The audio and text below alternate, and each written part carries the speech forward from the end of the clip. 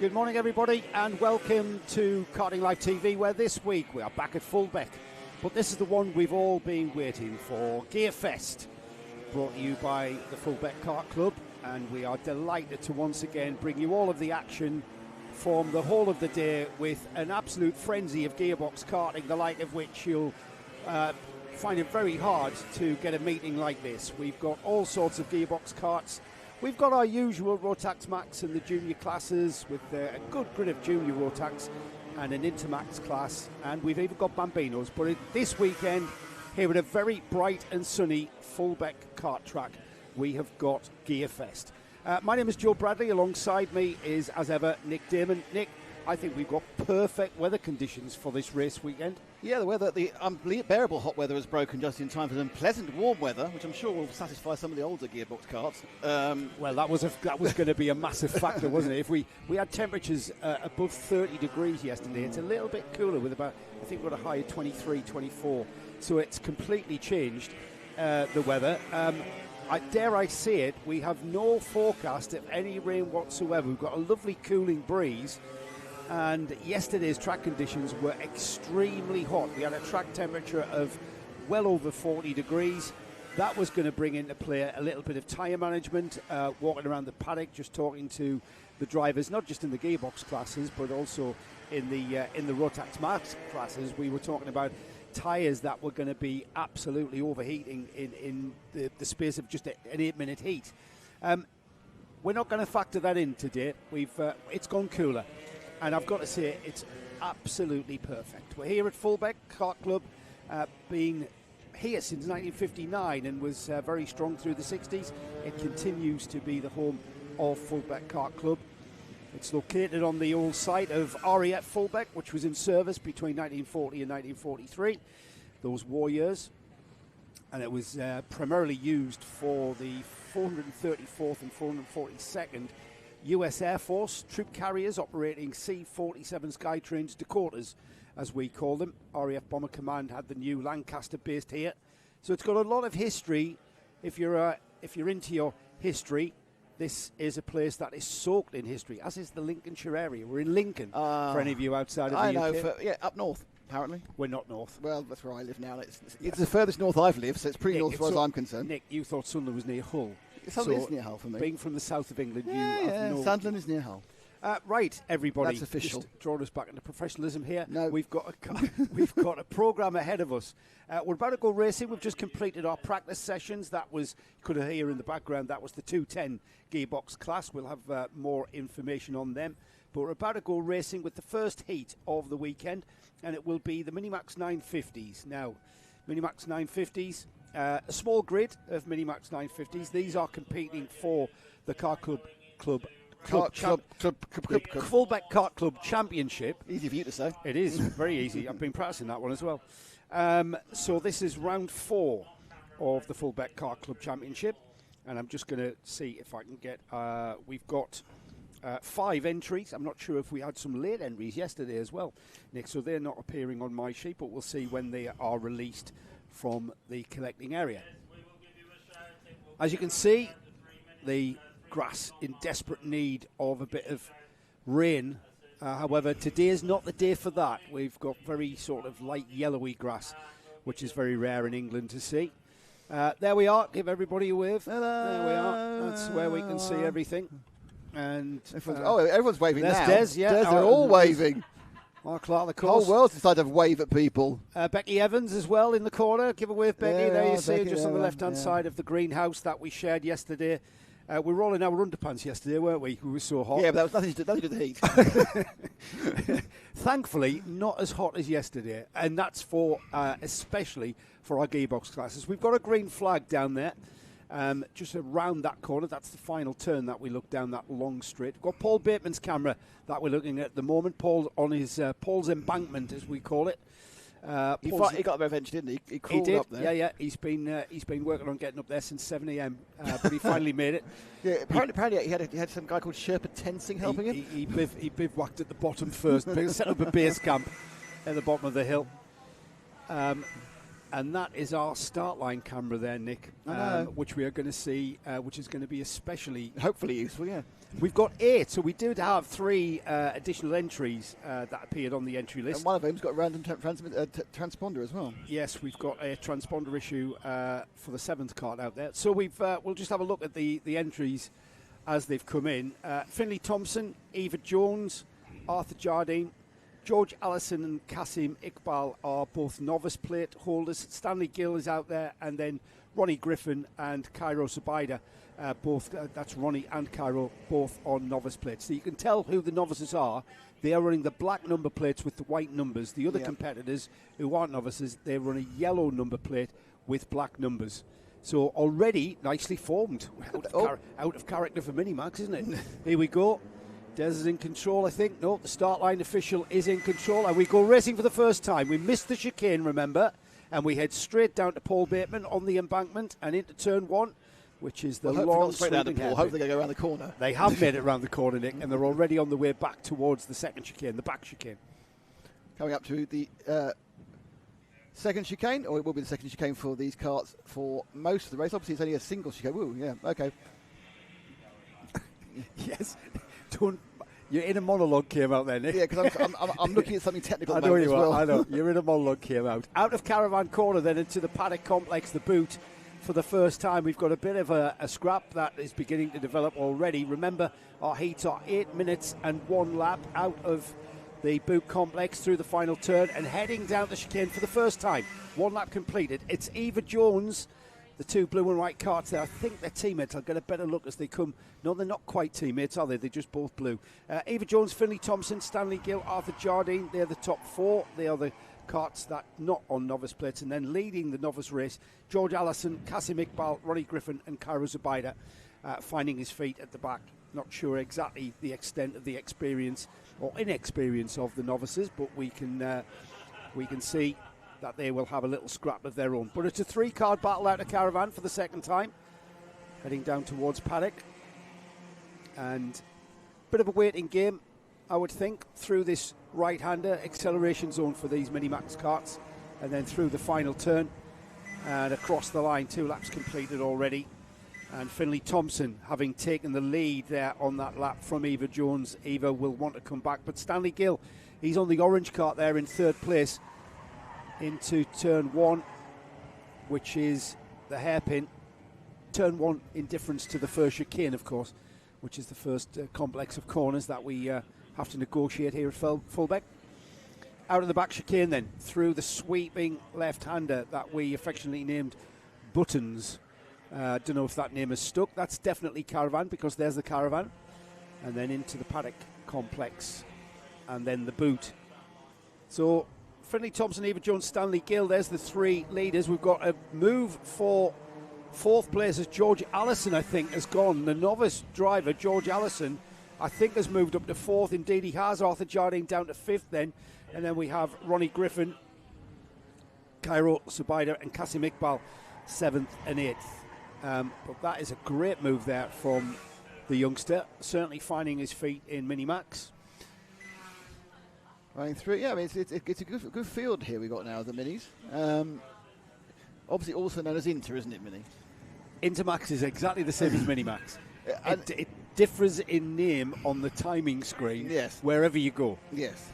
So next weekend, when Karting Live TV brings you round 4 of the NKC. Yeah, round 4 of the NKC. No, it's round... Yes, it is round 4. Yes. From Shennington, I think we call it Intermax, don't we, this class? We'll call it, yeah, we call it where we're told to call it. We're very, very free and easy that way. You tell us what to call it, we'll call it that. Yes. For this weekend, it's Minimax. Yes, indeed. Coming at the second chicane again. The battle here for first place between Thompson and Jones.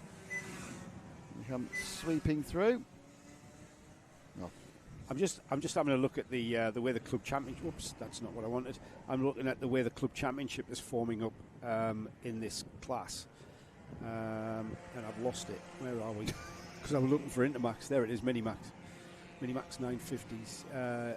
Idris George is leading the championship now. Idris isn't with us this weekend. Kasim Iqbal is going to reap the benefits of turning up. Eva Jones is there in 5th, Arthur Jardine 4th, Oscar Dudley not here, he's in 3rd.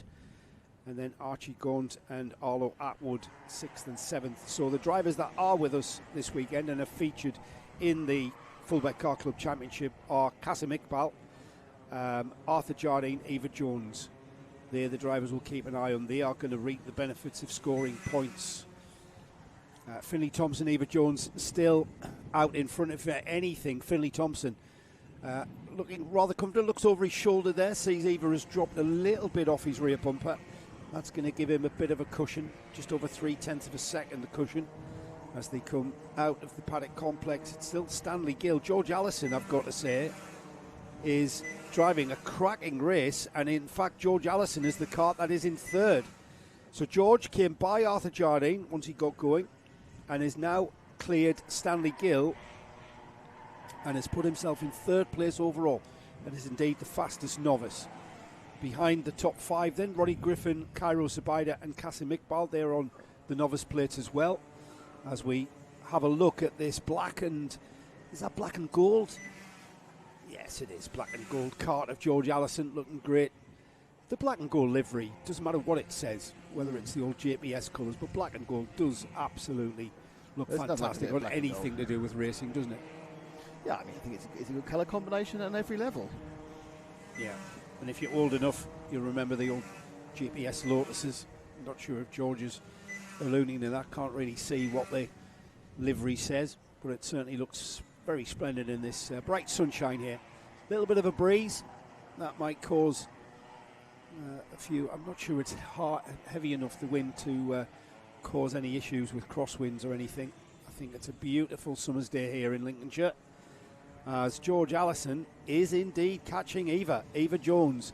The gap to Eva Jones, 2.25 seconds last time through. Sorry, 1.3 seconds last time through. We'll get a check on that as we go into the paddock turn. We'll be able to get a check on that as they cross the line. So we're looking at George Allison. Now visually, he looks like he's catching the two leaders. The gap was 1.3, it's 1.2, and he puts in the fastest lap of the race. So the fastest kart in this Minimax field at the moment is that third place kart there of novice driver George Allison. Having an absolute brilliant drive so far. And the question is, with just over a minute remaining, I think George has possibly run out of time. He's going to prove me wrong, isn't he? On that number 19, number 119. 19 is Eva Jones. Finley Thompson on the number 38. Just crossing the line through the chicane they go. As we've got them now coming out across the line. Finley Thompson, Eva Jones, down to 1 second, one straight second, the gap between second and third. So he's took another 0.2 out of Eva. But I suspect with a 47-second lap, we are going to be right on the cusp of whether we do another couple of laps or whether they will indeed see the last lap board next time by. Out of the second chicane, through the sweeping left-hander. That's absolutely flat chart in a Minimax. And then brake for the right-hand hairpin of Caravan, heading down towards the paddock. I love this bit when you come to Fulbeck. It's different now, but the crowd used to stand in the paddock there, and you used to feel as though you were kind of heading into a stadium section. We're not coming to see the Bradley machine not so much running around on a 1980s car, 1990s car. Yeah, pushing it sideways just to entertain the crowd. So we've made it across the line, 2 laps remaining. So it will be last lap board made across the line in good time as well. Which gives these drivers another lap of racing. Here we go then. Finley Thompson in the lead, but this battle now for second. George Allison has indeed proved me wrong. George has caught Eva Jones and is almost onto a rear bumper. Eva will be aware of that. She'll be able to hear in a peripheral. Got a contact warning for Eva Jones. Not quite sure. I didn't see that. Not quite sure what that relates to. But as they head into the last lap, Finley Thompson leading then on that blue cart into the hairpin. And then heading down. Time and opportunities running out, it seems, for George Allison to challenge Eva seems to have responded, but this one has been all about Finlay Thompson. Eva Jones did lead initially, but Finlay established himself with the overtake and then took the lead and then just eked out a bit of a cushion, and then that has grown exponentially as we've progressed through this race. Into the final couple of corners then, the checkered flag is readied, and the checkered flag will wave. There it is, and it'll be Finlay Thompson who takes heat 1. Eva Jones hangs on to second with George Allison right there.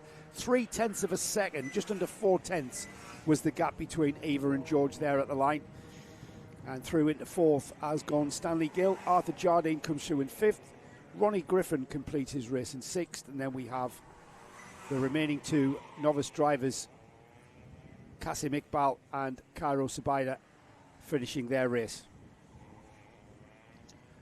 So that kicks off the racing here for the Fulbeck Kart Club Gearfest. Minimax 950. We've got the Bambinos next, and we've got a mix of Bambinos as ever here at the Fulbeck Kart Club. We've got the electric Might E Bambinos, and we've also got some petrol engined Bambinos as far as I'm aware. Let me have a look at the entry list. So Astro Matthews joins us once again, Astro being a feature in the Fulbeck Kart Club. Let me have a look at the championship and tell you how this championship is panning out. We're at round 4 already, and the Might E, Astro Matthews, as you would imagine, Astro Matthews is going to consolidate that championship lead with first place in the championship as we come to round 4. Looking for Maverick Reddick and Lewis Ainsley, who are in the petrol engined versions of the Bambino Championship. And currently we have 4 drivers that have qualified for championship points. Harley Hibbert, Lewis Ainsley in second, and Lewis is here.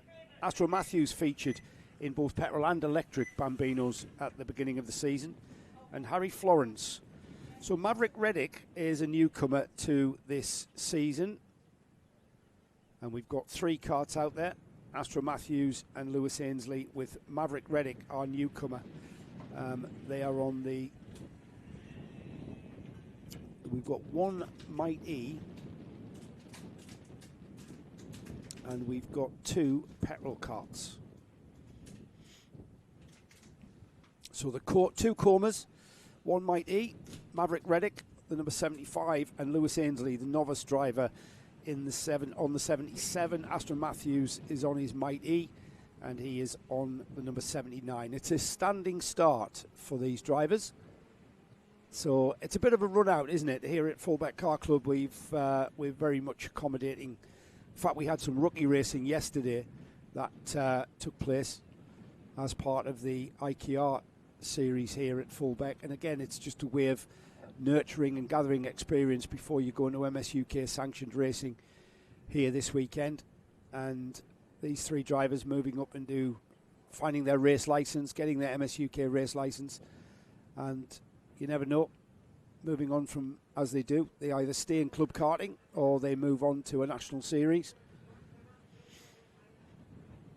So 3 drivers, there's their parents and assistants being given the last second instructions to Maverick, Astro and Lewis. The lights go to red, the lights will go out. There they are, and they go out, and we had a bit of confusion there. I think Maverick went when the lights went on. But this is all a learning experience with 3 karts in a very kind of controlled manner there. Maverick Reddick, new to the Fulbeck Kart Club. And unfortunately, he has jumped the start. He went when the red lights came on. Yes, that's not the way so the red lights were off. It's not learning and Maverick's going to learn a big lesson there.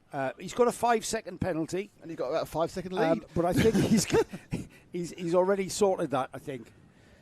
In second place, Lewis Ainsley on the orange cart there. He's on the novice plate. And then the number 79 is Astro Matthews, who's our championship leader in the Might E series.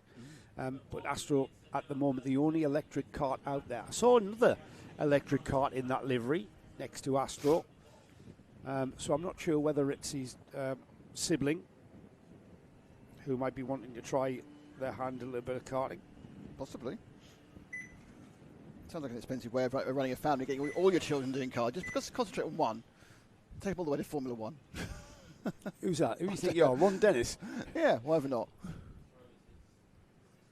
Yeah, we've got an opportunity here to follow each individual kart round. Who we're going to have? Who we're going to follow? The around? yellow at the back. Who will not be We will not be critiquing the drivers because they are.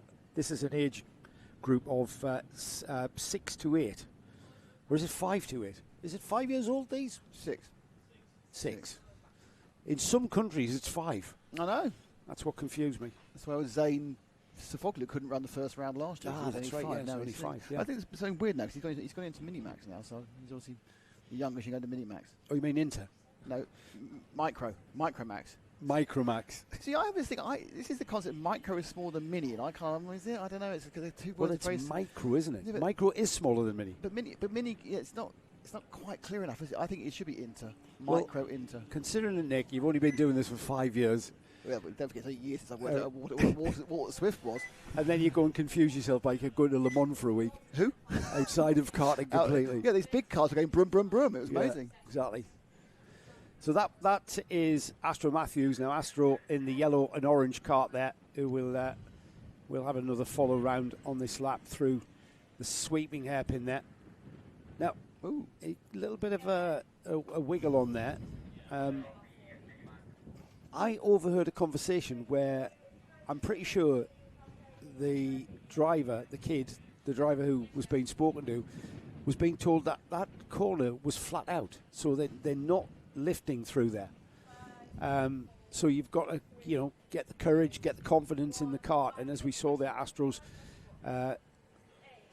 kart just not having a grip to do that.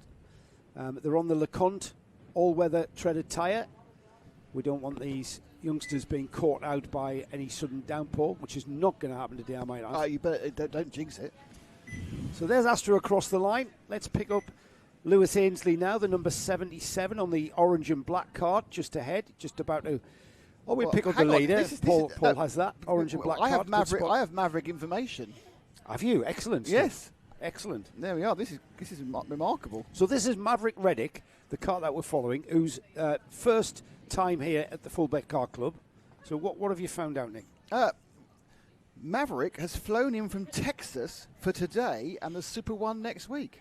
That is fantastic. And there was a American-sounding parent, wasn't there? Parent, yes. I did hear an American-sounding parent. A Texas drawl. Well, I'm not sure. No, you're reading that into it now. I couldn't distinguish that. Just like, why is an American mother talking? We're going a bit weird because obviously there's lots of Air Forces based in that Actually, sort of thing. as I walked past, I heard his mum speaking in an American accent. And because we do a bit of work in America, I didn't think anything of it. And then as I walked past, I thought, hang on, I'm in Fulbeck. What's an American mother doing in Fulbeck? There haven't been this many Americans since We've got 1945. This American driver. There we are, you see. A full international... An American driver who can turn right. Do you think he's named after Tom Cruise's character? Well, could be. Yeah. Need to ask. Is he a Top Gun? Where have you got that info from?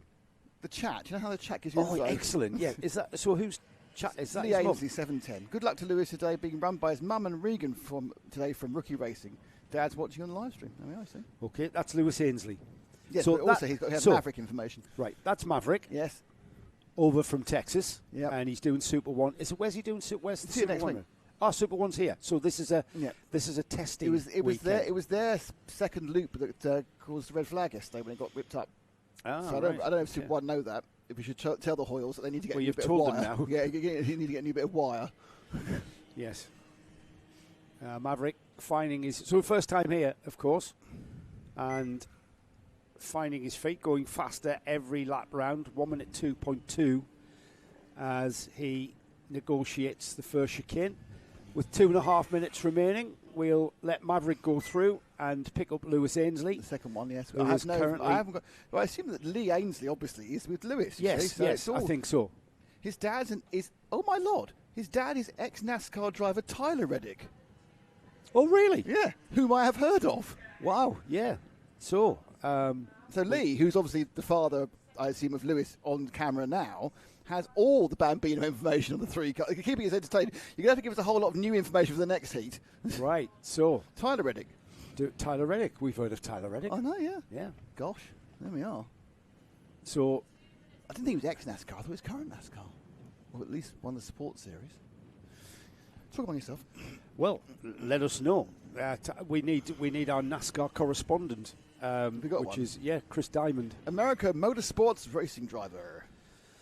Yes. So Tyler, following in his Maverick, following in his dad's footsteps. He's qualified 11th for today's Cup race. There you go. He's not a former one. All right. He's 11th on the grid for today's Cup race. Yeah, he's up early to watch this, I would imagine. Where's the Cup race this weekend? Sonoma. Oh, so it's a road race. So he is turning right this weekend. Yeah. Is that this week? That wasn't where...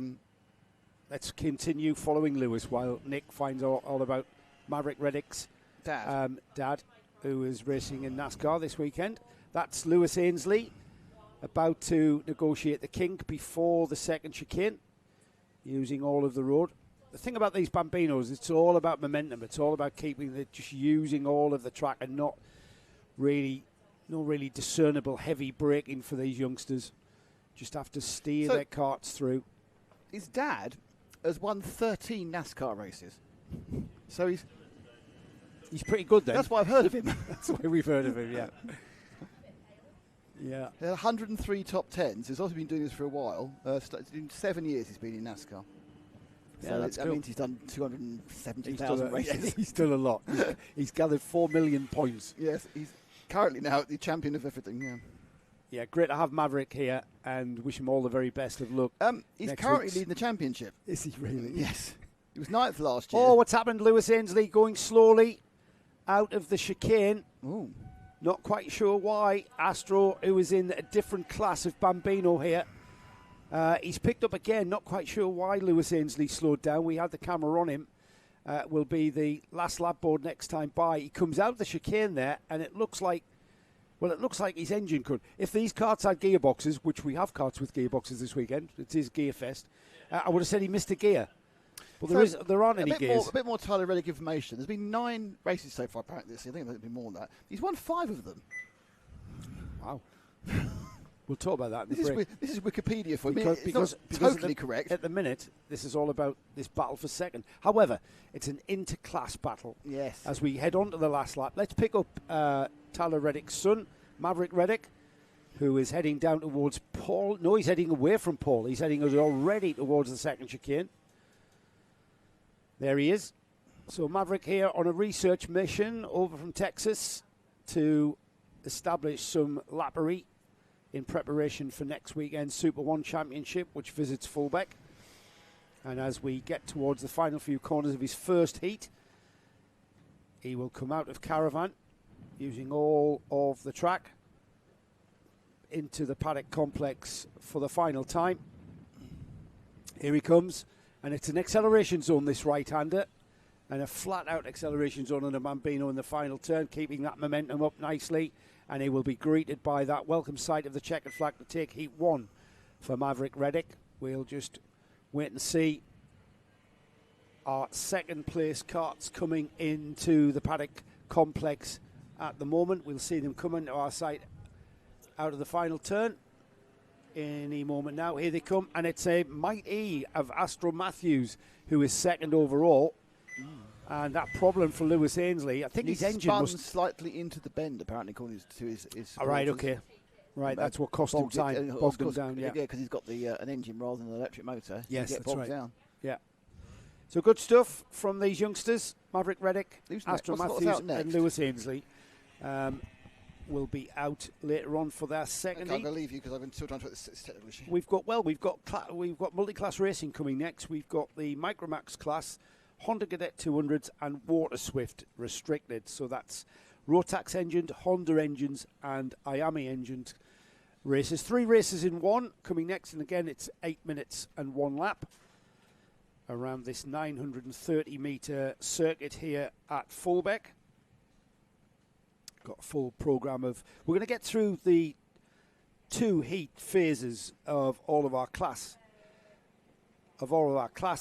After this cadet race, we've got the first of our Junior Max heats that will come, and we've got quite a good grid of juniors. Jaden Payne is the driver that is currently heading Junior Max, and then we get our first look at our gearbox classes.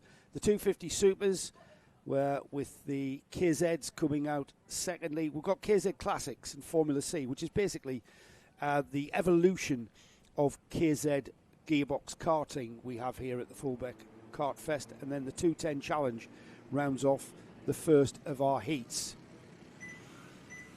A healthy grid of cadet karts come through, with the Tommy Delaney, Arlo Herbert and Ellis Holt. They're all on the Micromax class karts. And then we've got 4 Hondas: Harry Grant, Reggie Carver, Oliver Pask and Timon Pechak, who are on Hondas. Charlie Kitchen is out on his Water Swift, the Iami engined kart for him, going around the order. The Honda 200 Championship is being led by Harry Grant, who's on 314 points from Oliver Pask. William Boswell, who I didn't see on the entry list, is not here. So there's gonna be a bit of a gap, I think, is how we're going to do it. Micromax has been, the championship that is, been led by Arlo Herbert. He's here this weekend. And then the Water Swifts likewise. We get the first of the runners underway, and it's 3 Micromax karts. There goes the Hondas behind them, with quite a busy first corner for the Micromax. Tommy Delaney, Ellis Holt and Arlo Herbert. And then we'll try and give as much camera time to all of the classes when we can. Harry Grant, Reggie Carver, Oliver Pask, Timon Pichak and Charlie Kitchen on the Water Swift there. Battle for second in Micromax there. The novice driver, well, it looks like he's on novice plates. Just coming out of Caravan. I think there's just a trick of the light there. I think they're on. As we come out of the final turn then for what will be the completion of lap 1. Micromax being led by, crossing the line now, Ellis Holt from Arlo Herbert and Tommy Delaney. When these come through, we'll try and get a look and see who was where in the Hondas, as we've got a move for second in Micromax just underneath Paul. Here are the Hondas, and it's Harry Grant, Reggie Carver, Charlie Kitchen with the Water Swift getting mixed up in the Hondas. Timon Pichak and Oliver Pask are the 2 other Honda drivers. So that's our battle for second in Micromax. And that is really heating up, isn't it? Into Caravan Corner, Arlo Herbert and Tommy Delaney absolutely going at it, hammer and tongs, side-by-side racing into the paddock turn. Side-by-side, very, very firm and decisive move there from the number 33, Tommy Delaney, who will hang on to second place. He was not going to move. He was not going to give up that position into, and they made room for each other. That was good driving. A compromised driving there to allow the karts to go side by side. As the Micromax go through, let's see if we can see what's happening in Hondas. I think they're becoming a little bit spaced out. So there are the Hondas now coming into the second chicane. Harry Grant and Reggie Carver. The red and white kart there, the Birrell Art, is Charlie Kitchen. Now he's on the Iami engined Water Swift, and he's getting in amongst the Hondas. Oh, going very wide out of Caravan, getting it all wrong there. That's cost him time. That's gathered his thoughts. He's at the centre replica helmet there. Always worth a mention when you get a driver running that colours on a helmet. Now he's got that all to do again. He's in a class of his own. That's not going to stop him having and pushing on. And already he's closing the gap back to that Honda Cadet of Reggie Carver. The blue and white kart there is a Honda engined Cadet kart. The red and white Birrell Art of Charlie Kitchen. He's on the Iami engined Water Swift. And this is where it all began to go wrong for him. Out of the chicane, using a bit more curb than anyone else there is Charlie. He's on a novice plate, by the way, as is Reggie Carver on the Honda ahead of him. So these drivers just beginning to find their feet in karting. And he gets that right this time and pulls right onto the bumper. Now this is a race for track honours, really. They're in a different class of kart, but it's all about racing with whoever on the day, isn't it? And there he goes through at the chicane. So the Water Swift now into 5th place overall, but Reggie's not letting him get away too quickly and too readily. Reggie trying to get back at him. Losing not much time there. Did take a tighter line out of the hairpin. That cost him a bit of time. Oh, and Charlie Kitchen getting it all wrong over the curbs there. That's cost him time. Not enough time for Reggie Carver to make any kind of threat, though. And he has to slot in behind the red and white Burrell Art kart. Looking over his shoulder there is Charlie. Into the paddock complex. And then they will complete what will be lap number 5. Harry Grant, I note, has gone into 3rd place overall ahead of Arlo Herbert on the Micromax. Micromax still being led by Ellis Holt, Tommy Delaney in 2nd. Harry Grant leading Hondas, Charlie Kitchen leading Water Swift. Just under 3.5 minutes of this race remaining.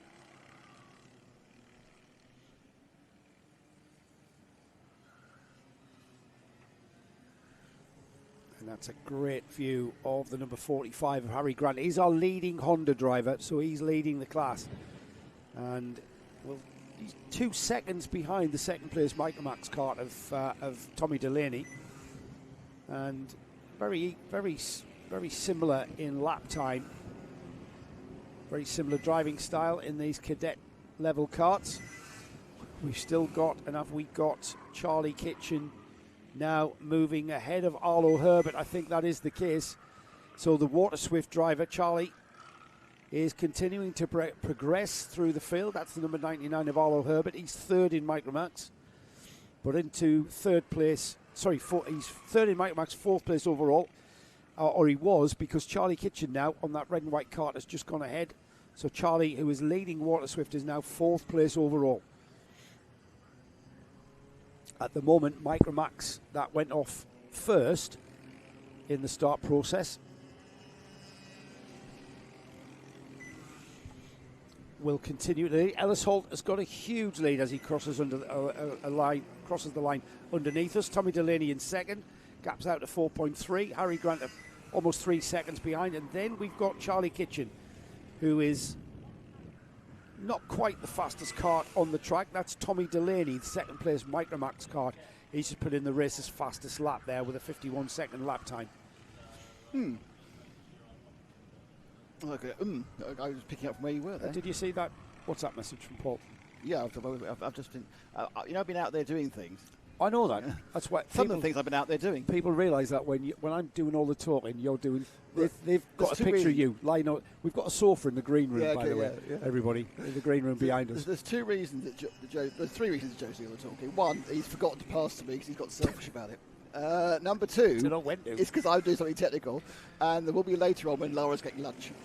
There will be, yes. So basically, if you have on your bingo card Nick disappearing for no discernible reason, those are the discernible reasons. And he is lying in the green. He's taking time. I was sitting there going. He gets overwhelmed. I've got the thing is, hang on, why has that stopped working at exactly the time we've got on air? Yeah, absolutely. And I've thought I'd fixed it, but it's now doing something else that's different. It works absolutely, as all things tech. Works absolutely fine in the practice day yesterday. We checked everything out. We turned things on this morning, and for some reason, and the only difference is the weather's a little bit cooler. Okay, we've got way too excited because Lee Hayes gave some bad information. Maverick's dad is a baseball player, not the current NASCAR driver. That's great. We can edit that out. So everything that you were saying. But Lee, wait, that's a bit of Maverick. But said that. Tyler Reddick, it's fine. Let's come back to that. It's a heat. It's fine. Let's come back to that because we are on our penultimate lap now for Ellis Holt, who will see the last lap board. He's leading Micromax. Yeah. This is a great little tussle there, an inter-class battle there. between a Honda Cadet and a Micromax kart. You can see that. So the Honda Cadet there, the blue and white kart of, I'm not quite sure who that is. What is the number? 22. So that is Reggie Carver, who's got ahead of Arlo Herbert. You can see the different engines. So on the blue and white kart, you see that big lump on the left-hand side of the kart, to the driver that is. And then the Micromax kart, as Arlo Herbert comes back, is on the right-hand side. And that is basically the same engine as you see in junior Rotax, senior Rotax. It's just got a lot less restriction in juniors and even zero restriction in seniors. And you've got the thin radiator of that Rotax engine at the front of that kart. So two differently configured, two specs of cadet karts there, and completely in the hands of Reggie Carver and Arlo Herbert, completing lap times in a very, very similar fashion. So Ellis Holt has got the last lap. He's on the last lap as that battle rages up, that interclass rages on. Let's see if we can find number 22M. So we've got two 22s. So the 22M, that's Ellis Holt there. Well done, Ash, picking up the overall leader. That's the 22 Micromax class leader, as he is our overall leader and will finish this race with the checkered flag. He's the winner. Tommy Delaney across the line in second, about 4 seconds behind. And then we wait patiently for Harry Grant to take Honda honours. Charlie Kitchen takes Water Swift honours there, a different engine note completely from Charlie. And then it's Reggie Carver, second in Hondas, fifth overall. Arlo Herbert, third in Micromax, and sixth overall. Excellent. Just rounding off the field, Nick, before you move on, Oliver Pask and Timon Pechak finishes 7th and 8th. Well done finishing off the field there before I moved on. I need more information from Mr. Ainsley, who sent us down a path of excitement, yet completely erroneously, regarding Tyler Reddick. Completely handbrake turned and went back on this. I mean, in fairness to him, he hasn't let us go going, he's come back and told us. Okay, well, I need more information from you. Do you know the name of Tyler's dad? Because there's 2 or 3 American baseball players who are called Reddick. So I need to know which it was. One of which seems to play quite a lot of Major League. But I don't want to go down his career stats on a pointless level. You're going to die or something. I've been talking so much, Nick, you've noticed. Well, I've gone dry. So, we now need a first name from Mr. Ainsley because having made us get very excited about having the current leader of the NASCAR Championship son, not him. So it's off and on. The light means off. Yeah. I was looking at yours there. And that's not mine. That's yours. This one doesn't work. So here we go. Junior Rotax coming out of the collecting area, and this is a pretty healthy grid of club karters here. It certainly is. Got a spinner at the back there. We've got, I think, about 13, have we?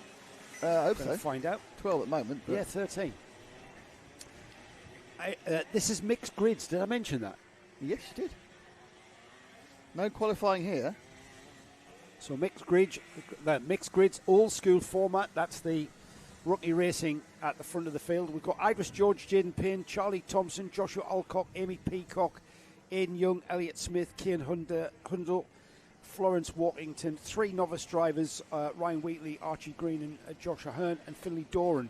That's how they've come out. That's not how they'll line up now. They've lined up nicely through the paddock, through the boot, and head towards us. They've got a nice grid formation here and a lovely pace here by the front of the field. Idris George there on the number 44. He's the pole position driver. And we get this underway. Missing out the chicane and heading straight down to Paul Bateman there on the embankment there. Nice grid of junior karters go into turn 1. And it looks like everybody is through that corner and heading already, Nick, towards the second chicane. Yeah, very good open field here. Good turnout, 13, I must admit. We've had 5s and 6s, but they're all there. Jaden Payne, as I think you predicted during the practice off air, he said it could be a little bit one-manny, but I said, doesn't matter, we'll concentrate second and third. And more importantly, they just chucked each other off the track. Well, he was unbeatable in the previous 2 rounds. We've got a bit of a race breaking out, though. It's not going all Jaden Payne's way. I think, or has it? Sorry, Jaden Payne was off screen. It's all going Jaden Payne's way. Yeah, it is, yeah. Jaden Payne leading the championship coming into round 4 after a very solid start to the season. But no, Jaden Payne is in second. That is Jaden Payne. It's Amy Peacock. Well done. Yes, I just saw someone at the top of the names, and of course I hadn't watched the start because I was too busy doing something else again. Well, I saw the red, white, At and some black. point, I'm going to concentrate on the pictures. You know what? I saw the red, white, and black of I think it's Rookie Racing, that livery, isn't it? And I thought, sorry, Amy, I just thought it was Jaden Payne because that's what we've become accustomed to here at Fulbeck. It's not though. This is Amy Peacock, and look Pulling at the away. lead that Amy has got there. She's pulled out massively. Now Jaden Payne's tyres come in. Doesn't take long for the tyres to come in on a day like this. He's got his head down and he's breaking away from the advances of Elliott Smith and You Kane say that, Hundle. but it came around the paddock turns there. Elliot got a bit closer again, but it's just stretching out a little bit. There's a Peacock away, and she just slightly extended the lead by a couple of hundredths of a second there. So 1.8 second, and three of them.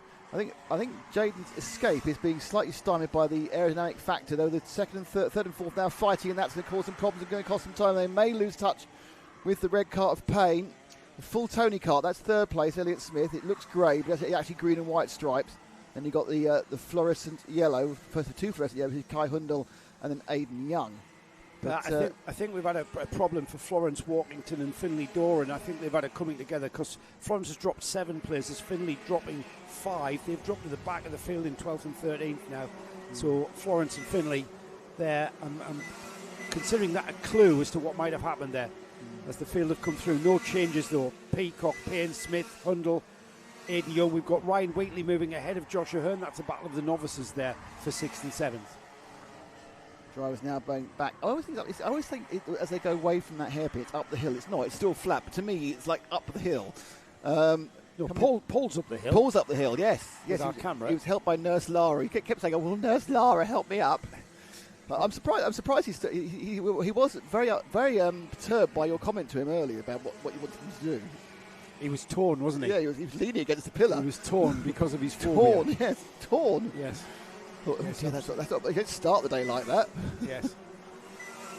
Here we go then. Across the line, 4 laps completed. The gap to Peacock. Jaden Payne needs to get another 1.8 seconds to get on terms. But at the moment, Amy Peacock is fully and well in control of the lead of this race. Yep.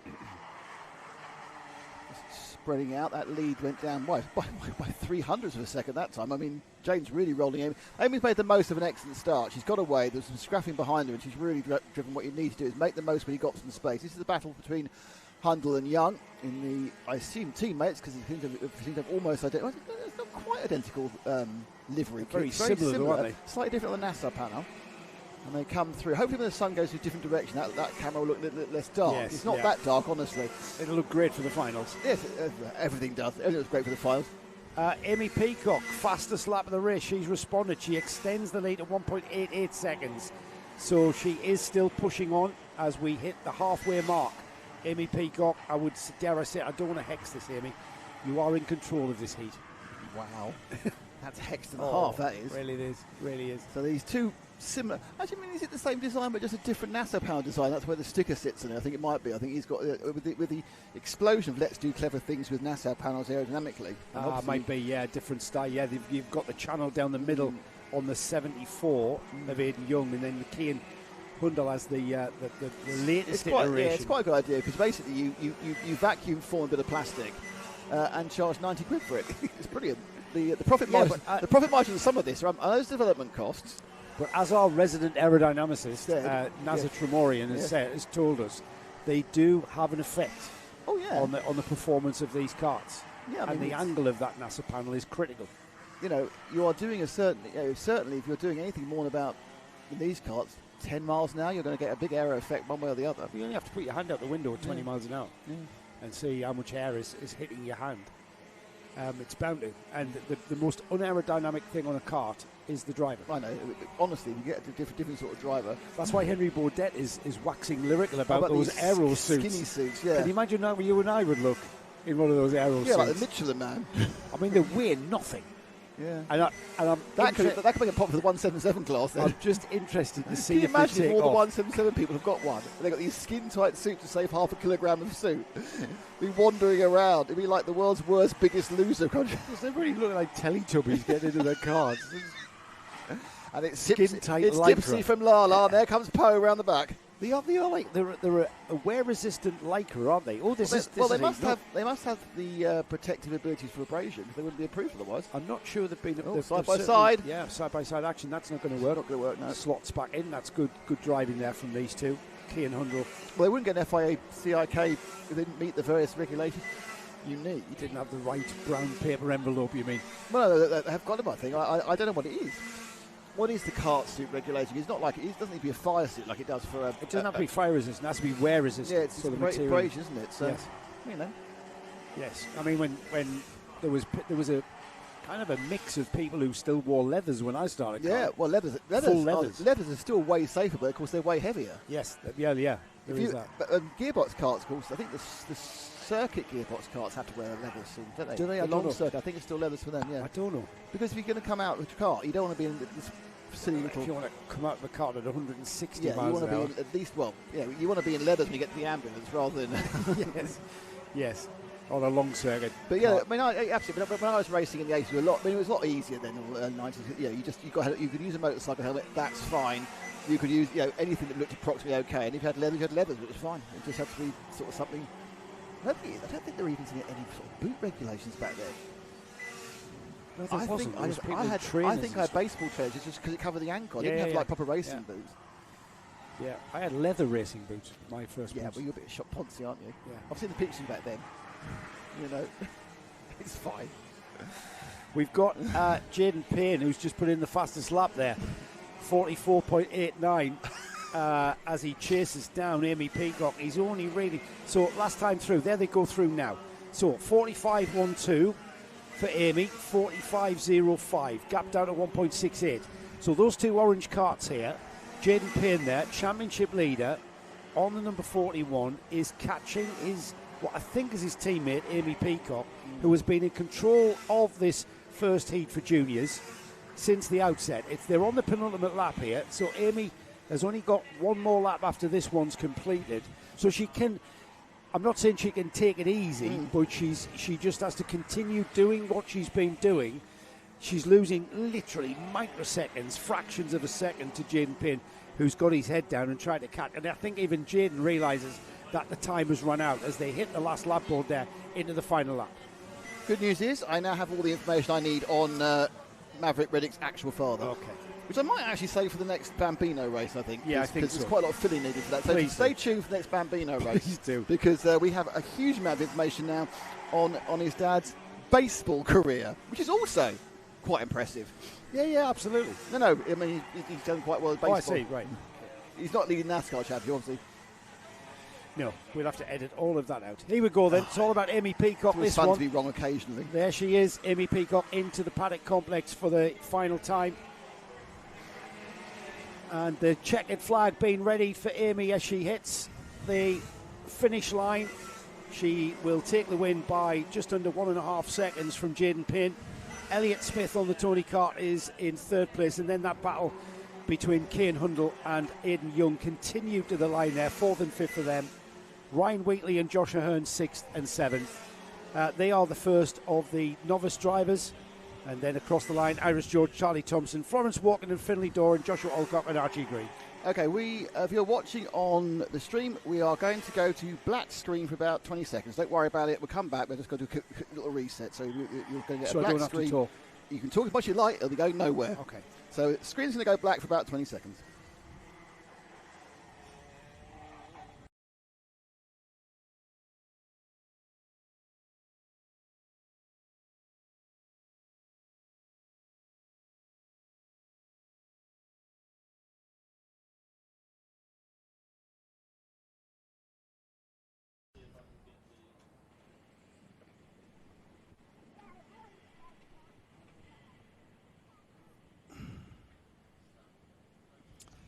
So, welcome back from our black screen. Just a bit of a reset there on the technical front. We've got our first taste of Gearbox Karts here. This is the Fulbeck Car Club Gear Fest. And a big thank you to Sue Fairless and everybody at the Super 4 Championship and the Northern Karting Federation who makes this event one of my favourite events of the whole karting season here. Brilliant to be able to come to Fulbeck for Gear Fest. We covered this event last year for the first time, and it was it's I've remained excited for the next one, and after this afternoon, when we end and the final checkered flag comes out, I'll be excited to come back next year for Gearfest. This is 250s out for their first heat.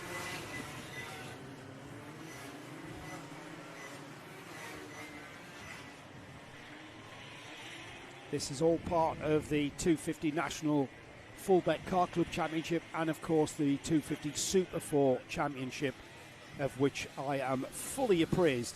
Are you? Yes, are you I am. Is there no appraisal that could be done to up your appraisal level? Well, I've got a lot of information from Sue. Sue Excellent. Fairless is the reason why I'm involved in karting, by the way. Her and her husband Andy Fairless had this kart school at Three Sisters, which we went along to in 1985. I left Three Sisters, sold me Formula Ford, and bought a kart. Thanks, Sue. And do you Thanks realise very if much. he hadn't done that, She's Joe cost me would- two Joe- houses. Joe would now be She's cost the me Formula two One world houses. champion. She's cost me 2 houses and a divorce. Yeah, I'm not sure if the karting was the reason for the divorce, but keep going. Thanks, mate. Thanks for your support. So, standing start here, and they really are an No, you've absolute visceral experience. Jack Bliss, I was about to mention, is at the front of the championship from Matt Allnut and Aaron Powell. We've got Reese Woods and Matt Allnut at the front of this field. We've got the grid further back For the camera. than the two front rows that we set it up for. So we'll go back to our rear camera, I think, Nick, as we're about to have... It's a red light sequence, so that's possibly going to give us a better one. Thanks, Ash. Neck. You need to I readjust know, that, don't you? I know. It's like, for goodness sake. Yeah, can you do that from there? Yes. Excellent. But not for now. Right, here we go. Red lights will go on. The red lights will go off. There's the 5-second board. Get ready. The crescendo of sound is immense. Let's listen to this. And these 250s head towards turn one. No chicane for the gearbox classes as we head towards turn one, and everybody through there accelerating through the box and out towards the chicane for the first time. The back chicane.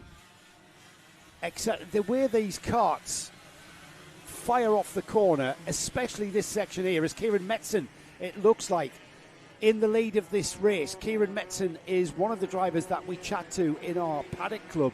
Paddock club? Paddock Our Club. paddock Wow. show. Wow, Paddock Club. It's a Formula One weekend. That's It's a Formula One weekend. that's £1,000 a throw at the Paddock Club. Where's my money? That's what I'm saying. Kieran Metzen leads. Reese Can you Woods. imagine a couple of VIPs coming up and thinking, "Oh, I'm going to the Paddock Club for the Gearfest," and finding out, do you want to use our special toilet below? It's only slightly whiffy. As Dan Brown gets ahead of Aaron Powell, I think, into turn one. But that number 7 there, we get a good look at Kieran's kart as well during the paddock show, and good insight as to what this class is all about. As we head that part of the court of this track here, the way they fire out of that corner, and this section here out of the paddock turn through the boot. Acceleration, not sure if that's completely flat or whether it's a bit of a modulated throttle. But it's all about Kieran Metzen off into the lead. The battle for third there is the one that we're going to keep an eye on. Aaron Powell and Matt Allnut. Behind the top 4, Dan Brown, Lee Stamp, Harry Morris, Jack Wolf, Martin Smith, and it's Marcus Hudson who rounds off the top 10.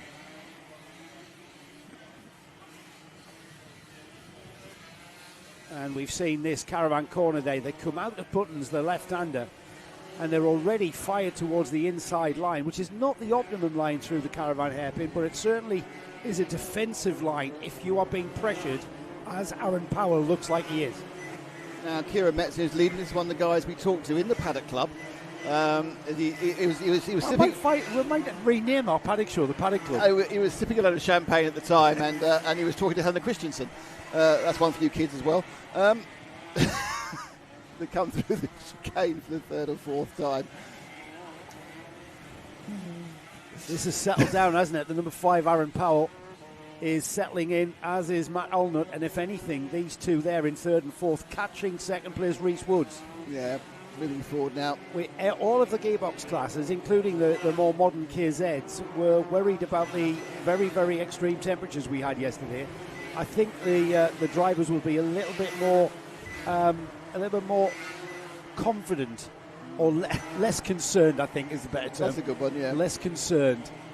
So 2, 3 and 4 now, right together, sweeping through the second chicane, and now that left-hander before Caravan Corner. Now we're looking quite up for an overtaking move. We're kind of shaping, thinking about it from the 5 of Powell.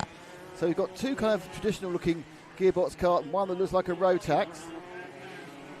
I tell you what I found, Nick, that in this, certainly in this 250 National, 250 Super 4 as these called, because it's part of the Super 4 Championship this weekend, there is a variation of opinion online through the corners. The number 5 there, Aaron Powell, takes a really tight entry, and he gets into the corner on a really tight line pretty much everywhere. Yeah. He's got a tighter entry line, and through buttons here and into Caravan, the number 5 lets the car just drift to the right and keeps it to the right, whereas the other drivers get off to the left in a more sort of conventional textbook line. So I think it's all about just controlling the massive amount of power, because the power to weight ratio is phenomenal on these. I think these are about 60 brake horsepower. Yeah, but also you've got a very low first, second gear, so you're not stuck with a fixed drive where you've got to compromise. You've got every single gear you could want. The engine's going to be tuned to be slightly less flexible. Somebody off the track there being rescued. But these three, but don't forget, this second, third and fourth. The leader is slightly away. He's Flash now out this very short straight. The short when you're running through the gears. Metzen still leads. 27.5. So the interesting thing is how you do have these occasional karts in these gearbox situations which just look like, body shape wise, obviously a Burrell art, but looked exactly like a Rotax kart from the distance.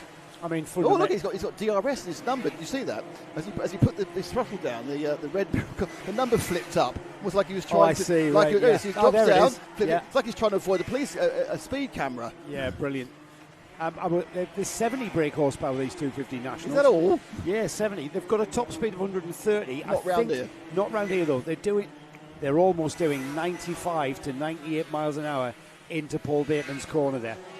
So not wanting to perturb Paul. Don Brown's got a contact warning, but he's way down in 8th, so that's not of interest to our big battle here. So looking on the long shot now, you should see our leader. He's got 3 and a bit seconds away. He's already underneath Paul. Yeah, Kieran Metzen has disappeared. He's already... Where is Kieran? Is he? A different postcode, I think. He's already out the set. There he is, just coming out the second chicane as the chasers, Reese Woods, Aaron Powell and Matt Allnut, just go into the second chicane. He's basically pulled the lead, and as we now see, a challenge, is it? Well, Aaron Powell's had a little bit of a look twice now into Caravan Corner. There's a big crowd you were talking about from your starring days when people go, oh, Joe Bradley. That's the grand. Joe Bradley from the Paddock Club's come karting. I'm pretty sure they didn't. Here we go. The number 5, Aaron Powell, down the inside into turn 1, and it's a textbook out-braking move. Reese Woods has to slot in behind. Now, can the luminous green helmet of Reese Woods come back and challenge the number 5? Because he's now under pressure from Matt Allnut on the Burrell. I think it's more like the Allnut's going to get through, to be honest. Yeah, I think he might do. Time ticking by, Nick. We've got about 90 seconds or so on the clock. Is that Burrell chassis, is that actually different from a Burrell Army chassis? Because it's got an Army mount with the radiator on the left, the engine on the right. Would it be a different chassis? No, it's a similar chassis. Used for the 82. Now that's towards turn 1. Now that looks like a mechanical issue for the number 82. David Good. That's a shame from him. Aaron Powell just pulling away there as the leader. Lapping. Yeah, leader into the back markers now. That whether or not the back markers will feature. And certainly you're right now. Allnut now looking a little bit more aggressive onto the back of the 27 of Reese Woods. Powell's broken away, but a bit equidistant. The power out of the corner there from the 27 Woods was definitely better. A better drive, didn't he? Coming out of the Caravan corner, out down the main straight. And now there's all sorts of traffic going on here. Yeah. These are back markers there just in front of the number 5. Having their own race though. It looks like they're having a cracking little scrap there. That'll be Adam Brooks and Justin Parker, I think, the 130 and the number 38. As the number 5 splits that little scrap up, as the 3rd and 4th place car was still disputing that 3rd place, I've got to say. Allnut looking very, very racy indeed, and just looking for an opportunity. And I think, Nick, the opportunity is going to come if Reese Woods makes a mistake. And mistakes can come in gearbox karting because you can miss a shift. Yeah. They're going to get 2 more laps. The lead has already gone through. So this one and one more penultimate lap, and it is up, but they haven't crossed the line yet. And they run through. All of our heats, 8 minutes and 1 lap, by the way, until we get to the finals where they remain 8 minutes and 1 lap, apart from our KZs, but we'll talk about that when we get... What do they become? They become 10 minutes. Oh, okay. Just the KZs have 10 minutes. Both of them, or just one of them? What do you mean? Was KZ Classic? No, just the KZ. The KZ if I say KZ Classic, I will say that. Okay. Right, so we are now on the last lap. Metson's led this one. So we can find our leader, please, for the last lap, because these 3, I think, are pretty standard. So we'll pick up with 7 Kieran Metson as he exits out of the second chicane. There he is. Kind of an egg, a fried egg kind of colour scheme to the front of his Nassau panel. Yeah, just kind of the air is kind of hitting that and just going around the sides and above his head, isn't it? But it's been a very controlled drive here from Kieran, who's never put a wheel wrong, it seems. All right, so the chassis, the Birrell chassis and modified KZ chassis, a longer wheelbase. Longer wheelbase. Modified Birrell in Italy, specifically for short and long circuit racing UK by J Cars. Thank you, Scotty PPH 46. So yes, it looks like it's KZ chassis and they've had to modify it for 250. So it's given a longer wheelbase. So it's lengthened. I think you need more space to get all the gubbins in for a 250 Yeah. I realise that gubbins isn't the correct actual term. No, it's a technical term. 250 Super 4, Heat 1 then. Kieran Metson takes the win. Aaron Powell second, Reese Woods third, Matt Allnut fourth, Lee Stamp was fifth. And then we had Jack Bliss, Martin Smith, Don Brown, Tim Woods, Sam Harrison round off the top 10. And then we have Marcus Hudson, Jack Rolfe, Dan Rawdon just crossing the line now in 13th. And then Jason Tucker, Nathan Caddick, Adam Brooks, Justin Parker. David Good dropped out after 9 laps. Lap 7 we saw the dropping out of Dan Brown and Harry Morris. We lost on lap 5. 20 carts for the 250 Nationals. So that's a healthy grid that has come out to play at the Fulbeck Car Club Gear Fest. What have we got next? We stay with Gearbox Action, and this is the KZs. This is the, I'm not going to say elite class of Gearbox Karting, because I know I've just said it. This is the perhaps arguably. What are you laughing at? Well, I'm a funny guy. Oh, I see. Right. I'm a funny guy. Oh, you're doing that. Excellent. Yeah, KZ's out next. This is the Super 4 KZ Championship. This has a healthier grid than the British KZ Championship, would you believe? This is effectively the premier championship in the UK for this class of gearbox kart. 125cc kart, 2-pedalled, hand clutch, shifter, 6-speed gearbox,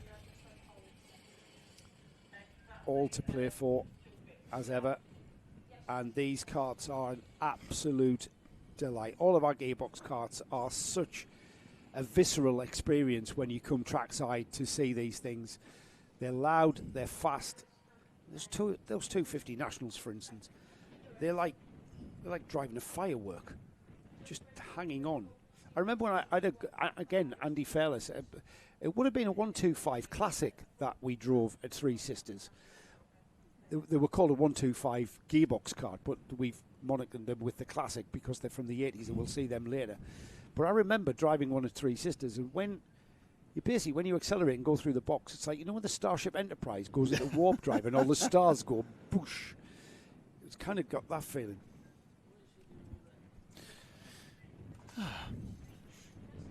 And a chap, Gus Lawrence, who's here for the first time on a KZ. We talked to him in the Paddock Show Club. Paddock Show Club.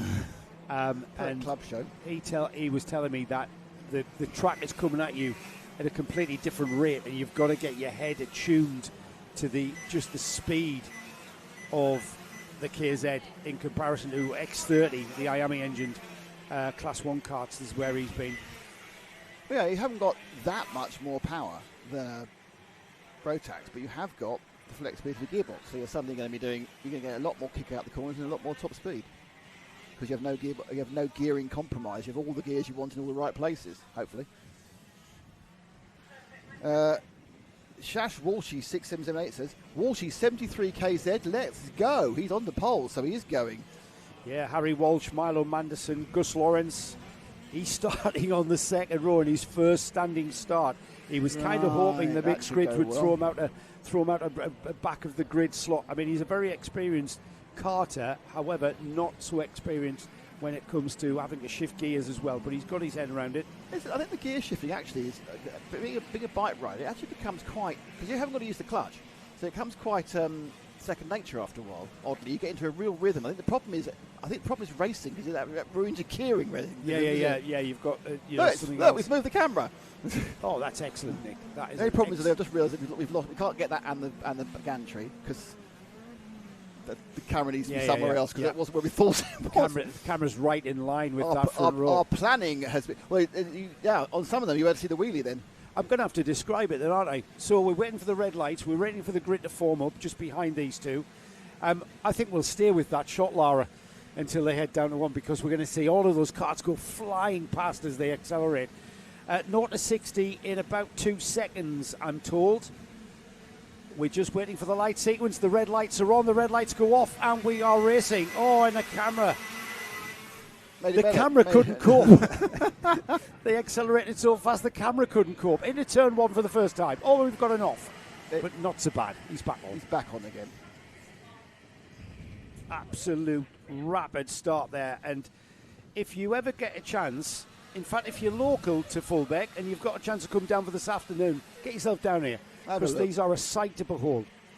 So the leader, is that Walshy's got the lead? I'm not sure if it is. Can't see the numbers. There's the whole field now already has a few little micro breaks in the train of karts. And that's perhaps, you mentioned the brakes there, brakes on the front and rear axle on these gearbox karts, which give it a completely different handling characteristic. It's Rhys Duthie who leads, Harry Walsh in second, Gus Lawrence, Ben McLeod, Miles Murphy, the number 3, Milo Manderson, Craig Mears, Ellis Bouchier, Alan Kenyon and Charlie Cole, the driver who rounds off the top 10. But that's Gus Lawrence in third. We had an incident at the second chicane. That's the 17 rejoining. Oh, he looks like he's got a puncture or something. Got a problem? Yeah. No, just lack of confidence. No, he's got a broken axle. Bended axle. Yeah. Bended. That's a bent axle. Oh, yeah, that doesn't look right. Is he going to carry on? Or is he it doesn't matter. He's at the back. Great race. I would say it was actually her. It was Jessica Edgar. Jess Edgar there having a problem at the chicane, as we've got a beautiful 4, maybe 5 kart train heading down towards the second chicane. Rhys Duthie leading, Harry Walsh, Gus Lawrence, Ben McLeod, Miles Murphy beginning to join in that number 3 on the orange kart there, 5th in the train. Gus Lawrence finding his feet here with the gearbox. He's the 3rd place. White and orange Kart Republic there, and already defensive moves there from him. We've got a slow We've board. got an incident that's brought out the slow board, not quite sure what that is, as we've got yellow flags with. So it's a slow board is basically a full course caution, where the lead kart will take the responsibility of slowing the field down to half racing pace. Yeah, last year this was the Battenberg flag, and now it's not. We've changed the regs, yeah. The MSUK coming in line with international karting with the slow board. The Battenberg, which was the black and yellow. Can't see any reason squares. for this, I'll be honest with you.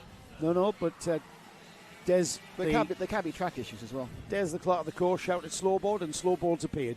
That's the power of Des. So that's going to close up the field, Nick, nicely. We had a 5-kart train that had broken away from this field. Oh, man standing on the camera, excellent. That's great, mate, thanks.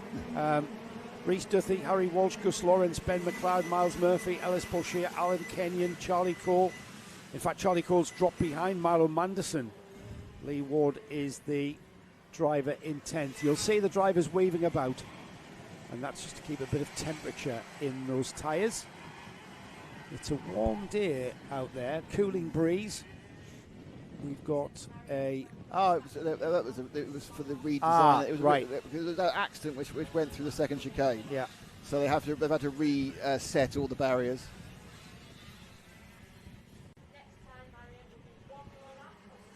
So we're going to be one more lap under slowboard conditions, so one more lap of full course caution. Because the one thing we can't actually see from our commentary position because of the gantry, we actually can't see the second chicane.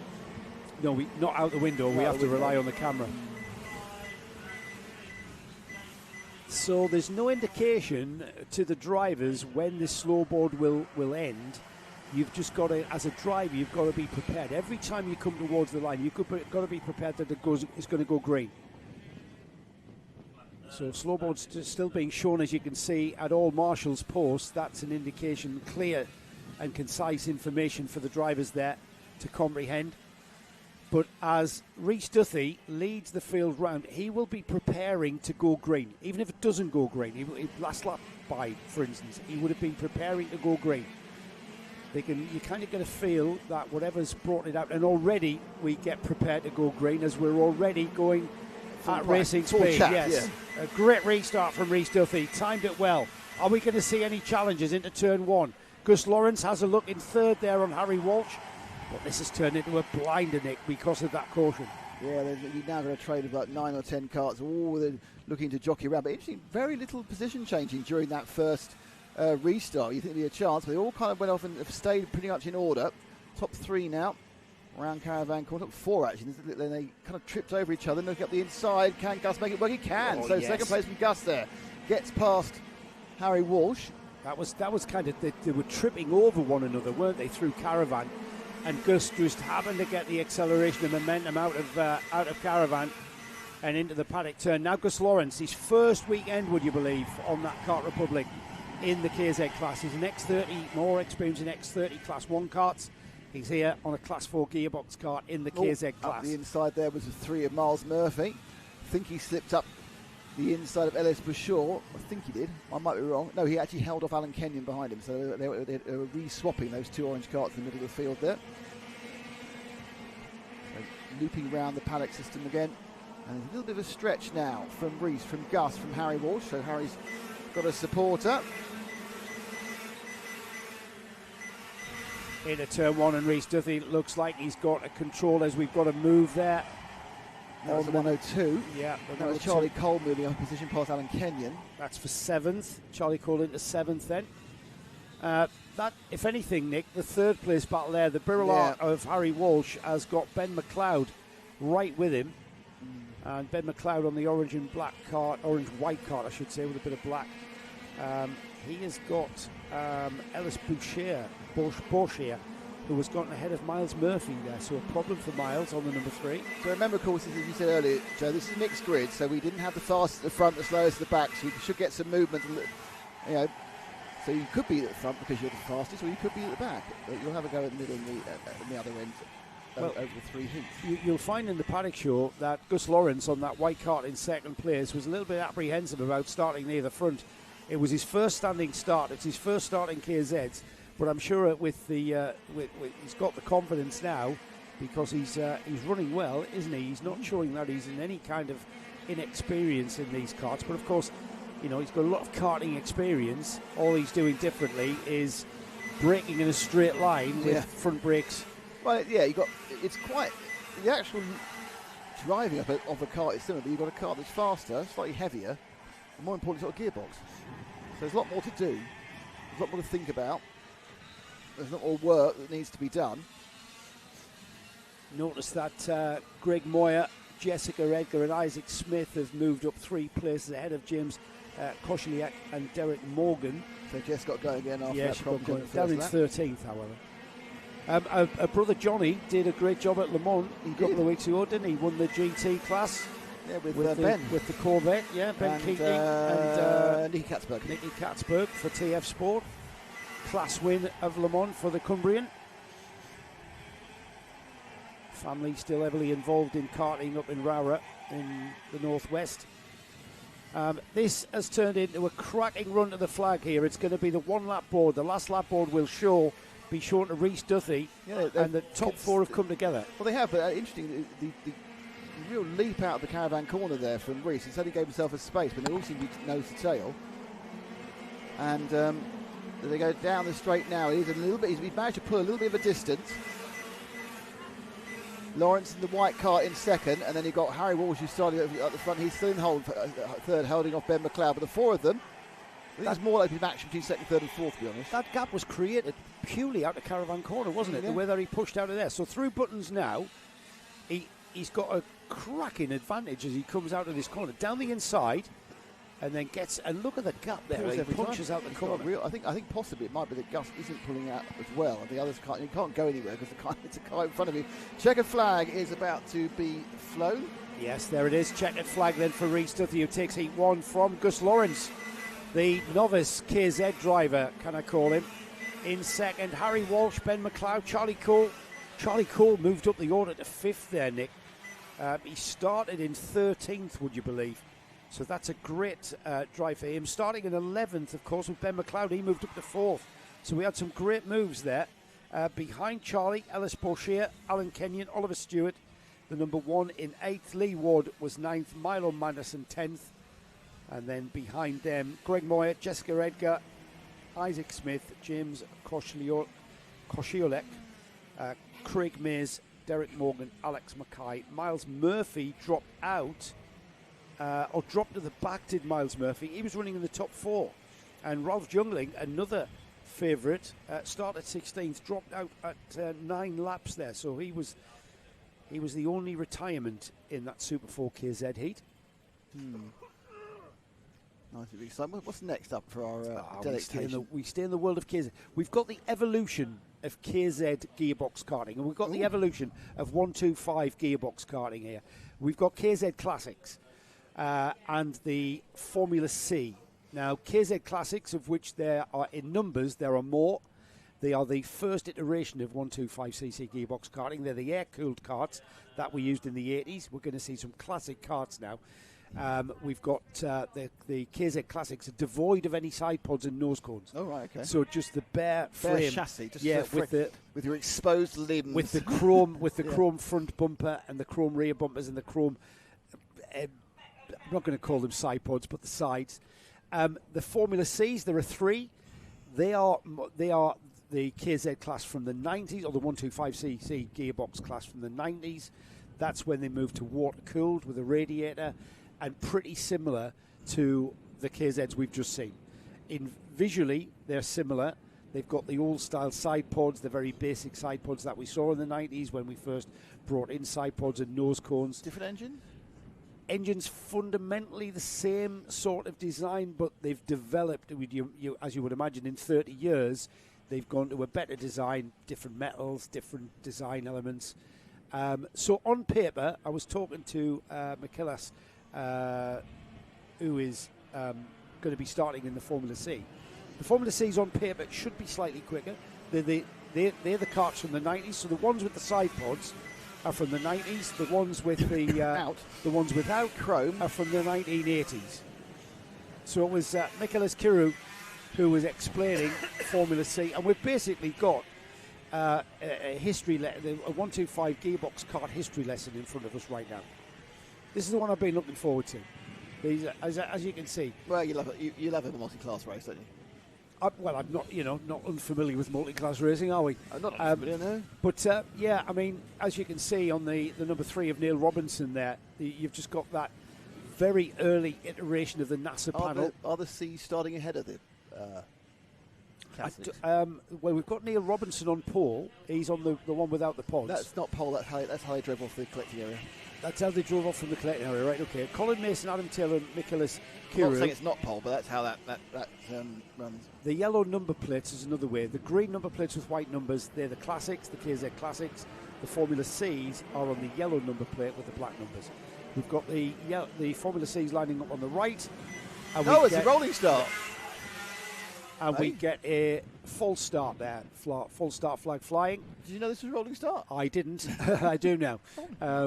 It's a rolling start, yes. For the, I think it's to probably save the clutches, probably. So we're going to go round again. Every day's a learning day, isn't it? Every day's a learning day. Yes, I took our fault really because we talk about. I was talking to. We've had a good chat to people in the KZ Classic paddock. Got a great interview with. I'll just remind myself in a moment. The interesting thing about you look at the 2 KZ Classics currently running on the inside. One has a right-hand engine, one has a left-hand engine. So one is the driver is straight to right, one is right. So it's not it's a flexible positioning of the engine. Yeah. I suppose in the days when it wasn't a spec formula. Well, in the days when you could come out, and as long as it met the engine regulations and the chassis width and size. Well, the left and right engines will be rotating in different directions, won't they? Right, I suppose. I mean, that's an extra gear in the gearbox, but here we go. And they're away, all of them. And we get down to turn 1, and we've got a air-cooled Classic that takes the lead in the form of Neil Robinson. They're very similar on lap times. On paper, the Formula C karts have got slightly more power. They're about 50 plus, just over 50 brake horsepower. The Classics about the same. Water-cooled engines on the yellow number plates, air-cooled engines on the green number plates. No drive out of the corner there for the 96. He's managed to get back on there. The 2 and may have the inside line. I think just this wide. Yeah, brilliant stuff. And I think they're looking like they are. They're looking like they haven't quite got the temperature of the tyres. He wasn't driving out with the 96. He started in pole. That's Taylor. He's side by side with Michaelis Kiru. Kiru has to drop back behind him, and second and third remains it is, but out and away at the moment is Neil Robinson. He's got a good little lead there, Robinson. Well, he's got the Classics. He's got a great lead. He's got a great Classic lead because he's got 2 Formula Cs in between himself and Mark Bealey, who's 4th overall, 2nd in the Classics. Dave Kirkham up to 5th. Duncan Marshall up to 5th. We've got John Haley moving up 4th place to 7th, and Simon Morgan moving up 6th place to 8th. So they are the movers in these mixed grids. They'll run around. So down the main straight for a third time, and it is Robinson now. His lead's not massive, it's down to 4/10. He's been pegged back by the 2 slightly more modern karts, by slightly more, they're 30 years old rather than 40 years old. I suppose. Yeah, there's been a lot of work done since then, obviously. I tell you what, a lot of work. If you ever get an opportunity to come out and see one of our Super 4 Championship rounds, Northern Karting Federation organises races up the inside, change for second and third. I think finally the 2 of Kiru's got in through the paddock turns. And that's Michaelis Kiru up into 2nd, and now we'll see. Now this is that Michaelis was telling me on paper the Formula Cs should be quicker than the Classics. This is where he proves his point.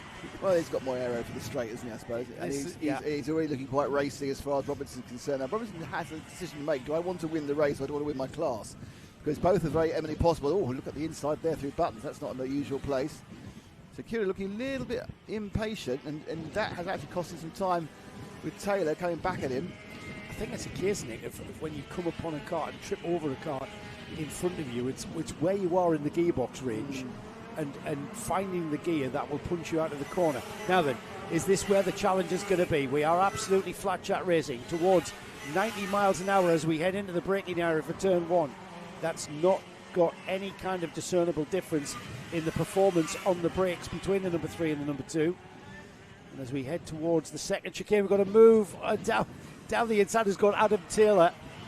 This is brilliant because Neil Robinson is the cork in the bottle here, and it's allowing Michaelis Kiru and Adam Taylor to squabble over second place. Oh, look at it go here. The 96 there on the outside looking to come through. But it's first place in Formula C.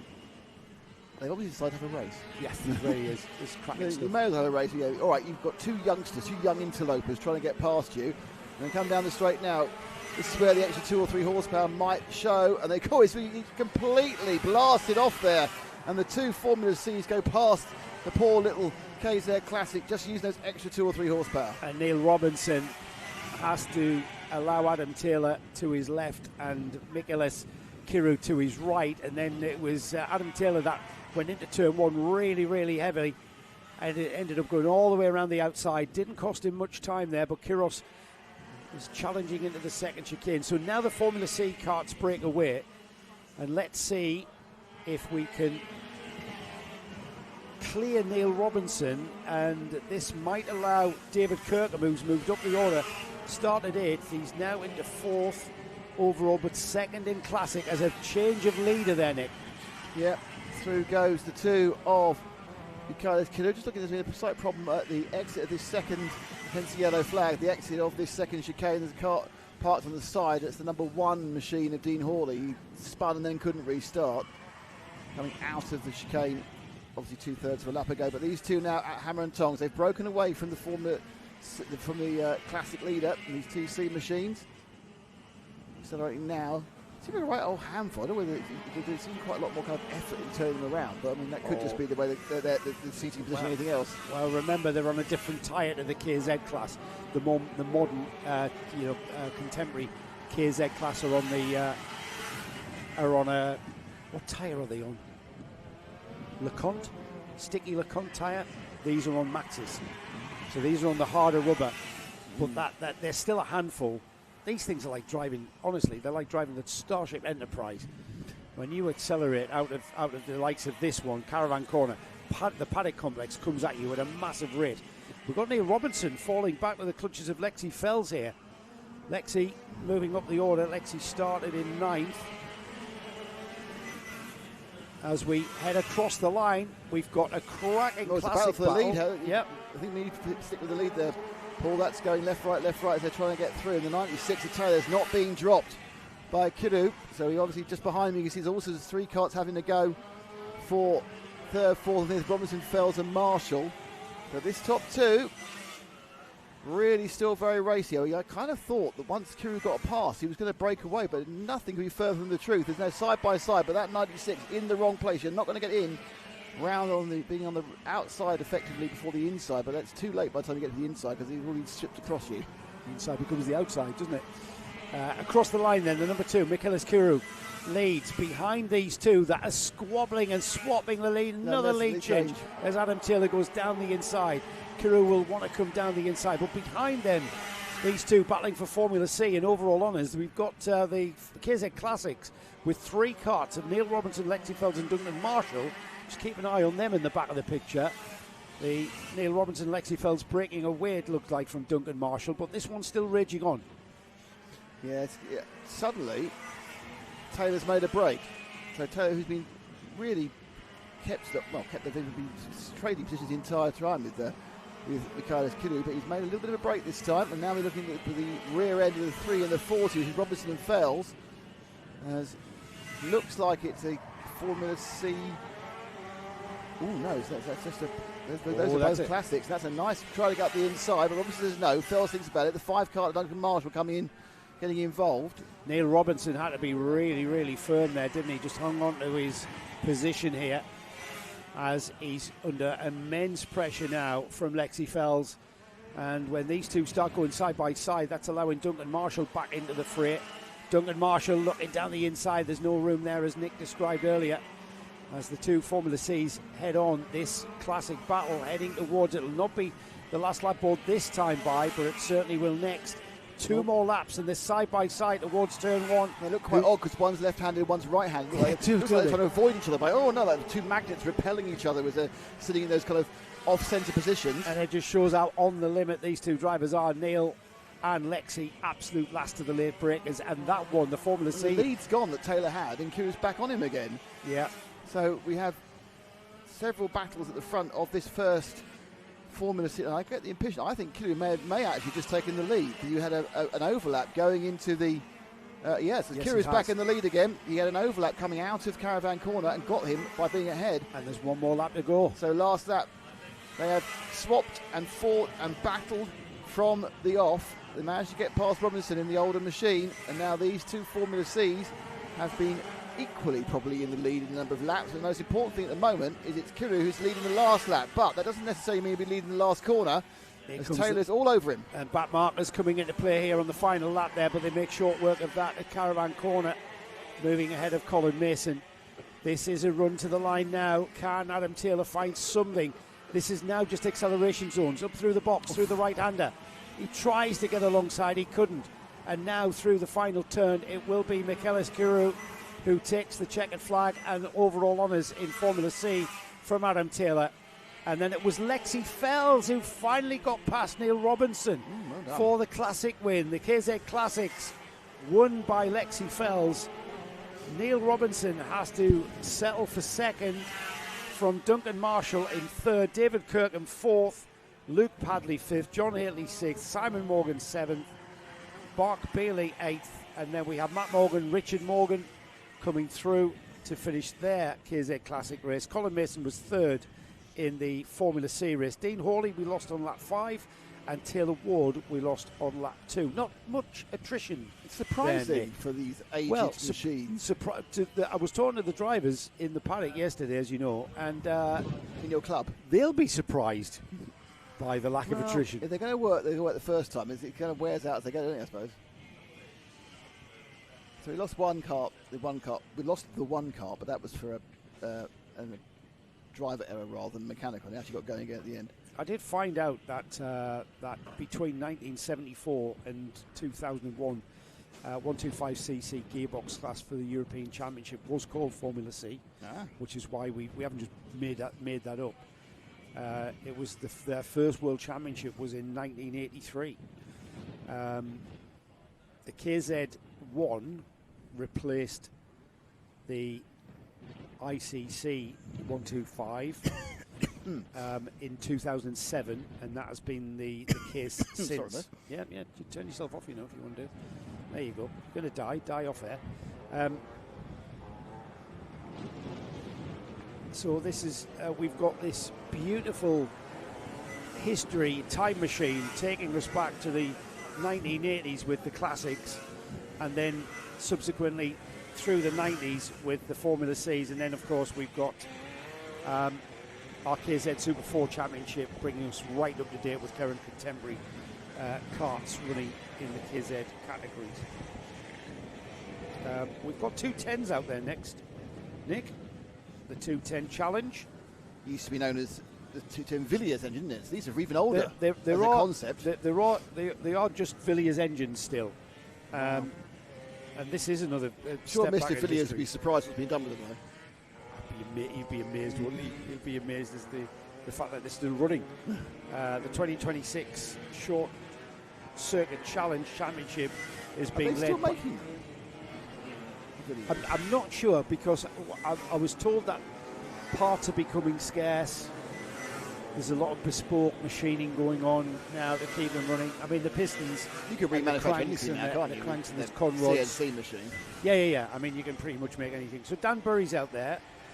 The field being led around by Thomas Stone, John Hutton, Stuart Henry, Lionel Sifleet running the number 1. He's the current champion. David Skull, Paul Fowler, Mick Newman, Ray Sloan, Dan Burry, who is our championship leader, carrying the number 2, vice champion from last year. He's out there as well. Harry Morris, Mick Owen, David Smith, Arthur Cox, Tony Burry. Tom Stone is second in the championship, and he is leading the field round. Sure, it's Tony Burry, not Bury. I don't know. If it's Bury, let me know. I'm Dan Burry, Dan Bury, however you want to spell it. Lionel Sifleet is third currently in the championship. They've raced at Kimbleton, Rissington, and now here at Fulbeck. So we get ready for another rolling start. The lights are on, the grid nicely spaced out. Lots of many rolling starts, aren't there? Heading towards turn 1 and Paul Bateman's embankment as they get through into turn 1. I have the impression we're going to get lots of standing starts. Well, the standing starts are KZs and 250s, aren't they? I think we're establishing that as we go last year, I think everything was standing start, wasn't it? I'm not sure. I can't remember last week, let alone last year. Last year when you almost destroyed a camera with your laissez-faire attitude. Nothing will hit this. Did you say my laissez-faire attitude towards cameras? Yeah. I'm all about the art. All about the art and the action shot. So these 210 challenge machines now rolling out through the end of their first lap. There they go. Push themselves through. And the leader is Thomas Stone from Lionel Sifleet, Stuart Henry. Got a much deeper tone, haven't they, these machines? Yeah, single-engined, air-cooled, aren't they? Villiers motor onto a gearbox. I mean, this was very much sort of they're still two-strokes, barn workshop. Yeah, still two strokes. It's still 2 strokes, 210 cc's. The single engine, they've got quite a large bore as well. So a huge piston. So over square, as they say. Yes, very tall engine that sits there. Now we've got a challenge for the leaders. Thomas Stone comes under pressure the number 4, coming under pressure from the current champion, Lionel Sifleet. Lionel's got a kind of a... that was just power. Yeah, he's got a kind of a sort of a more modern selection of bodywork. He's obviously trimmed down and nicked off other karts. So he's got a little bit more modern-looking NASA panel. And he goes through the chicane for the 3rd time. He's now leading. Oh, a little bit of a turning oversteer there for Thomas Stone on the number 4. Let's work on the brake bias. Maybe, remember they've got brakes across the front axle as well as per Gearbox Karts go. So it'll be I love that lie down sort of position that we've become familiar with there. Lie down and slightly to the side. Yeah, just sort of lie your head back and just take the acceleration, because these things do fire out the corner really, really fast. So 5.5 minutes remaining in this one. It's stretched out a little bit. Lionel Sifleet's got just over a second lead from Thomas Stone, who's now being approached by Harry Morris. So the number 4 is being caught by the red and white kart of Harry Morris. That's a back marker there. That's going slowly. That might be a problem. Well, the amount of smoke coming out of these sorts, I think it was. Yeah. So he's at best gone out of tune, at worst. You had 210 bits not where they're supposed to be. 210 challenge races are the challenge being to get the kart to the finish. Movement there. They are. So that was Dan Bury going past the 5 of Stuart Henry. Yeah, Dan started 10th, by the way. He's up to 4th already. Nearly 3 of them accelerating way up the hill. We've already got a retirement in the form of Mick Owen. 2nd and 3rd are very close at the moment. That's on camera now. That is Stone and Morris. Yeah, that's been coming, Nick. That's been coming. Harry Morris has been slowly catching Stone, and now he's caught him. Now he has to find a way by. So he's on the outside. You need a lot more of an overlap so you can sweep across and then claim the inside for the second part. Paddock hasn't got it. Again, Morris has gone with a much more modern-looking plastics. There must be you would think that there'd be a reason for it to be an advantage, but it wasn't much of an advantage. Everyone would buy the modern plastics.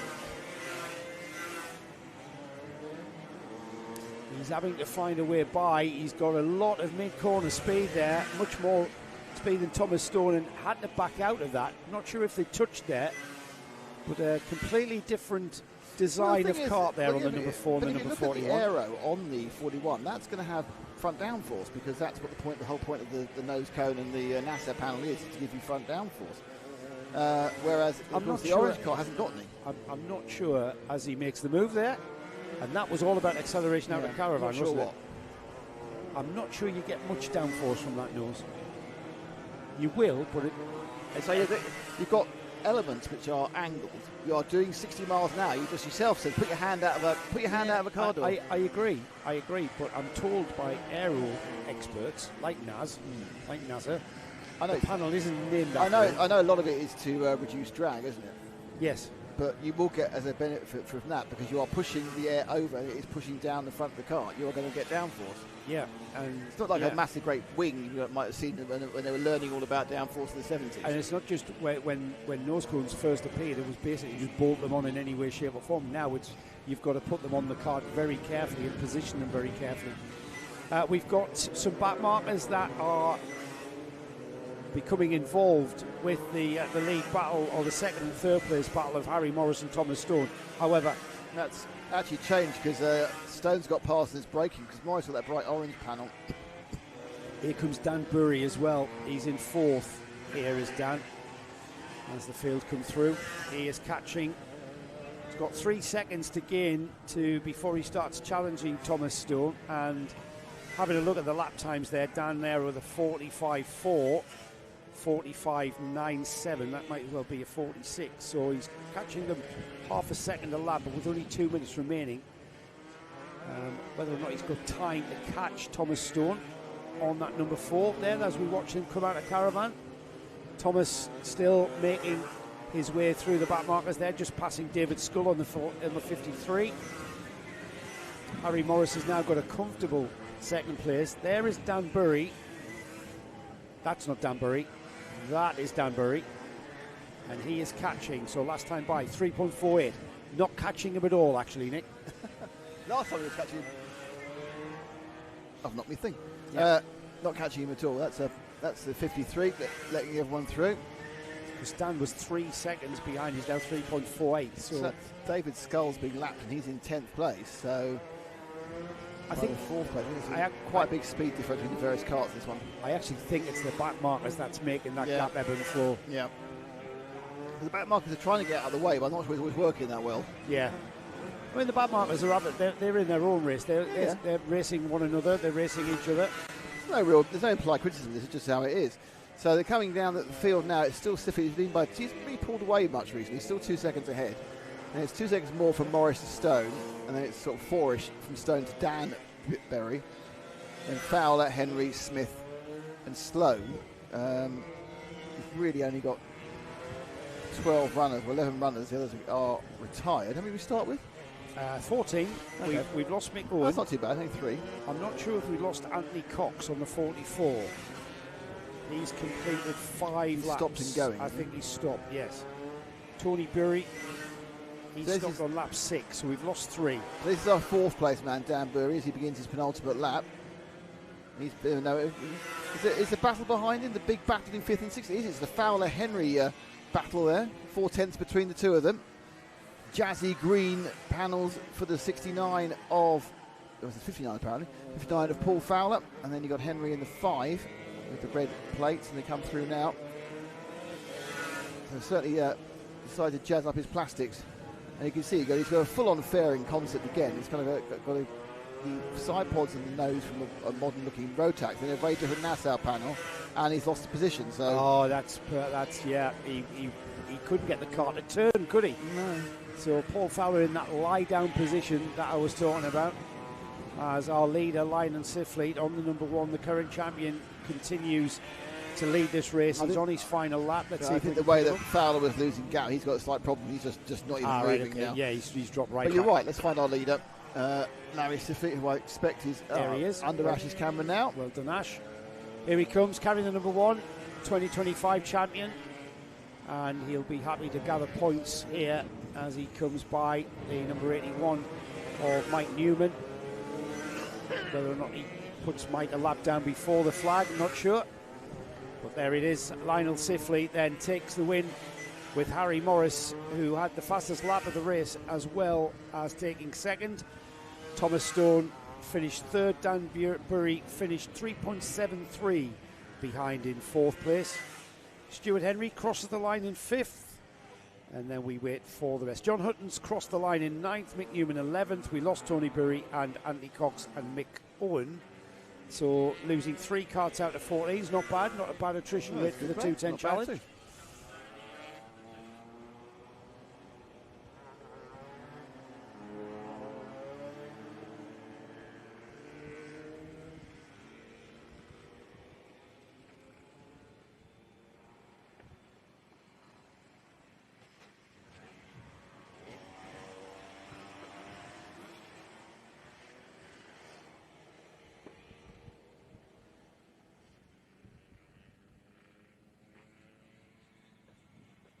So next up, Joseph, is what?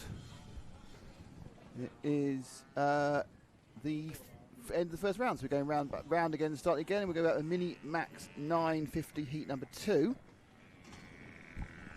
So here we go. I'll just answer my own question. Just what's next? I know it's the Mini Max 950s. Oh, you've disturbed me sheet. Well, you know, that happens. We have completed all our first heats. Yeah. Have we got any chat? Nothing. No, I've got some chat which I need to bring into the Bambinos. I've got 2 chats that actually link into 2 separate heats. So I'm going to actually bring that chat in for the heats. Excellent. We've got Minimax next out for their second heat. Indeed. Sorry, when do you want to bring that chat in? When it actually applies. I got a piece of information for the junior Rotax and a piece of information for the Bambinos. We've got a full Reddick story. We have.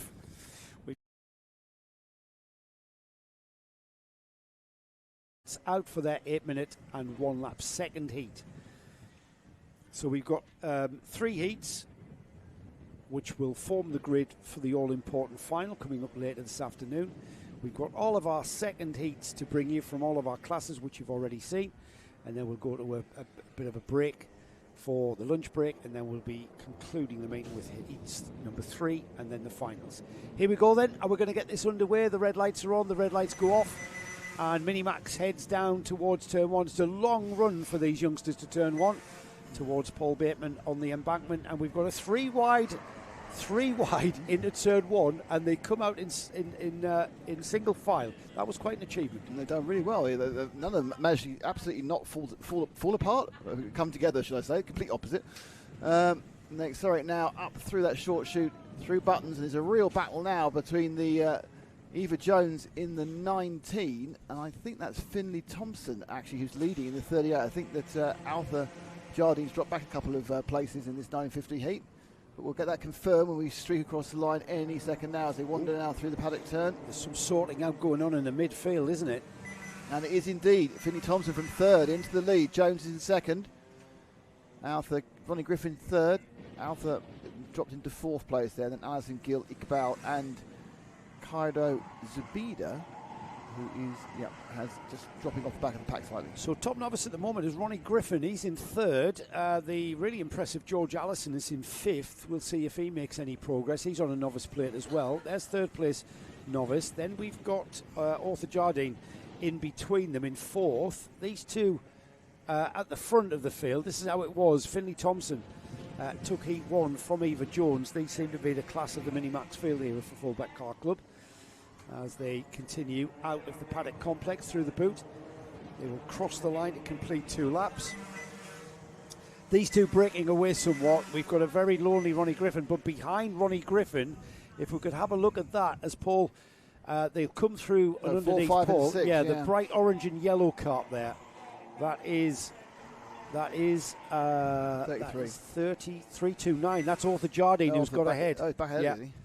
Yeah, Arthur getting ahead, and I think he's took Stanley Gill with him. Ronnie Griffin now down to 5th, is it? I might be wrong on that one. It's the number 119 of George Allison. So that's George now. Now I've got him down as a novice, but he's running yellow plate, so I may have just moved off his novice plate. Had his signature he needed yesterday. Well, he was certainly not driving like a novice in the first heat. He came third overall. So that was a cracking drive for George. So Thompson, Jones, Griffin still in third, Jardine now up to fourth ahead of George Allison, and it is Stanley Gill who's that third cart in that train. That's a very lonely white and blue cart that's been caught there. That's Ronnie Griffin. He's been caught by these 3. Yes, the first 2 got away. The pack is closing in on poor old Ronnie, but the lead is a quarter of a second between first and second. Here they are. Both blue and white, but one more a jazzy blue and white, one more as kind of straight lines blue and white, the jazzy one being Finley, and the more straight lines being Eva. And they come streaking now round that left in a very sharp right-hand, tight right-hander. We have seen overtaking here the past at Fulbeck when people just get going too fast. Gets a bit messy though, doesn't it? A bit wide, get in with the old tin opener. Gets a bit messy there, trying to overtake in the paddock. There's Ronnie Griffin there is being caught ever so slightly by that 4th place cart of Arthur Jardine. Ronnie having a cracking drive there. He's, I think he's still showing his novice number plate with black number plate with white numbers on that blue and white cart, but he's not been caught massively. Arthur Jardine with George Allison and Stanley Gill in tow. As the leaders continue to just circulate together, don't they? They look, I mean, Eva Jones doesn't look like she's in a position to challenge Finley Thompson at all. But she's just sitting there. Yeah, she's picked up a 10th, lost a 10th, picked up a 10th, lost a 10th, never got the point where she's right on the tail and challenging. She's not being dropped. It was 0.4 last time. It was pretty similar this time.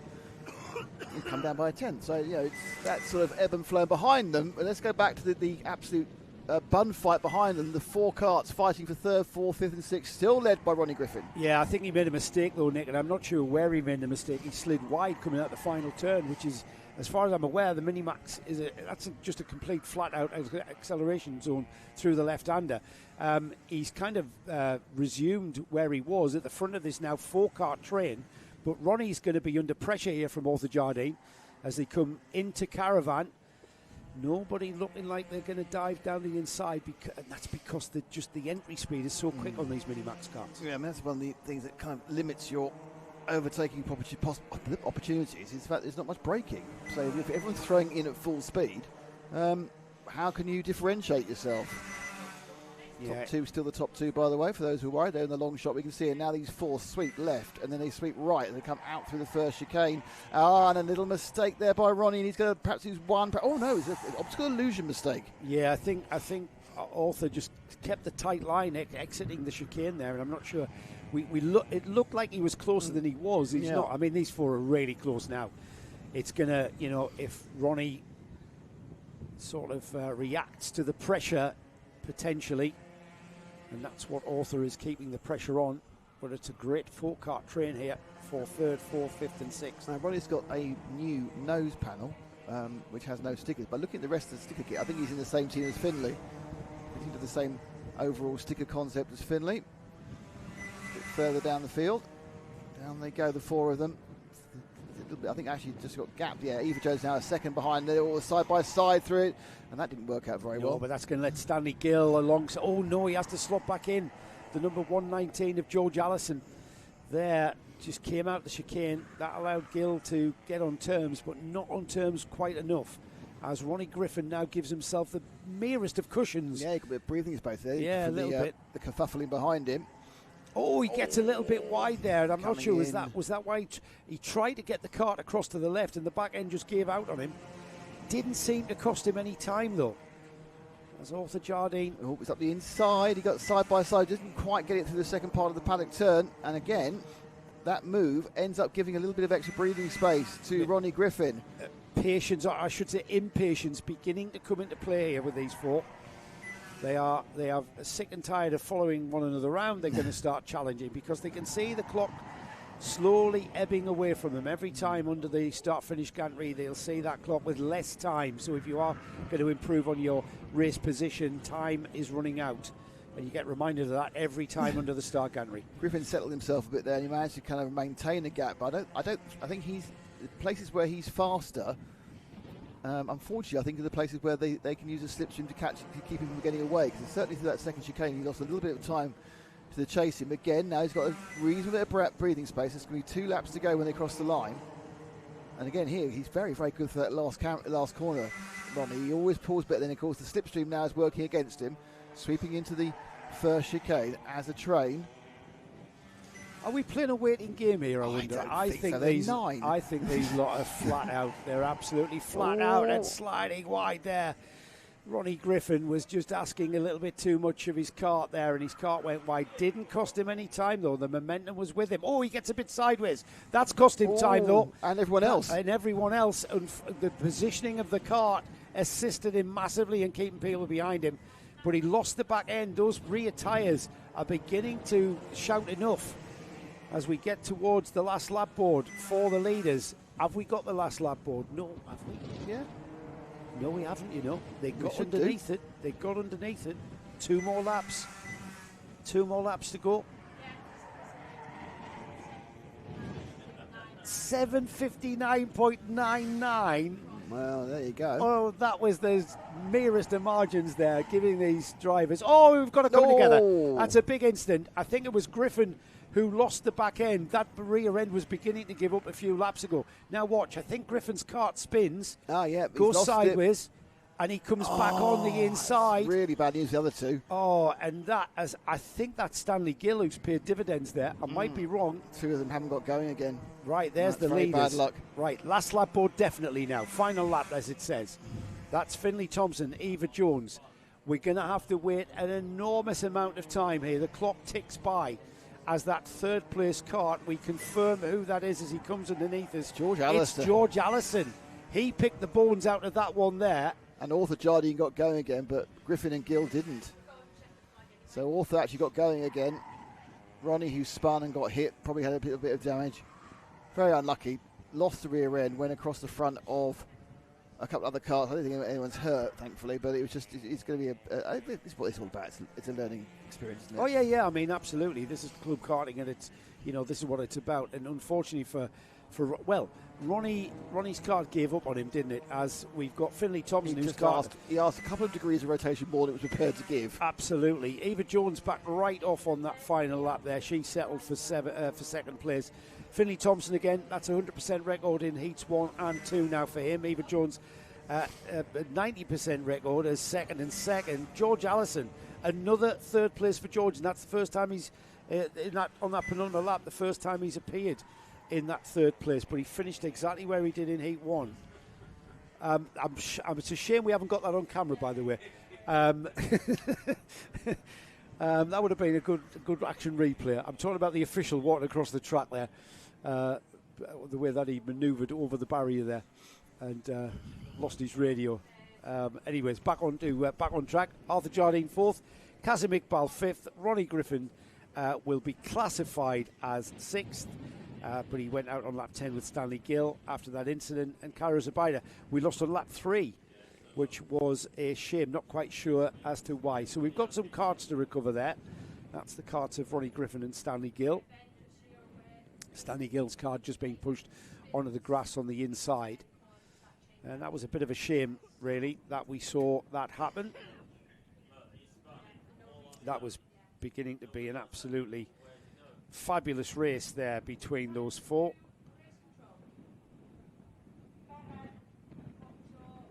So we move swiftly on as we do, and it's Bambinos. So we've got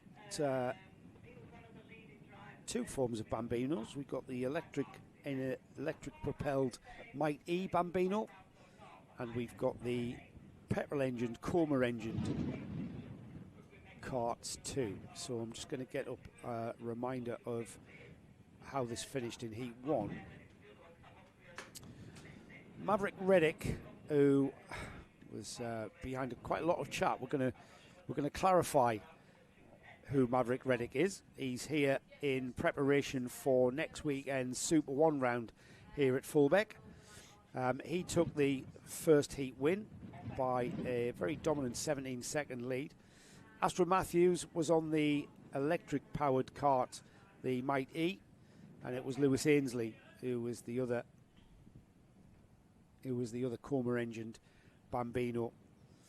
He was third. 3 Bambinos are going to circulate. Gives us a bit of a chance to watch the youngsters as they go about their second heat.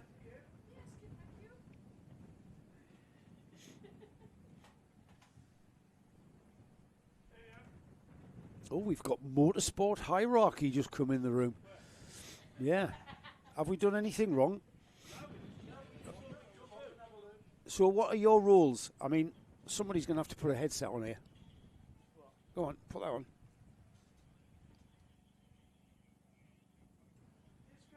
Right, so who are you, sir?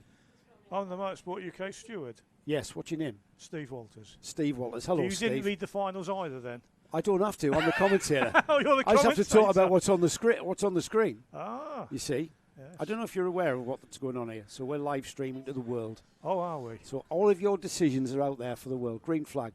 So, Steve, this is a club round, MS UK club round. We see a massive disparity between experience levels of drivers there. Is that something that you have to, massive consideration to? No, we have people coming in the Bambino class right to the older generation. Yeah. So hopefully the older generation can advise the younger generation. We have the young generation out now. They're the future F1 drivers in theory. They could be. Oh, stop it! Stop it! You could have a future F1 driver just gone by you. You never know. But karting's not necessarily about that, though. I no, don't. Karting's something the whole family can take part. Absolutely, karting's about going out on a weekend and enjoying racing. Yes. The chances of reaching Formula One are very few, and you've got more chance of reaching the moon unless you're a billionaire. Yes. So yeah, this is all about the racing, and what I mean is you've got drivers who are here for their first time. They're here for their second time. We've also got drivers who've been racing for years. And when you talk to the drivers in your briefings and in your regs, is that something that you tell the more experienced drivers to be aware and compromise their weekend for the novices so that they can learn?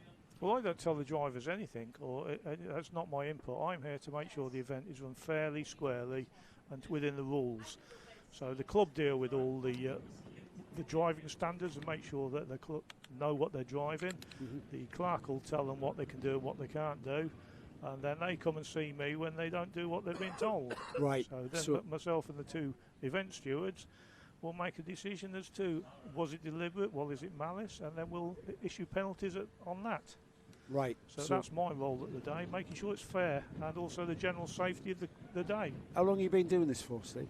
1978 I Really? started as a marshal. Really? So yes, quite a few years as Is a that marshal. car racing and karting? I do multidiscipline, so I do everything. Right. So if it's got an engine, then I'll be a steward in Are it. you at Silverstone next weekend? I am at Silverstone next weekend, but not as a steward, as a guest. As a guest? Yes. Oh, you're paddock club then? No, I'm not a paddock club. Well, enjoy the Formula One Grand Prix next weekend, and I'll let you take the headset off, Steve. Thank you. More than welcome to come and have a look and see what's going on. Our MSUK stewards there, good insight as to exactly how the meeting is regulated and managed. If you get to see Steve as a competitor, you've done something really wrong, because that means the clerk of the course has passed it to the stewards. As we've got things underway in the Bambinos then, and we've got Maverick Reddick, who was, as we saw in the first heat this morning, he is on a research mission. He is here for what is effectively a test session under race conditions. Well, he's got 2 drivers to race against, both novices. Lewis Ainsley, he was on a similarly propelled Coma engine, petrol-powered Coma engined kart, and Astro Matthews is on a completely different propelled kart. He's on the Might E, the electric kart, becoming the premier. I would say, arguably, the premier Bambino class in the UK. Runs within the Kart Championship, who are this weekend out at Rowra for their championship round. As Maverick Reddick continues to practice lapping and optimising his laps here at Fulbeck in preparation for his Super One round next week. See his dad. So what have we got on Maverick Reddick then? Well, his dad is William. Have you been to see his mother? Reddick. No, I've been to see Paul. William Dudley Reddick, known as Josh Reddick, who had a professional baseball career spanning about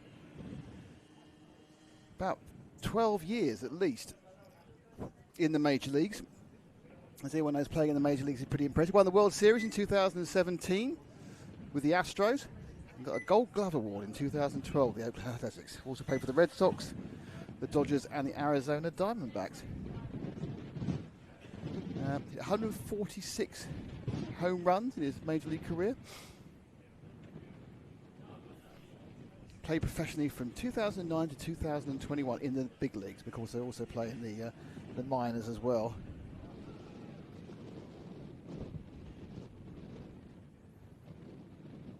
Terribly sorry, Nick. I was off having a look at some footage of one of our marshals falling over a barrier. Excellent. Yes, That's what he's fine. He's fine. Yes. So what? So baseball player, yeah. Major league. Yes, did Who 12 for? years. He won the World Series. Did really? Who with? The Houston Astros. Fabulous. So, so I'll tell everyone else. I've told everyone else, but I'll tell you now. Yeah. So he played for the Red Sox, then he played for the Oakland Athletics, then he played for the Los Angeles Dodgers, then he played a longer period for the Astros, Houston, and the Arizona Diamondbacks. So he was kind of a journeyman, but he was a major league player. So Have you been to any baseball games? God, yeah. I've been to loads. I love baseball. It's brilliant. Can't watch it on the telly. I love watching baseball at a ballpark. I've been to Fenway Park for the Red Sox. Might have even seen. I don't know. That was 1990. He Probably retired. wasn't born. Reddick, his wife Georgette, hang on, they know what her name is. Her name's Georgette. Married in 2019. Welcome twin boys. They've got twins. Oh, really? Well, we've got So Maverick is half of the team. Right. Right. I still might have a chat to Georgette. We've got a name now. You walk up and go, hello, Georgette. She's going to go, oh my God, what's the creepy old man want to say to me? Yes. Isn't he old? Just creepy man will do. Well, that's Maverick there. Or will you not be older than her? Very likely. She's got a small child. I was about to say, yeah, anyway. So yes, that's so basically we want to find out about Maverick's dad, Josh Reddick, You know, Was it Lewis Ainsley's dad? yes, who he got kicked it that off? wrong. Well, yeah, he got it wrong initially by Right. telling us about his him being Let's pick up Astro now on the yellow cart. He's heading towards Paul. We'll leave Maverick to continue his research mission. This is- AFF Motorsport, by the way, says that evening all 9 p.m. here in Bathurst. Well, hello again. Hello again. A regular, Yes. a regular. I think every evening he gets home, he sits down, he's had a lovely day in Australia, and he just scans the live streams and says, "Oh, I wonder what karting I can dig up today." Does Australia qualify in the World Cup then? Yeah. Yes. Yes, they have. Yeah. I can't remember who they got, but they I got. can't remember who they're playing next. Did they? Yeah, I'm sure they did. Could be wrong. Anyways, Hold it. Put it on hold, Carl. we're on about Astro, who's running a little bit like the Australian colours, isn't it? There's a lot of yellow on that kart. This is the Might E kart. This is the electric powered kart. I've just mentioned, Nick, while you were away, the Might E Championship, which is effectively the Premier Bambino Championship. It's taken over from the petrol engine, Yes, Coma absolutely, yeah. and Diarmy engine Bambinos, is running at Rower at the moment. Is it? Yeah, the car championship. Oh yeah, and you got electric cadets there as well, of course. And they've got, the new electric cadets. Just squaring the circle, Australia did qualify, and they're playing Egypt on Friday, Excellent. What time's the kick-off? 7 o'clock. One we Excellent. can watch. Be watching that. A lot of, in fairness, it looks like these round of 32s. A lot more of them are Yeah, at they are. reasonable European time. Well, there's the Switzerland game at 0400. That's a bit. And Portugal at midnight on Friday. Is that midnight Friday or midnight Thursday? they've already had 2 games. Anyway, Anyways, some of them better. Anyway, More that's of the- football. more of the World Cup later. This is Astro Matthews, who is on his 6th lap. We've got under 2 minutes remaining. And from here, we will drop back to Lewis Ainsley next time they come by towards Paul. So for now, let's keep an eye on this one. This is Astro. The thing about the Might E's is the lack of noise. Yes. Is really when you first you can just see. hear the tyres Yeah, go they go out slapping around. And we've had a green flag. Have they been released yet? No, there's like a gaggle of It's like, but Might then again, E's it's out like there. electric cars in general. When electric cars go past you, it's like there's a whine, but you also realise how much road noise actually gets tyres. That's right. Yes, you know, that's all you can it's hear. the engine you hear, but the tyres make quite a lot of noise. And also the chain, the clattering of the chain and the drive.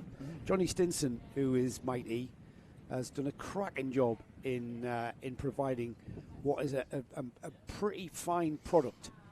You know when you provide above and beyond service for your listeners, and then they go, AFF Motorsport, no idea on soccer, karting is life. So there we are. Didn't care about it. So we looked things up, we gave the information, we tried to be really generous commentators, and it's like, no, couldn't give a monkey. Football isn't really Mate. the premier sport, mate. It is, but it's Australian rules football. Well, yeah, but different type of football. Egg, hand, glove, smack. Right, here's Lewis. Violent football. Here's Lewis Ainsley. Oh, and a little bit of a spin there. Caught Ash out. Ash's momentum in his camera. The camera kept going. Yeah, a little bit. Oh, The camera wrong. he can analyse. Yeah, just turn in there. Wrong, And then, obviously. Ah, and back he goes.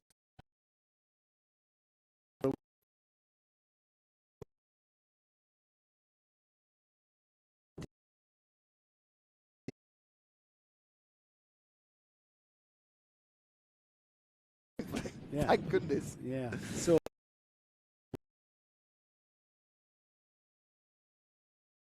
On the red and black cart there, heading towards the hairpin at the top of the circuit, underneath Paul Bateman's camera now.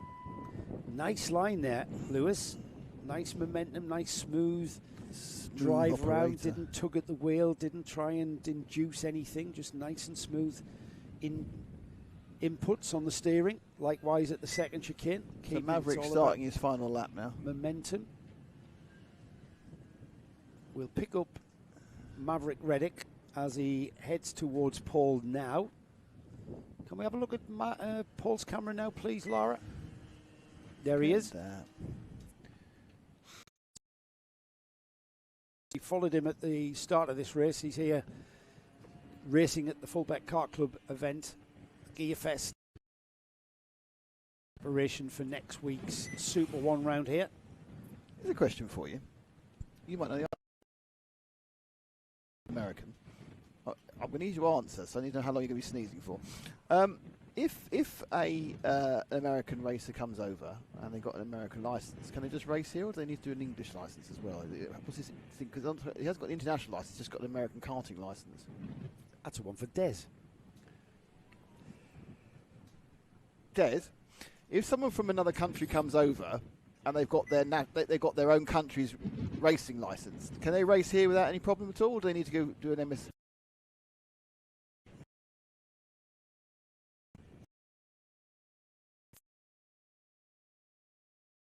Or they can race in the country.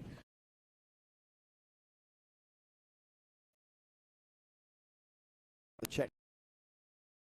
So It's Maverick from Matthews. what form is the authorisation? Is that a letter from the ASN saying that? And would that be a letter? Would they have to? And yes, yeah, the international stuff. Is Maverick on an American license? Is he? Yeah, yeah. That's right. You're a clerk on the course. Yes. So Maverick Reddick takes the checkered flag. Aston Matthews is the first of our Mighty runners, and it was Lewis Ainsley who came through in third. We've got our Micromax class out next, along with the Honda Cadets and the Water Swifts. The what? Sorry. The Walter Swifts. Water Swifts. The Water Swifts, not the Walter Swifts. Yes. You've got a lot going on in your nasal passages, haven't you? There's a lot happening up there today. Hay fever. It's windy. When it's hot and windy, it you get blows hay all fever. the pollen up your nose. Blows all the dust. It's interesting because normally, you know, as you get older, and obviously you're in your 30s now, hay fever goes down, doesn't it? But I don't remember you being hay fevery before. No, it's been really bad this year for some reason. Last year, hardly noticed it. Year before, last decade, I hardly noticed it. Maybe I'm becoming more attuned to allergies. This youthful allergenousness. Right then, let's have a look at Micromax then. They had their first heat earlier today. And if I can find them, it was Ellis Holt and Tommy Delaney who was first and second in the Micromax class.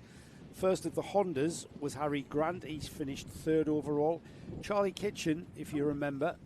Oh, wow, that's a new one. I think it might work. Charlie Kitchen was fourth overall in the Water Swift, or on the Water Swift. Second in the Hondas with Reggie Carver in fifth. Arlo Herbert was third in Micromax in sixth. And then we had Oliver Pascal and Tim excited by getting the grid. It's the first time we've seen it today, Nick. Yeah, I know, because I thought I'd give it a go. Sometimes you're not quite sure about all the things we've got, you see. Sometimes you've just got to give it a go. Joe now is currently really doing some intense work on his nose. Here we go. They are rolling through. The Micromaxes and the Cadets and the single Water Swift. And they have got the go. And they thrum down the Cadets with their real Honda thrum. Here we go then. It's a mix of three classes of engine here. Micromax on the with Rotax engines, Honda Cadets with, of course, Honda 4 strokes, and the Water Swift, the Iami 2-stroke engine there.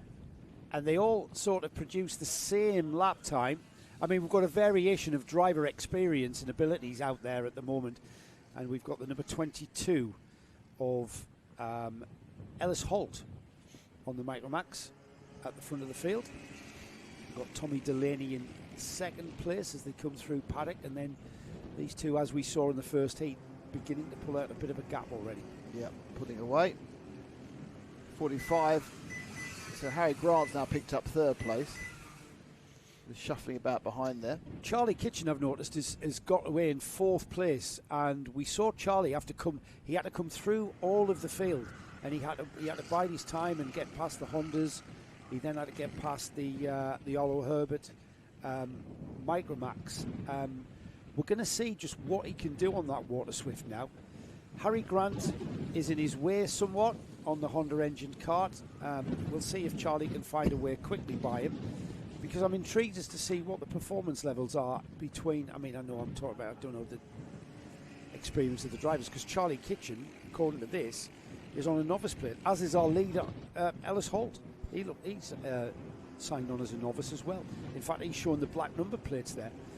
So he's going really well if he's in his within his first 6 races. Yep.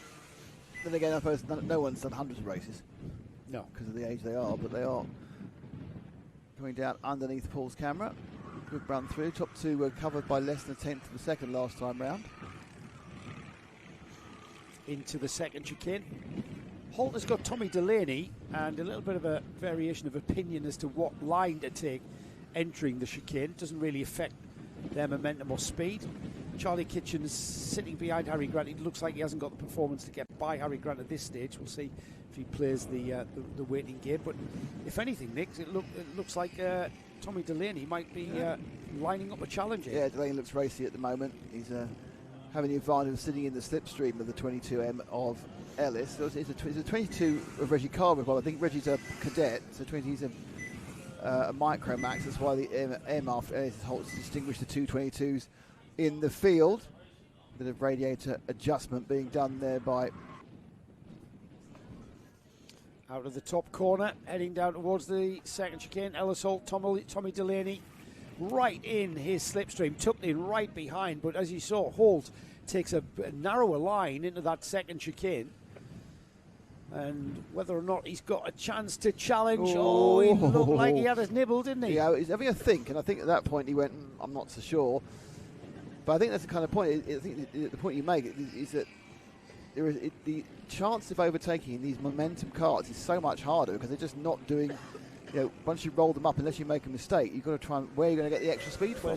Where is the extra speed going to come from? The speed through the corner is very, very similar to its speed on the straight. So there's very little heavy braking. It's all about carrying momentum, carrying speed. And it's so very easy, because it's a momentum formula, it's so very easy to lose that momentum when you go for a challenge. You can either, it can really disadvantage you and then cost you a massive gap. Holt taking a different line to what Tommy Delaney perhaps wants to. Tommy's going to have to lick it and send it down into Caravan, I think, because right now he's having to follow in the wheel tracks of Ellis Holt. Behind them, Harry Grant, first of the Hondas, is in a very lonely 3rd place, and then equally lonely is the first of the the only Water Swift. How lonely can you get being the only one? He's the only Water Swift. Oh, there's a bit of gravel trap. Excellent gravel trap shot there. Is Paul falling over? Is that what? Was that Paul? He's fine. I know he was a bit dehydrated earlier, wasn't he? Out of the top bend there.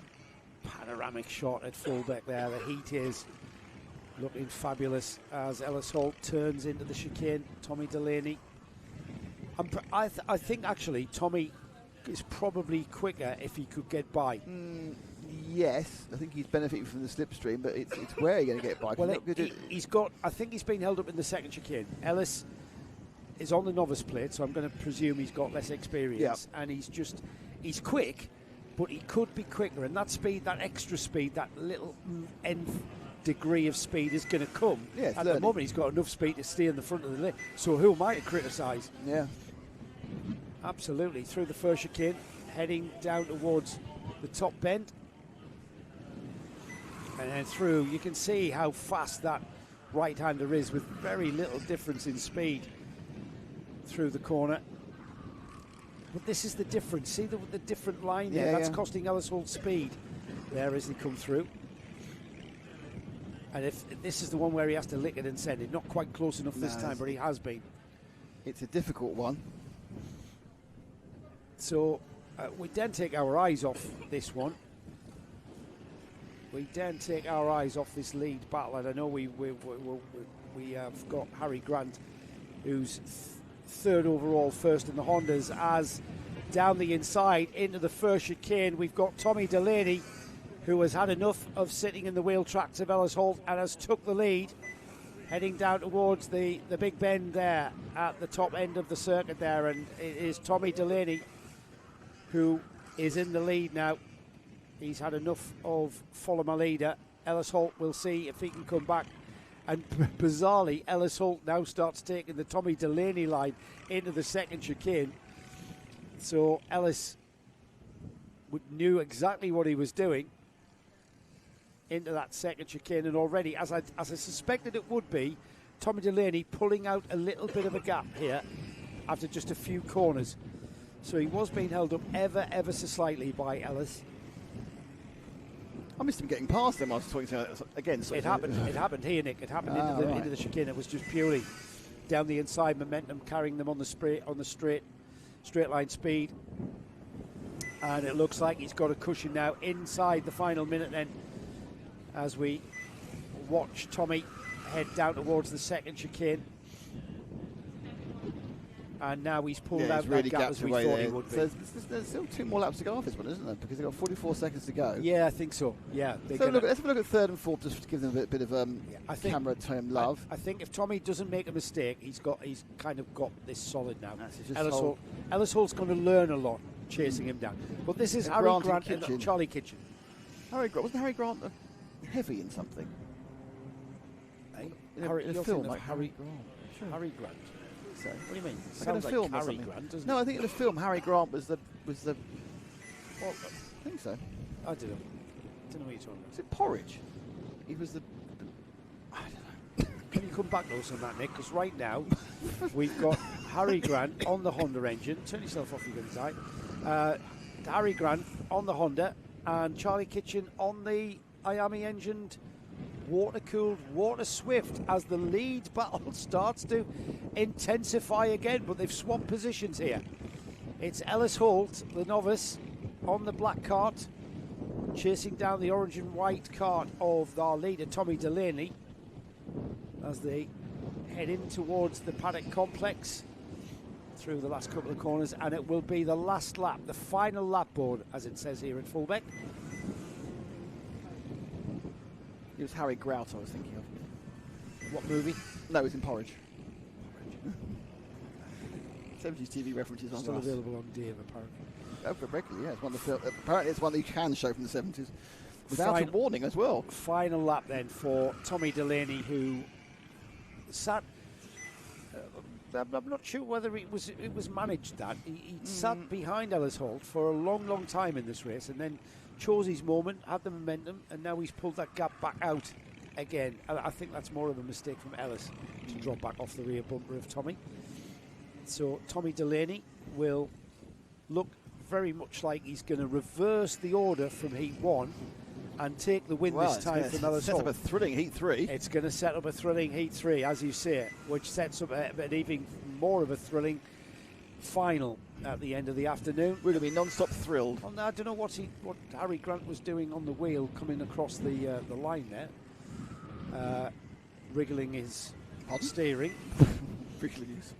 Charlie Kitchen went ahead of him. Ah, that's why. So out of the final turn, it looked like Charlie Kitchen moved alongside and took that third place overall. Makes no difference when it comes to classification class-wise, because Charlie Kitchen is the only water swift kart there. Harry Grant finishes as the top Honda runner in 4th overall. Arlo Herbert was 5th overall and 3rd in Micromax. And then we had Reggie Carver, Oliver Pask and Timon Pechak finishing off the 8-kart field. What we got next? Junior Max.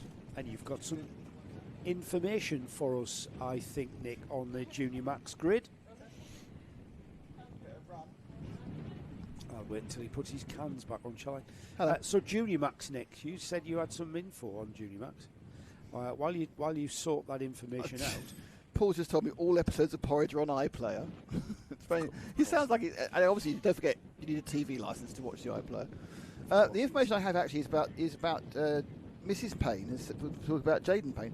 Junior Max 41 Jaden Payne races for R1 Racing, Rookie Run Racing, as do the 88. So you need to know who the 88 is. Sorry? Tell me who the 88 is. Get off the phone. All right, sorry. Do some work. The 88. 88 is 44. Archie Green. 44. Idris George. 36. Josh Ahern. 82. Joshua Alcock. They're all rookie racing people. Are they? Yeah. Very big presence here. You're on your own game. Who's Amy Peacock with? She was. I haven't got that information. All right, okay. I thought she was with rookie. Right, being led around then. So, first heat, we had Amy Peacock beating championship leader Jaden Payne in a bit of a shocker. I expect Jaden Payne to walk away like he did in round 3 in the club championship. He didn't quite so. Amy Peacock got off at the start. He was able to mount a big push at the start while everybody was squabbling. She's not going to be able to do that because she's a little bit down the grid here in these mixed grid orders. She's down in 7th place. Kian Hundle and Florence Walkington, who had a bit of a character building first heat with contact and ending up at the back of the field with Finley Doran, I think the driver involved there. They're 2nd and 3rd on the grid here. Charlie Thompson 4th, Joshua Alcock, Aidan Young, Amy Peacock, as I said, in 7th. Idris George, Elliott Smith, then Jaden Payne starting in 10th there. So there'll be a drive through the field for Jaden Payne. Ryan Wheatley, Joshua Hearn and Archie Green, all 3 novices starting at the back. We've got a false start. So we are not underway here. So the green flag with the yellow V flies around the track.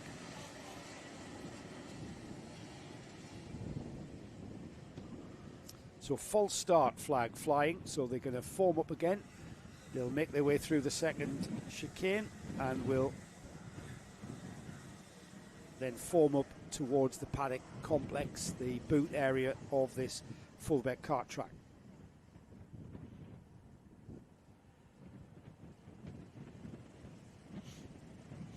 Here they come again then. Nice pace from Kian Hundle and Finley Doran, who have come across the start-finish round. I think that's Florence Walkington who's alongside. So they'll head towards the left-hander, and then it's all about when they accelerate. If they accelerate before the acceleration line, that will be this disgruntlement. They break ranks before the acceleration line, but we've got them started, and they head down to turn 1. Into turn 1 now. Heavy braking going on there. Some karts having to pump up on the inside of the curb, but everybody through that corner already, heading down to the second chicane. And we've got the number 38 who leads, and that is Finley Doran on the blue and white kart. The number 74 of Aidan 74 of Aidan Young in amongst that as well, but a challenge for the leader already beginning to come to the fore as we complete lap number 1. They're out of the final turn now, and Doran under pressure as they head down to the first corner there into the chicane. He has to defend from Kian Hundle. Aidan Young, Idris George, Elliott Smith, Amy Peacock up to 6th place already. Jane Payne up to 9th, started the race down in 10th place, 9th and 10th place on the grid. But now 3 kart train beginning to develop at the front of this field. And it'll not be long before the likes of Amy Peacock and Jane Payne make their way through. Florence Walkington drops to 8th there. She was caught out massively as we've got a kart offered caravan as a change for the lead. And it's a yellow and black kart train of Kian Hundle and Aidan Young who go through into the lead together. The lead is the number 65, and Kian Hundle and his teammate Aidan Young follow him through. Finley Doran slotted inside. He said, hang on, wait for me, I'm coming through with you, as they head out of the top corner and head down towards the second chicane. Losing 2 places in that very short shoot coming out of the caravan. That rarely happens, if ever. So they now have Hundle and Young, who were nailed together in the last heat, but leading to like 5th and 6th. They've got away. There's a black and white flag for the 16, who is Charlie Thompson, but it's just a warning. Contact, a bit of bumping and boring further down the field. And they come now round the paddock turn. So Doran holding on the back of Hundle and Young, whereas Payne was up to 6th at the end of the last lap. Let's see where he is now. He's at the 5th, so Payne on his way through from 10th. He's in 5th, but he's that orange kart there. I think he may have actually got 4th now. So Payne in 4th. Just gained that, so he picked up 6 places. So he's now got a bridge a gap of about 2 seconds to get up to the top 3. We're already exiting the second chicane as Payne comes up to it. So the top 2 have really dropped Doran in that last few corners. I think Doran made a little mistake.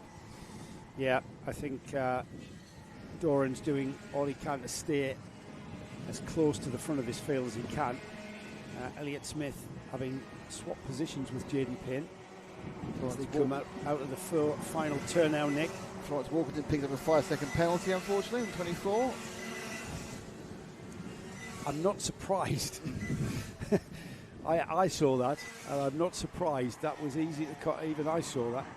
So Payne now right on the tail of third place, Finley Doran. It's taking him not too much time, but he's still getting past Doran. He's then going to have a bit of a gap to get towards the top two.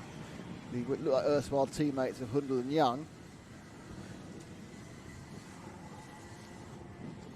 They come into Caravan. Now, in fairness to Doran, he's not really been gained. Payne's quick round there, isn't he? Yes, he's quick everywhere at Fulbeck. This is his home ground. Oh, using a lot of curb there. I think he was trying to go up and under. He was nudge him out of the way. He was trying to do something. If he's going to have to get past Finley Doran very, very quickly, because Elliott Smith is right there on him. As a bit of defensive driving here from Finley Doran into and out of the first chicane. He continues to defend into the top bend. And Jaden Payne got him. Yeah, just slid wide there, didn't he, Doran? Not sure if he was helped at all. But that's Jaden Payne now up into third spot now. And he can see those yellow carts ahead of him. Now then, can Elliott Smith follow him through? He does indeed at Caravan. And again, three have gone past. Well, it's a little bit messier. Four of them have gone past. It's a little bit messier than Finley Doran would have expected and would have liked there, I'm afraid. Yeah, he got edged out, unfortunately. Yeah, Ryan Wheatley and Josh Ahern followed him through. All of from the, I think those drivers were mentioned as the rookie racing team. So Finley Doran finds himself in 7th and is wondering what on earth went on there. Amy Peacock hasn't made up much ground, Nick. She's put in the fastest lap of the race so far at 45 seconds. She's down in 10th. She started 8th. She's dropped down to 11th and just moved up to 10th last time. So she's having a bit lot of of pace, but perhaps not having the best of rubber luck with the traffic. Luck with the traffic. There's more scuffling there in the middle of the field. That's around that Peacock at level. I think Idris George in the 44. Oh, Doran looks over his left shoulder, but the threat was coming over his right-hand side.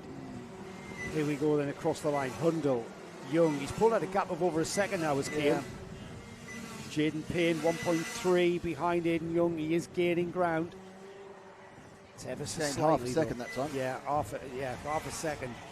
And, well, he's probably got enough time, actually, 2.5 minutes. So it's very much a battle as they sweep round the bottom bend there. That was Charlie Thompson. I mean, losing a couple of places. It's very, very messy down towards the lower reaches of the top 10. But Doran's settled down now, it looks like. Doran's he's got a bit of pressure mounting behind him. Florence Walkington is the first cart there, but she's got a 5-second penalty. And she gets through. Finley Doran. Now I'm pretty sure Florence and Finley had it coming together in the first heat. That hasn't happened this time. There's more aggression going into the first of the chicanes there. And it's all going on actually. If they can fan 7 wide, they would. And there's a bumper problem for that car. It's 30-something. I think Josh Ahern. I think that's Josh Ahern in the 30-something. Finley Doran.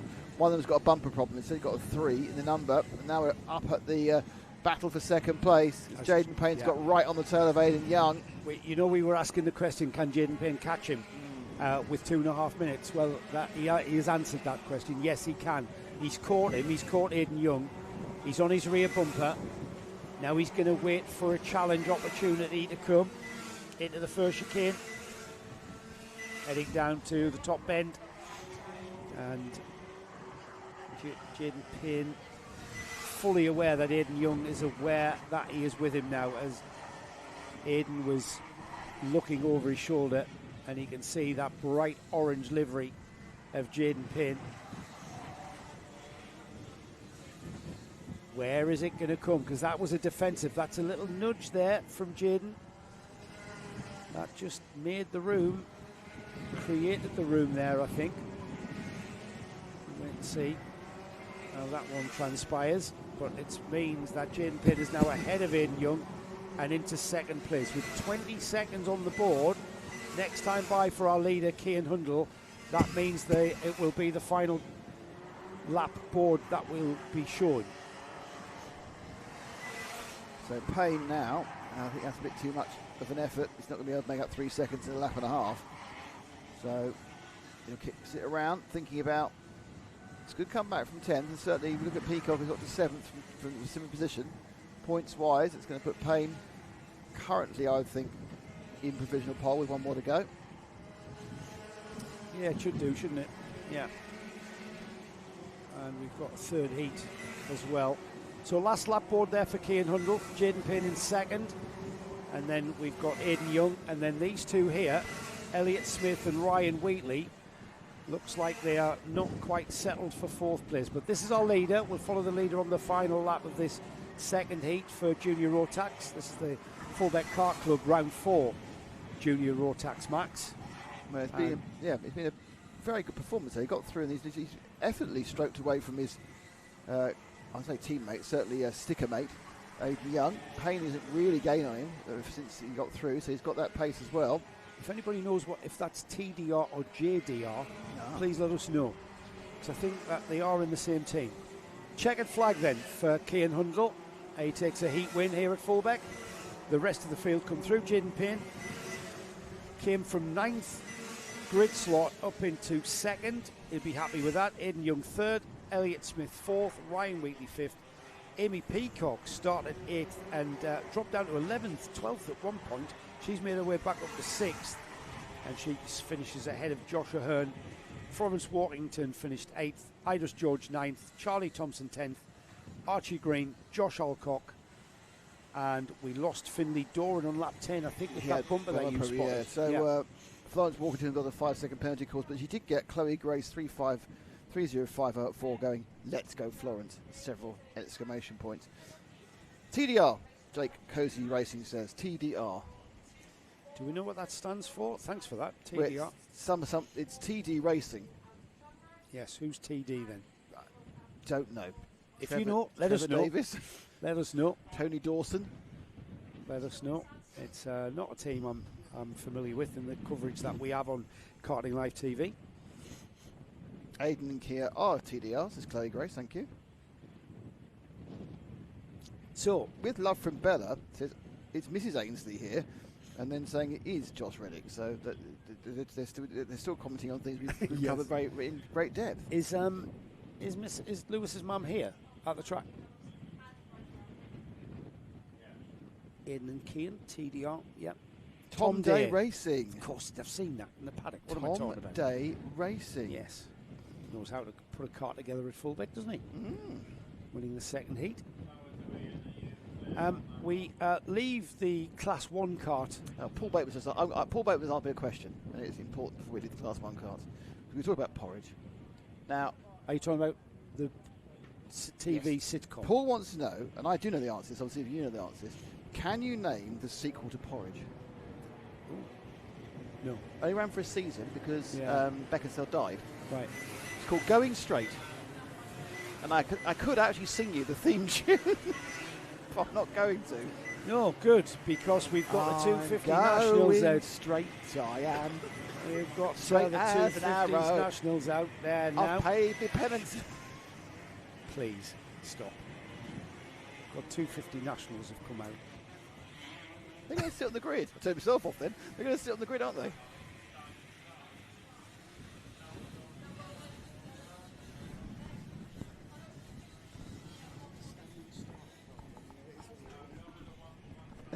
So this one was won in Heat 1 by Kieran Metzen. Yes. Remember? Who you will see at the Paddock Show. It was in the Paddock Show. In the Paddock Club. It's good how I remember more about who the Paddock Show than you did. Yeah, well, you did edit it. No, because I have to type the names in. Now, where is Kieran starting this one? He is down in the middle of the grid. He's came through in 12th there. So, our winner of Heat 1. So, this one is got at the front Don Brown, Jack Rolfe, Harry Morris, Lee Stamp, Tim Woods, Jack Bliss, Nathan Caddick, Jason Tucker, Sam Harrison, Matt Allnut, Aaron Powell, Kieran Metzen. Oh, I just love that camera angle. These are 250cc's, the Super 4 Championship, incorporating round 4 of the 250 National Fulbeck Kart Club Championship. And on that pole position is Don Brown, third in the championship last year, carrying the number 3. Jack Rolfe is the kart alongside of the number 41. There is Harry Morris, with alongside him Lee Stamp.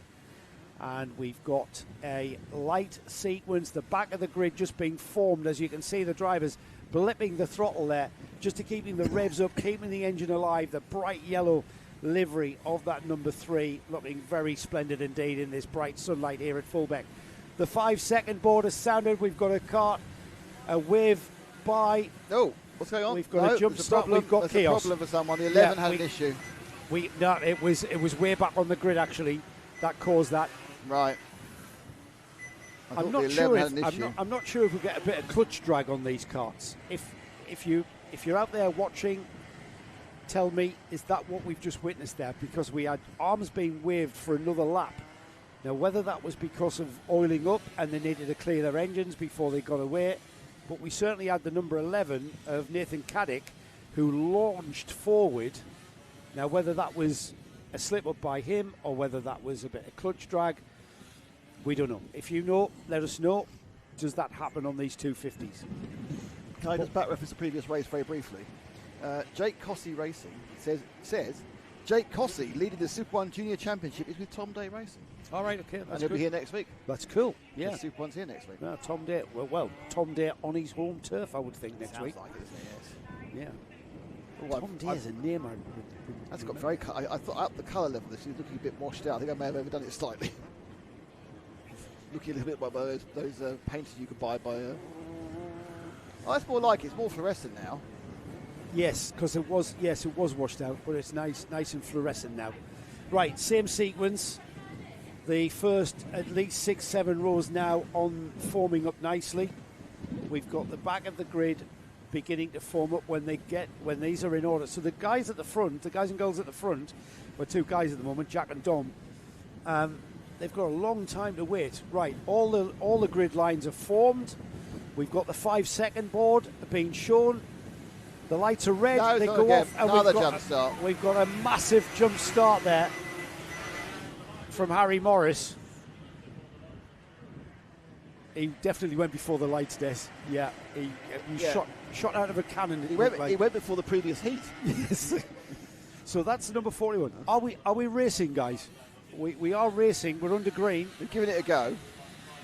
So he's going to get a penalty for that, is Harry, for a jump start. Quite a long way ahead, in fairness. He's massively ahead. That's the red and white card of Harry Morris, who as we saw there, flew through from. He's got a 5-second penalty. Well, Harry started on. I've got him down as starting 3rd, so he was only on the 2nd row. So Harry Morris leads on the road, but he's got a 5-second penalty.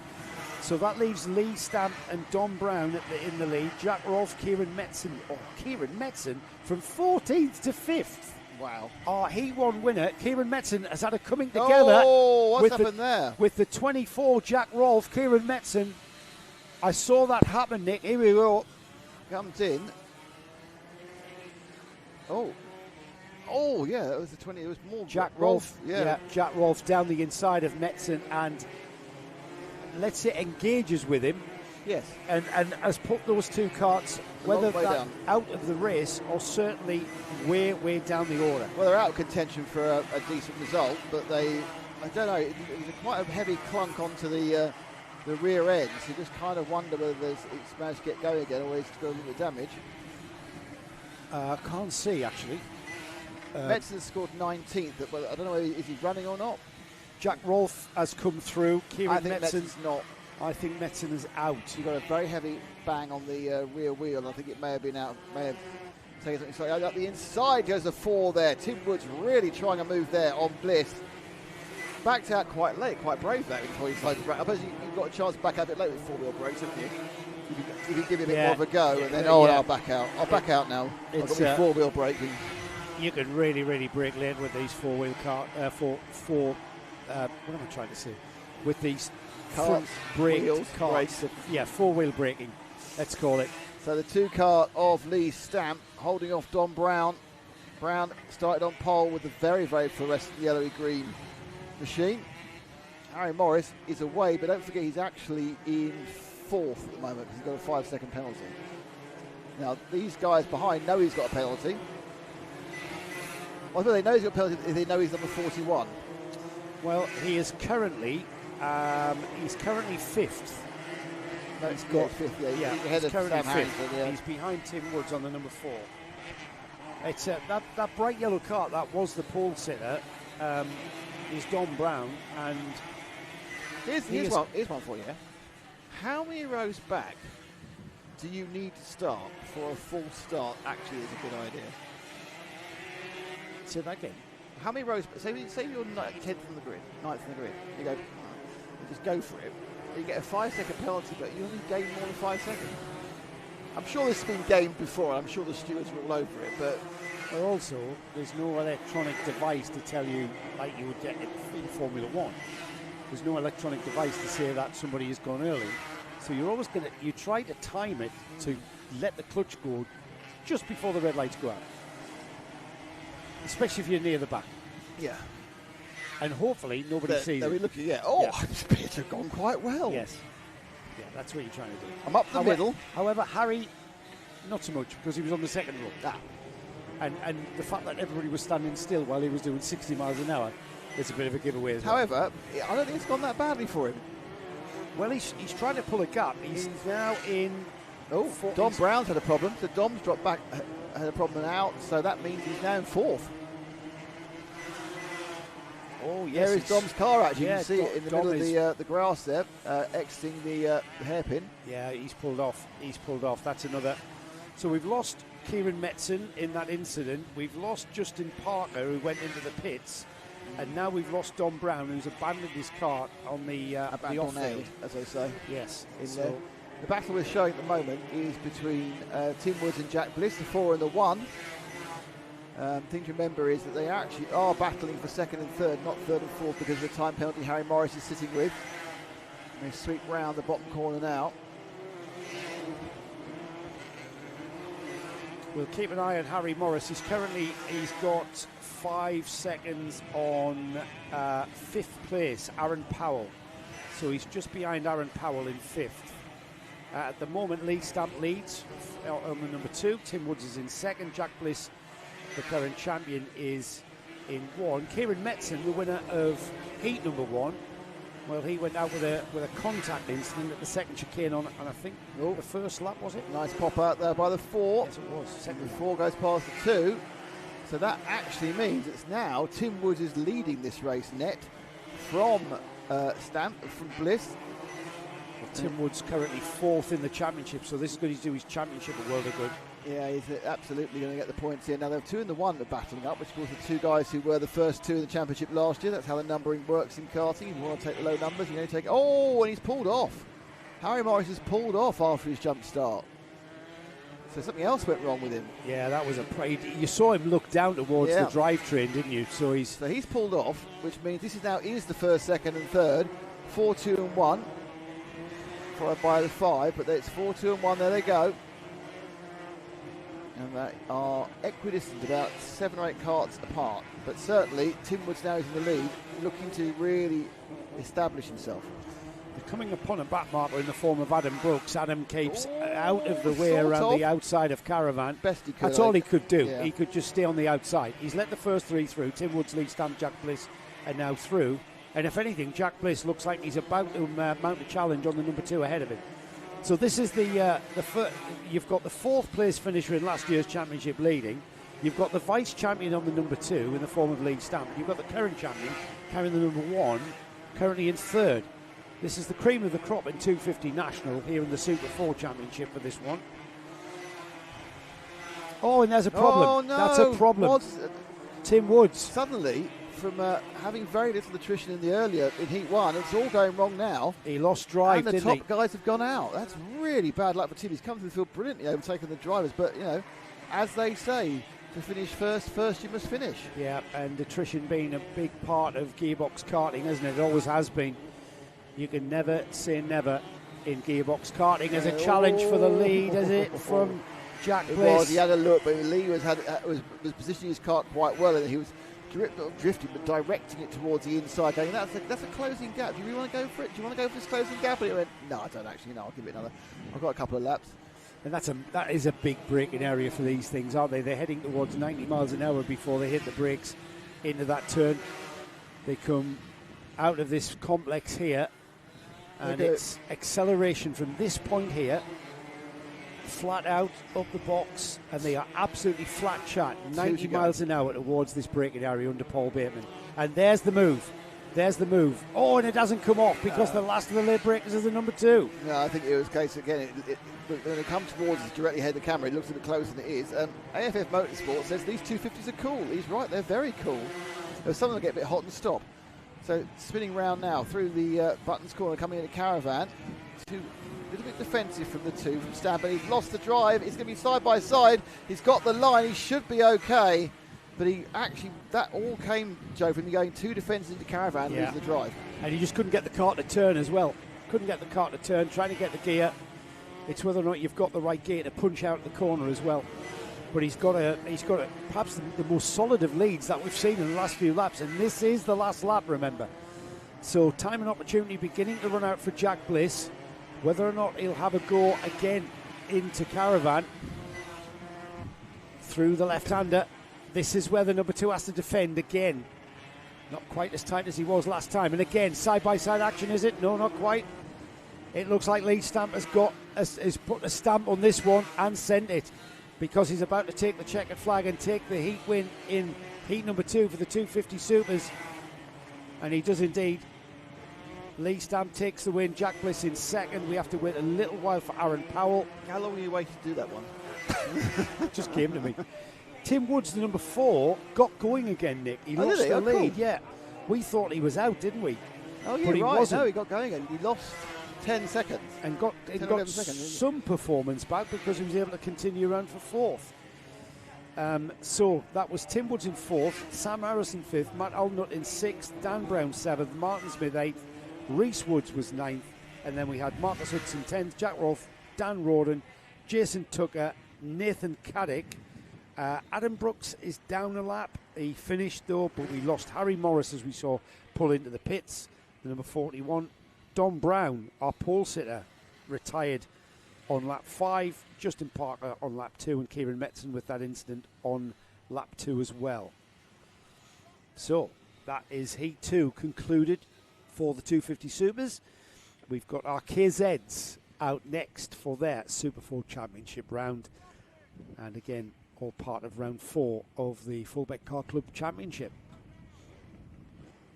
Who have we got to thank for this live stream, Nick? We have to thank Jade Karts. We have to thank AF Racing. We have to thank PFP Services Raider Karts. And we also have to thank the Last Lap Cafe, who provide all the food and the drink at the track. And of course the 210 Challenge and the Northern Kart Conference Championship. Northern Kart Championship. Well, a big thanks to the supporters who have, quite frankly, facilitated us being able to bring you all of the action from the Gearfest and indeed the Fulbeck Car Club Championship over the course of the 2026 season. This is certainly a favourite on my calendar. This Gearbox Festival, it's the second time that we've been able to bring you all the action on Karting Live TV. And you'll find out exactly why we love the Gearbox Festival so much. Off they go towards turn 1. And it looks like Ben McLeod on the Saudi kart into turn 1, and a little bit of fracas going on in the midfield there, as we had to we saw a few drivers shuffling left and right just to shake off those pesky competitors as they pour into the second chicane. We've got a little bit of contact down the field, but the leaders are through unscathed, and already we've got a train of KZs firing out of that caravan corner towards the paddock. Let's go Walshy 73, says Shaz Walshy. Started KZ2 November 2025, started karting 3 years ago. So that's Harry Walsh. Harry Walsh, so doing well. 73. Number 10, 10th place, they come down the main straight. Miles Murphy loses second place to Ellis Boucher into turn 1 for the second time. Ben McLeod is our leader. He started on pole. Miles Murphy coming back, side-by-side action into the chicane. That's not going to work, and Miles Murphy pays the dividends there and plays the disadvantage as Ralph Jungling, who had a retirement in Heat 1, he's about making up ground now, lost ground for the final, and that's the number 9, Ralph Jungling. I remember Ralph when he was in Cadets, Micromax or something. I remember the Jungling brothers. He's now up to 4th place. As they cross the line, he'll be up to 3rd, will he? Yeah. Indeed, he's up to 3rd behind Ellis Boucher. But Ben McLeod has got the lead by about 1.7 seconds, and we've got another challenge, Nick. Yeah, all action, early laps in the KZs. They come streaking up towards the second chicane. Looking slightly to the outside there was Youngling from Boucher. Ben McLeod away, of course, after a great opening lap. One thing about the KZs, they don't have the most varied of colour schemes, do they? Sort of oranges and red. Or red and white. Just one blue one, about 10th place, with wave there. I think that was the black and white one. Oh, over the curb there. I think Youngling, who lost a place to Murphy, then was right over the curb. He came diving in to try and get that place back again. That might be Lee Ward, actually. It was Lee Ward and Boucher, actually, as they fight through there. These orange and black machines come streaking down towards Paul. And the 1, 2, 3 is a warning. Oh, carts off. 2 carts off there. 3 carts off. 3 carts off. 85, 95 and 7, I think. 85 is Gus Lawrence, the newcomer. He's off with the 95. Running Craig out Mays. of space. Craig Mays. And I think the 7. I think it was a 7. If it was a 7, I think it was a 7. It's not. It was something Was like it Reece Duthie, the 37? Might have No, been. he's still going. So I think he's still going. We are just on a local yellow thing down there. I think we're okay apart from that. Here we go then across the line. McLeod, Jungling, Murphy, Lee Ward, Boucher dropping to 5th. Isaac Smith up to 6th. It was indeed Craig Mays, Gus Lawrence, and the number 1 Oliver Stewart involved. Oh, the champion. Yes, the current champion, the current Super 4 champion, Oliver Stewart, will score no points for Heat 2. Here they go. Running round now. So that's the 9 and the 3. That's 2nd and 3rd. They're 2.5 seconds approximately behind Ben McLeod. But it's Youngling who's leading in the 9, or 2nd in the 9 today. And then it's the 3. Running down behind him, that's Miles Murphy. You see the rest of the pack skips in behind. But it's been a really great run with Ben McLeod, Joe. He's just got in, and more importantly, he's made the break and then kept moving forward. Yeah, he has. He's pushed on, hasn't he? Fastest lap of the race last time by for Ben as well, 38.41. Everybody else behind him, 38.7, 38.5 for Jungling and Miles Murphy. This is the 2nd place scrap here. Miles Murphy ahead of Jungling again.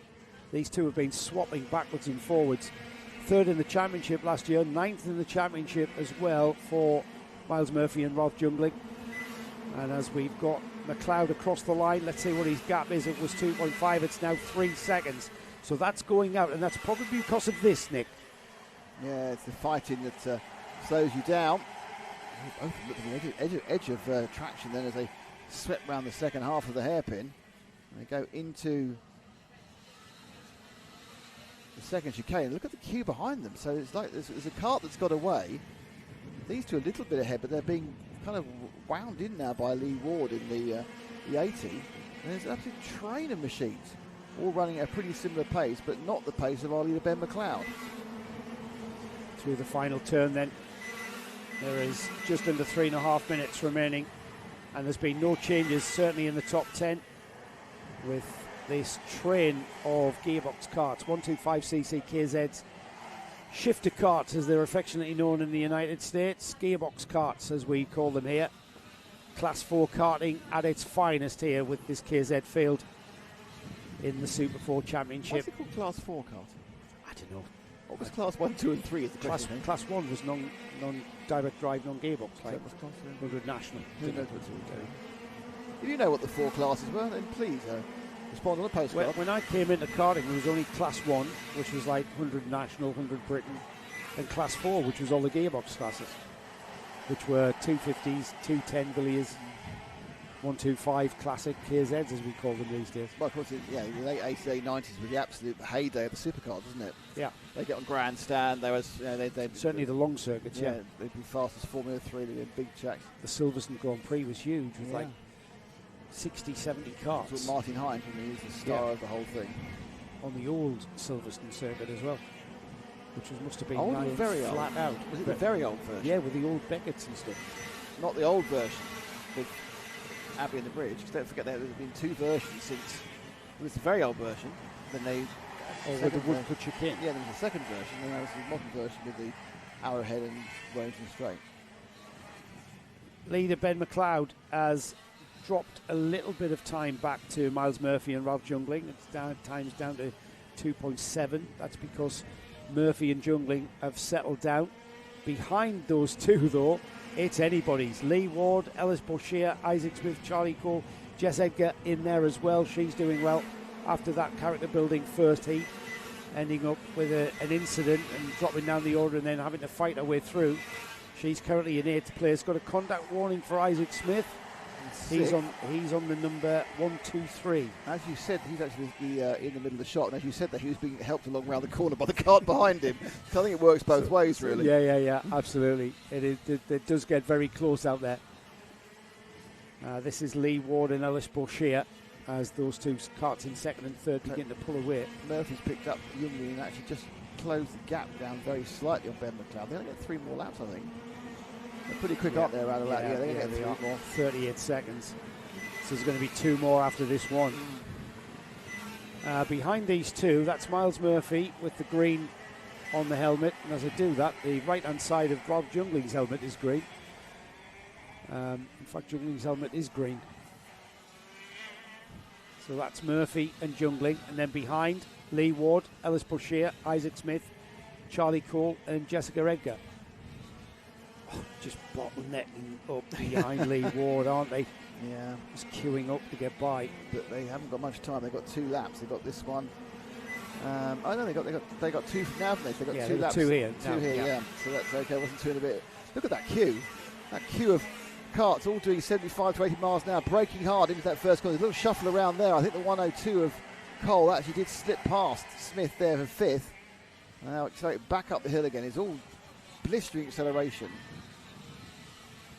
You know, it's similar. You know, Are we seeing Ralph Jungling on the number 9 there, just biding his time? No, and I think maybe he's dropping off. I think Murphy got past him. Both of them have pulled closer to McLeod. That's him on his rear bumper. He's got back again. Yeah. Yeah. So that's information from last lap when I looked.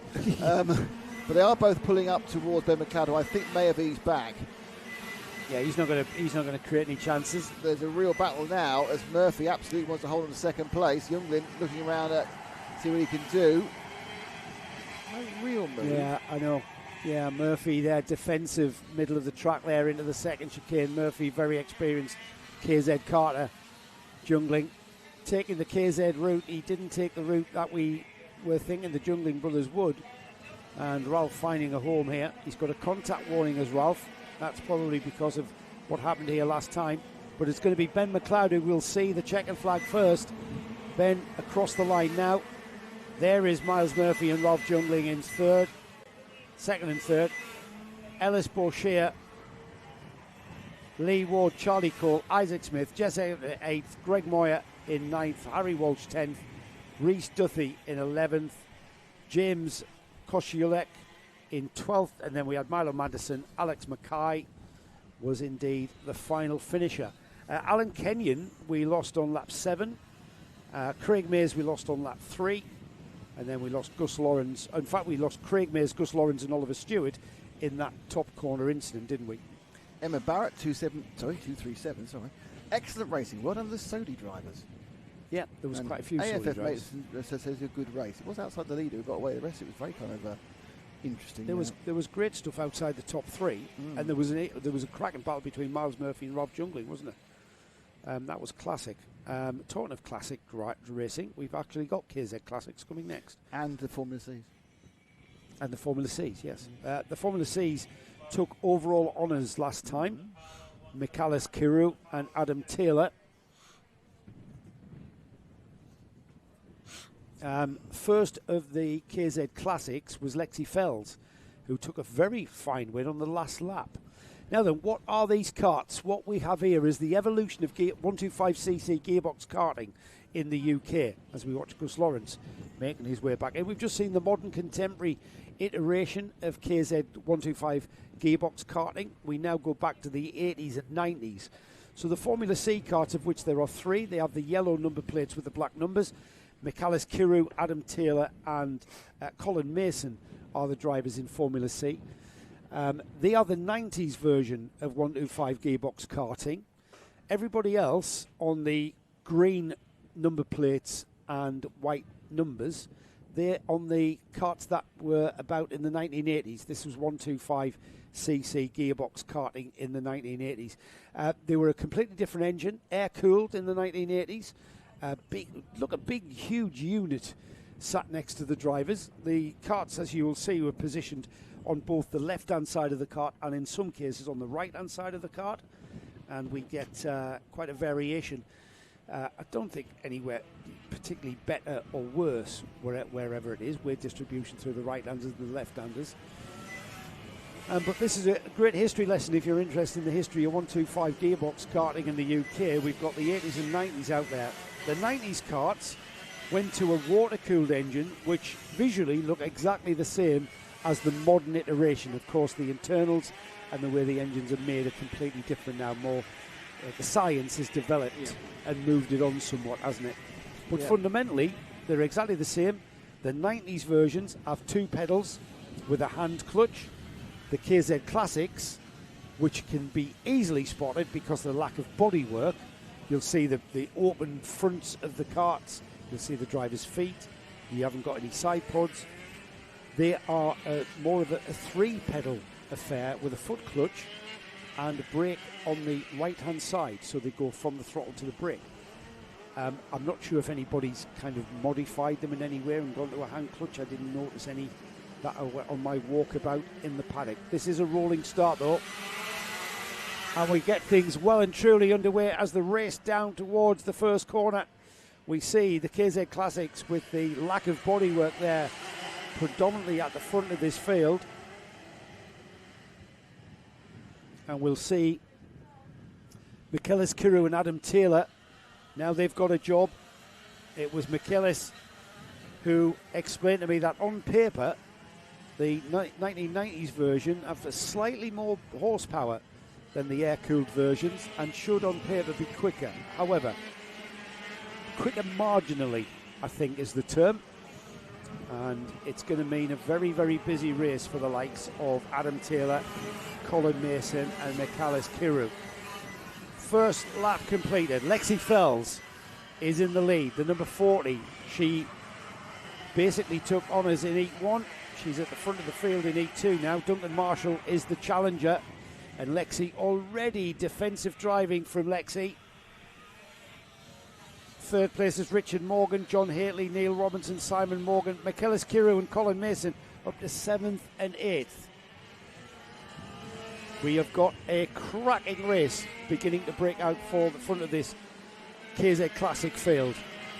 We put the Classic moniker onto this because this is really 125 Gearbox Karting Classics from the 1980s that we see at the front of the field. The yellow number plated karts there just making their way through. Michaelis Kiru and Colin Mason being at the forefront of the Formula Cs. They're basically 125cc Gearbox Karting from the 90s. The forerunner. Oh, and we've got it off. And that looks like Kiru. Kiru off at the second chicane. Not sure what happened there. We had a head-on shot. And Michaelis Kiru is off. I think it was Michaelis. We'll wait and see. As the leaders come through and cross the line. Lexi Fells, Duncan Marshall. Then we've got Richard Morgan. Oh, Neil Robinson into third. Ahead of John Haley. Richard Morgan down to 5th. Simon Morgan. Colin Mason, the first of the Formula Cs through, in 7th place. Matt Morgan, Taylor Ward, Dean Hawley, Mark Bailey, Luke Padley, David Kirkham. We've lost Adam Taylor on lap 1 from Formula C, and now we've lost Michaelis Kiru, has just gone through. So after that off, he has gone through at the tail of this field in 14th place.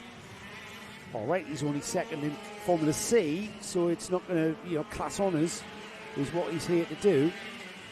But as we spoke to him this morning on the way in, Michaelis is all about the overall win, I think. So he'll be disappointed not to be at the thick end of this grid when we get to the final, because of course he's lost a lot of points here. We've got some cracking midfield battles going on there. Into the chicane there. The midfield getting very, very busy. But the leader, Lexi Fells, is leading by a gap of just under a second there. She's just put in the fastest lap of the race there, 41.7. They've just gone underneath us now. Duncan Marshall in second. There's third place, Neil Robinson. And then we've got this battle here. The 3 karts of John Haley, Richard Morgan and Simon Morgan. Simon Morgan moving down the inside of Richard.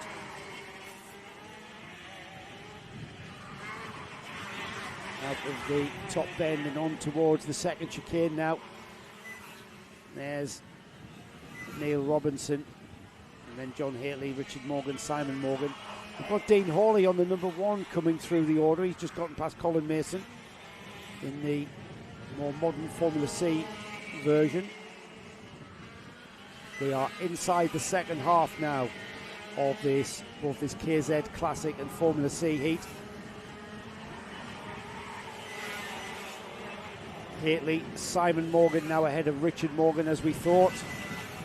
The rest of the order coming through.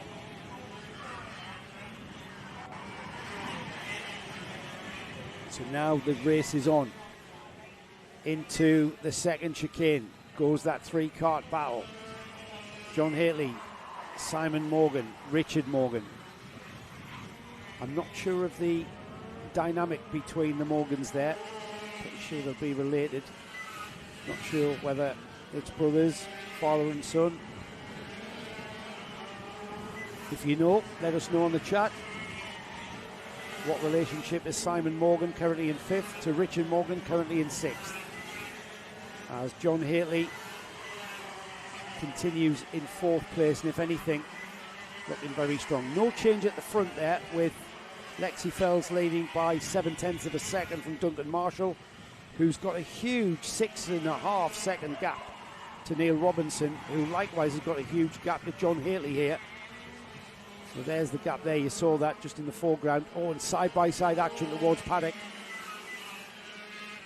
As John Haley comes under even more pressure, side-by-side action out of the boot and through the final turn. How has it gone? No change across the line.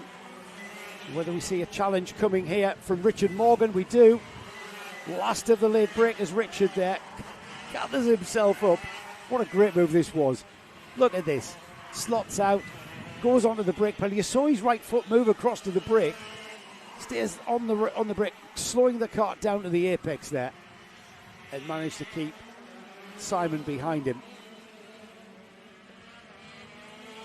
That's the leader, Lexi Fells, who has still got an 0.8 of a second gap between herself and Duncan Marshall. They have got 90 seconds remaining in this one. 90 seconds in one lap, that is. And Lexi looks relatively comfortable there, doesn't she? Great drive here from Lexi, just using all of the road into the paddock. Again, getting the kart across to the right as quickly as she possibly could out of caravan, letting the kart drift through paddock. Beautiful line there from both of these, Lexi Fells and Duncan Marshall karts as they cross the line. There's going to be 2 more laps of this race. They're lapping in 41 seconds. We had about 58 seconds on the clock there. So 2 more laps for Lexi Fells to continue doing what she's doing, getting into that rhythm of up and down the gearbox. Becomes a rhythmic timing.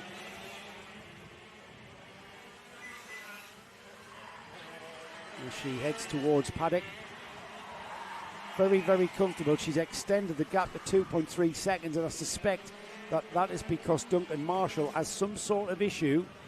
He was 0.8 of a second a couple of laps ago. He's sort of dropping back slowly, I think, every lap, isn't he? He's just a little bit off the pace after, you know. Whether or not he's just wet. I was talking to these guys, and they were telling me that if they can feel the engine temps going up because of the lack of power, and they can feel the lack of power, so they just back it off, stop revving it hard through the gearbox. It'll be the last lap board for Lexi Fells. Is there any way they can get more cooling into the machines, or not really? They're air cooled. Oh, air cooled, of course. Yes. Yeah. Yes, that explains it. Yeah, air cooled. They sat right there without any kind of restriction of airflow across the kart. Final lap there, big lump of a square block on these karts. There's Lexi, who has absolutely dominated. How did she do the last one, by the way? She won it. Won both of them, okay. She took Neil Robinson, who's currently 3rd in this one. She took him on the last lap, which we missed. Didn't miss anything. Didn't happen. Nothing we've missed ever. So Fells absolutely enjoying this KZ class. Obviously he's got the Formula C, one of the 3 Formula C drivers. If he takes the win, Duncan Marshall will come over in second. Is he a C or is he a classic? He's a classic. So second, the winner. Yeah, all the classics are there. Yeah. We've got 3. That is Robertson, also in a classic, finishes there as well. Yeah, the first of the Formula C's are down in 13. That's Nicholas Carew. Formula C? See again? Is it Lexi Formula C? No. She's got a full body kit on it. No, she hasn't. She's got an awning. She's got a fairing. Have a look at the front of the cart. They've got body they've got steering fairings, but that's about it.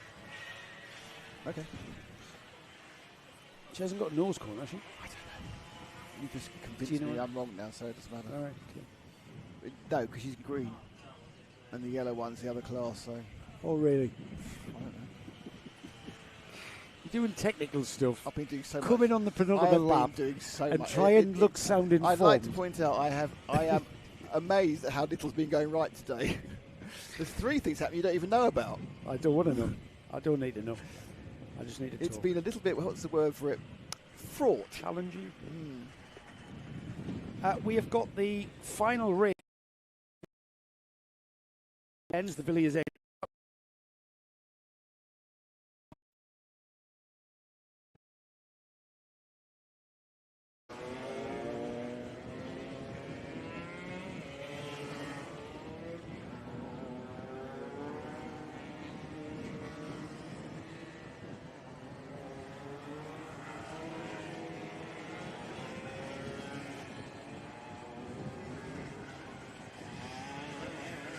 So with inside of the final minute then of this race, Harry Morris has been very dominant here. 5.5 seconds is the lead from Lionel Sifley, the winner of the first heat here.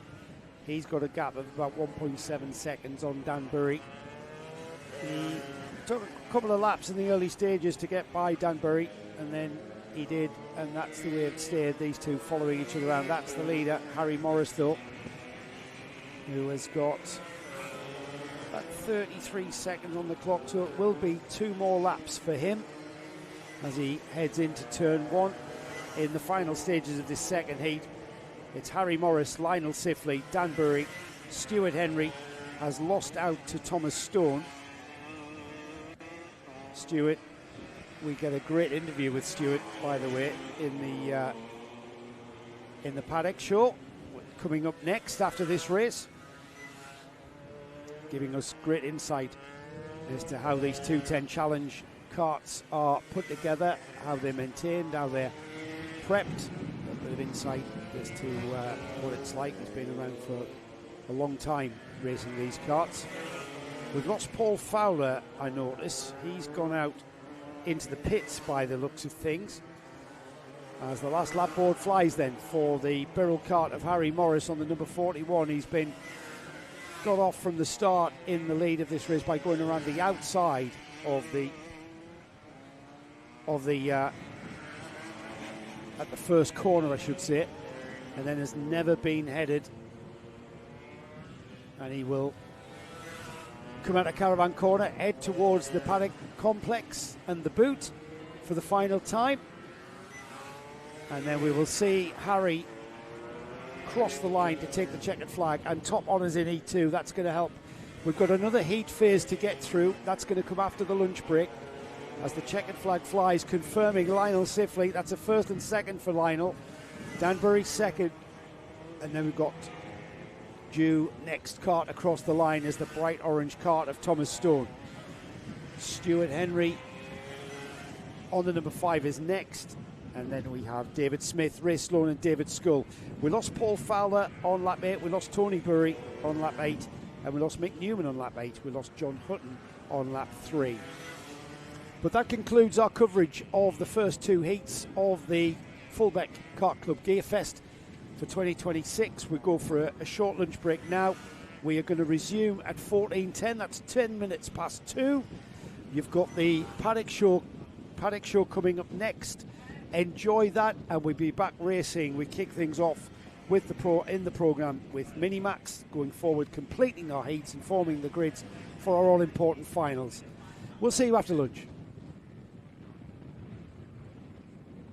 Well, hello and welcome to the most fantastic competition of the entire year here at Fulbeck Kart Club, Joe. Yeah, Fulbeck Kart Club Gearbox Festival. We've got all of the classes. We've got the 250. No, not 250s. KZs. We've got not KZs. No, we've got KZ Classics. Not the classics. What do you mean? What do you mean? What's not like? Oh, Joe, it's not some ridiculous karting thing. It's the cake competition. You're going to need this. I've got to put it on, have I? Oh yes, Chef Joe.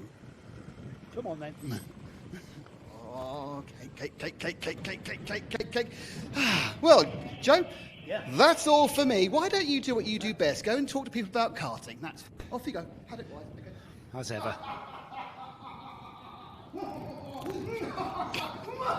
This is the second year now in a row that we've done the Gearbox Festival, and this lady here, Julie, here from Fulbeck Kart Club, is the reason why we're here on Karting Live TV. Julie, again, grids, all the Class 4 classes are represented really well. But for Nick Damon, this aspect of the Gearbox Festival, the cake competition, is his favourite bit. Now, just explain to our viewers what is it all about? Because it's all for a good cause that people have gone to this effort, isn't it? Yep, absolutely. So we've the 210 Challenge started this on their 40th anniversary and invited the other Gearbox classes to participate. They've all made them themselves. We've judged them. First place for all the classes, and they have a prize of an apron and a chef's hat, and all the cakes are now being sold for the Links and Knots Air Ambulance charity, of which we did need this event last year. So it's a very worthy cause. So who are the winners then? Can you disclose that at this point? So they're all very good, I've got to say. The winner in this class was this one. Right, that's the 210 challenge. 210 so that's an Oreo cookie, That's isn't an it? Oreo cookie, yes. That's double cookie. The winner in the KZ class was this fruit cake, which is really good. Is that a fruit cake? That was Ralph Youngling who made that one. Oh, mega. Yep. The winner of the 250 class was these cakes with the spark plugs on the top. Ah, yes, very good. Yeah. The winner of the KZ Classic was this one, which is homemade flapjack with homemade jam from his allotment, for the fruits from his allotment. Dear God. And then the Formula C winner was these. These massive And I can't remember cupcakes. Yes. Yes. Oh, it's got the first place. Yes, it has. So as I say, they'll all be sold for the air ambulance throughout the day before they all melt. I suppose, Julie, the question is, do you take cards? Yes. Excellent. That's good then, isn't it? Cash is better, but we take cards. We're here at the Fulbeck Gearbox Festival, and that means the fastest karts, well, certainly in the UK, if not the world. KZs are I'm a massive fan of KZs, purely for their performance. Gus Lawrence here is on the number 85. Gus, every time I see you boys and girls out there from those standing starts, it's quite mind-blowing. Is it the same in Saturn 1? Yes, I believe the top speed is around 148 kilometres. So I'm not sure what that is in miles per hour, maybe 90, 92, 93. It's getting towards 100 miles an hour, that. Yes, it's not far away. Yeah. But this will actually be my first race in KZ, so standing start-wise, it's going to be a new experience for me. I've done a few practice starts, and then when you get it right, it's like launch control in a racing car. It's right. It's so what karting have you come from before you did KZ? I've raced from a young one, all of the classes, all the way up to Senior X30, right, where I still race Senior X30 now. But I'm just doing this like it's a bit of fun with my father. Right. And it's first race. So I've just got into this. Obviously, it's quite different when you've got front brakes and 6 gears compared to a normal kart, which hasn't got that.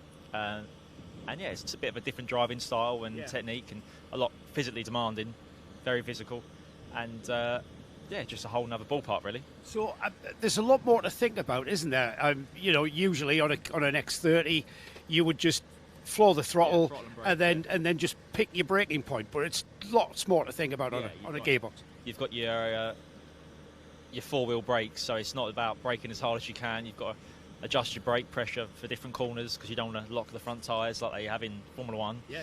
And then you've got gears to go back down and then go back up as you get off the corner. So it's all about the right timing. Yeah, it's engaging. There's a lot going on, so it's a whole nother ballpark. We will bear that in mind when we see your first standing start. Have you been practicing any? I've practiced, but they seem okay. Obviously, I don't know what everyone else's are like, so we'll see. And obviously, it's easy to do it when you're choosing when to go, let alone when you have to respond to a set of lights. So that's going to be. That's what we love about it. Yeah. So I'm hoping for my first race. Obviously, it's 3 heats and a final. I'm hoping I'll be near the back for my first race. Just so if I do mess it up, it's not going to be that bad. But I wouldn't like to start at the front and waste my opportunity at the starts at the front. So see how we go.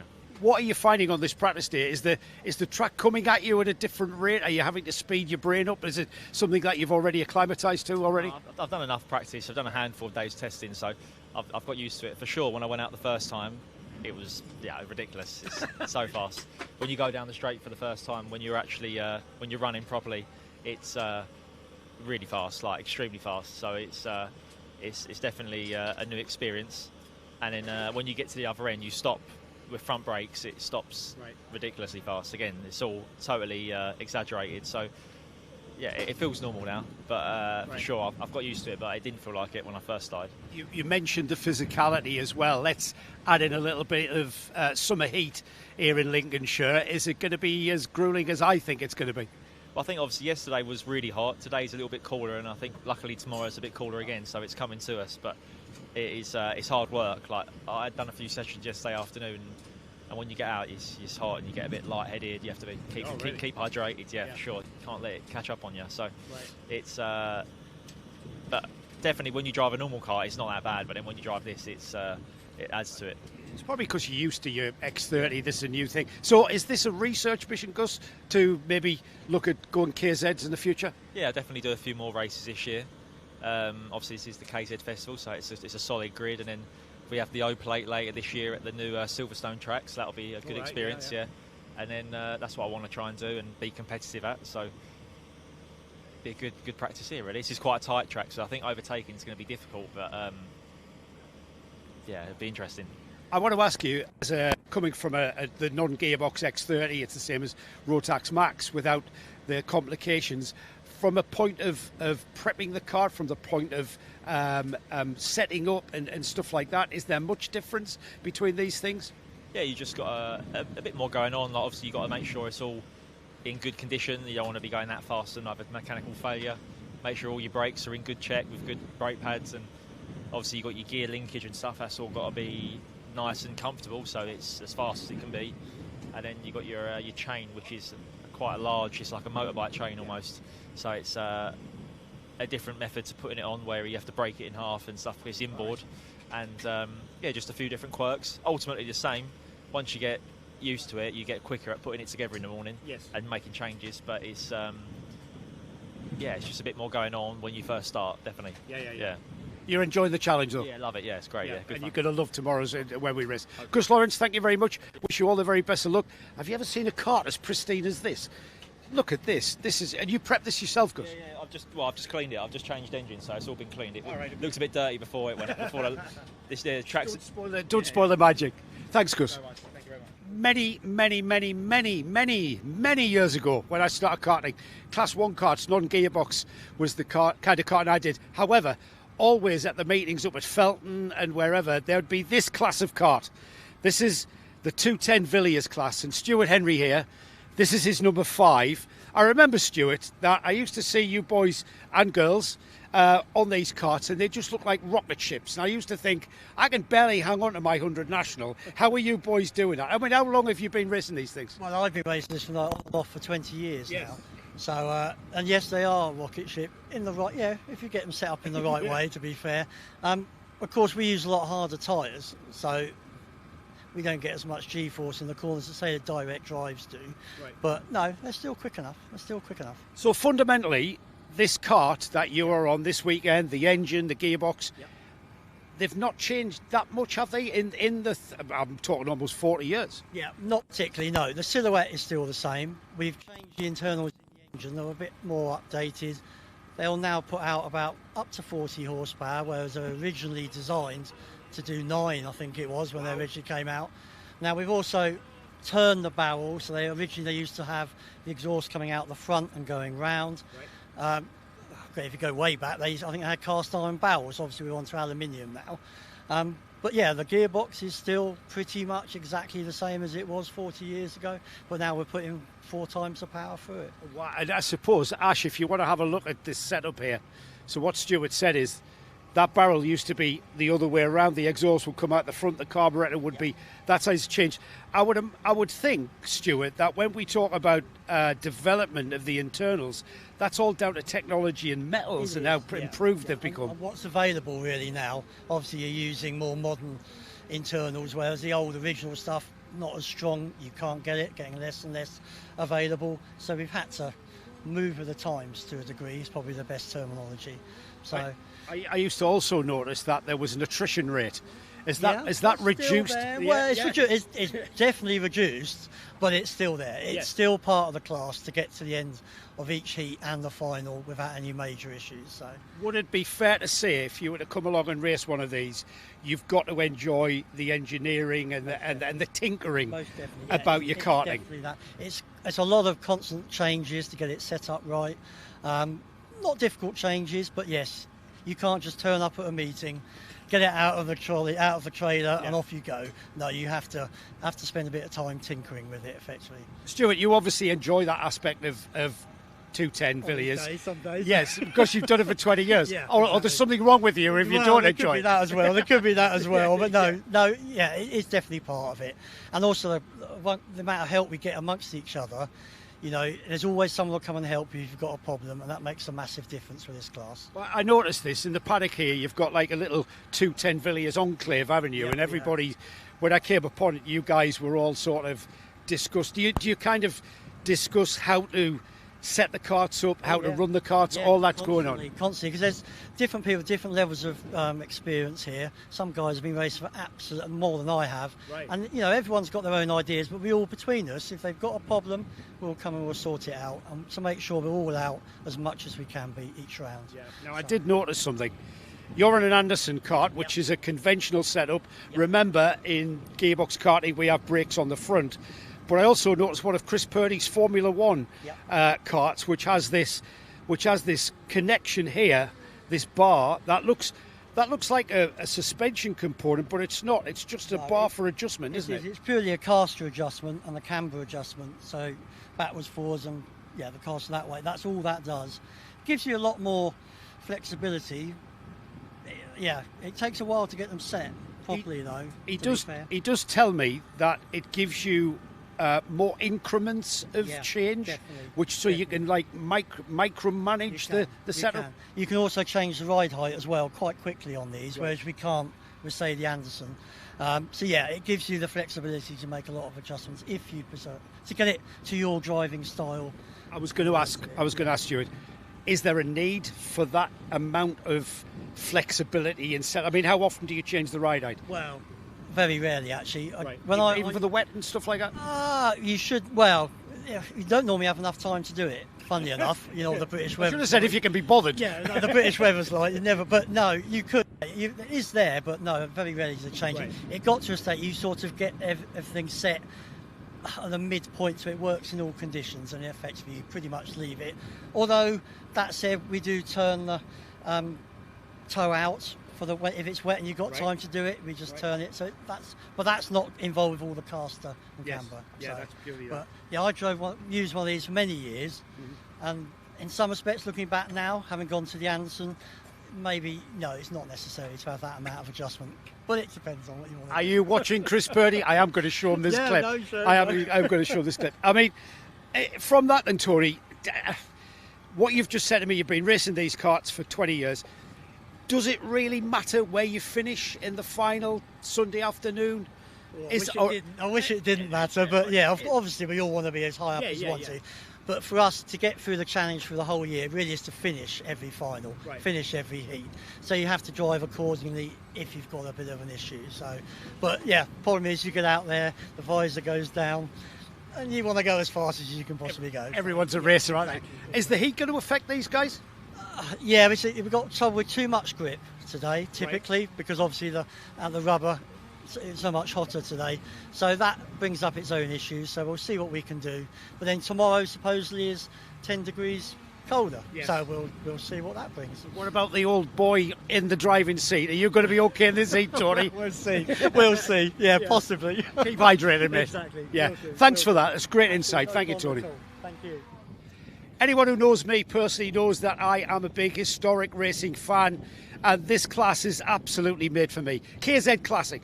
There's a reason it's got the classic moniker, and David Kirkmeyer will be driving the number 4. David, the term classic means it's from a period in history of karting. When is that? Era, up to the 1990s. The lost era, I think. The best era. Absolutely, that was my era. By some stretch, the best era. So how old are these karts in KZ Classic?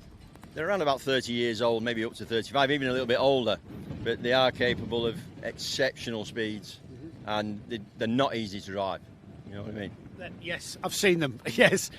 That's a big barrel air-cooled motor, isn't it? What size motor? What's the output? 125. That's 125 TMK5. So it's the baby sister of all the modern KZ karts you get today.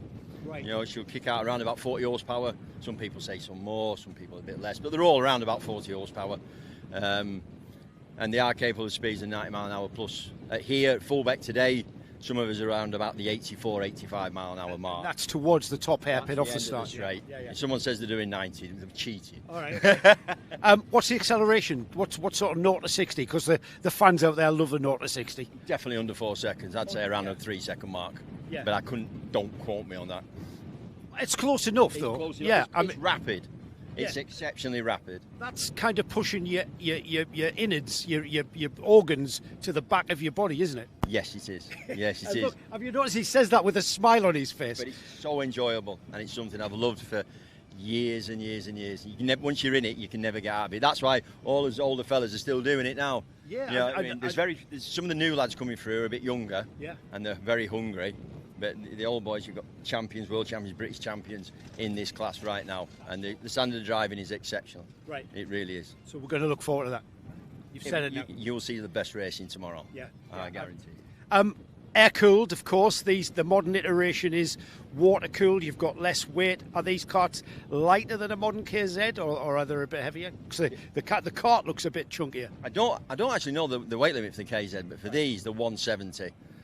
Which most of us are around about that 175, and try and get a few pounds off. Well, when you consider a Rotax Max is 162, or the heavier class is 177, and you're being propelled by that thing. Yes. Yeah, that puts it into a bit of context. It does put it in perspective, yes. Yeah. Tyre-wise, hot weekend, the kind of power, the kind of grip level we're going to see. Are tyres going to feature towards the end of the afternoon tomorrow? I would say they would, yes. But we are in a harder compound than the KZs by about a second and a half a lap. All right. But all these tyres will end up cooking. They're screaming for mercy now. So we'll find out tomorrow when you start getting up to 11, 12 laps. So you're going to have to set them, get it right, or you're going to cook them. Are we going to see some driver management in the heats phase? You could. I'm trying to ease off. If I was leading, I'd be easing off. But the chances of that might be a bit slim because it's exceptionally competitive. As long as we're competitive, and we're usually thereabouts, I'm more than happy with that. Yeah. How reliable are they? Because with Gearbox Karting comes I don't mind an attrition factor. We talked to the lads at 210s in the 210 challenge on the Villiers. The joy is keeping these karts running. Is there a little bit of that as well? This kart has been fantastic until this weekend. And All now right, okay. we've had 3 runs and 2 seizes, and we can't put a finger on it. Seizes. All right, I remember those. Yes, broken pistons. Right. You know, going very well, and out the blue bump. So we'll see if we fixed it this time. We hope. Well, David, this is the practice day. Get all of the crap out of the way for practice, and you'll be fine for the race. Thank you very much. I appreciate that. Thank you. Great stuff. Looks like you're going out as well. Are you going out? Yes, I better get changed. Better get changed. Thank you, mate. fellas, thank you. The Super 4 Championship is a part of the Gearbox Festival at Fulbeck, and the 250 National Class is what that championship is all about. Kieran Metzen here is running the number 7 tomorrow. Is that a seeded number, by the way? That was from last season's Super 4 Championship, so the seeding is off that championship alone. It's probably the highest level of the short circuit sort of championship, so it'll be 1st to 10 are all seeded. I think 1 to 5 are here, 6 has got its own number, and then I'm running the 7. So yeah, seeded number from last year. I like that because it makes me sound informed when I say Kieran Metzen 7th in last year's championship, because you've got a seeded number. Right, tell us about the 250. What sort of power output have you got from this thing? So I haven't actually dynoed this one, but you're looking between the 65, 70 horsepower. cylinder, obviously 250. The twins, the quick long circuit twins, post about 100. These a little bit less, about sort of 65, 70 on a good day. On something that sort of resembles a T-train, weighs not much heavier. That's that's like driving a firework, I bet. It is. It's quick out the corners. You know, that's the true thing. The acceleration. Right. Obviously, we've only got 5 gears. The KZs are going to have 6, so there's a bit sort of longer ratios, but it still fires out really really quickly. Sort of 0-60 about sort of 3.5 seconds if you get the launch right, which we don't always. But yeah, they stop as quicker than they go. So. Yeah, they're quite brutal, yeah. Brakes on the rear axle and on the front in gearbox fashion. Single disc on the rear, one each side on the front, similar to obviously KZ setup. Stops like that. So tell us a little bit about Fulbeck then. You go off the start, the top hairpin, what sort of gear will we expect? Would you be expected to be in off the start, say, before you think about braking? So if you get the start right, hopefully you'll be getting into 4th. If you've had a good launch, if you've had a bad launch, maybe you get into 3rd. But yeah, generally, obviously, going standard, you'll be in top 5th gear and then coming down the gears. But off the start, up into 4th, probably around 70 mile an hour, 75 before you start thinking about hitting the brakes. What gear are you taking for the hairpin at the sweeping hairpin at the top? Again, it depends on sort of if you're fighting, you're trying to get out of the corner, you might drop it down to sort of 1st. If you've got a good run, it should be 2nd gear, there or thereabouts. When you say might, it's a hot weekend here, Kieran. Is that something that's going to be in your mind? Are you talking about engine management as well as tyre management? Today it is massively. Tomorrow shouldn't be as hot. But today, I mean, I'm not to actually go and have a look at the radiator because we were getting up to the red lights flashing on the dashboard halfway through. So it is a bit of engine management.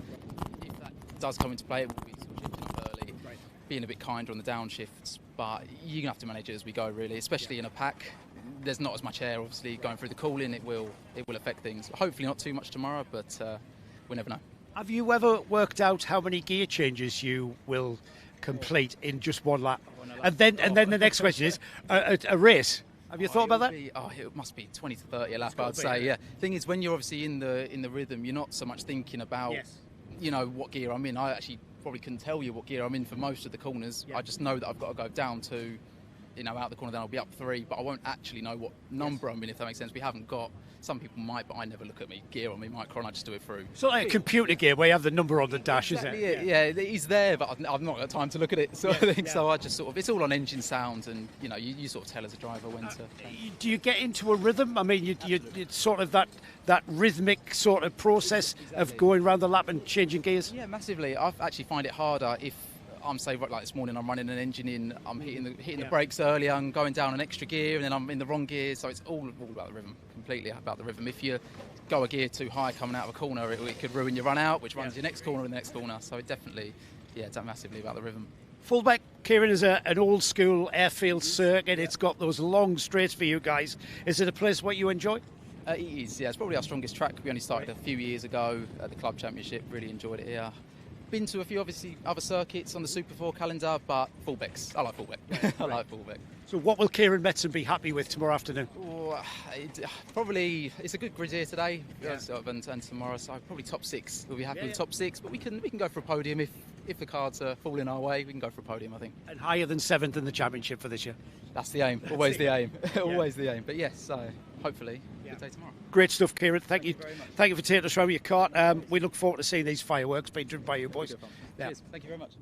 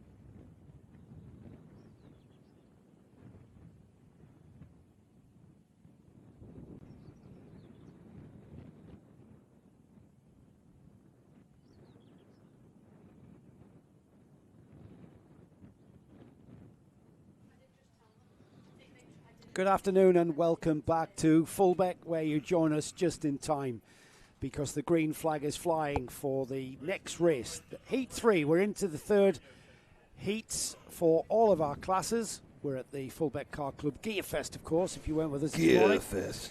Where were you? Why weren't you with us? Exactly. Hopefully, Joe, they've watched the paddock show. They now know what was the most important thing of the whole weekend. Yes. The cake competition. Yes. If in doubt, All about cake. Eat cake. Nick loves cake. oh, and you don't like cake. I like a bit. I think Lara likes Can't cake. eat sponge I think cake. Lara likes cake most. Lara is the cake eating champ. If there was an Olympic cake eating team, Well, East team. we'll do that again. East team, yeah. Come again. She'd Come be back on again. it. She'd be team captain. Should we see if we can do a grid? This is real kind of just a guess. Let's see if we can do a Well, grid. I've got the grid in front of me. Which, but if which you heat wanna- is it? It's the third heat. Is it Minimax Heat 3? Yes. Here we go. Here is the grid. Eva Jones, who's had 2 second spots. She She's has got had 2 9 second seconds of spots. those 6 cars. Stanley Gill alongside. Finley Thompson and Arthur Jardine are on row 2. Row 3 is Cairo Subaida and Ronnie Griffin. And then we've got row 4, George Allison and Kasim Iqbal. And they're about to start. Here we go. And we're away, and it's a clean start for this, the third heat, Minimax 950. Keep an eye on George Allison on the number 119 near the back of the field. He has been absolutely brilliant. 2 third places for George. He's on a novice plate. He doesn't drive like he's a novice, so I think he's an experienced novice, let's say.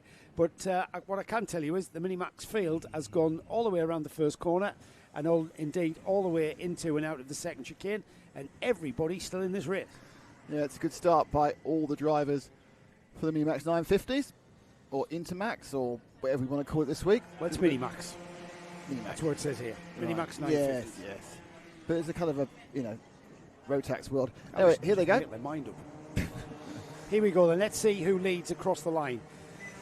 It is indeed Finley Thompson, Arthur Jardine, Ronnie Griffin, Eva Jones down to 4th.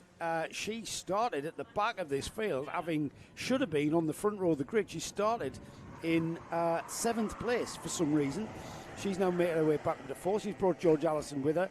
He's in 5th. Then we've got Stanley Gill, Kasim Iqbal and Cairo Subaida round off the field. But it's Finley Thompson, the winner of both Heat 1 and 2, on target for a complete 100% finish rate. Clean sweep. Playing battle here is between 3rd and 4th. That's Ronnie Griffin, Eva Jones. Eva's been up in the top 2 on a couple of occasions, so she's looking to get past Ronnie. Though Ronnie was a stalwart defender of his 3rd place last time out. And those 2 youngsters are joined by George Allison and Stanley Gill. A little bit side by side action coming out of the paddock boot area, and that could have ended up with tears. However, everybody survives it. Finley Thompson, Arthur Jardine, they've broken away. Eva Jones has got by Ronnie Griffin. I think that's what I saw. A little side by side action. Ronnie Griffin now has George Allison to contend with Stanley Gill in 6th place. So as they filter their way through the second chicane, there is 1st, 2nd, 3rd, 4th place there, Ronnie Griffin. And that black and gold card of George Allison has been... Now, he inherited 3rd place, I've got to say, in the second heat. He wasn't running 3rd until that incident that took out 2 carts at least at the top end. George was there. George was there to reap the benefits, and that gave him 2 third-place finishes in both the first and second heat. So he's on target for a good high up the grid starting order for the final. Yeah, kids come around the bottom corner, a little bit wide there by, I think that was Arthur, was it? Was it Ronnie? Because I'm just trying to pick up now. It was Arthur, but under pressure from Eva, but she couldn't get up the inside. That's the blue and white cart. Is Eva? Good gracious me! I need to get some new teeth after lunch. I'll tell you what, that is really, really tricky. The cart underneath Arthur Jardine seems to be struggling for a little bit of grip. He's sliding about, and is she going to get the inside? Well, that's what I was thinking there. Yeah. I'm probably waiting for his tyres. His tyres should be on. His tyres should be in now. Now he just regains his composure a bit because Eva is now right on his rear bumper. Yeah, she's got a chance now. I don't think she's going to get enough chance to dive in here, but he was wide last time. This time Arthur much better on the racing line there, right round, swept round the hairpin, perfect line. And looking left, looking right from Eva, but there's not much she can do whilst Arthur's driving this well. Oh, That's where you get away with that because it's an unsure pass. You may have lost 2/10, 3/10 of a second with that oversteer, but nothing the other person following you can do. Just carrying a bit too excess speed, didn't get the kart slowed down enough, and then hangs onto the oversteer through the important section, which is the exit. But that hasn't disadvantaged him, or has it? Oh, she's side by side now. Well, that same thing, Nick. The kart started to sleuth sideways, and that allowed Eva in, but she's got to slot back in behind. There they go now.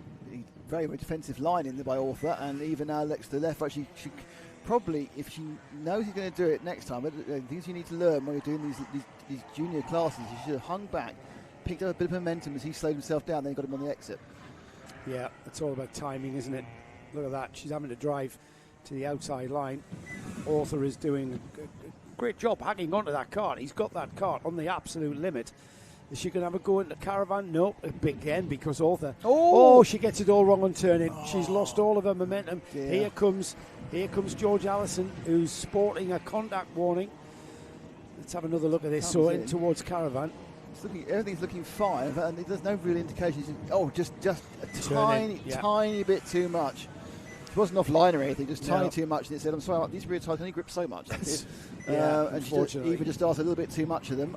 Not lost a position though, but she's lost a chance to immediately take up the cudgels of an attack on Arthur. But Ronnie Griffin driving so far. Ronnie Griffin has dropped from 4th place to 6th.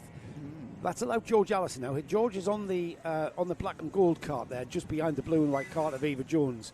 Now remember, George inherited 3rd place, but he was there to pick up the pieces when things came together. He's been really quick. He's down here as a novice. He doesn't drive like a novice. He's not on the novice number plate, choosing not to go with the black with white numbers. So, as I say that, it looks like Eva's regained her composure. Yep. And is pulling back towards the rear bumper of Jardine. Yeah, I think we're going to get a 3-kart train. We've got 2 minutes 14 plus a lap, and I think there's going to be a 3-kart train. Arthur, probably ground speed-wise, isn't as quick as either of these 2 races, but he can hold his position at fullback. There is a possibility if you drive a perfect line, people can't get past. Well, yeah, and that's what we're seeing Arthur do. He's just positioning himself. He's putting the car in the middle of the track. He's not putting it on the optimum line on the outside. He can through here because this is a very fast part. But there he just, turns in, really fast turn in there, not as slow as it is for other karts where they have to really a discernible braking area. With these Intermax karts, these Mini-Max karts, they're not. Their speed through the corner is very, very similar to their straight line speed. Here comes Allison on that black kart. Very defensive there by Arthur into that first chicane. Stays defensive. Doesn't seem to cost him any time though, does it? You would think Eva's going to be all over his back bumper, but she's not. I mean, she's there. If Arthur makes a mistake and slides wide and creates an opening, she's going to be there. He really slings the kart into that one. Yeah, I mean, he's not afraid of throwing it about. Eva's got a little bit of an overlap here. I'm not sure how much use it's going to be because you get inside, you put the power down. They'll be side by side, but there's not much point unless you can get a whole car length ahead, and she can't. And they've slapped that down again, still with that kind of watching brief. Well done. Oh, it slides wide on it, round the outside at the final turn. It's going to be side by side. I'm sure that Arthur's not happy about that. Yeah, he's not happy with about something. How that happened. He's not happy with something. But in fairness, what happened there, Arthur, is you went very wide coming out the paddock complex. He was helped wider. I'm not sure. Maybe. But he was. What we saw there was he was very wide. That allowed Eva onto his right-hand side, and she just sat it out through the final turn, didn't she? Yeah, I mean, we often see people being aggrieved about saying it was actually 50-50. So what Arthur needs to do now is get his head down and concentrate on securing 3rd place. Eva, to her credit, has already gapped the rest of that part of the field quite well. In all this, Finney Thompson has already won 2 heats. He's now 4.5 seconds ahead, and my guess is he might win a 3rd one. And they're about to start the last lap. Last lap board, I was about to say there, but you couldn't hear me because I hadn't switched myself on. Well, that's how I like you best sometimes. Last lap board, let's pick up the leader then, because we've neglected him because it's all been happening behind him. Finley Thompson, number 38, is gonna take a 3rd heat win, which will give him a 100% record. Do you think he'll be on pole for the final? I think so. And if he can clear tech, which he has done twice, without any issues. Remember, this Mini-Max 950 classes. with regards to regulations. Stifled exhaust, stifled intakes. That means that any marginal gains that you can make on the chassis. The more underpowered something is. Absolutely. Out the final turn then, checkered flag for Finley Thompson. Well done. Third heat win, third of the day. Did they ever? I know they were trying to clamp down, weren't they, on drivers taking both hands off the wheels to celebrate across the line. Did they ever make that official? Because I think for about 3 weeks everyone was doing that with one arm. Can't see it. This is great for radio. One arm waving. Oh no, they can't. And now they've all gone back for 2 arms again. One arm. But they've gone back 2 arms, haven't they? Which One was arm. supposed to be not allowed. And now 2 arms. Oh, well, yeah, that was a good 2 point, arms. Yeah. Oh yeah, 2 arms. Yeah, good point. Yeah. Yeah. But so they were doing that for a bit. I've won, hurrah! Now they're yay, I'm the winner. And people are going. People aren't looking at the glass. Are going, what the heck's going on? I could ask Des, which would. Oh, Lara. Lara's trying to be famous. No one can see her hand, Lara. There it is, above my head. Above your head. Is that my head? I don't know. Oh no, it's this. I don't know. That's my head. Just doing bunny ears. Finley Thompson then takes the win. Do you want to get a result? In third. Have you got a result? I think I just need to find the page. That'd be nice. It's all been changed around, that's why. How about that? Finley Thompson takes the win then. His third heat win of the day. Eva Jones, second place again. Different third place finisher here. Arthur Jardine, that is. George Allison finishes fourth this time. Stanley Gill fifth. Ronnie Griffin sixth. And in seventh, the 2 novice drivers, Cassim Iqbal and Cairo Zubaida. That was the 8-car Mini Max 950 field for Thanks you. to Gaz Bury for the background picture. Which was not taken at the last minute by an iPhone, it was properly taken by somebody else. I didn't even notice. You notice when it's wrong, don't you? You never notice when it's right. Oh, yes. Right, what do we got next then? We've got the third heat for the Bambinos. We've got 3 Bambinos. We've been the driver that has been dominating that one out of the 3. He's here he's dominating our conversations as well. He's dominated our conversation. Due to some wrong information, followed by some right information. Well, we've been given some wrong information here, as he's down to be driving a Coma Bambino. But as we saw when we went for a chat with his mother, to clarify some facts, he's on a Mighty. So he's here to race the Iami engined Bambino in next week's Super 1. Iami isn't an engine that is sanctioned by the MSUK because it's too quick for the age group. That's the reason. But so she's plonked him on a. There's the grid. You could do that in 9 seconds, couldn't you? She's plonked them on the grid in a Mighty E to get some track knowledge, to get some track time. She certainly brought the Texas weather with her. They're over from the United States, where he races a 4-stroke Briggs & Stratton formula of Bambino kart for his age group. And it's Maverick Reddick, his father, a professional Major League Baseball player. Retired, yes. Won the World Series. He did, 2017. Played for teams like the Red Sox and Houston Astros. Some lesser known ones. Yes, I've just said. Thank you, Des. Fulbeck IKR. Do they really? Yes. So Des Owl Clark, the course, just saying now, he's covering me back. He's telling us that the MSUK don't recognise that Iami engine because it's deemed too quick, isn't it? And quite frankly, in my opinion, it is too quick. They are rapid things. They're almost as quick as a Honda Cadet, or certainly on the straight, and they're on a. So, Fulbeck here runs 2 race weekends. This one is the MSUK sanctioned club event, but they also run an independent kart race where they run and it's well subscribed, as Des tells us. So here we go. It's a standing start. These 3 drivers completely different in their experience and abilities, and also their engines. Oh, and we got a jump start there for Maverick. Right, Maverick's going to get a 3-second penalty for that, or 5 what do you second reckon, penalty? Des? 3 or 5? Yeah, he's got 5. You could have given him a 10, to be honest. So a 5-second penalty for a jump start. He's going to have to learn. So does the Super 1 have standing starts? They just do what they want. Super 1, don't they? They have standing starts. They make it up as they go along. Just do what they want. They're an independent kart series, aren't they? Next weekend, Super 1 here at Fulbeck, but on Karting Live TV, we'll have the full NKC. All the action of the National Kart Cup. Shennington. 4th round. Shenny. Timed qualifying. Yes. 4th round.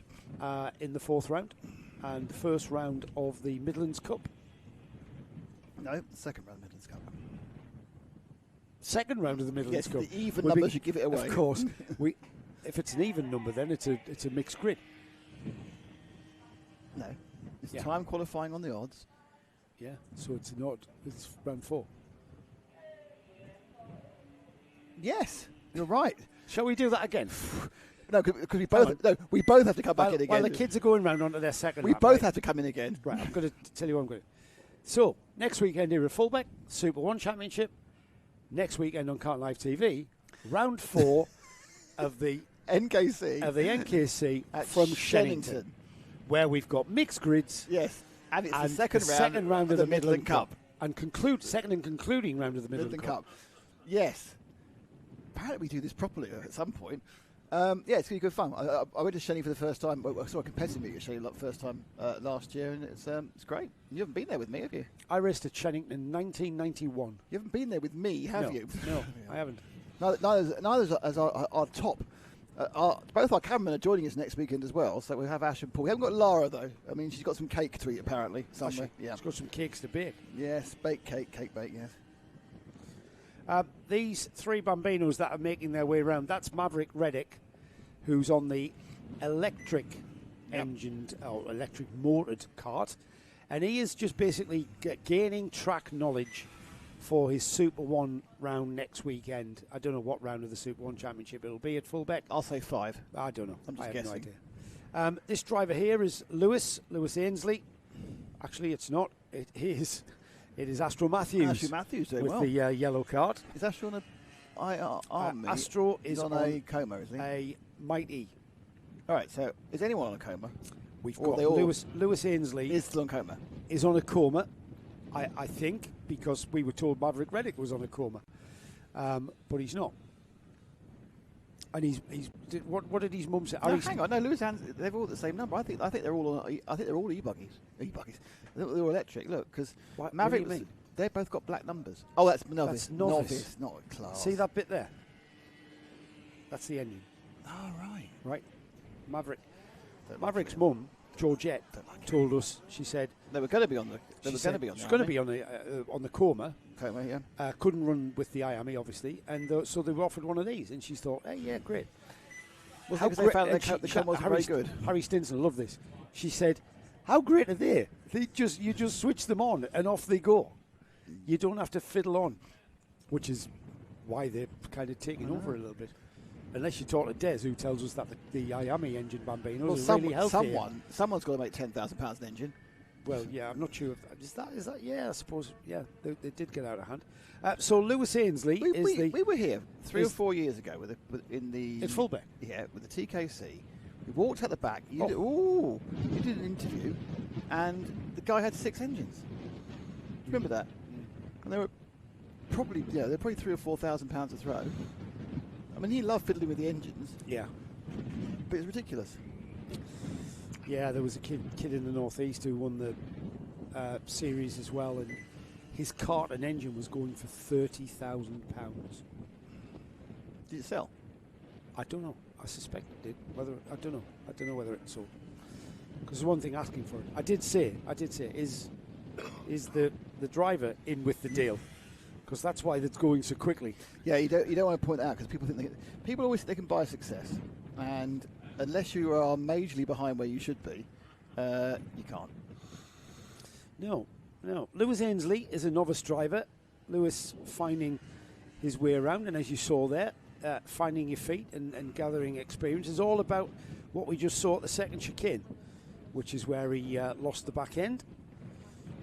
Ash was too busy focusing to see if he could see Laura there, wasn't he? Yeah. Did you see that?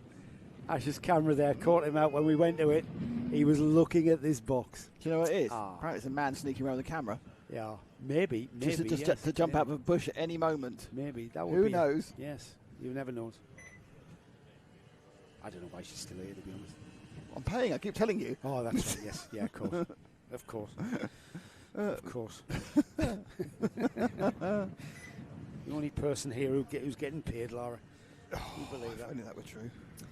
Here we go then, Lewis across the line. Let's have a look at these lap times. 1 minute 5.2. It's not that far off, 1 minute 5.1. is his best. Has Maverick got his 5-second lead yet? Astro all electric. He's got an 11.3 second lead. Like I said, could have given 10.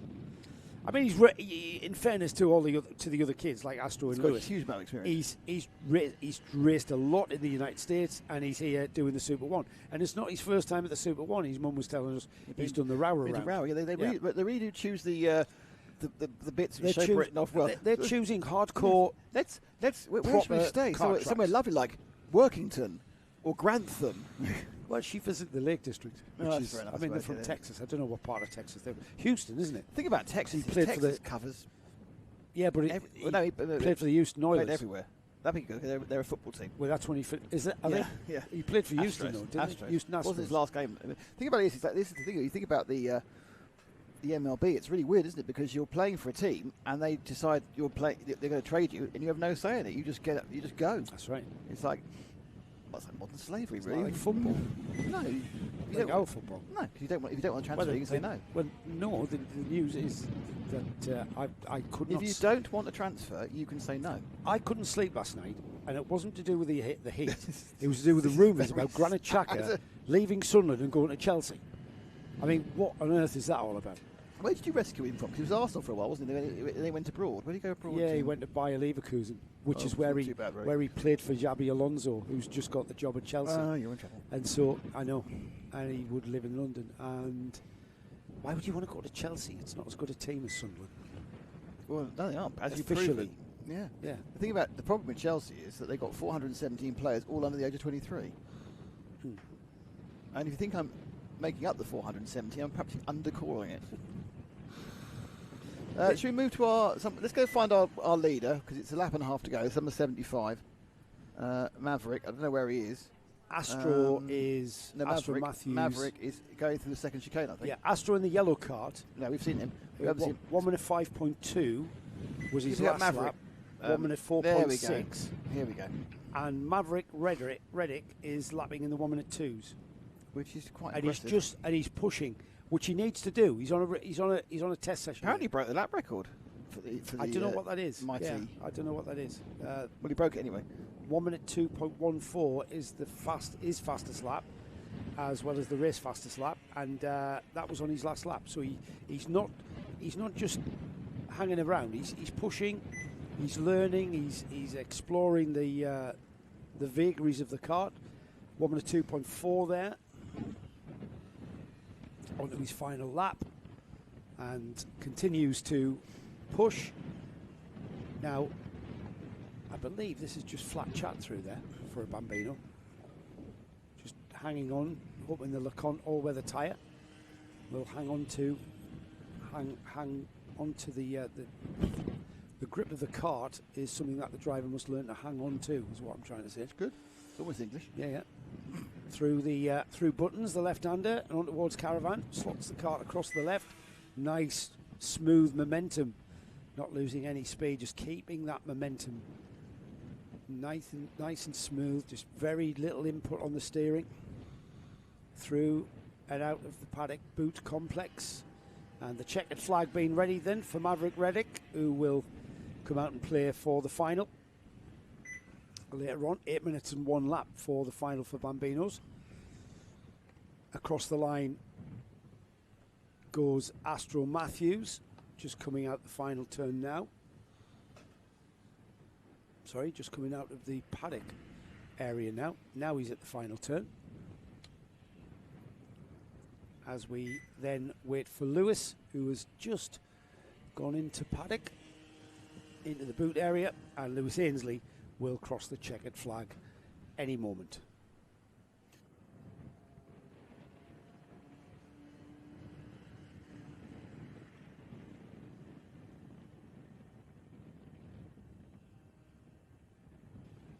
Would you like to see a results table?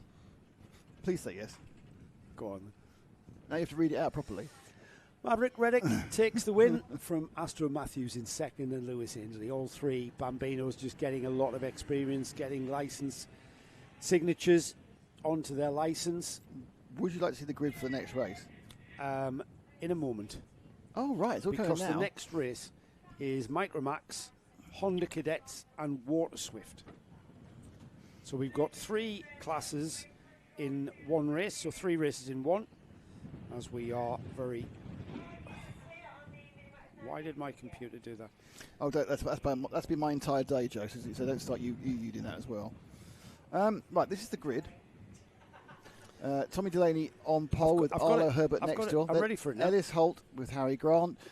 Simon Pickack is in 6th, and Reggie Carver, he is starting in 7th. Oliver Pask 8th, and Charlie Kitchen 9th. See how I paced that exactly with the whole thing? Yeah, but what you didn't see it was what engines they're on and All right, what classes they're in. Okay, ready? Okay. No, you were telling me how good you are. I wanted you to do the same thing and show me how it's done. But it's too late now. You've got Tommy Delaney, Arlo Herbert and Ellis Holt on a Micromax. No. You've then got 4 Hondas, Harry Grant, Timon Pechak, Reggie Carver and Oliver Pask. They're all Honda cadets. And then we have the only Water Swift in the field, Charlie Kitchen, who will start at the back of the field here. And Charlie's got massive pace here, so he's going to have a fun drive. He's the only kart in that class, but he's going to have a fun drive of getting himself through the field. Now he's down as a novice. I suspect he's got a lot of experience in the Fulbeck Kart Club IKRs because he doesn't drive like a novice at all. So is it 3 Micromax, is it? Yes, 3 Micromax that have split away from the Hondas. 22.99 and they're all double numbers. 33, 22, and 99. Yeah, 2 22s, 1 in Micromax, 1 in Hondas. We've got only 3 Hondas have come out. Ooh. Harry Grant, Reggie Carver and Oliver Pask are the drivers that come out. So we've lost Timon Pechak. Here we go, and they're up and away. No chicane, of course, for the first lap. And they come towards us, the 3 Micromax. The 3 Maxes. Micromaxes are... so certain things, aren't there, which your brain has real struggles with. And I've struggled with that for, I reckon, 5 years. This is why I love Intermax, because it's not got an M in it. You mean Minimax? Thank you. So I never have this problem on NKC, because it's Intermax. But when we go to the UAE and it's Micro and Mini, I've got them around the wrong way on several occasions. You've gone, that's the wrong... Yeah. So the Micromax Rotax engine kart, same engine as Minimax. The 125cc water-cooled motor.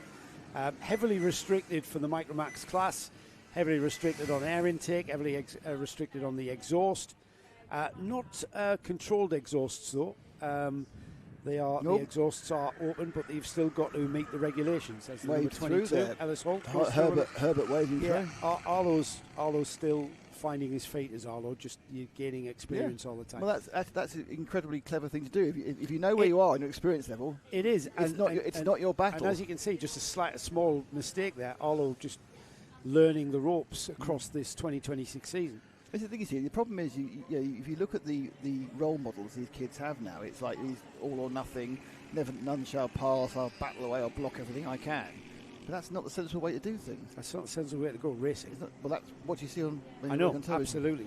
Absolutely. Everyone's idolising a certain Mr. M. Verstappen, who is, in my mind, probably the second most dangerous role model after Ayrton Senna.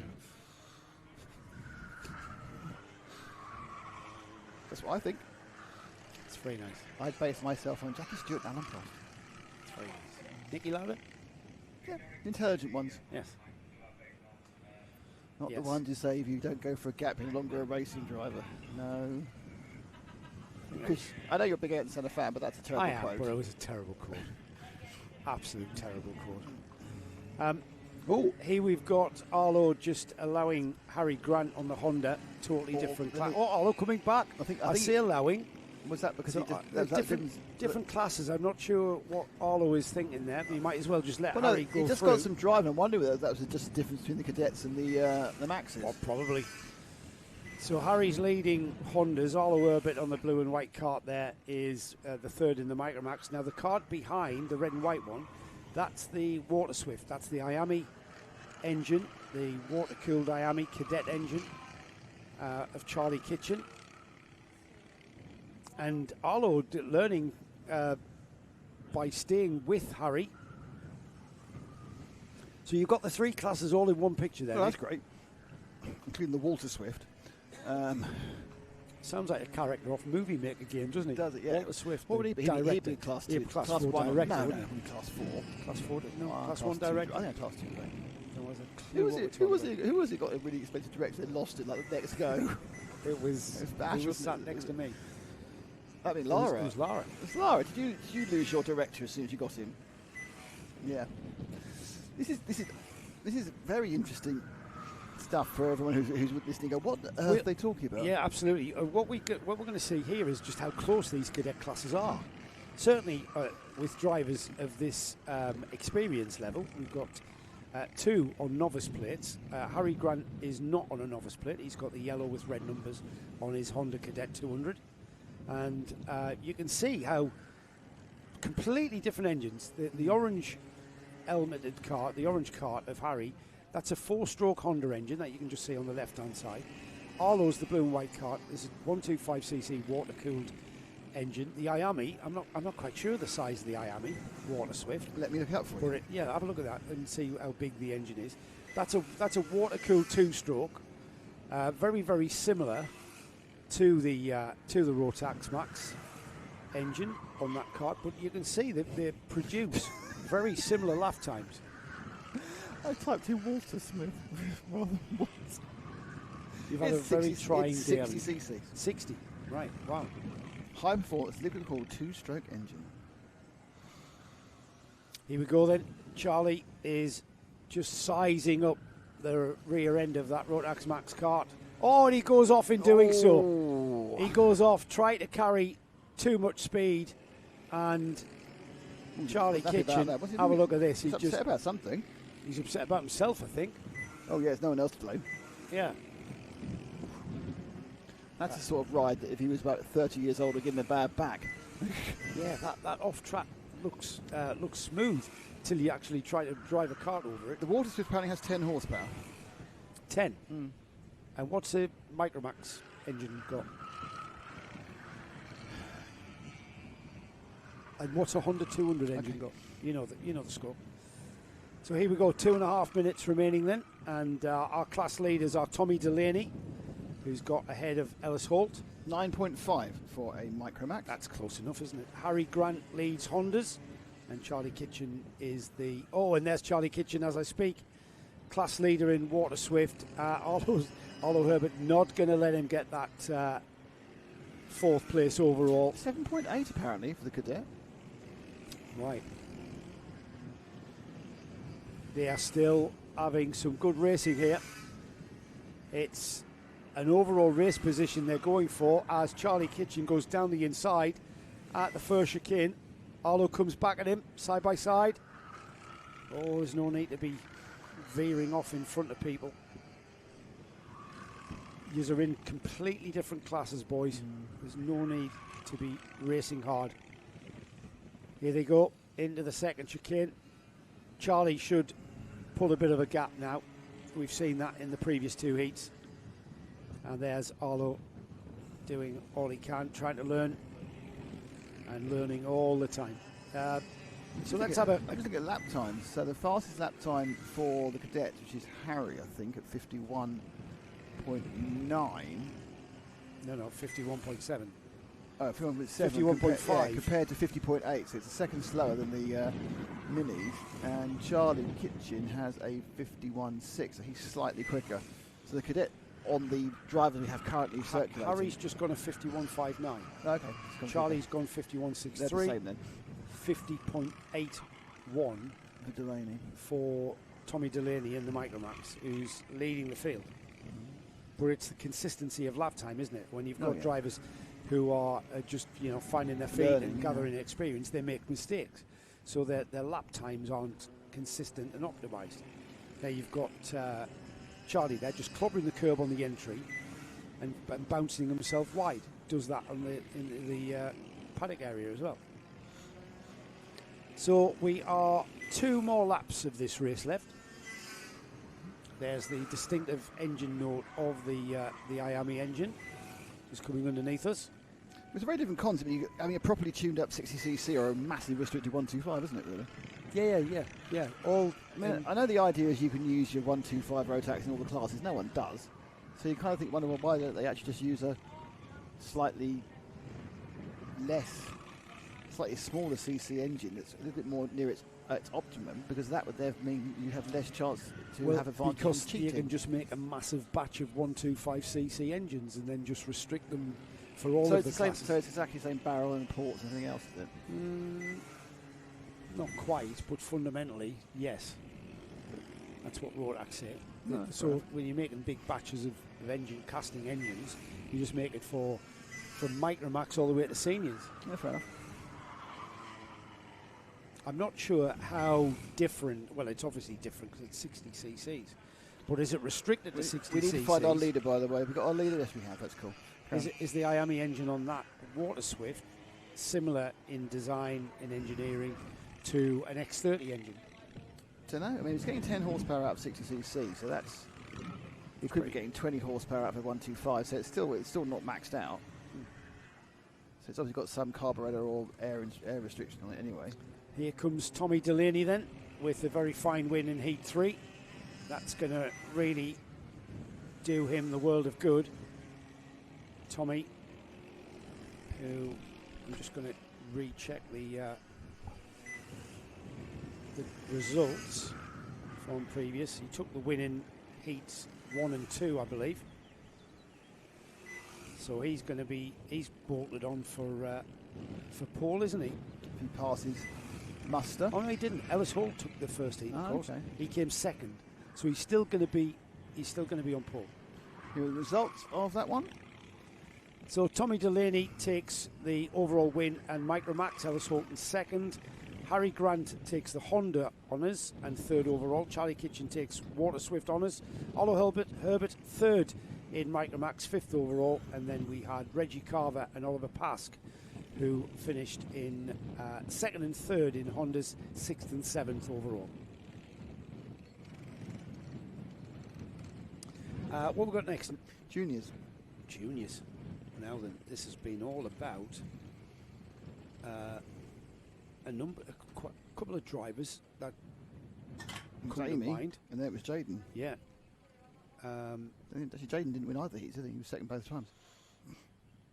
Let me just get the I results. assume Jaden's in the front. Should we find out where Jaden is in the grid? Let's look at the grid, shall we? Do you want to get the grid up first? You don't like it when you're running to 9 seconds, do you? There you go. Right.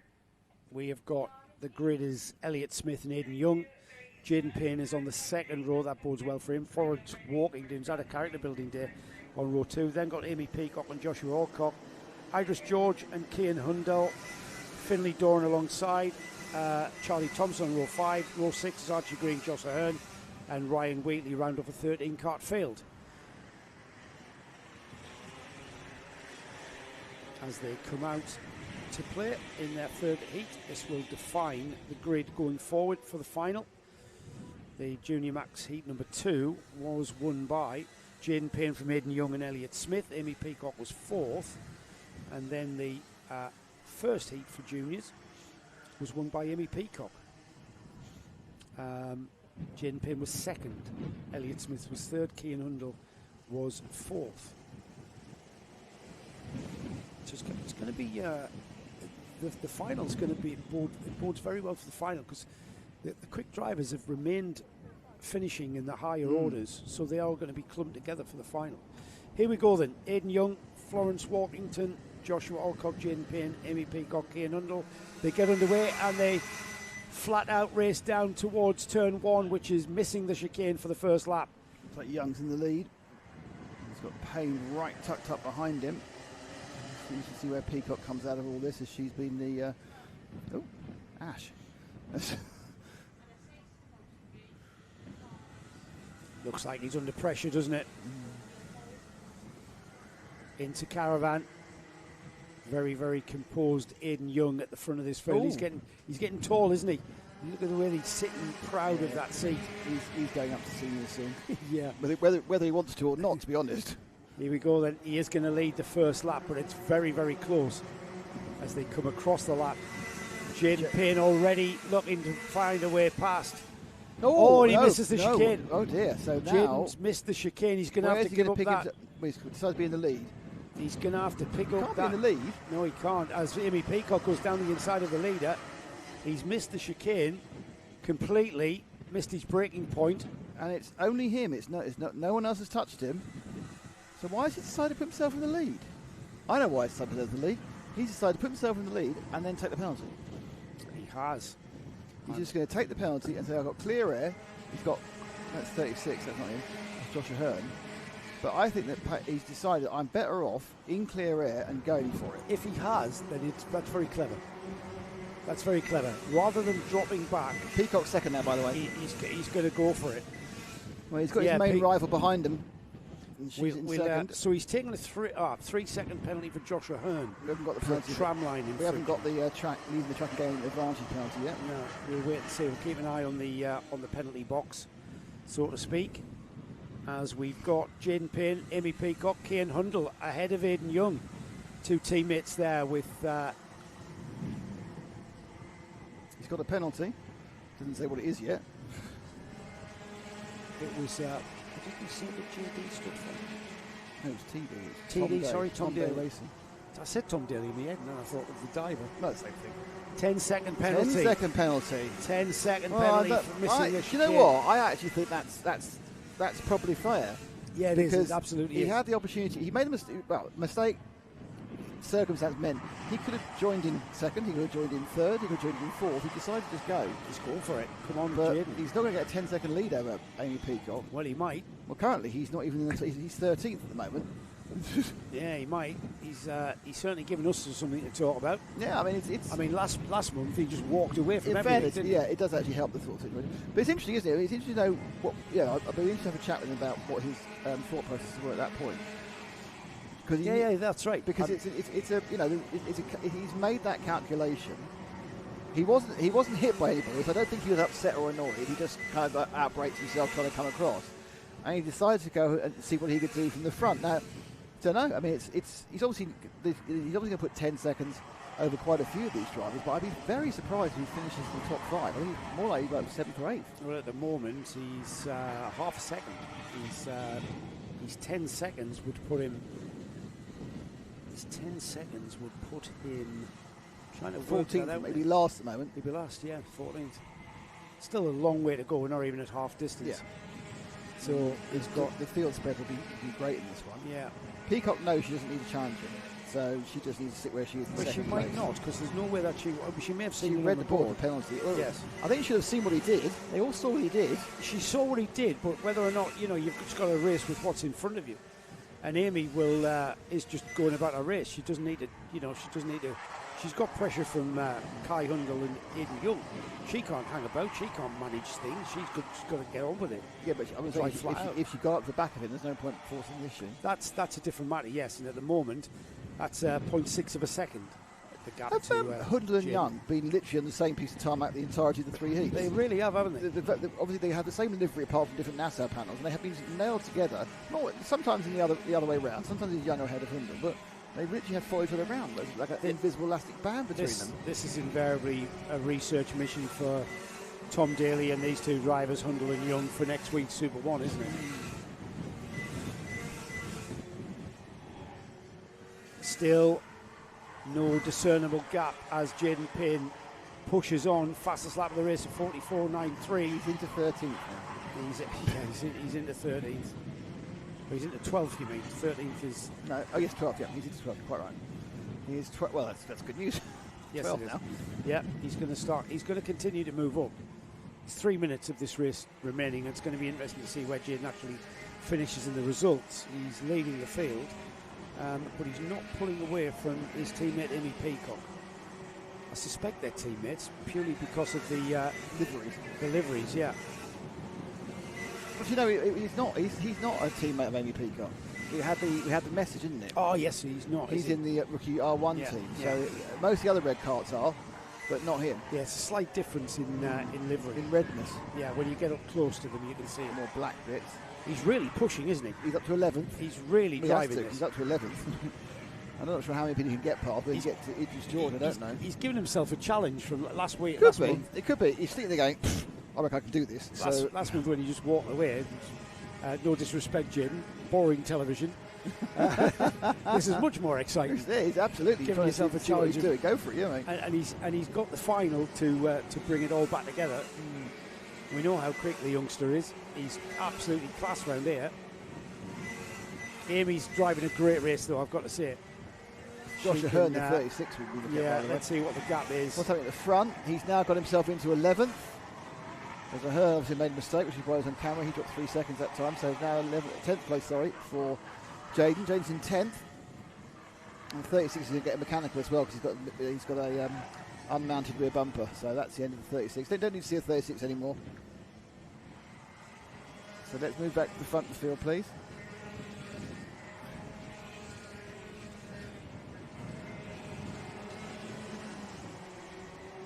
So we've got getting towards the final minute. That's the leaders. Jaden Payne has got a half a second to Amy Peacock, but he's carrying a 10-second penalty that currently has him in 10th place. As they cross the line, he is currently in 10th place behind Irish George. He's got 3 laps to put this right, but he's got to gain at least 7/10 of a second on George and Doran, and then he'll pick up another couple of places. Yeah. So absolutely, Payne's been on the tear. Peacock very relaxed, has just been following his wheel tracks. Going, this is fine, I'll just follow him around, I've won this heat. Yeah. They've gapped the 2 yellow machines of Hundle and Young now. I was going to say, they look like they could have put Amy under some sort of pressure. That they haven't. They have continued round in 34th. The 2 Tom Daly teammates choosing to follow one another round, unless one of them's going to pull a fast one. Whether Aidan Young's going to pull a fast one and Cian Hundle going into the last stages. It's going to be the last lap board as well next time. So Payne has got to try and find 1.2 seconds to gain a place and move up from 10th. I reckon he probably thought he was going to get a 5-second penalty, which would have put him 5th. But it's a 10-second penalty. Obviously within the remit of the clerk and the stewards to do that, and I quite understand why. You have to discourage that sort of thing. I know it's fun for us to see a man really pushing at the front to try and get a gap, but you have to discourage doing that. Josh Ahern's, it's not raining, but it's pouring. He's got another penalty for a chicane infringement. How many penalties he got now? Well, that's 2. He got a tramline infringement of 3 seconds, but I think that's a 10-second penalty for Josh. So that's going to put him at the back of the field. Okay, run the last lap. And is 9.2 seconds between Jaden Payne and Idris George. It's 8.9 seconds for Finley Doran. So if those 2 don't make a mistake, it may well be that 10th is as high as Jaden finishes. Checker flag waving out the window from us. Well, let's see. He's going to finish first on the road, but he's not going to finish first, because that's Amy Peacock who will take the 3rd heat win. Cian Hundle and Aidan Young finish in 3rd and 4th. And then we've got Elliot Smith, Florence Walkington, Charlie Thompson, Ryan Wheatley. Finley Doran finishes 9.62. Oh. Idris George 9.68. So 10th place for Jaden Payne. And then Josh Ahern carrying that massive 13-second penalty. Josh Alcock 12th, Archie Green. Josh Alcock 11th, Archie Green. Chloe Grace is watching the middle of the field more than we do. Says that Florence was setting her personal bests in P6. So well done, Florence. As you say, she's had a busy day today, hasn't she, Florence? Yeah, she had a bit of a character builder. So let's have a look at the result of that one. Though, in fact, it won't be the result, because it'll be... That's a provisional result. Provisional, right, prior to the penalty. So Amy Peacock's effectively the winner with that 10-second penalty for Jaden Payne. Cian Hundle was next, then Aidan Young, Elliot Smith, Florence Walkington, as we heard there. Good spot there from Chloe. Got a personal best lap time. She's improving. Charlie Thompson was next, Ryan Wheatley, Finley Doran, Idris George, and then we had Joshua Ahern, Joshua Alcock, and Archie Green. 250s next. The 250 Super 4 Championship, incorporating the Fulbeck Car Club Championship, is what we are about next. Where am I? There we are. And here is the grid. 4. Martin Smith it will be on the pole. Jason Tucker alongside Marcus Hudson and Sam Harrison on row 2. Dan Roden and Tim Woods line up on row 3. And then on row 4, we have Adam Brooks and Nathan Caddick, Justin Parker and David Good on 5, Dan Brown and Jack Bliss starting on 6. And then on row 7, we have Kieran Metzen, who had a disaster of a DNF the previous heat. Lee Stamp, Aaron Powell and Harry Morris, Matt Alnut and Jack Rolfe. And then we have Rhys Woods and Don Brown riding off a 20-kart field. Now, Kieran Metzen might have had a disaster with non-finish, but he's always got the joy of an interview with you, Joe. Well, yeah, I hope you enjoyed the paddock show, by the way. I enjoyed the cake. Not you, Nick. I enjoyed the cake. You enjoyed the cake, as ever. So, this is a standing start. You can tell that because there's people walking on the grid as a giveaway. So, Lara, we need the standing start camera. So a standing start for these 250s. Somebody was like, got away with the fairies. So we need the standing start camera. Yes, thank you, darling. Completely away with the fairies, weren't you? They go, oh, do. She was thinking about, where is this surprise photographer? Where are they? I'm looking left, I'm looking right, I can't see them anywhere. Heat 2 was won by Lee Stamp from Jack Bliss and Aaron Powell. They've got a bit of work to do. Martin Smith is the driver in the number 56. And alongside him, Jason Tucker. These are absolute rocket ships, these 250 Nationals. Well, they've only got the 70 horsepower, haven't they? Only the 70 horsepower. The power to weight ratio is phenomenal. You just see how they fire off the line here. So the grid being formed, all 10 rows. We'll watch out for any kind of jump starts as the clutches begin to bite. The longer they wait with the clutch in. So little blips of the throttle just keep the engine notes nice, not oiling up, just keeping them, the rev band near or there or thereabouts. When the lights go red, you'll hear this crescendo of sound. I do love standing starts. Back of the grid formed, thumbs up. We wait for the red lights to go on.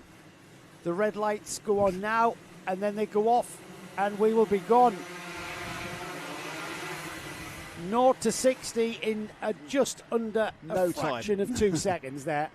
Yeah, by the time that last kart crossed over our camera, he probably did 45. Yeah, 50 mile an hour at least. As they head down to the second chicane, it's the number 4 of Tim Woods, who's worked his way through about 2 rows. We've got a kart missing in the second chicane. There's a couple of sort of creepy starts, whether they were jump starts, yeah, I don't know. I'm not. That's the catching the clutch biting with you with the. Is what happens there, and the karts just start creeping over. That's the number 7, the winner of the first heat, put a DNF after an incident in the second heat. Kieran Metzen will want to make amends for that and gather points. Here he is moving up the order. Oh, 30. What happened there? Dan Brown to go around the outside of the 11 with Nathan Caddick. Also, Nathan looked like he had a problem, but he just actually kind of let him through. Here we go, this is the one. Yeah. He was working very heavily on the gearbox. As he worked on the heavily on the gearbox, the 11 to 30 just slipped on the outside of him. So I don't know whether I think he may have got a false neutral there. All right. Yeah, because he wouldn't want to do that. He might go 4 down, I don't know. Yeah, it might do. And he can't hop, yeah. you've got to go through the gear. Of course. The number 4 has disappeared. Yeah, that's not very sporting, is it? 3.5 seconds is the gap between Can we give him Tim a large Woods. penalty and see what happens? He's just put in the fastest lap. It's the first kart, only kart in 39-second lap there for Tim Woods. Carrying the number 4, he's 4th in the championship last year. Giving chases Martin Smith and then Marcus Hudson on the number 48 there, the yellow-nosed kart. And then behind them, the number 30 is Dan Brown. And then we've got, is that number 7 already up there? 59's got a penalty. Who's that? Sam Harrison. He's a long way down. He's down in 15th. 27 has retired and is off. Oh, is it 27 and 33 must have had coming together because they're off the track together. Yellow flag Woods. stopping any kind of overtaking there. Yeah. And I think Liam Metzen on the number 7 was lining up a move there. That had to box that, put it on the shelf, wait for the next lap because the yellow flags were flying. So number 33. Normally when there's 2 karts off, you'd say there's been an incident, but I'm not even sure it's certain. Look at the inside there. Oh, there's been a right concertina effect as we go around that corner. Metzen is all over the back of the number 30, isn't he? He's trying to get by Dan Brown. This is his best opportunity here through the left-hander, flat out into the slipstream. Doesn't bother with the slipstream. Sits out in the air as the 30 moves down the inside of Marcus Hudson. Gets out of the away from the attention of Kieran Metzen by overtaking Marcus Hudson. Says, let me clear of that one. And now he's challenging Martin Smith for second. So second win for Dan Brown moving forward. Flicking that cart out and into second place then is what he's trying to do. This is where he's very, very fast. You saw the momentum there. Looks like he's too far away for a lunge on the brakes as Metzen pulls alongside Marcus Hudson as well, and almost pulls alongside the number 30 of Dan Brown. So Brown, who was looking like the one who's going to be moving forward, now looks like the person to get moved forward on. So this is all coming in as the engines come up to temperature, the tyres come up to temperature. Look at that queue behind second place. How many carts is that? Is that 8, 9? Oh, lovely move from Metzen down the inside. He goes. It is as well. Brilliant stuff. Yeah, Kieran Metzen's got to be one of the favourites for the final here. Well, apart from Tim Wood. If Metzen starts on the same row. However, Metzen's grid position for the final is up in the air a bit. Here we go, challenge for second. Onto the brakes. Oh, and the last of the late breakers, Martin Smith keeps him back as we've got absolute ding-dong battles going on behind. Is that Matt Alnut on the 36 on the red and white Birrell getting through? He's following Metzen through, isn't he? That's the 36. If anything, Alnut looking very challenging. If Kieran's not careful, he's gonna lose a position here. Because Matt Alnut is absolutely on fire the way he's come through the field there. Kind of missed that progress there, Nick, because we're focusing on the progress of other carts ahead of him. Just so you know, Woods is 13 seconds ahead. With Alnut now in second place, in third place. Alnut now in fourth place and challenging Kieran Metzen, but the 56 Martin Smith retains second. Now over the 3-cart train, coming up a little short shoot into the buttons. Now we saw a shaping of move over the air. The 7 of Metzen got past another cart going up the inside caravan, not even close this time. Into paddock, second, third and fourth, absolutely nose to tail. Fired out of a cannon out of that paddock complex and across the start-finish line. Tim Woods' gap is nearly 15 seconds now with another fastest lap from Tim Woods as Kieran Metzen has to defend from Alnut out of the sweeping right-hander and down towards the second chicane. Now this is not really where we've seen any real overtaking in the 250 Nationals. We've seen an overtake here though, Nick. Yeah, up the inside, and he's made the run, but can he hold it on the exit? Oh, look at that. That was a very aggressive move by Alnut. Basically decided wherever you go, I'm going to follow and get the position. Alnut, it's all over the place. Alnut just pointed the cart on the inside and floored it. Yeah. And the front end lifted up. But it's worked, because Matt's basically found an overtaking partner. I bet if Stu Stretton is here this weekend, rather be here than at Rowley with the car championship. Josh East. Stu Stretton's here. Is he? Yes. I saw Josh yesterday. I saw Josh yesterday, but Stu Stretton's here this weekend. Today. If he was down there for that shot, that photograph would show the front wheels of Alnut's car completely off the ground at this point here. Absolutely. Just inside 90 seconds now. Metzen's got a gap of 15 seconds to make up to Tim Woods. That is not doable in 1 minute. It's not happening, no. No. Unless it's a mechanical problem, of course, for our leader, but he's gone and away. Metzen now also stretched into second. Matt Alnut looking like he's always been in third place and never under any issue whatsoever. Yeah, I'm not sure. Now that Metzen has broken free, he is able to get on with it, and he's cleared the gap to Matt Alnut in the red and white cart. Still going on here is the number one. Several laps to Jack go. Bliss, championship leader, former champion, well, last year's champion, reigning champion, I should say, kind of the number one. He's making progress. All of these fast drivers that we've seen out of position on these mixed grids, they're all going to be at the front of this field, aren't they? You'd hope so. For the final. Another move there. Oh, it's a bit of lap traffic, but was it 2 laps ago? It was the number one of. No, I think that was during that lap traffic. Jack Bliss hopped past Martin Smith for fourth. Says thank you very much. I think it was confusion, but I think Smith got confused there, but he didn't really do anything about it. I think that's Don Brown in the fluorescent green kart pulling off again. He had a DNF in the second heat as well, didn't he? Yeah, there is a little bit more reliability concerns with these machines. We have got Still not the last lap yet. I think we might, you know.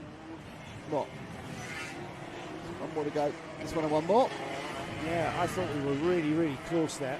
No, because he's so far ahead. Ah, 7. Yeah, got you.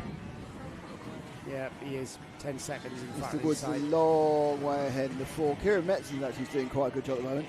Yeah, Metzon just making his way through back markers. He's still 15 seconds though. He hasn't made any kind of impression on that Tim Woods lead. Tim Woods, you just can't let him get off into the lead. Probably needs to go try and find that. If you can find number 4, Ash can pick the number 4 cart up. That'd be great. He's just coming towards Ash now. The 4 cart on Ash. Ash's camera is what we need. There we are. He is. And there he is coming out the paddock through the boot. Tim Wood, very dominant win here, Nick. We'll be able to see just what the gap is to Kieran Metzon when Metzon comes through. But we've got to wait a full almost 15 seconds for that. The individual fastest laps weren't massively faster than everyone else. He just got to the front and just disappeared. Here's Metzon now, crosses the line. Gap is 14.5. Quite convincing then in 8 minutes. The number 1, Jack Bliss, got ahead of Matt Allnut. Bliss was on fire. So Bliss making his way through to 3rd from starting 12th on the grid. That's very good. Kieran Metzon was 13th, by the way. Matt Allnut. When did that happen? How did what happen? How did Metzon get 13th? Oh, from 13th. He started 13th. Should we look at the came result? through to 2nd. Let's have a look at the result then. Tim Woods undoubtedly the winner there. Kieran Metzon in 2nd place. Then we have Jack Bliss moving up to 3rd. Matt Allnut 4th. Lee Stamp 5th. Aaron Powell was 6th. Martin Smith was next with Sam Harrison. Marcus Hudson, Nathan Caddick, Dan Roden, Justin Parker was 12th.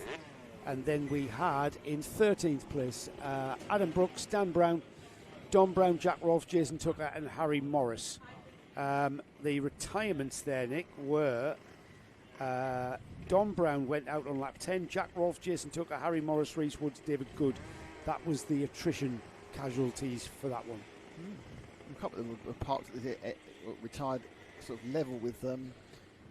In fact, you can see them being pushed back. Look on the left-hand side of the screen. You see them being pushed up. They all, both of them broke down on the edge of the second chicane.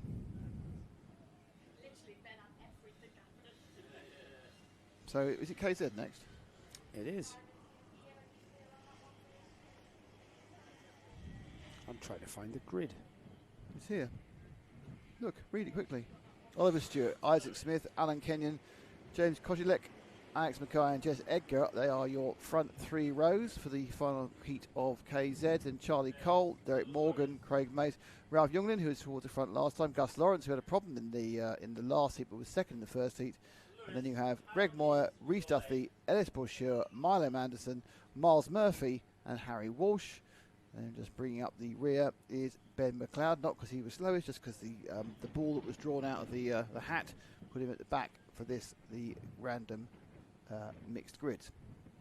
So Reece Duthie took the win in heat number 1.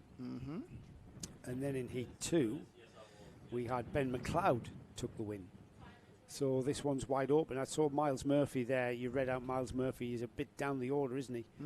A little bit. In fact, he's down in 18th. Ben McLeod, the winner of Heat 2, is off the back in 20th. So that's an interesting a lot of work one. for him So to do this then. is going to be a bit of a mixed sort of. Gus Lawrence, who started so well and then had a retirement in Heat 2. Heat 1 went really well, had a 2nd place. That was his very first KZ race. Yes, he's got a lot of experience in X30, but his very first KZ race, and he ended up coming 2nd. Well, it's quite a big, So he's starting change. 11th. Ralph Jungling in 10th. Jess Edgar starting 6th. She's at the front. Alan Kenyon, another name familiar with KZs.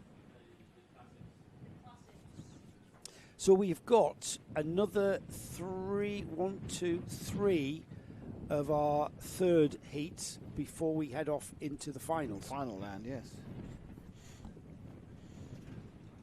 We kick the finals off with Minimax, then we've got the Bambinos, and then we have the 3-class Micromax Honda and Water Swift, Juniors, 250s, KZs, Classic, KZ Classic and Formula C are put together. KZ's coming round, it'll be a standing start for these karts as well.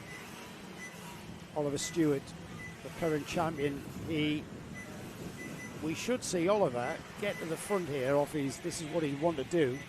Starting off the front, he'll want to get ahead and then disappear on everyone. That seems the best thing to do.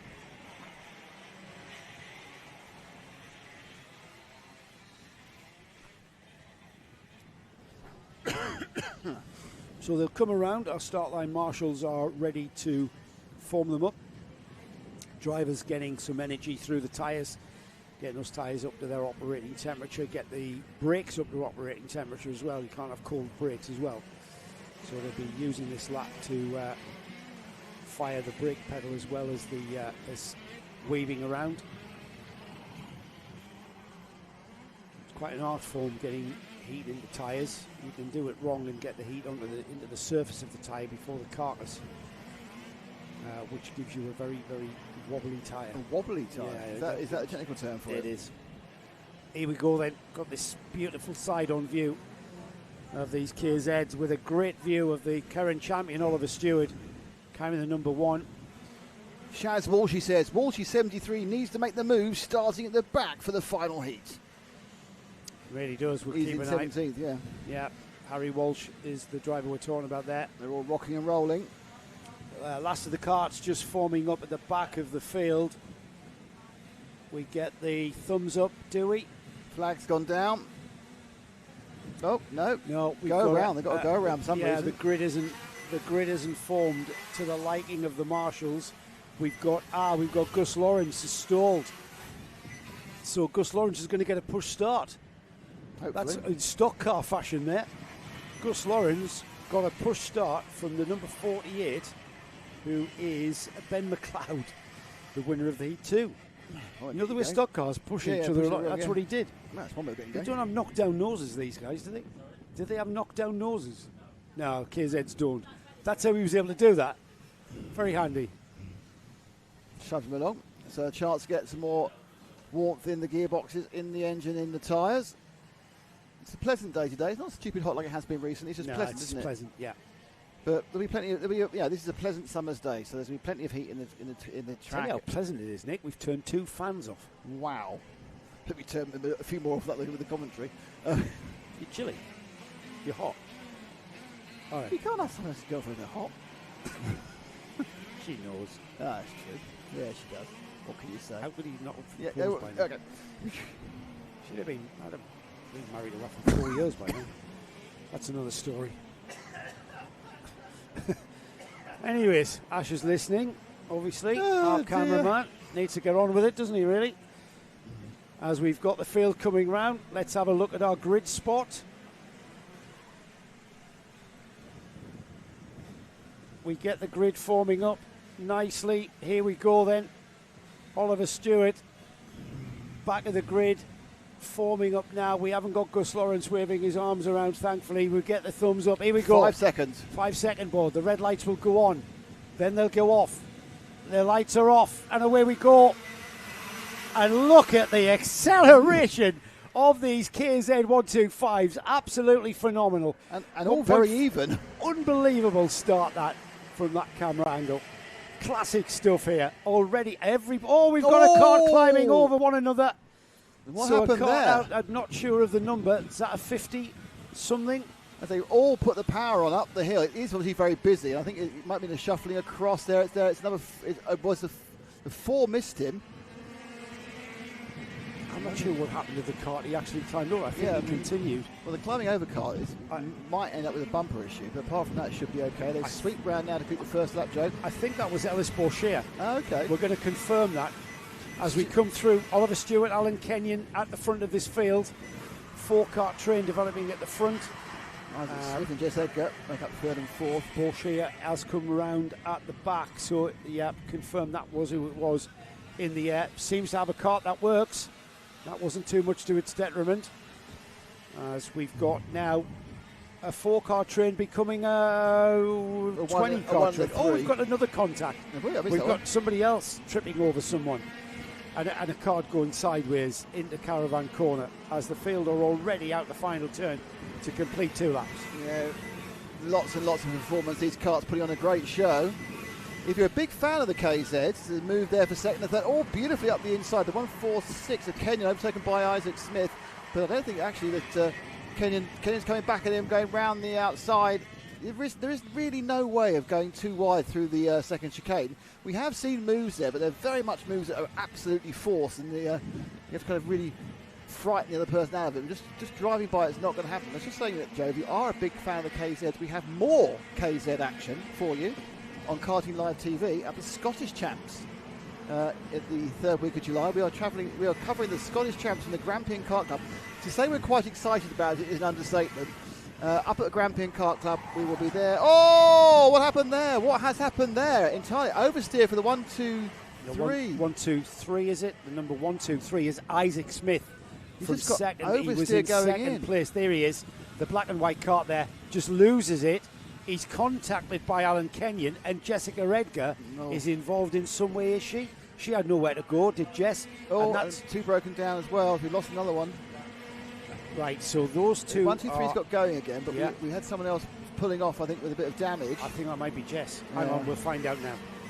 No, Jessica Edgar's in second. That's our leader. There's second Edgar there with the multicolored helmet, with every colour of the sun on her helmet. They're trying to get they've lapped the 1, 2, 3 now. You're going to get him off the tracks as you get a flag. Somebody did pull over at the end of that incident. Yeah, we saw that. It was a Birrell kart as well. I think it was Alan Kenyon.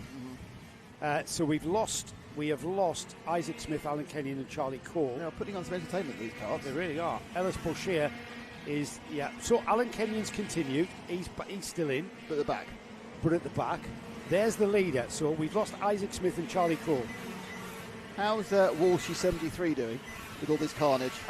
He's gone through the carnage and he's up to 11th. He started in 19th. He's up to 11th. Okay, well, let's obviously our leader has got a long way away. So let's look at second, third, fourth, and fifth. That's where the battle is. As Jessica Edgar tries to stay in position in second place. She's got James Kochulek just behind with the Bluey machine, about the only Bluey machine. Here comes the leaders into paddock. Jess Edgar in second place on the Birrell.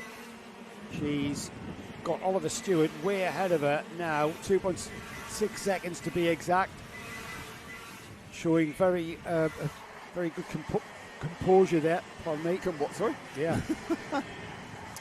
Her brother Johnny did very well at Le Mans, winning his class in the GT class in the Corvette TF Sport. And it's the family that owns Rauer, isn't it? Yes. Well, they very heavily involved in it. Yeah.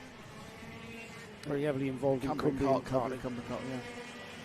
And a selection of motoring dealerships. Is it Vauxhall they used to do? Is it Ford? I don't know.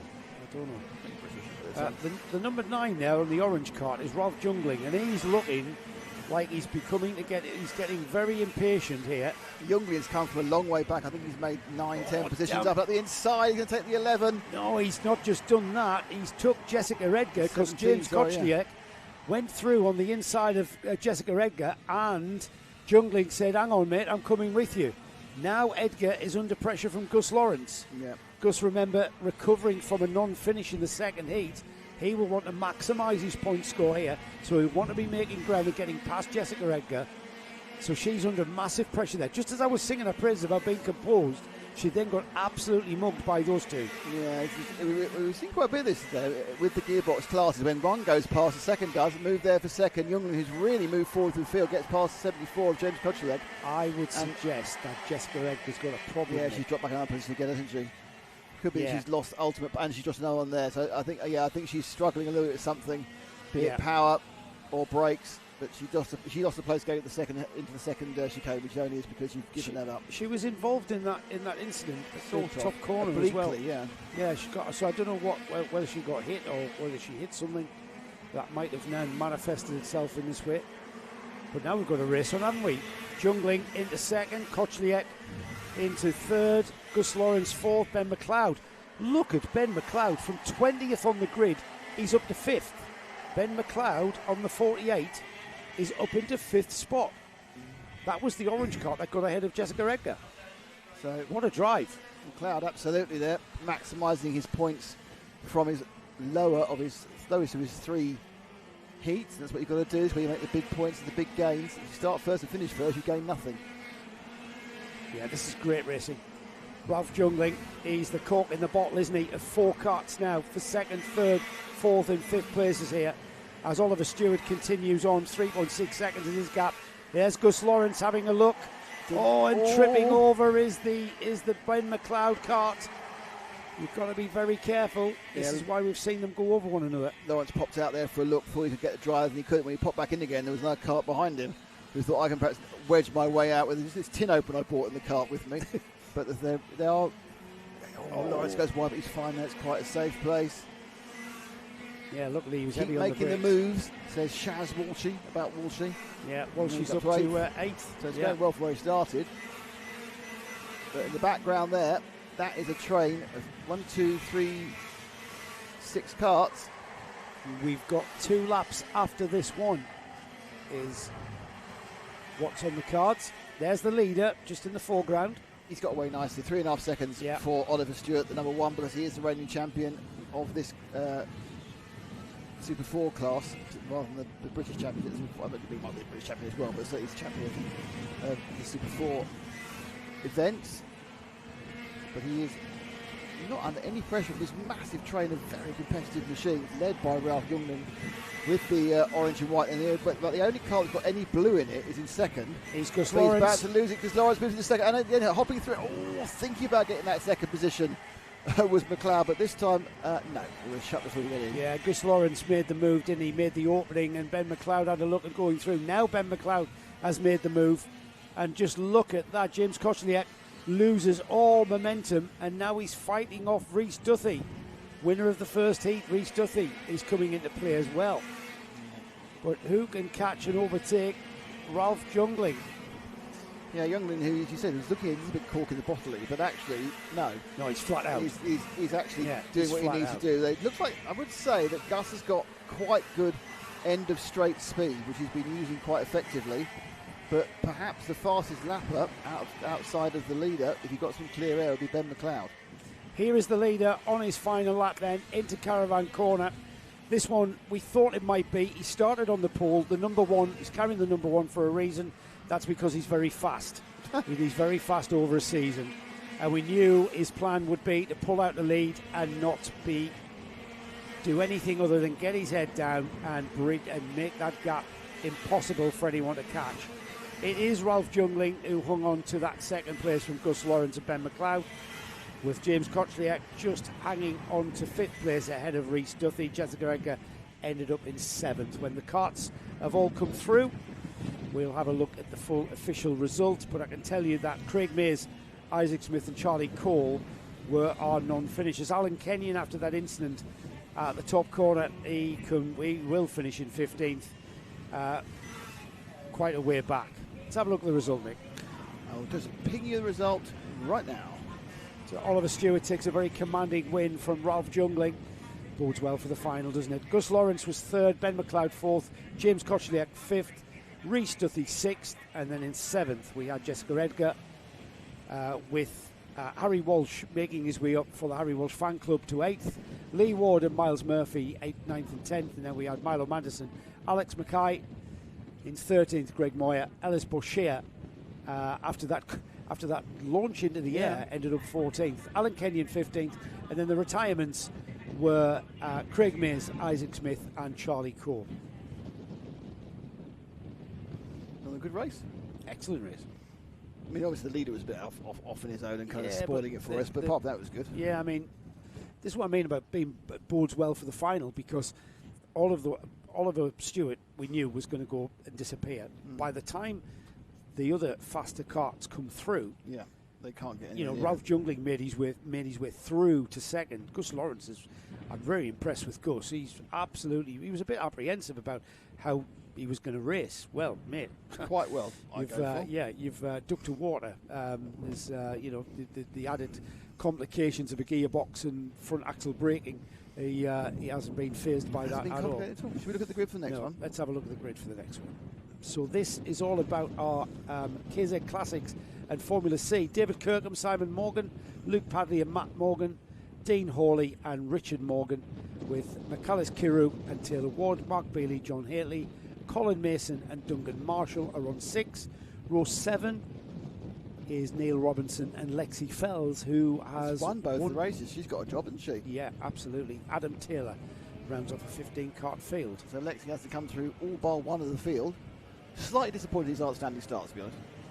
I assume it's age and clutch and everything else. I think so, yeah. They'd have been standing starts in period, wouldn't they? I think so. I do think so. I need somebody to confirm. I do need somebody to confirm that. Whether I was there in period, it doesn't matter because I've probably forgot by now. So the first of our Formula C is Michaelis Kiru, who starts 8th. The other two are at the back. Mixed grids, nothing to do with how they've gone. It's just the look of the draw, really. Lexi Fells, as we've said, the number 40, she starts at the back with Neil Robinson, 12th and 13th. We'll have a look at them and see how well they do going forward. Dean Hawley is a one to watch. He's starting on the 3rd row. He's got to get past some quick drivers ahead of him, though. All the Morgans are 2nd, 3rd and 4th. Simon, Matt and Richard there. That's, are we assuming they're related, are we? Yeah, I don't know.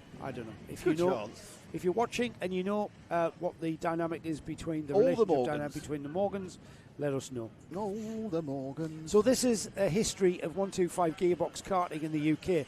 The green numbered karts, the green number plate karts, they are the 1980s KZ Classics. They're an air-cooled 125cc engine. That was the 125 gearbox class. The yellow plates with black numbers, they are the Formula Cs. They are basically 125 gearbox karts from the 90s. And the way that this class of karting, this 125 gearbox karting has evolved, is what we've just seen in the KZs. And they're away. Firing themselves down to the first corner. They fan out. Look at Kiru. Oh, we've got it off. Whoa! A big off. Oh! Is he going to restart? Oh, he doesn't know what happened there. I don't know what happened, and I watched it. They're just jinking. Sideways on the 5, and then turned in. Yeah, and then it reverses back, and the 5 takes out the 29. The 29 of Richard Morgan was absolutely innocent. One of the most unluckiest karters in the country, as Michaelis Kiru gets into 2nd place. We've got waved yellows. Slow flag. And we're going to have to stop it. We've got a red flag. Yeah, there's... So that's going to racer down at the slow everything down. The racer down at the back has hurt themselves. Yeah, I'm not surprised. It's the way that the thing twisted around on him, isn't it? So we've still got a driver in a cart. He'll have had a massive jolt. We've got a med team making their way around there, and we've got a pause with the proceedings. I would think with no laps completed, that will be a complete restart for grid formation. Yeah. So, Nick, gives us an opportunity to talk about what's coming next on Karting Live TV. Next on Karting Live. Well, it's a stunning thing because you'll only have to wait another 7 days for. It's a Sunday only broadcast from NKC this time at Shillington. Shillington is a fabulous track. However, Shillington is the Silverstone side of Banbury, which wouldn't be an issue normally, but it's British Grand Prix weekend. So there's a kind of limitation on hotels and such like, to the extent that the organisers have had to hire caravans. Luckily, I got us a hotel. Well done. Oh, it's 150 miles away. A little bit expensive, and not that close. It's a big weekend in that part of the country with the British Grand Prix, but more important, the Shillington NKC. And it's round 4. Round 4, which means it's the second round of the Midland Cup. Which means it's mixed grids. It's Shillington. Shillington is an interesting track because it's very, very quick. It's another old school airfield track, isn't it? It's been around for a long time. Flat, but luckily it's got banking around the side you can put cameras on. Yeah. There's no elevation of the track itself, but there's elevation around the track. It's known to be a very, very quick track. There isn't really any There is I suppose the hairpin, but even that's an open hairpin. It's really fast through it. Yeah, you've got a hairpin at the back end. You've got 2 hairpins at either end. Yeah. One's a kind of a sweeping, curving hairpin. It's a bit like this one, isn't it? Yeah. Where they use the whole width of the airstrip to go out there and back. And so I've been there before. Enjoyed it. It was a good track, I thought. And then we have a weekend off of doing nothing other than watching the World Cup, and then we go all the way to the Grampian Kart Club. Which isn't actually isn't the furthest north kart club. There's one in, I think, in Inverness or something, but it's the second furthest north kart club in the British Isles, and it is for the S plate, so it's the Scottish plate. It's a one-off meeting. We're broadcasting on the Saturday afternoon and the Sunday. I've met a lot of S plate holders actually, being at Warden Law, where they've come down and raced with us at Warden Law. Yep. And never really understood. Where it took place, didn't really know much about it. It rotates around the Scottish track, so obviously it's at Larkhorn, it's at Crail, and now it's at the Grampian Kart Club. I think Crail's the furthest north. Is it? Okay. Yeah. The first time in many years it's at the Grampian Kart Club, so they wanted to make it a bit special, so they've got us helping them out. If you're not familiar with the Grampian Kart Club, have a look at Brad Philpott's YouTube channel, where he does a KZ race at the track. And certainly it gave us a bit of insight, didn't it? It's quite quick. It's very, very quick. It's a class. It looks absolutely class to race. I had a chat with the guys there. Apparently it's a similar situation to here, where they actually just eliminate a chicane rather than doing an extra loop. Like, for example, they do it at Shennington and somewhere else. They actually just eliminate chicanes to make it for gearboxes. For gearboxes, yeah. What do you do? Do you just take out the chicane for Warden Law? Yeah. Just take out that and so you run it all the way into... With the extension to the second hairpin. Bit quick now, isn't it? Yeah, which is called the new hairpin. Not the Gasworks hairpin. Well, it used to be called Senna 2. Oh, that one. Sorry, the other end. Yeah, at Warden Law. So from there, all the way around that sweeping right-hand sweep, which is the back straight, they're hitting toward, the KZs are hitting towards 98 miles an hour into the Gasworks hairpin. Nice. Yeah, it feels everything closes in on you very quickly. 2 rows of tyres. Where they just come out the right-hander and they're having to look at the brakes because they're travelling so quickly. But yeah, Grampian Car Club, and then in August we've got round 5. No, you've forgotten the last weekend of July. I thought the Grampian Car Club was the last weekend. No, we are doing 2 new tracks back to back. Are we? The last weekend of July is Butwell Park for the Access Festival. So it is, yes, of course. Access Festival. I'm ahead of myself. No, I realise that people have been filmed at Butwell Park. We never have, despite the fact my entire karting career and my RC. The only reason this event is on is because of Butwell Park. Without Butwell Park, this wouldn't be happening. Because I wouldn't have started RC racing, and I wouldn't have started RC racing TV. Oh, I see what you mean. That wouldn't have become. There's a few people wishing you hadn't gone. There's quite a few people actually. Yes, there's more each week as well apparently. So we're at Bookmore for the Access Festival, which is a TKM festival. So they have got some GX, but it's actually non-championship. You know that? It's a non-championship meeting for GX. I didn't realise that. It's just a one-off, is it? Yeah, Brad said it was non-championship for the GX because the actual entry is limited more than usual because they're taking anything TKM. I think they've got 110 TKMs. Wow. Of various types. So it's going to be a TKM fest. And they've got GXs. I think they limited it to one. They've had 2 grids. They limited it to 1 grid, 34 for GX 160s. Okay. So after that, we then go from Butman Park. We then go up to Warden Law for the NKC round 5, and then Joe and I and the rest of the Karting Live TV have a lovely holiday for 3 weeks. Yes, we do. So it's August is a break month for all of us. And we're off. Joe's going somewhere exotic. He's going to Morocco. I'm going somewhere exotic. I'm going to North Wales. Where are you going, North Wales? Where? You want GYG? No, I'm going on holiday. Bloody goes. Oh, you're going on holiday? Yeah. What, a caravan or something? Or a tent? A nice Airbnb. Oh, an Airbnb. Oh, right. Okay. It's not hot enough for me. But after this week, I've had enough heat. Well, yeah, true. Yeah, to me, heat's all right on holiday. You don't have to do anything in the heat. I've got a fly and flop holiday. Fly and then flop. flop. And rum and coke. Yes, I forgot. I got a message off Marcus Hudson, who was out in the 250 Nationals. Oh, what did he say? Yeah, Oh, crash. that middle of the week.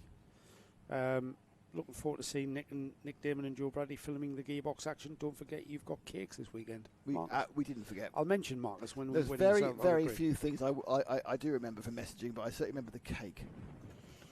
Yeah, of course we did. Yeah, we've just So to we are give on the you red flag. Yeah, just give you an update. We've got the medics down there just checking on that driver's welfare. I think what happened was that it was a sideways the cart came across. I think he's probably had a clunk from a cart. It's the way the cart twisted round, isn't it? I think if he did get a clunk from a cart, that would have hurt. Yeah, I mean they're quite well protected with those sidebars. Yeah, I mean, But it's like, the thing is, I think it's quite good because there's a lot of. I think it's very good because you sit in the car and if you've got a twinge in your neck or a twinge in your back, they go, no, just stay there. Yeah, that's right. Stay where you are. Absolutely. The thing is, I couldn't get in the car because I've permanently got twinges in the back of my neck. It's like I've got a twinge in my back. Oh, yeah, no, you haven't got to go. No, it's fine. It's I haven't got in yet. It's always like that, yeah. I'm in the paddock. Yeah. I'm very, very old. I'm in the paddock, yes. Yes. Are we? When are we announcing the new season in September? No, we're not announcing that yet. Like Stay tuned. There's more conversation to be had about that. Stay tuned. I'm not going to try a Scottish accent. Hey, stay tuned. Actually, why would you try a Scottish accent for that? Anyway? When's our next trip back to Fulbeck for the car club? 28th, 29th, around that time of September. Yeah, we miss July's, don't we? Couldn't do July because we are at Access, and they didn't want us to do August because everyone's on holiday, so we're doing September. Right. Yeah, so it's all good. So next time, Karting Live TV, back for the Fulbeck Car Club, is in the end of September, towards the end of September. Fourth weekend, isn't it, normally? Fourth is end of September. I mean, summer's over. We're looking forward to Christmas. We're just wishing our lives away here. I don't look forward to Christmas. Do you not? Well, you're not a Christmassy person, It's right? all right. I'm not a Scrooge, but I'm not Mrs. Christmas either. I'm like, You're not a bar humbug, are you? No, not at all. No. I like the fact that people enjoy it. It doesn't really do an awful lot for me. Does that make sense? No. I like the fact you have all your family and you have a great time. But it's like, yeah, that's good. They like, but I'm like, whatever. No, you can enjoy other people's enjoyment without enjoying it yourself, can't you? Yes. I mean, you've been doing that your whole life. Not really. There's very few people who would say that, Joe. Yes. So, Gearbox Festival. We've got. Can I just point out that somebody's just on their phone, yeah, we're talking, we're entertaining during the red flag. Someone's just on their phone. Is she? What are you on? You on? Oh, she's texting the blooming camera guy. Her and Ash are just texting. You're going to see him in 3 minutes. Also, I've just seen what she calls him.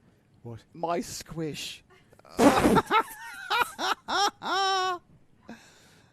Squishy, squishy, Ashy. Hang on, I'm gone. I can't see that. Sorry.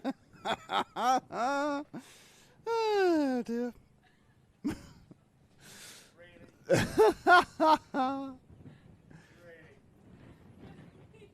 Squishy Leontine. So we've got a new name for Ash the cameraman, haven't we?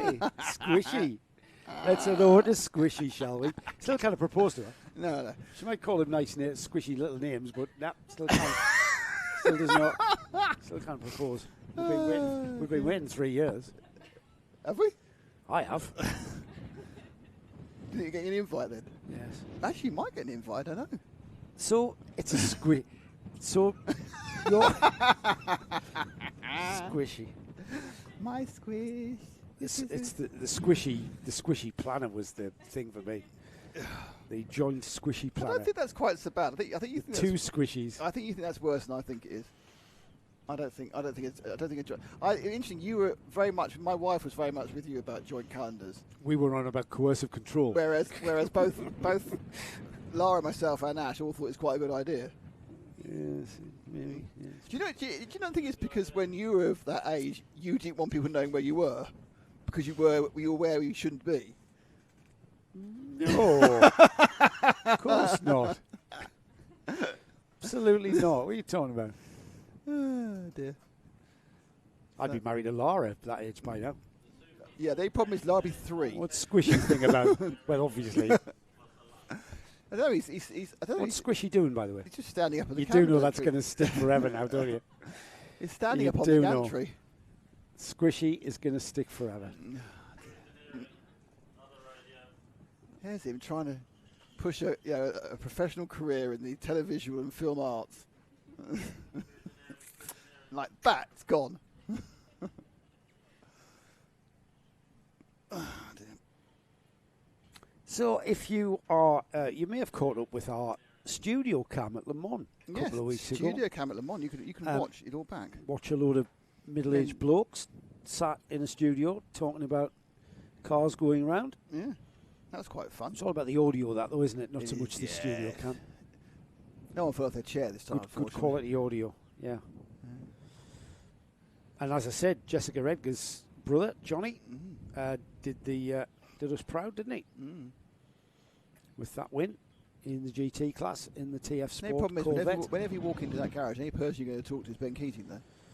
No. I mean, I know a lot of the lads who work in there. Yeah, Ben Keating is like one of the easiest interviews. He's just great to talk to. Texas car dealer. Yeah. Who won his class at Le Mans before. He's won it. He's won it and lost it on the Monday. Yeah, and he's did. won it and kept it. Yeah. And he won and kept it again. Yeah, brilliant. Johnny's been doing some sports car racing in America as well, hasn't he? I remember him in an LMP2, of course. I can't remember the team. So or would driver. he have been the silver then? Yes. Yeah, he's the silver. Katzberg would have been platinum. Katzberg would have been. Katzberg's got to be a platinum, hasn't he? Yeah. And Ben's the bronze. Yeah. Right, we've got carts moving. Okie smoky. So that's good news. No, I take it they're going to roll them all the way around and regrid them as they were. Yes, they should do. At the start, like a complete restart. Yeah, they should do. Race has been reduced to 7 minutes.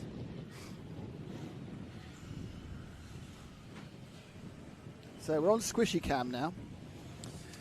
Yeah, that's Squishy's camera there, bringing us all the action from the caravan corner. You might not come next if we don't stop it. It's so sweet, that is. Young love, mate. Do you remember that? Look at you were married at 20, weren't you? 22.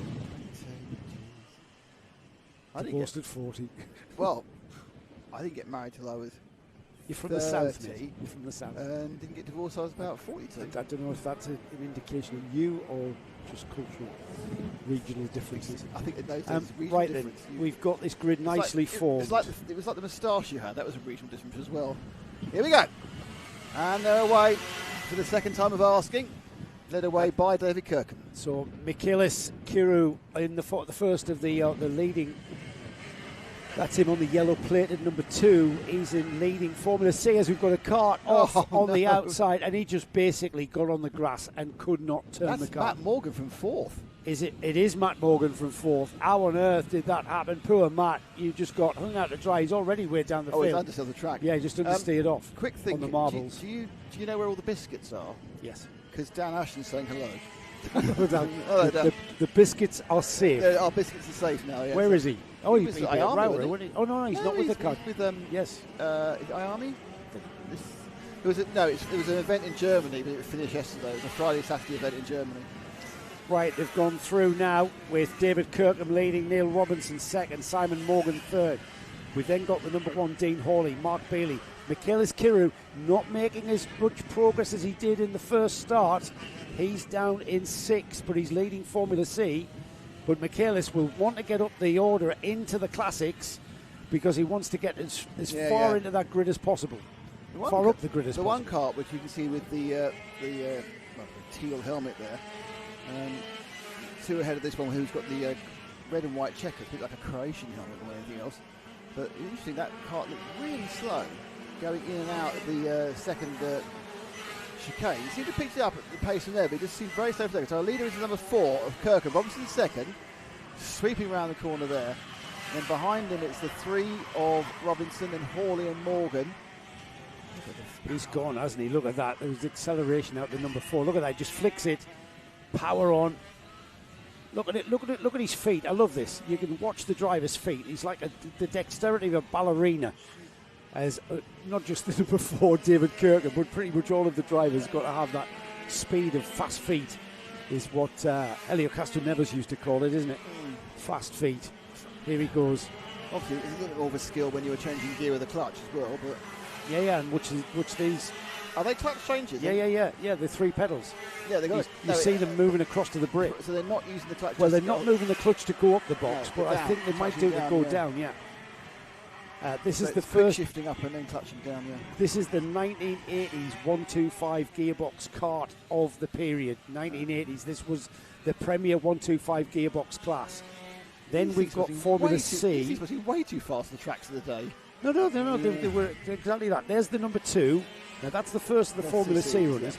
That's when the Formula went to water-cooled engine and basically went to a hand clutch with a 2-pedal affair, which has basically evolved into KZ racing, what we have now. Okay, bit starstruck now. Starstruck. Josh Reddick says, the MLB star, says, love listening to y'all. Y'all, Texas. Love it. Great to have you along, Josh. No, trust me. We are not disappointed you turned out to be a Major League Baseball star, because even though we are motorsport fans, both Joe and I actually prefer baseball to NASCAR. Yes. Absolutely.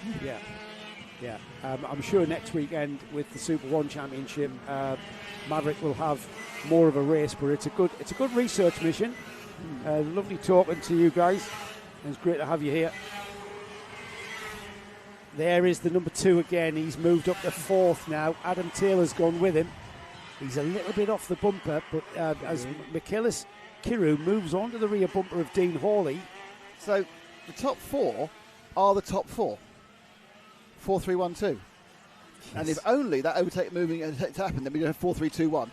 As Michaelis Kiru looks at Dean Hawley. He's challenging, isn't he? He's absolutely wanting to be through. I mean, this is the thing, isn't it? If you get into a class like this, you're in this class for years, aren't you? You're not hopping about. You're going to have the same drivers every year, making subtle changes and that sort of thing. There is a lot of drivers on this grid that raced these karts back in the 80s. Wow. They've only developed the classic moniker by becoming an historic kart class. And now it used to be where my wages gone, it's now where my pension gone. And the thing is, with old kart, you look at these karts and they could have just been brought out the showroom, so to speak. Oh, there's the number 2 squeezing down Dean Hawley, trying to get inside the number 1.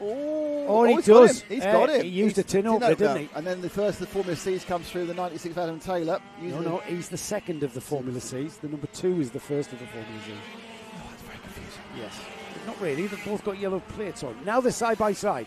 We've got a Formula C, a Formula C battle. Side by side battle there. Formula C battle coming towards you, Paul, and it's moved through the 96. Beautiful move there. This is great stuff. Now, Michaelis Kiru and Adam Taylor have been very much at the forefront of Formula C, but the fact that they're getting in amongst the top 3 and 4 of the... Thank you. As a driver standing in front of our camera. KZ Classics. Honestly, you sat there in front of our camera. Yeah, I can see him.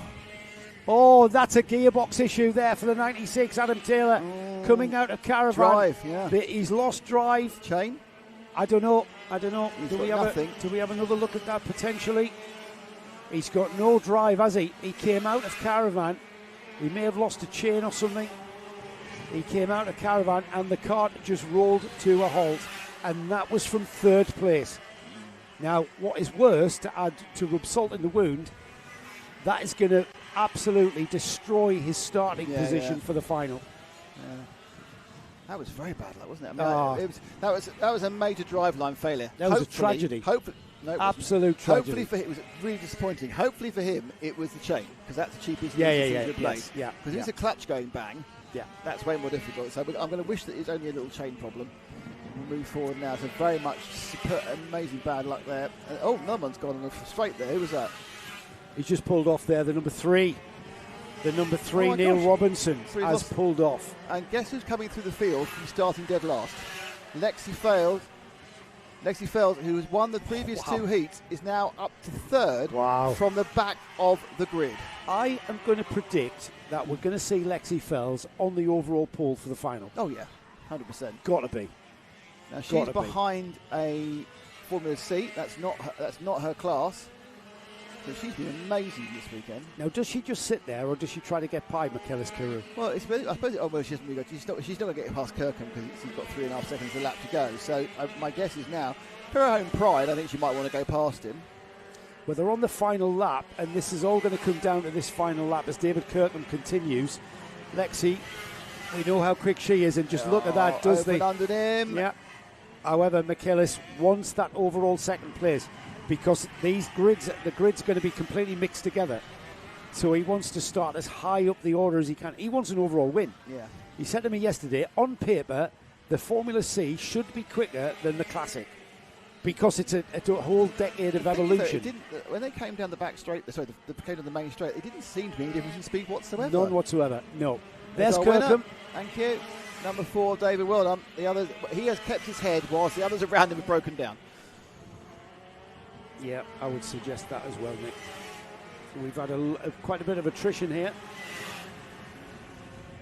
As the rest of the field come through, then we'll just wait for the rest of the field to take the checkered flag. We lost Neil Robinson, we saw him pull off. We saw Adam Taylor grind to a halt out of the caravan corner, and Taylor Ward was another kart that we lost in that situation as well.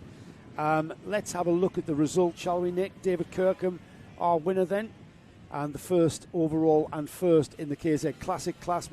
Michaelis Carew was the first of our Formula season, second overall. Lexi Fells, 2 wins and a third for her. Dean Hawley was 4th, Simon Morgan 5th, John Haitley was 6th. In 7th, Luke Padley, with Mark Bailey next, Colin Mason, Matt Morgan, Neil Robinson, Adam Taylor 12th, and then in 13th place will be Taylor Ward. But like I said, Neil Robinson, Adam Taylor and Taylor Ward, non-finishers there. Exciting stuff, that. That's good.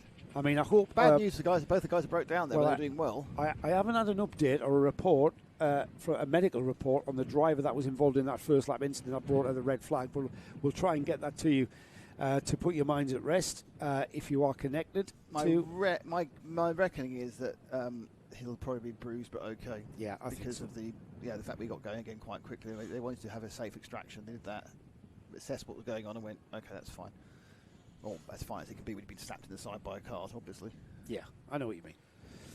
Right then, we have got our last of our heats. Yeah, and they're going to the finals very soon. Yes. Stuff that really counts. Okay, here we go. Here is the grid for the 210 challenge. It's Mick Newman on pole with David Smith alongside, then Paul Fowler and Tony Bury, Dave Scull and Anthony Cox. They make up row 3.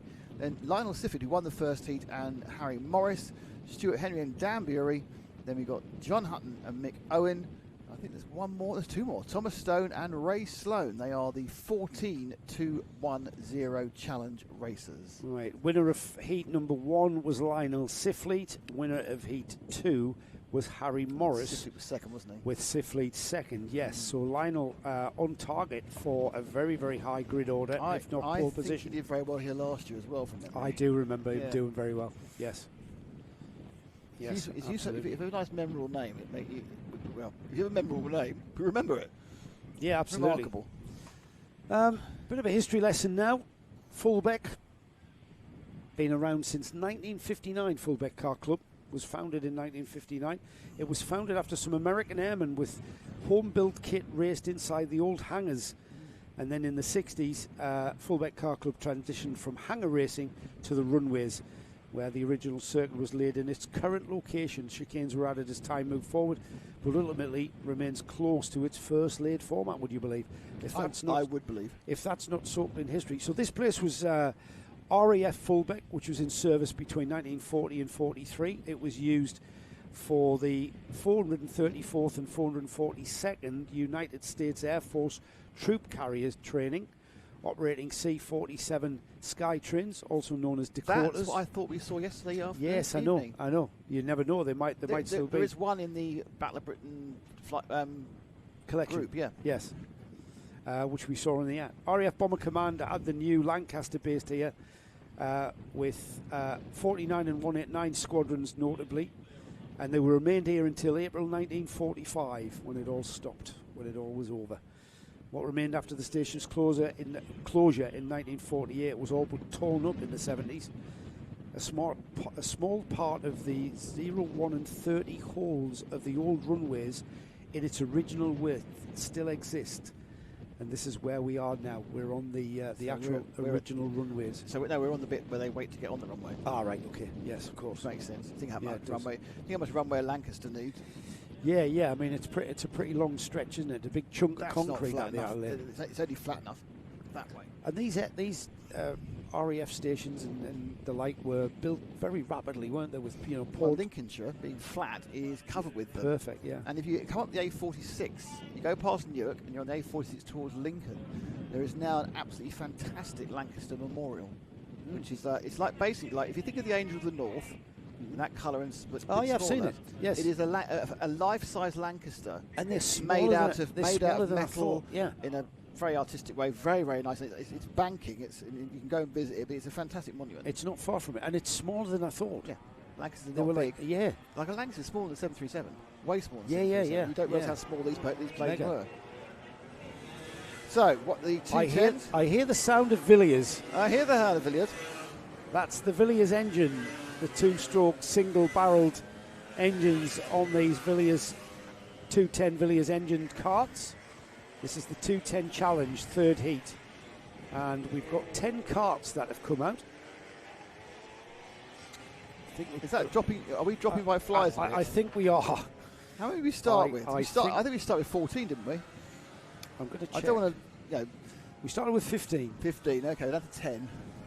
Now, there's a chance, to be honest, that we'll get more for the final.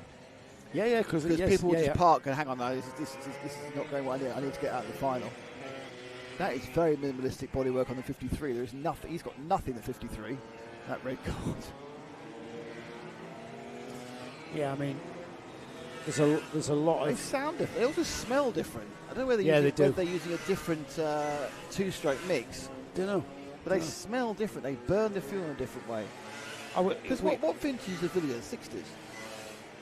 Oh, that's a good question. I don't know. Very, very early. I mean, they were old in the mid 80s when I started. I think it's a 60s engine. Yeah, they probably are. I was talking to Stuart Henry about what number was the Formula One. So Chris Purdy, you know Chris Purdy, my mate. Chris Purdy, yeah, I met him at Wardenlaw.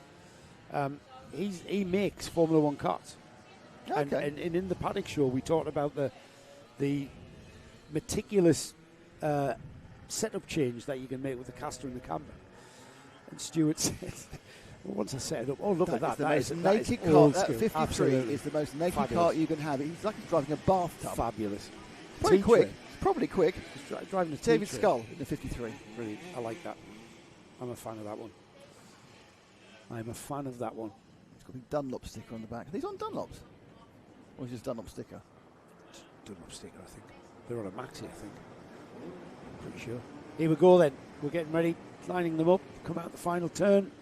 They've had 2 formation laps, and through the middle has gone Harry Morris with a great start there, timing the lights to perfection, and he has got already up the road and turning into turn 1 without any challenge whatsoever. It's Dan Bury who got himself into second place there, or Dan Berry. I know a friend is Bury, so I may be getting that wrong, but I'll call him Bury for now. And just holding station there in that little teardrop Nassau panel. Behind him, it's the number 1, the reigning champion Lionel Sifley. He's already got a 2 and a 1. But Morris is breaking away, and then for Sifley, the 1 has got to dispatch Bury, or he's going to find himself too far away from Morris to catch him up again. I think Harry Morris is going to disappear here, isn't he? He's doing the job so far. He was determined to get off the line first, which he did. Challenge for second, though, as Lionel Sifley goes through and into second place. Now we've got a race on. Can Sifley catch, and not just catch, but overtake Harry Morris? Yeah, it's.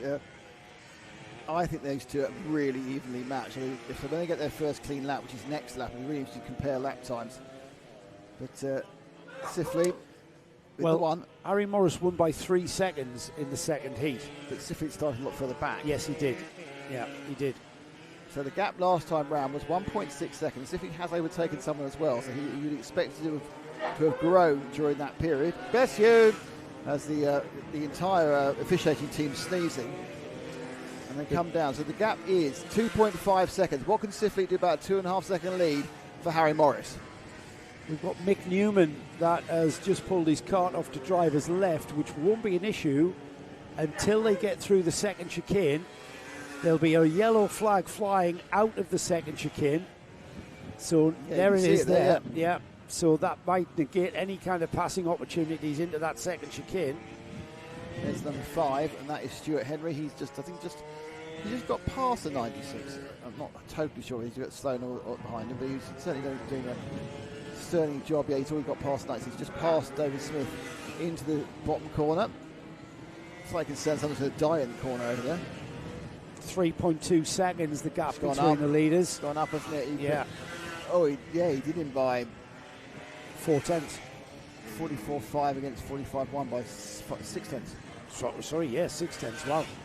I was thinking that was Sifley is not as quick as I thought he was. Or Harry Morris is way quicker than I thought he was. Yeah, well, it's all about the final, isn't it? There might be a bit of tyre management going on, a little bit of nursing and motors Engine as management. well.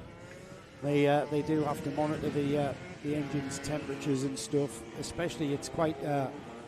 It's not as hot as it was yesterday, but it's still hot. It's a nice summer's day. Yeah, it's not a ridiculous summer's day like it was yesterday. Yeah, or a summer's day from a different country. That's right. That certainly was yesterday. But today is a nice, really pleasant English summer day. It's beautifully sunny. Got those little wispy clouds. Unfortunately, the rapeseed has been harvested, so you can't see the beautiful yellow swaths behind the track. Early harvest, that, isn't it? Yeah. Whether or not Sifley here on the number 1 can indeed, he looks like he's just on a Sunday drive. I'm pretty sure it doesn't feel like that driving this thing. That probably feels like driving a firework. But he does. He's not pushing hard. He's just, like I say, I think he's managing this. He's managing this drive to the finish. We're not even at half distance, Nick, so you can understand why. Lapping already, as Thomas Stone, that is, with the big orange NASA panels being overtaken. Sifley goes back to virtually 5 seconds behind. There's a third place. You can see there's Dan Bury. This one has no close battles in it, unfortunately, at the moment. Let's drop back to the number 5, can we? Oh, who's that? Somebody moving slowly? I think he's got an engine issue, obviously, but it moves out the way there. Wasn't quite sure whether that was cause or effect. The big puffs of smoke. Is that the number 4? That is the 4. That's a major problem. Yeah, that's Thomas Stone there. He's got whether he's riching that up deliberately. Because it was nipping. Because it was nipping. Yes, possibly. It sounds like he might. Sorry, what nipping means is on a 2-stroke engine. With a 2-stroke engine, the lubrication for the engine is done by the fuel. You've missed the thing. It's done by the fuel. So the fuel has oil in it, and that lubricates the engine, and so the pistons go up and down without seizing. Obviously, in a 4-stroke, you've got a separate oil supply. Well, I think that's a fair assessment, because now he's driving around slowly, and what he's doing is he's trying to re-lube the engine. What happens is if you don't have enough lube in the fuel, or you run it too lean, the piston expands and it nips up into the bore, and therefore your engine seizes. Now, before it seizes, you can feel it going slow, and therefore you can sometimes. Is that Harry? That's Harry, isn't it? Is that Harry by the side of the road? Is that the 41? It is the 41. Yeah, it is. It's our leader. That's our leader. Pulled out, so whether he's nipped up or not, I don't know. That is a tragedy for his finals. His starting position is going to be massively affected. Really disappointing moment for him. He's had his side pod pulled off. Oh, that's gone well. That didn't go well. That's going to have to be fixed. So that is an absolute disaster. Take that for Harry Morris, who will score very little points. Well, he's ahead of 3 of the carts. They've stopped. And this has handed Lionel Sifley the pole position for the final, which could mean a through the field chase. Well, what I'm hoping, Nick, is that the number 41 is a repairable retirement. Starts about 6. And it isn't a catastrophic failure of something. No, absolutely not. Yeah, starts, 7th, 8th, something like that. How many? So are we down to 6 runners? We had 11 starters here. 7 runners. We've got David Sculls out, Mick Newman's out, and now we've lost Harry Morris. Have we not lost Thomas Stone and Tony Bury, then they're just going slow? No, Thomas Stone's still going round. Ah, right. Yeah. Tony Bury's going slow, yeah. Yeah, Thomas Stone's still, he's kind of running his engine in now. So 90 seconds remaining in this one. Lionel Sifley, the leader on the number 1. Dan Bury is second. Let's drop back to third place Stuart Henry. who is about 11 we seconds were talking yesterday, behind. weren't we, about test days and how we never did test days. Yeah. You just reminded me, not only did you never do test days, but in the actual 5-minute practice, most of the time you're running in a motor or a piston in, so you weren't actually going through at all until the first heat. No. Very different days. Very different days. You saved all of your speed for the race. Yeah. You didn't want to waste an engine. I think it's probably why you would do it differently. I think it's probably why you did 2 tracks, because I couldn't have time to learn another one. Yeah, absolutely. Yeah, absolutely. There's the number 5, Stuart Henry. Stuart gave us an absolute tremendous interview. If you didn't catch the paddock show at lunchtime, then you can easily find it within this broadcast, within this live stream. It'll be online tonight. But it's online tonight. It's separated out, and you can watch it. And the thing about Stuart is he's been racing these things for 20 years. I turned to him and I said, "Is there something wrong with you?" He said, "There must be." He just likes hammers. And I said to him, "Is it not? You've got to be the sort of person where the racing is kind of secondary to the fiddling and the preparation and the working and the challenge of just getting the thing to the finish." And here he is about to finish third in the third heat. That is. Well, they've got 2 laps to go. Well, 3 quarters to go. Yeah, great interview. It's quite a long way back from Lionel and Dan. Stuart Henry's back another 14 seconds from and just Dan. look at how we're watching karts being driven around here, and just look how, I'm going to say, relatively sedately they're being driven. Oh, at this point, in comparison to the KZs who were saying at this point, absolutely. Yeah. If I was in that kart, I'd be going as slowly as possible to get to the end, because I've got to race it again today. Yeah, just look at the delicate sort of application of the brakes. Oh, there's the 32 out. That's John Hutton. Oh, that's a bit unfortunate. Yeah, very unfortunate. You've got 5 karts on the lead lap. In fact, 5 karts on the lead 2 laps. Thomas Stone's still going round, running that engine back in. Good lad. So can we find Lionel, the number 1 kart? He is. Lionel Sifleet is on his last lap here, coming out of Caravan. So Lionel's got a reasonable pace, but more importantly, he's got cracking reliability. He has got cracking reliability, yes. 1, 2 and 1. You've said it now. He's not going to break down the next 14 yards, is he? No, he's not, but I'm thinking of the final. He'll be back out for the final as Sifleet takes the win. Danbury second. Stuart Henry in the number 5, who we've just been talking about, will take a very solid 3rd place as well. That'll help him. So we wait for these karts to come through and take their checkered flag. We've had a bit of a race of attrition, which of course is no surprise in the 210 challenge. It's all about the challenge of getting the karts to the finish as well in these 210 Villiers engines. We start our finals. We do. We've got 1, 2, 3, 4, 5, 6, 7, 8 finals. 8 there in. Yeah. So they are going to be cusping on the 6 o'clock. The finals are 8 minutes and 1 lap. The KZs are 10 minutes and 1 lap. Right. Okay. It goes back in the same order we've had, by the way. Let's have a look at the result then, as everybody has taken indeed the checkered flag. Lionel Sifleet takes the win. Danbury second. Stuart Henry was 3rd with David Smith, Ray Sloan, Tony Bury. That's the top 6. Thomas Stone was a recovering 7th, and then we lost John Hutton, Harry Morris, Mick Newman and David Scull. Harry Morris, remember, lost him from a very, very commanding lead. So unfortunately for Harry, that didn't all go his way. I'll leave Nick to give you the grid for our... Oh, you're just leaving me, are you? No, I'm just going to pop across and get something out of my bag. Oh, is that a euphemism? No, it isn't actually. I am actually getting something out of the bag. Okay, so next up is the first of the finals. So this is where the plastic trophies get handed out. And it's the Minimax 950. Small but perfectly formed grid. Finney Thompson, who won all 3 heats, is on pole. Then Eva Jones, Arthur Jardine, Stanley Gill, George Allison and Ronnie Griffin. Kasim Iqbal and Cairo Zubieda are on the bottom 2 positions. That's not very good English, is it? Sorry about that. So Thompson and Jones. Jones is pretty good. Arthur Jardine, I think, is someone we've seen racing a couple of these heats, club meetings before, and he does seem to be quite improving a week by week, which is obviously what they do at this age. They improve week by week. You putting coffee on, Joe?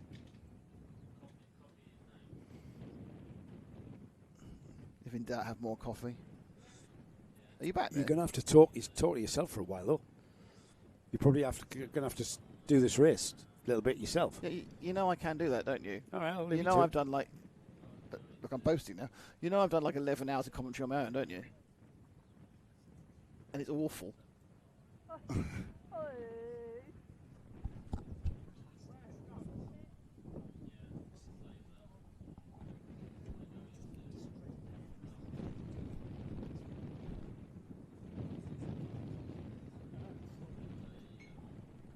Joe just told me off.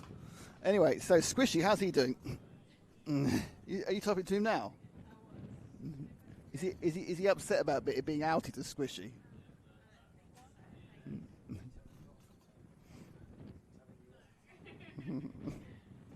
It's not. In fact, it's not really Lara's fault we found out she calls him Squishy. It's just because I was looking over the top of the thing because she wasn't concentrating on work. That was why.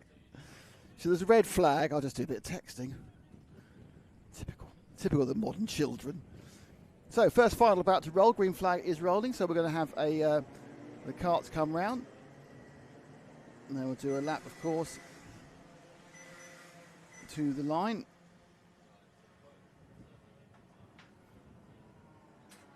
Adam Press, great to see all my Formula C guys out there along with the 125 Classic bunch of Gearfest. That's Adam. Adam Priest, thank you. Adam Priest 38. Just so you know, the way your YouTube handle now, your YouTube avatar name comes up, it's so complicated these days. Like we're Karting Live TV -CD4MC. Priest says, good luck to my close friend and race rival, Mick Curio. Good luck in the final. Can't wait to watch it. Well, you've got to wait a little while because I think it's at least an hour away. But watch all the standard carts, the fixed drivetrain machines going round. Got 7 starters. George Allison had a penalty in the last race. Is he running this time? Yes, he's in 4th. Here we go. Just waiting to come over the line. Finley Thompson in that blue and white cart. The light blue and white cart has won every heat so far. Start is official.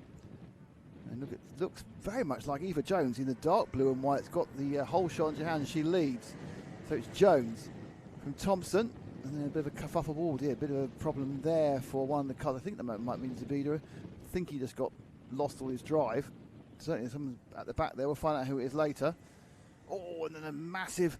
That was actually Zabida there going up and over the second chicane. So it wasn't even pulled over. But it is a great start by Eva Jones. And Thompson himself, who's dominated the 3 heats, has dropped down to 3rd. So is that Arthur Jardine who's got ahead of him? Arthur, I'm waiting to come over the official times. Not easy to read some of the numbers on these.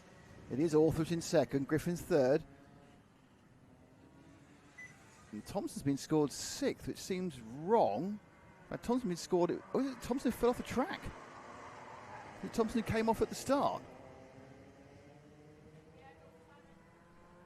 It was Thompson who had the problem at the start of the race. We were looking at a different selection of blue carts, but so the Finley Thompson, who dominated qualifying, had an issue early on, and he is now just sitting in the grass in the middle of the track with nowhere to go. And the white nose of the 88 has also got that blue, but look at how Eva Jones has pulled away.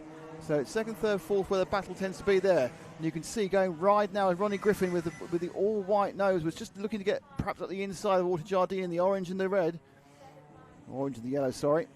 With the Lando Norris helmet, that might be easier for you to identify Arthur. Now, interestingly, swept across the nose of the 119 of George Allison with the gold and the black.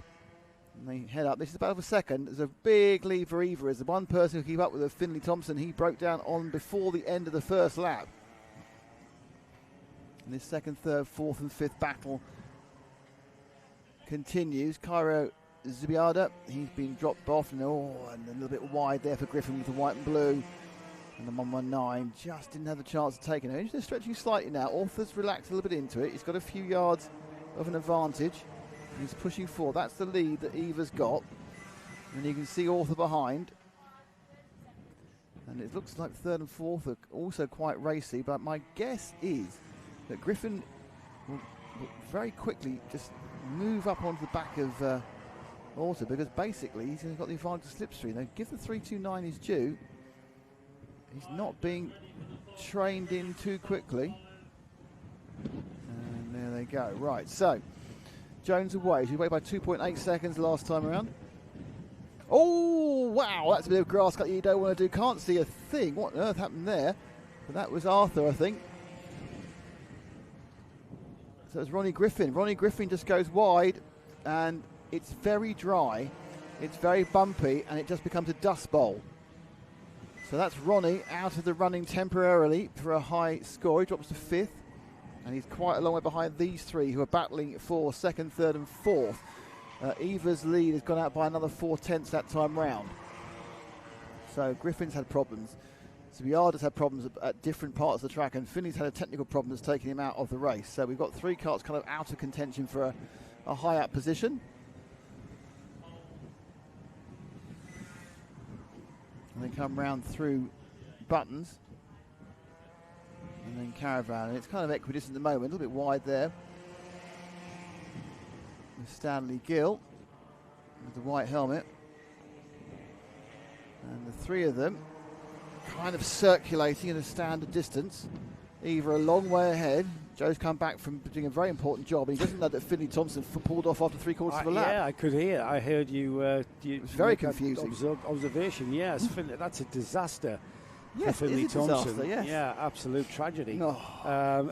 for Finley. Because he's been so. I heard you won say 3 hits. He's been so dominant, hasn't he? And he was on target for a trophy. Well, I think we might also have lost a bit of a battle there, because I think Eva getting away into clear into second. I think we could have had a decent battle between the 2 of them. Well, now Eva's gone off and she's over 3 seconds up the road, isn't she? Yeah, so I think that would have been a good battle between the 2 of them. But we're not getting it. Yeah, this is a good scrap, isn't it? What are we looking at here? Well, you're looking at Arthur, George and Stanley. Ronnie was involved in that, but he went wide coming into Caravan. There's Eva just disappearing into the chicane there. She'll pop out now. There she is in the blue and white card. Ronnie put up enough dust to blind a herd of wildebeest. And what Eva is hoping to happen is she's not thinking this, of course. She's just getting on with that job. But if these 2 start squabbling, as they're about to, I think, because I don't George will want to be second, and Stanley Gill on the orange with the car with the orange nose. We actually had Stanley's holding on. I thought we mentioned Stanley so far today. I'm not sure if he's featured, but now he's really running right with on the good pace pace. With this group of the 2nd, 3rd, 4th group. Yeah, let me check Stanley's results. I mean, it's possible you get mired around in 5th and 6th, just not get really picked up by us. And I apologise for that if you're a Stanley Gill fan. But he's holding on perfectly to the others. There's no lack of pace compared to this 2nd, 3rd and 4th group. They are all a little bit slower than 4th in Heat 3. Yeah, okay. May just missed it with Eva. He's on a novice plate, that's probably why. So yes. he's on novice plates. But so that's a good performance. I think Stanley can be happy about this. Hopefully he was on camera, we just didn't talk about him. Came 7th in Heat 2. Well, he's put up what's only known as a pretty massive improvement during the day then, which is what kids do when they're coming off novice plates. And in his first heat, Stanley was 4th. So that's why he's up near the front. He just obviously had he was at the front at the wrong time. Poor second heat, but he certainly found pace to steer with these 3. And if anything, he's having a look. Yeah, he's having a look at George Allison in the black and the gold. Minute 27 to go. These 3 have been together for effectively ever since about lap 3. Jones is eking out 3/10 a lap, 4/10 a lap, doing what she needs to do. And she could wind it right back if she wanted to, but I'm sure it's more fun going a bit quicker. And now, for us saying Stanley was going to attack George Allison, it's George Allison, the meat and the sandwich of these 3 cards, who's having a little bit of a sniff around the back of Arthur Jardine. Okay. Good lines there. You're not going to get past him if you don't make a mistake around this part of the circuit. And then through the final corner, and over start finish, and then flying out wide was 18 and Gill there. I think he was trying to carry a bit more speed. And we've got, is it back markery now? Yeah, back marker's going to Cairo. He's got out the way though. Well done, Cairo. He had his own cross-country moment coming out the exit of Second chicane on lap 2. Well, he's on the novice plate as Caro Zubaida, and he's just gotten on with it and just learning the ropes there, making progress. But and a mistake there from Arthur, and that's allowed George Allison right there. And if anything, just not enough. The mistake wasn't big enough for George, was it? Yeah, and also you have this issue, Joe, where they make a mistake, but it actually kind of blocks the other person inadvertently. Auto had to really get on that thing to pull the nose round to avoid going too wide around the paddock complex. Out for fresh air goes Stanley, having a little bit of a look. Stanley Gill.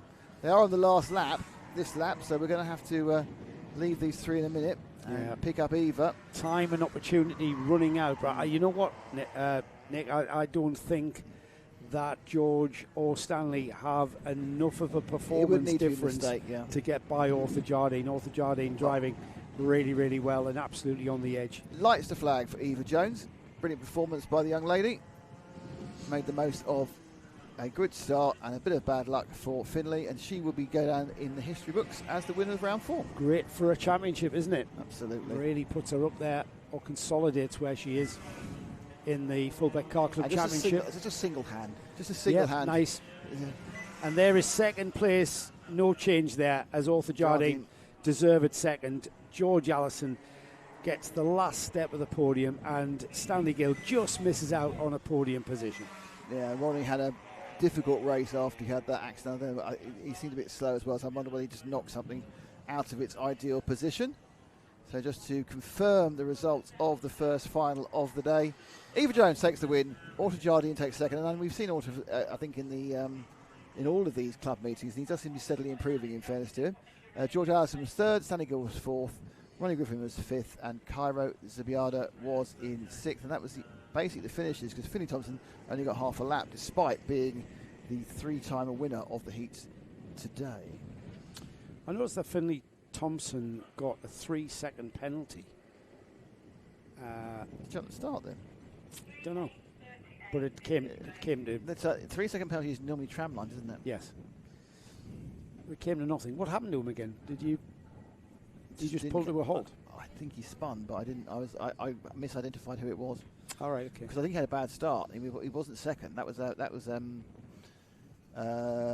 was Ronnie Griffin, who's got 2/3 the same paint scheme. Right. Sticker scheme. Yes. Right. We've got our three Bambinos coming out next. Do you think you can read this grid out? It's quite a long one. It is a long one. Yes. 3 Bambinos coming out is. Why does that say 235? Yeah. Let's try that one again, shall we? Yeah. That's weird. Here we go again. So the 3 Bambinos that are coming out for their run in their final, it will be trophies all round for these 3.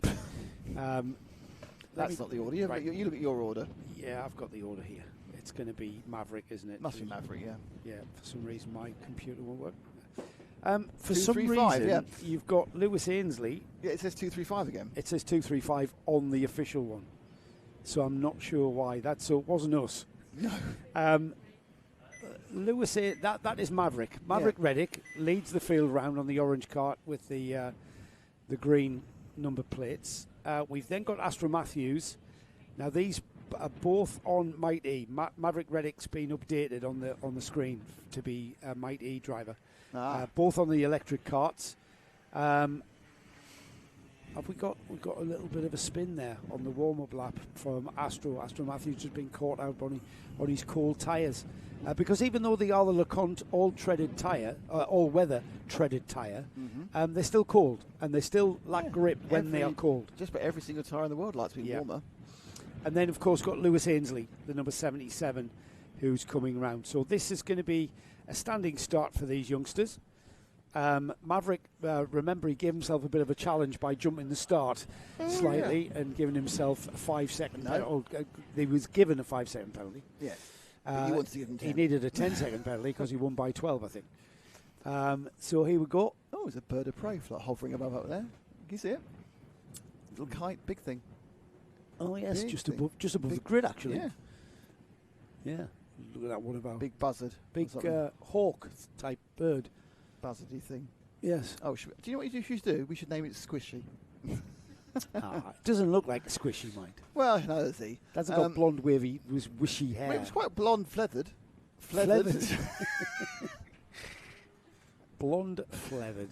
Right, here we go. Here are our three. And Maverick's dad's going to be glued to the screen here, live, back home in Texas. Yep, don't know what time it is. 6 hours behind. They're 6 hours behind. 6 hours, is it? So it's 10 o'clock, 10:30.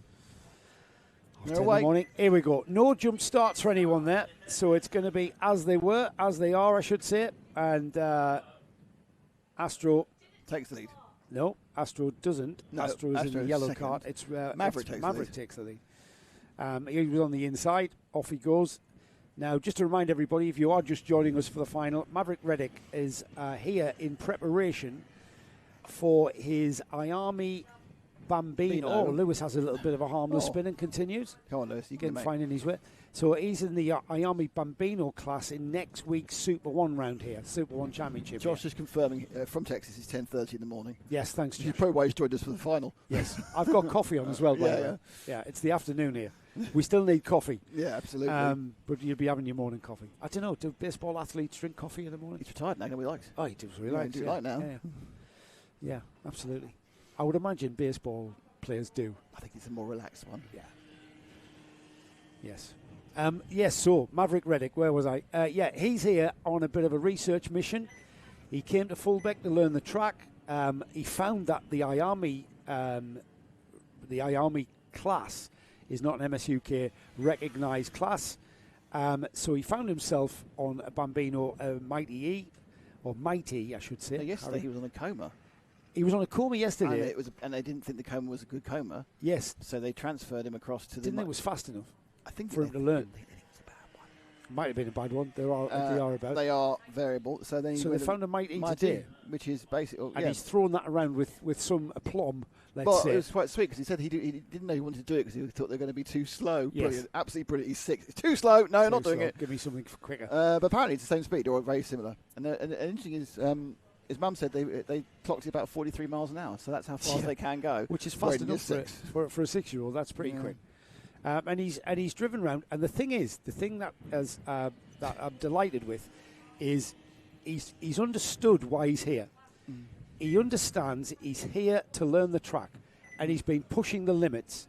And if you look at his lap times, he will go quicker and quicker every lap, and he'll try not to make mistakes. He'll try to optimise everything. He'll try to optimise his braking, his mid-turn, and his exit speeds, and it's all about momentum on and this. Also, he'll have learned something in the last heat when he jumped the start. Absolutely, I mean, this is the thing about Bambino racing. Yes, we love the Bambinos, and when we have a big grid, it's nearly always your race of the month. But it's not about the racing; it's about the learning. It's about learning. It's about learning about racecraft, learning about tracks, learning about working with How many times have I said how these kids blow my mind?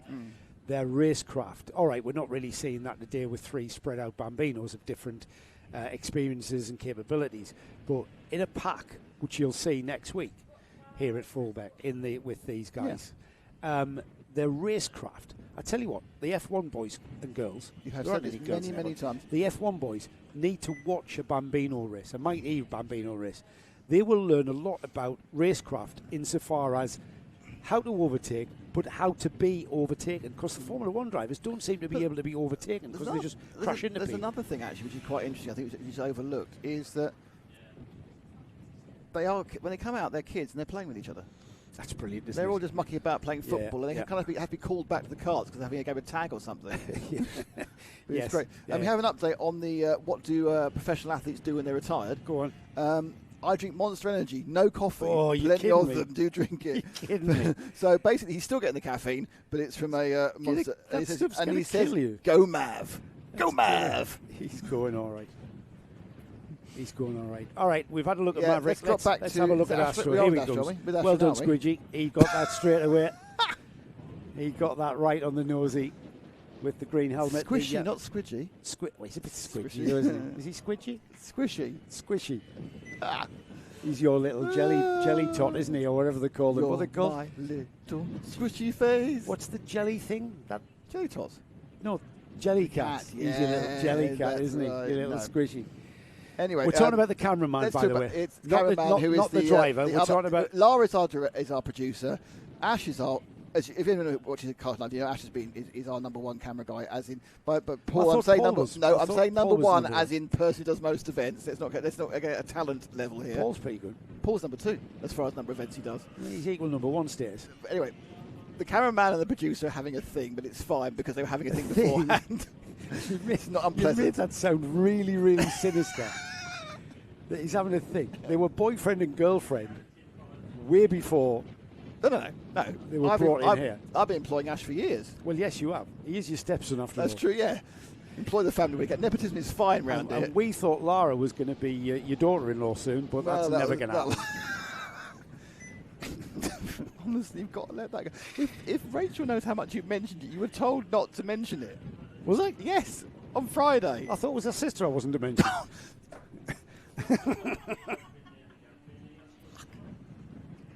So, let's have a look at Astro. Let's have a look at Astro's lines. Heading down to the top bend. She's fine with it, mate. It's only you who has a thing. Bloody hell. You have a thing with her sister. I've never met her. Out of the top bend, and let's watch Astro through there. So there's a bit of a kink before the second chicane, Is isn't there? it? All about momentum. This. Is there? Now, Astro is on a Mighty as well. He's on the electric cart as well. And you'll see that, just learning the lines, learning about keeping that momentum, and learning about where to position the cart on the track. That's the most important thing.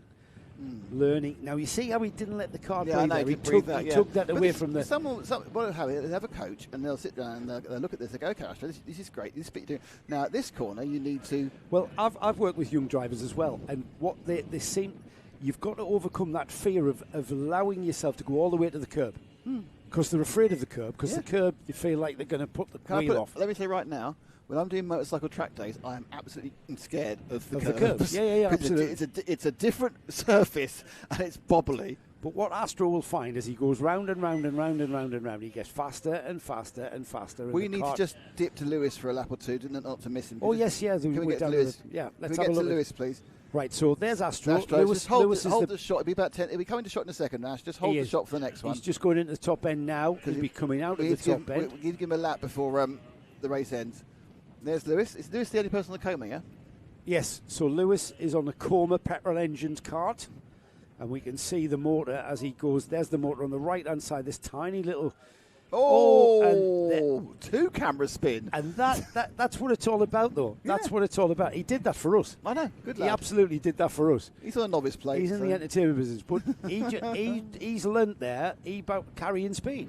Yeah. And he carrying speed, too much speed, the tyres Yeah. give up, and the cart spins. I think also it's about, well, I'm telling you in a second, but it's about, smoothness as well. I think that's probably a jerk was what turned that around. Yes, yeah. And that's what I mean. But again, Lewis is brand new. He's a novice. I don't know exactly what the level of experience My he guess has. he's probably done 2 meetings, is my guess. Possibly has, and he will go round and round, and he will learn, and it'll become muscle memory, become natural for him to just allow the momentum of the car to carry through, and not be afraid of the curbs. See how he stayed off the curb? That didn't really need to go on the curb, did he? Perhaps I think in probably in Bambini you don't necessarily need to do all the curves. That's You right. but you certainly need to do the exit of the caravan. Yeah, that's right. That one is because you can just really because of these things obviously are conservation of momentum carts because you haven't got a huge amount of acceleration and you have got to be able to go at a reasonable speed the whole time. Let's pick up the leader, just heading towards Paul now. Yeah, there's Astro Maverick for his last lap. Oh, he's gone. There he is. He got off. Steve's off stage left. So, Maverick from Texas. I believe if my information is correct from when I was looking at the Wikipedia page, he's one of twins. Oh, really? Yeah, but that could be that could be celebrity gossip that's gone horribly wrong. But he did say he was one of twins. So Maverick is here, as we've said, in preparation for his championship event next week. He's been learning the Fulbeck circuit here. This circuit's been here since the 60s. And in a nice bit of synergy, it was started by some US Air Forcemen. There we are. And Maverick is American. He has come all the way from Texas to race here in the UK. And on a track that was founded by his countrymen, seems quite apt that he takes a checkered flag and he will take a trophy home all the way back to Texas with him from the Fulbeck Kart Club. There we go. Very nice. And more importantly, he's got a few days off now to enjoy the Lincolnshire countryside or wherever they actually decide to go. I'm sure Well, if this place is open for testing, I would imagine he's back testing with his army. Of course he's open for testing. And he'd be back here going round and round and round with his Tuesday, army. Wednesday. Yeah. But don't forget, he's going to do Mighty as well. He's doing 2 classes. That's right. Yeah. 2 classes. 2 classes in the Super 1. Yeah, and I'm pretty sure he'll be making that Arthur transition. Bowers used to do this. He did, yes. Yeah, absolutely. And eventually it'll be. Let's just do the electric because it's so much simpler. That's what Harry Stinson sold the idea on. I think if he comes back to the UK, he'll do a Zane Sofoglu and move up very quickly. I'm going to get you a nice coffee. Thank you very much. I shall read the official results.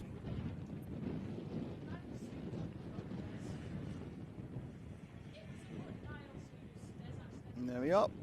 Maverick won by 76 Mastro with Lewis in third. But there were 3 different classes of driver and kart doing 3 different things, but they all got the experience they needed. So next up is going to be the massive combined final of Micromax, Honda Cadet and Walter Swift Restricted. And we have Tommy Delaney, Ellis Holt, Arlo Herbert, Harry Grant, Reggie Carver, Oliver Pask. The top 3 are the Micromaxes. And then you have Timon Peacock, who didn't come out for the last heat, and Charlie Kitchen, who's the only of the Water Swift. So it's kind of the split that way. The first 3 being the Micros. The next 5, though, we're not sure they're all going to turn up, are the Cadets. And then Charlie is the only person on the Water Swift engine. Just pulling in slowly. I'm afraid our big Hawk, we had a really lovely buzzardy Hawk thing above us. But that's now shifted off, and there's only a kind of a scrawny sort of like Blackbird, which isn't the same at all. Thank you, Josh. We enjoyed meeting your lad at lunchtime and his team and his mum. It's good to talk to you guys as well. It was great to see people who have come over from far and wide to race in British race meetings. Here we go. Right, coming down, those different sounds, the real guttural, deep sound of the Cadets, and the slightly restricted kind of strain noises that is a Micromax. We are ready to roll, and Joe has done his job excellently there by preparing a super cup of coffee, so much so that I'm going to eat a biscuit and let him do the start. Right, multi-class racing's what we're all about here. We've got 3 races in one. I see they've separated the grids out, so that will be to the chagrin of Charlie Kitchen, who was wanting to get in amongst it and get an overall lead, I think. He's got a big ask now because he's going to start behind the Hondas in the Water Swift, the IAMI engine Water Swift, starting at the back of the grid. He's the only kart in that. There are the 3 Micromax, the Rotax engine karts here, the Rotax Cadet engine karts are starting at the front of this field overall. Tommy Delaney, Arlo Herbert and Ellis Holt are your drivers.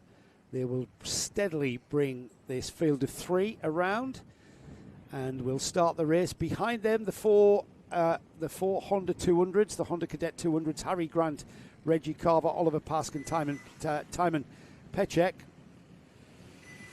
There's the Micromax underway. The Hondas get underway, and there's Charlie Kitchen right on the tail of them straight away as the Micromax gets into the lead with Tommy Delaney leading into turn 1 and indeed out of turn 1. It's Ellis Holt already into second place with Arlo Herbert learning the ropes as he has been all season.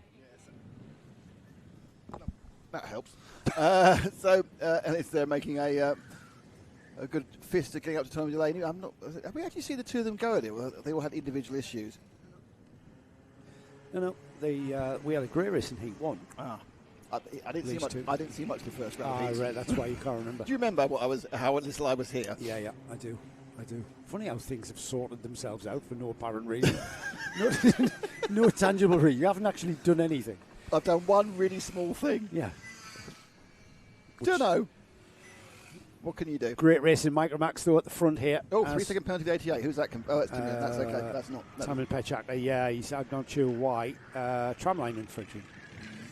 So that was a bit of a busy start there in the Hondas. So the 3 there are being chased down by 2 Hondas, Harry Grant, Reggie Carver and Charlie Kitchen.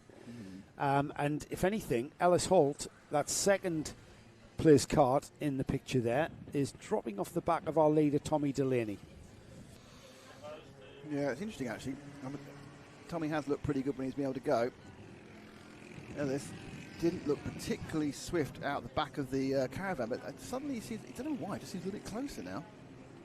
They've certainly dropped third place Arlo Herbert. Charlie Kitchen, the Water Swift, is currently running in sixth. He's just right on the tail of fifth place. Top two got a bit closer together actually there, Joe. Got that annoying half second gap, which means that you kind of don't want to move away from them, but also you don't think it will happen. I know. And then behind those three, Harry Grant is breaking away from his other Honda competitors, and he's catching Arlo Herbert. Remember how matched they were in the third heat, I think, is what we saw. They're spaced out now. Tommy Delaney's driving really, really well. He's absolutely consistent. 51.3 is his last lap time. He's pulled out half a second, as you said, and I think he will continue to do that. If we just hang back for the... there's Arlo. You want 5 yes, and 6. I know it's not actually that looks actually like Charlie Kitchen getting up the inside of Reggie Carver now, and he has done it in the red and white. So that was Kitchen in the red and white and the Senna helmet. There you go. I know. Going past. So that's now Charlie. He's obviously already won the Water Swift, being the only Water Swift, and he now accelerates up and away past that the Carver machine coming through. But he now is next target is Harry Carver, and I think Charlie, looking over his shoulder there, looking over his right shoulder, was and there's side by side into caravan around the outside has gone the 22. Wow! And the number 22, Reggie Carver, feeling very racy indeed. He's enjoying this. He backed out of that as well. He could have fought that corner. He had to. Not saying he should have done. He could have done. I think the Honda is actually quicker through the corner. Right. And he felt as though he was being tripped up by the Water Swift. These are completely different class of cars. I think you're right. Look at the gap he pulled. Yes. Those bits, yeah. So through the corner, the Honda is actually quicker. It might be that they're slightly heavier. Has he got better pickup? He's got a bit more torque. The 4-stroke surely has better torque than the... It's got a lot more CC, and CC is torque. A, 2-strokes don't have much torque, and B, you've got more CC in a 4-stroke. Yeah, I think that's why. And that was certainly torque. I pulled him around that corner. So Herbert is now under pressure from Grant, but we'll drop back the other two again. Just see where Kitchen's got away now. I think Kitchen's broke free. The question I was going to ask is, can Kitchen catch Harry Grant? He's way up the road. Harry Grant has got 2.6 seconds, almost 2. We'll call that 2.7 actually. When did AS Holt get past Tommy Delaney?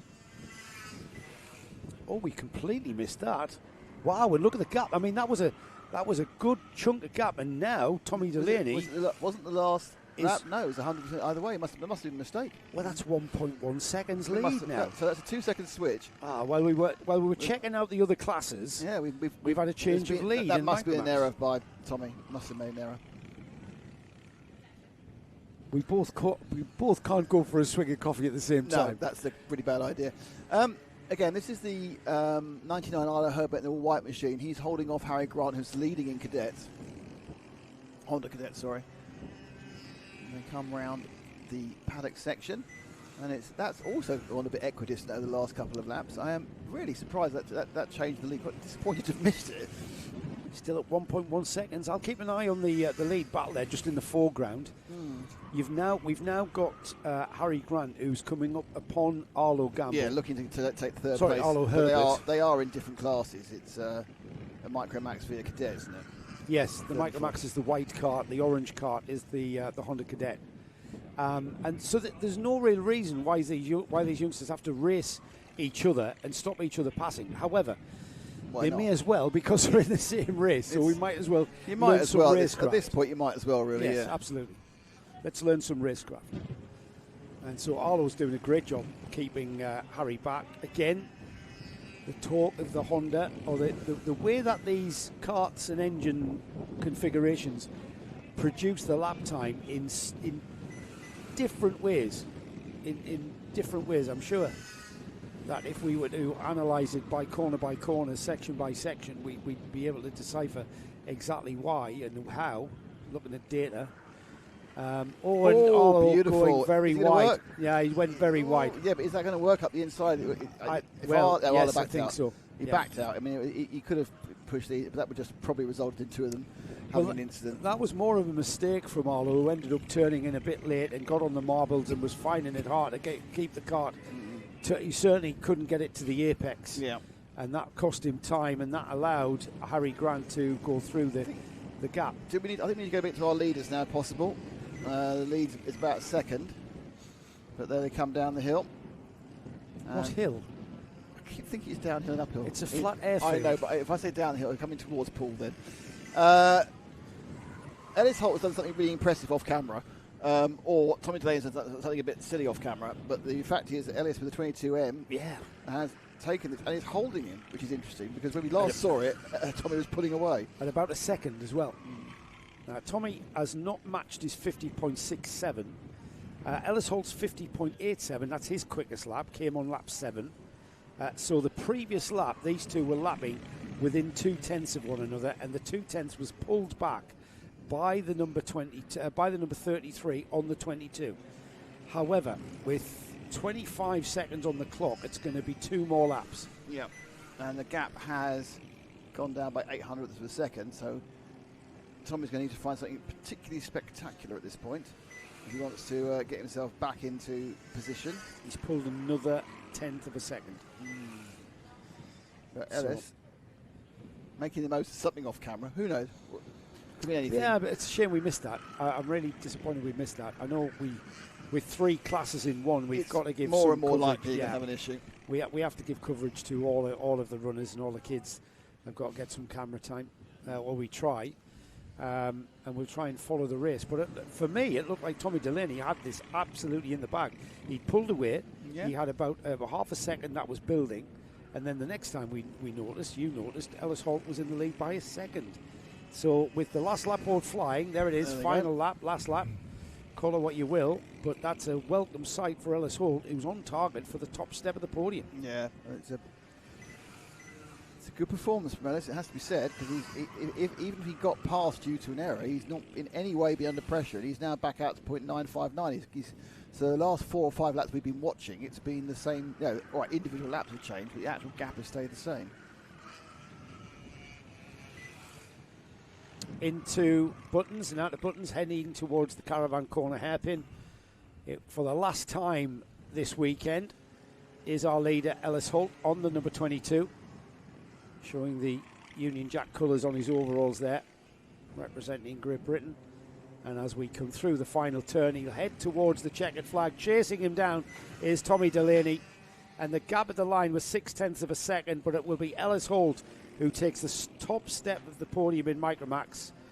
And in 3rd place overall and 1st in Honda Cadets is Harry Grant. Arlo Herbert, I should say, comes through in 3rd place in Micromax, 4th overall. Charlie Kitchen is the Water Swift winner, of course. Reggie Carver takes 2nd in Honda's 6th overall, and it will be Timon Pechak who takes 7th place there. Just heard his engine there. We had Oliver Pask, who was a non-starter there, didn't complete any laps.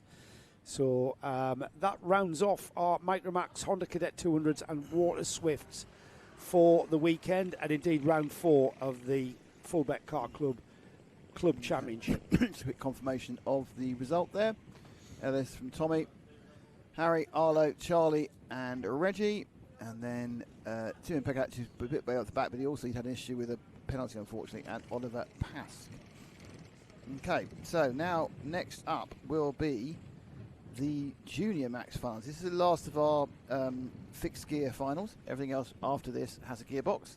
Well, they have gearboxes, I suppose you could say, but actually has an adjustable gearbox. So, are you ready to look at the Junior Max grid? I have, if you've got it, because it's hang on, I'll just refresh and see if I can find it on here, which I have. Here it is. This is going to be an absolute ding-dong, isn't it? So who's where and when? Right, go ahead. We've got Amy Peacock on the pole position, winner of Heat 3. Elliot Smith alongside. Aidan Young is 3rd. Jaden Payne. He was coming into this weekend as the favourite. He's still the favourite from the 2nd row, but I've got to say. That 10-second penalty knocked him back. Yes, absolutely. Cian Hundell and Charlie Thompson on row 3. Ryan Wheatley and Florence Walkington on row 4. Josh Ahern and Idris George are on 5, with row 6, Finlay Doran and Joshua Alcock. And then we've got Archie Green rounding off a 13-cart field. I've been looking forward to this one since we saw these youngsters race this morning. It had a cracker written all over it. Yeah, I mean, now we got a situation where Jaden's going to have to work for a little bit due to the 10-second penalty he got. You know, let's be honest, I think it was rightful. Yeah. In the last heat, it was obviously a toss between 5 and 10. So again, but 10 was fine. So you got the situation, obviously, where we expect Amy, who's driven brilliantly here today, to push it to the end of the race. I really want to see a ding dong between those two. But who knows? Someone else might join in. Yeah, I'm looking for this. This is exactly what I mean by a cracker, because we've got 3 or 4 very, very fast drivers here being led out now by Amy Peacock at the front of this field.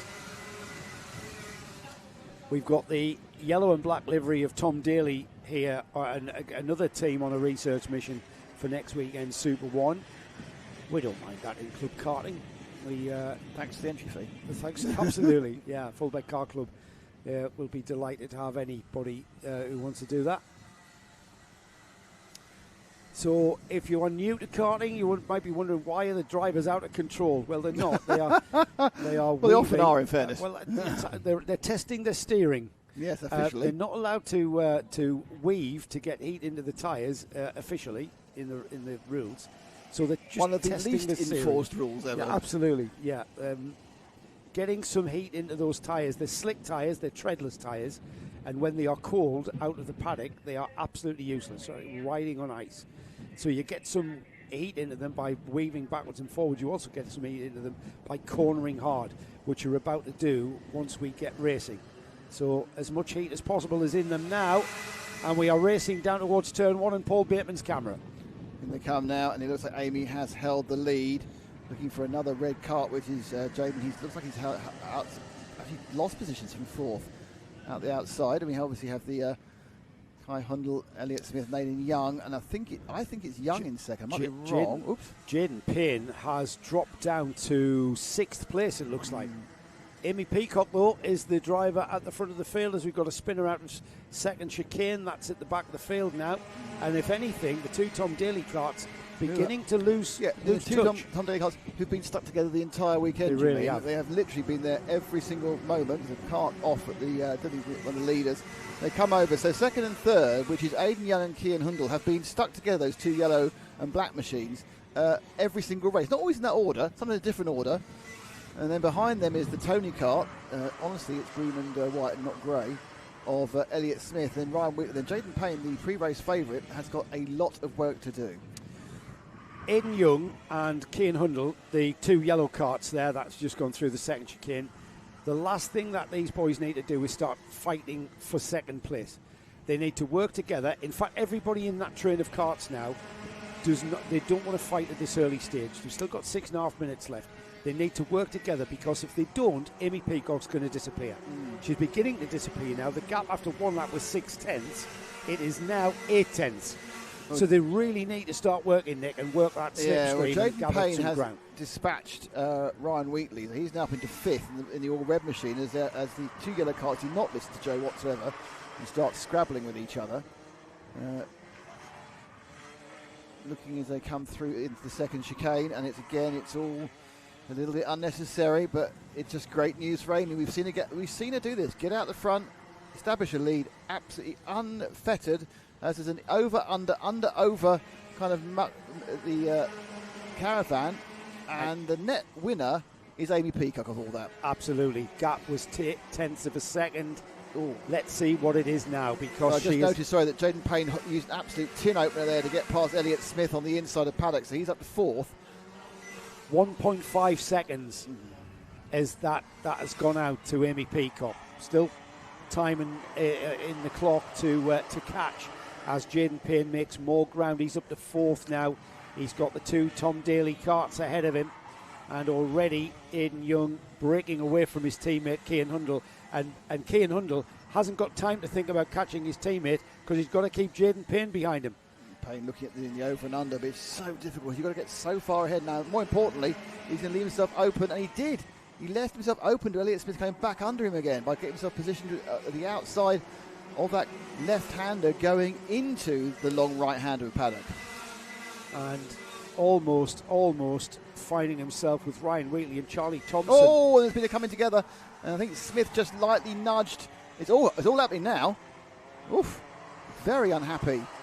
The 65 of Cian Hundle. I don't know quite what happened, but I think he got nudged by Elliott, and then he got. I don't know whether it's just coincidence. He get a little bit kind of unhappy and started nudging everyone around him. Ryan Wheatley has come out of that the best, because Ryan Wheatley is now ahead of. I think he's behind Elliott Smith, but he's ahead of Jaden Payne, isn't he? Yeah. Yes, he is. Yeah, he's on the Lando Norris liveried cart. Jaden Payne indicating to Elliott to Kai Hundle, who has been absolutely mullered by the field as they've come through. Yeah. So it's Amy Peacock, Aidan Young, Elliott Smith, Ryan Wheatley, Cian Hundle, Jaden Payne, and Idris George. I'm surprised that there hasn't been any sort of like movement from that from this event part of the track last lap, because as Jaden Payne gets past Hundle, because there was an awful lot of bumping and boring. A lot of it seemed very unnecessary coming into the bottom corner last lap ago. So I'm not quite sure. We haven't seen anything There was a bit of weaving on the straight as well, which I've never ever been a fan of that. That's just dangerous. And I don't know why, though, because there was no discernible reason for someone's that. correct. You say it's Tom Day race, not Tom Daly racing. You said it again. I said it again, did I? Tom Day. Sorry. The 44 of Idris George made her play. Oh, dear, this has got very scrappy. In my defence, I'm still reading Derek Daly's book. That same thing. Who is Tom Daly? He's Diver. Oh, yes. And it's all going with these two, Rick. This is really scrappy. I mean, it's great. Yeah, it's aggressive, fine. What more do you want? He's got that nose is very squished on the 36, so the chance of that not having a penalty judge who knows? That's a scrap for 8th place here. This is where the action's at, though. We've moved forward. This is Ryan Wheatley on the Lando Norris car, Jaden Payne down the inside. Will he hold it? There he goes. He has held it very well indeed. He's up to 4th. But does it point out back to where he was? Started, back to where he started, with Amy Peacock miles ahead. Amy Peacock's 2.7 seconds ahead of Aidan Young, who is just ahead of Elliott Smith. Jaden Payne has to find 1.6 seconds, and that lap there for Jaden Payne, with that overtake at Caravan, was the fastest lap of the race with a 45.05. Wow. He's got the pace. I don't think it's quite worked out positionally for him in this race. That's the problem. He obviously lost a couple of places at the start, and then you're in a train of relatively quick karts, and getting past them just takes too long, especially when we had that kind of... Jade was certainly completely innocent of whatever happened with Kai Hundle as he came round the first chicane, because he wasn't involved in it, but then he seemed to pick up the worst of the whole situation there. I'd love to see that again properly, see what happened, but he just got really kind of aggressive. Let's have a look at the battle for 2nd and 3rd. They're just going into chicane now, Nick. That one there. Oh, right, so it's Elliott Smith and Aidan Young. Yeah, Aidan Young. Elliott Smith has had pace all weekend. And it's just whether or not that young man there, Jaden Payne, can catch the 3 ahead of him. It's a big ask with only just over 90 seconds on the clock. There is 2nd place, Aidan Young, for Tom Day Racing. Got it right that time. Well done. Yeah, absolutely. Payne. You dived right in. See what you did there. These 3 begin to come together, though. Aidan Young, Elliott Smith and Jaden Payne. They were strung out by quite a distance. Update on the lead of Amy Peacock, by the way, 3.2 seconds. Yeah. 3.8 seconds. I'm afraid she's not done herself getting coverage on the live stream any good whatsoever. I'm sorry, Amy. You have to make it look a lot more interesting. You want to get covered. Yeah, sorry, Amy. You've had a very dominant run there at the front of the field. Never put a wheel wrong. We'll try and pick up Amy for her last lap or so, because that 2nd, 3rd and 4th are coming ever closer to each other, but not her. Yes, they're not coming anywhere near Amy Peacock at the moment. Little tap of the helmet, time running out to do that. They're on 2 laps when they come past us. They've got 2 laps in the corner, and Jaden Payne really lining up Elliott Smith. He's gone side by side coming into the first chicane. It does work. Nice move there by Jaden Payne, getting Elliott into the first corner. Obviously got excellent drive for the final corner. Now he's got 1 3/4 laps to get past Aidan Young. Well, he's put himself on the podium, that's for sure, and he's going to help his championship positions by finishing third rather than fourth. I mean, he's obviously in the championship, so the points are really important. Yeah. It'd be even better if he could finish second, of course. Aidan Young wants to finish second. Well, he might be able to, but I'm not sure we'll be able to see it because we need to look at our leader. But more importantly now, as they come up to finish the penultimate lap, right on the tail now, absolutely bridged that gap. Payne's got some absolute pace now at the back end of this race. Is he going to try to do the same thing again and get up the inside of the first chicane? No, heavily blocked by a man who saw him do it. Oh, now side by... Oh, there's a problem. It must be chain. Must be the chain. Must have come off it as they went over the curbs. That puts Payne second. Can you find our leader, please? Let's find Amy Peacock. There she is. So that must be a chain. The way he just lost all drive. Yeah, the way he just lost all drive. We've seen this at Fulbeck on that chicane before. Yeah, we have indeed. This one's all about Amy Peacock, though. She has absolutely dominated from this race. And yes, you could say that's because everybody behind her tried to squabble between one another. Well, that was what she was hoping for. But she put herself on pole position with some fine driving in the heats. And it's a fine drive, remember. She hasn't put a wheel wrong there and takes a checkered flag and round four. No arm celebration at all. No, very, very relaxed. Controlled. Too cool for school.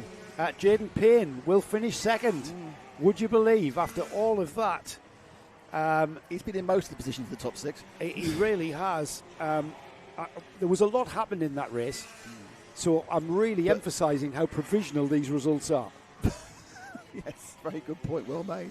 Yeah, there was a lot happened. We'll wait and see. Did anybody actually get a penalty? No, no one actually got a penalty at that during the race. We had a contact warning and a mechanical flag for Archie Green. And Archie did pull over, so that's fine. Florence Walker, unfortunately, didn't realise it didn't get a start at all. Let's have a look at the result then, Nick. The official result on our screen. Well, it's not the official result, it's the result. Sorry, the provisional result, yes, as they cross the line. Amy Peacock takes a very solid and fine win. Jaden Payne second, Elliot Smith third. Ryan Wheatley should be he's down as a novice driver. Wow, he was fourth, just missed out on the podium. Cian Hundle was fifth, Charlie Thompson sixth, and then in seventh place, Idris George. Josh Ahern was eighth, ninth was Finlay Doran, Joshua Alcock 10th, Aidan Young 11th, Archie Green with that mechanical flag didn't quite finish. He was classified 12th, and not completing a lap was Florence Walkington, who just kind of rounds off an awfully character-building weekend with that non-finish. I love the way you say character-building. You could just say, I can't say that word, can I? No, you poor. Can't. No, you can't. Can't say that word. Right then, that concludes our Class 1 classes. That's the non-gearbox classes. We are into our first final. Let's get changing them gears. This is for the 250 Nationals, the 250 Super 4 final. Super 4, part of the Northern Karting Federation, run by Sue Fairless and Andy Fairless. And we are here this weekend as part of the Fulbeck Kart Club. What have you got, Nick? Dale Lewis, 5435. These numbers are ridiculous. Says good effort by all the R1 lads, because there was a number of R1 lads in that junior final. Oh yeah, there was a lot of representation. At the start of the day, there were about six. Whether six of them lasted the whole day, I don't know, but there were six to begin with. Yeah. We're just waiting for the broken down cart to be cleared off, because obviously once you've lost the chain, it's a long haul to push the thing all the way back again. In fact, the green flag is flying now, so they can release the gearbox carts. I mentioned Morgan Hudson. You did? I mentioned Marcus Hudson, who messaged us on the Midweek Motorsport Collective WhatsApp group. Did he? Yes, and said he'd be which here this weekend. Which I'm not part of for some reason. No, you're not part of. You're not allowed on there, mate. You'll only upset people. That's true. Let's have a look at the grid, shall we? Why ever not, Joe? Here it comes. Front row of the grid then is our current vice champion, Lee Stamp, with Aaron Powell alongside.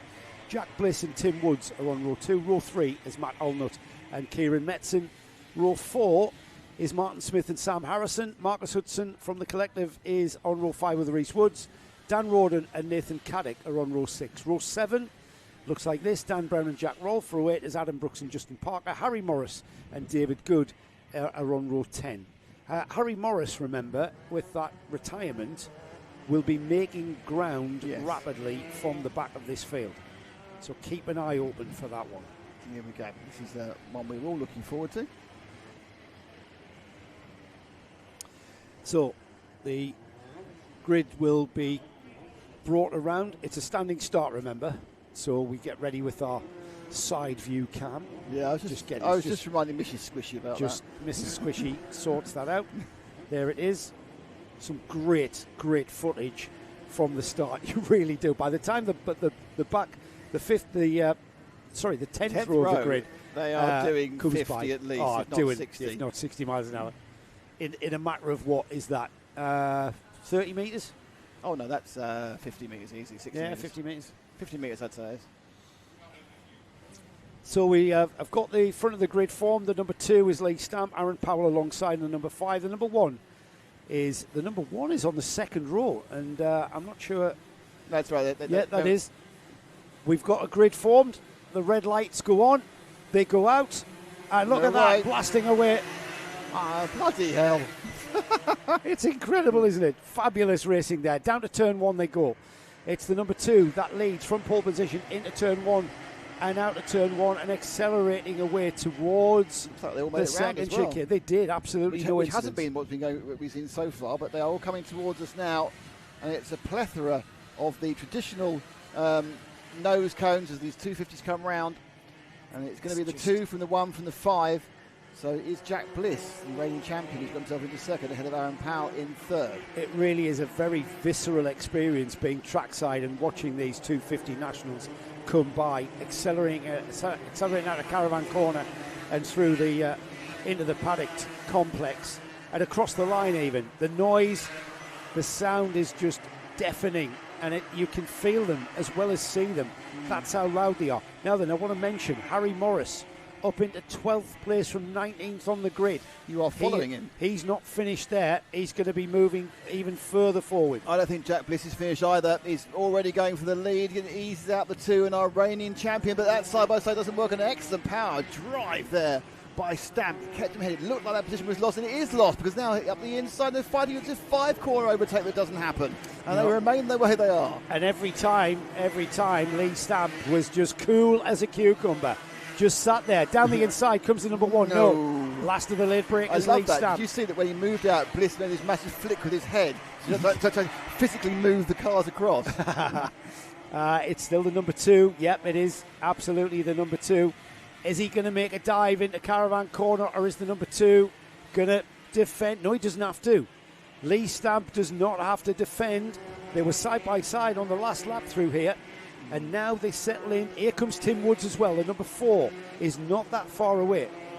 Out and onto the start-finish straight. Woods was winning the last race by a country mile. They had a technical question. So he's got some pace. But then I'm kind of getting the impression that Bliss may have been keeping his powder dry most of the day. Because obviously he's a champion. Yeah, you never know. But he just looks suddenly a lot more racing. Yeah, this really is a race. This is a high-speed, an extremely high-speed game of chess, this one.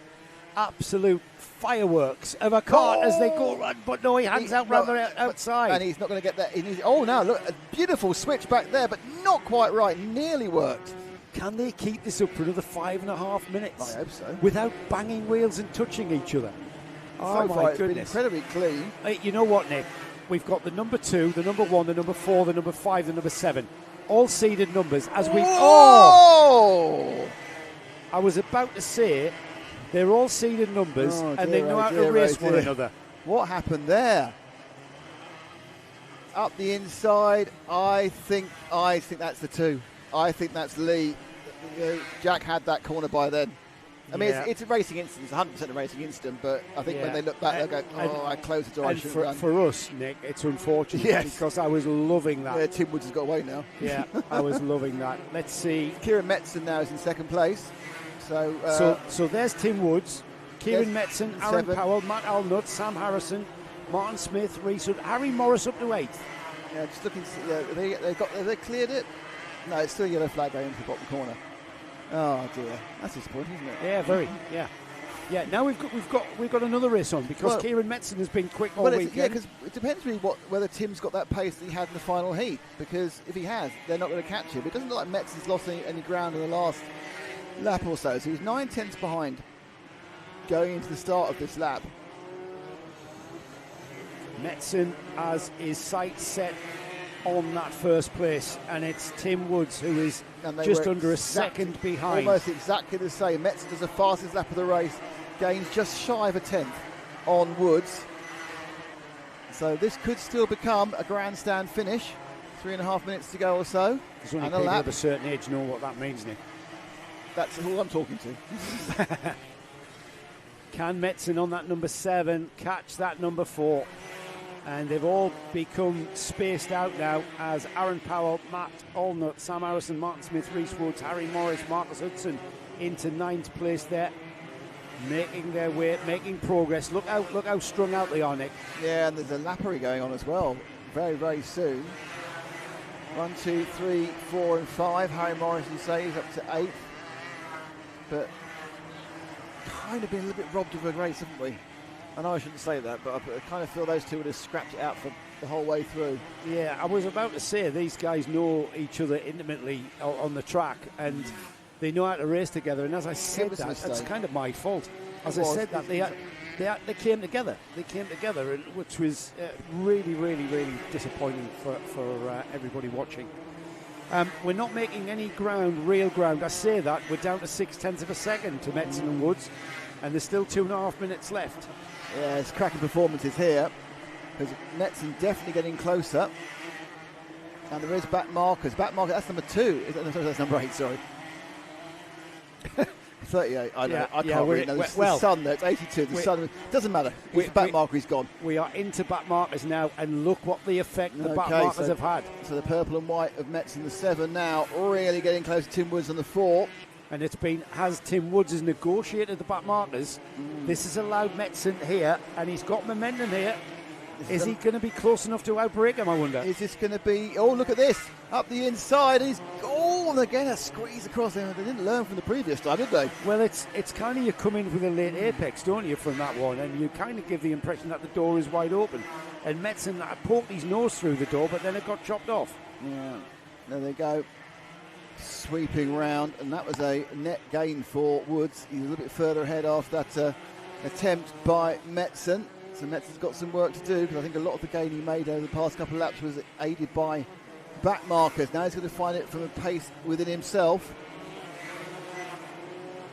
There's the number 1 who continues to... Almost a lap down. Yeah, almost lap down, almost about to be lapped, in fact, as we gasp at the fact that the number 4 has been able to pull out another lappery going on. That's gone relatively cleanly. When Metzen was challenging here on the last lap, we've now got a situation where Woods looks like he's got the measure. Well, I don't know is the answer to that question, because they're now nose to tail again. Here we Mainly go. because there was a lap in the lappery in this lap. This is where Metzen's really, really quick through that one. This is where he gets into the slipstream. Can he get alongside? No, because there's going to be yellow flags. Yep. He slots back in behind. We've got 2 karts that are coming together at the top is end. One of them. There's Dan Brown and somebody else. I'm not sure if they can get going or not. But now we've got 2 more laps after this one. Yeah, they get 2 more. You're quite right, Joe. What can Woods hang on? It's less than 0.3 of a second. But Metzen seems to have a problem. Oh, Metzen's slowing. Oh, where's the drive? Where's it? Is he missed a gear? Metzen is slowing. Is he, or did he just miss a gear?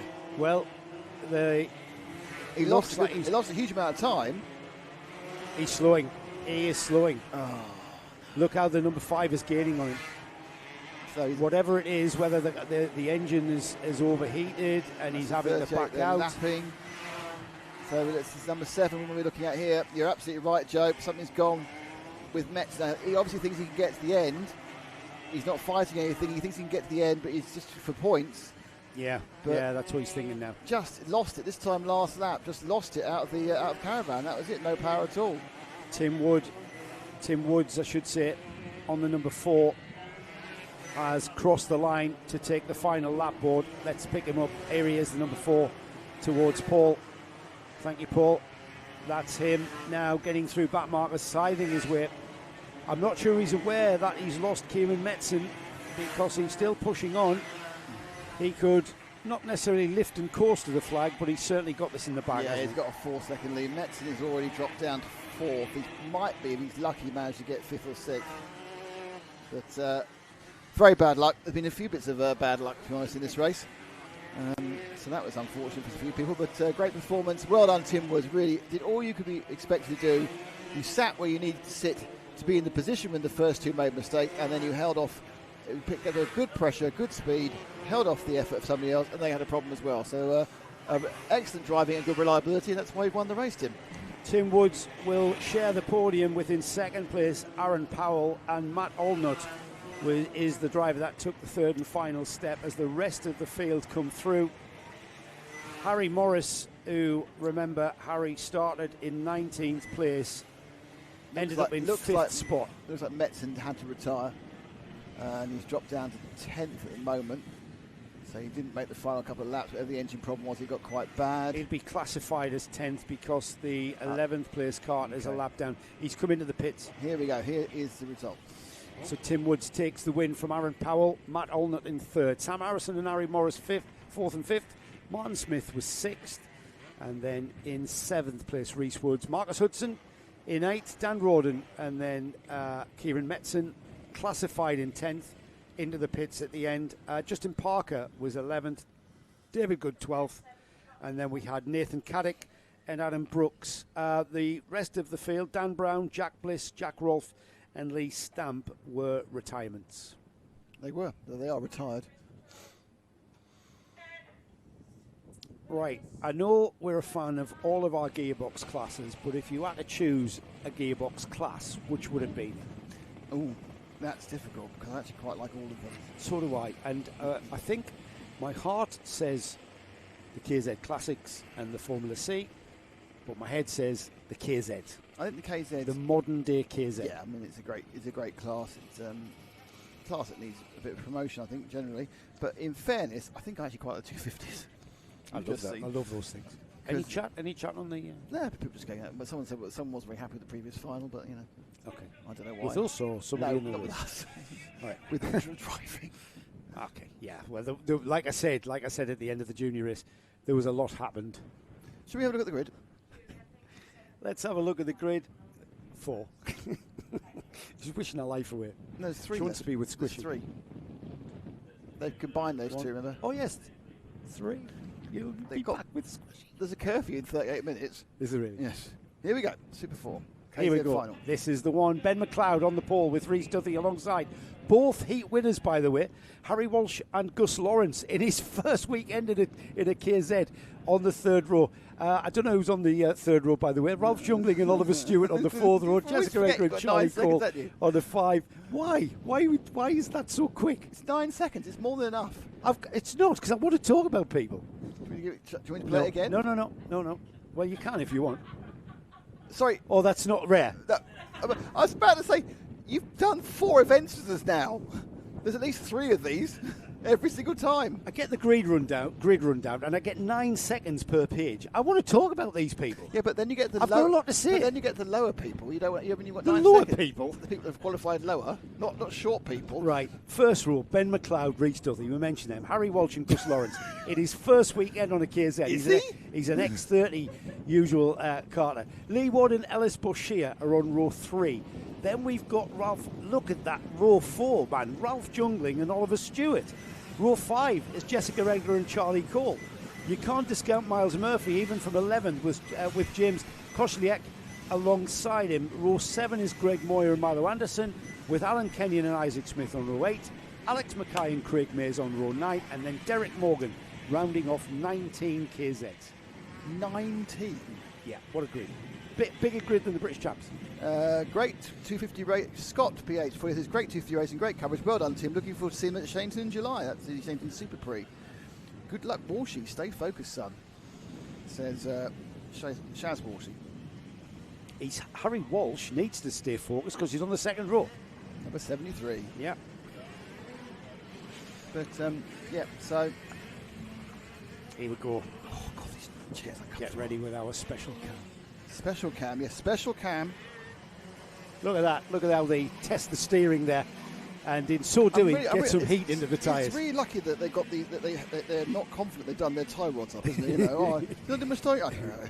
Do you know what? I'm not sure I did my steering rod up. What I'll do is I'll vigorously shake it from side to side to check. Ben McLeod lines up in his Saudi kart with the number 37, Rhys Duthie. These two have both won a heat each. Behind them, the number 73, that's Harry Walsh. He's got his fan club looking in as well. Gus Lawrence will make an appearance on his left-hand side any moment now. Where is that Kart Republic of Gus? He just needs to move forward a few feet. The number 85 being instructed to move forward a few feet. He doesn't want to use... Doesn't the 73 need to move back a few feet? Doesn't want to use the clutch, though, does Gus. Doesn't want to take it out of them. There he is. He appears now. Ah, they're on the yellow slots, not the white slots. Yes, they're on the yellow slots. Right. The grid looks formed. The engine revs will rise when the red lights go on. We get the thumbs up from the back. This is it. This is where we go. The 5-second board is shown. Red lights are on. Red lights go off and away we go. Oh, someone's spun on the line. It's Miles Murphy. Miles Murphy got shoved around. He was pointing the wrong way just in front of us. He's flipped the cart around. You'll get a glimpse of Miles coming into view already behind. Backwards, he got hit. Oh, yeah. He got hit. Now watch, keep with it. Wow. And there he goes, flipping the cart around. So Miles Murphy, even though he was down there in 11th, is now out of contention. Yeah, massively. He crossed line 15th, backwards. Yeah, exactly. Now remember, guys, that this is a 10 minutes and 1 lap final for the KZs. It's the longest final we have for you this afternoon, and it's going to be action-packed the whole way around. Mars has got a penalty for being the wrong way round. That is the definition of insult of injury. All right, okay. Right. It's not a great day. So you've got a penalty going straight to the second chicane. Yeah. So basically, not a great day. Here they all go. Didn't told you that Rhys Duthie is leading from Ben McLeod. And then we have Harry Walsh in third, leaderboard. Ralph Youngden actually top 5. And they are right nailed together. And it's the 37 of Duthie with a darker helmet from the white helmet of McLeod, who has made up a lot of places during the course of the races. And they come down this low shooting action in the last corner. And this very red and orange grid comes towards us. The thing is, Nick, these two drivers at the front of the field know how to win these races here at Fulbeck. They've both won a heat today.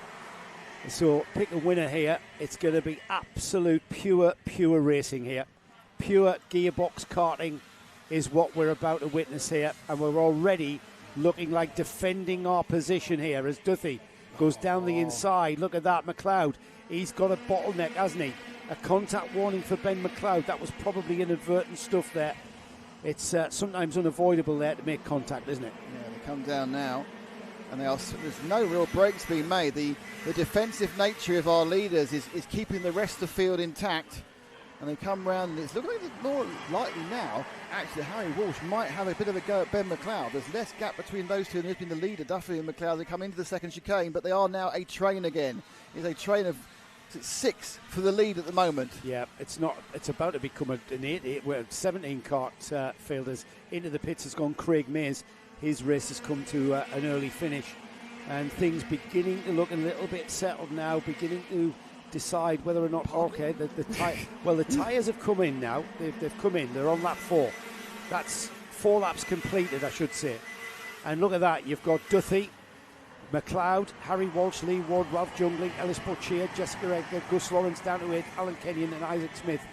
They are your top 10. Yeah, they're coming as close as they can be. It's noticeable that Ben McLeod was able to hold a tighter line through the bottom hairpin, but didn't do him any good because there was no gap. There wasn't a cart's width for him to get past. And Duthie is driving an excellent defensive race. He's good for us. He keeps the pack together. Yeah, this is brilliant. You get a feeling. I mean, we're at the end of the afternoon. It hasn't been a scorching hot day, but it's been hot enough to, if you drive too forcefully, you're going to take the life out of your tyres. And this is the point in the afternoon where you're going to find out just how much tyre life you have. Just so you know, the top 15 will come by 4 seconds. Brilliant. That's after a few minutes of running. Top 15, did you say? Yeah, 4 seconds. Yeah. And there's the tiniest of breaks for Duthie there. Yeah. Now, whether that's...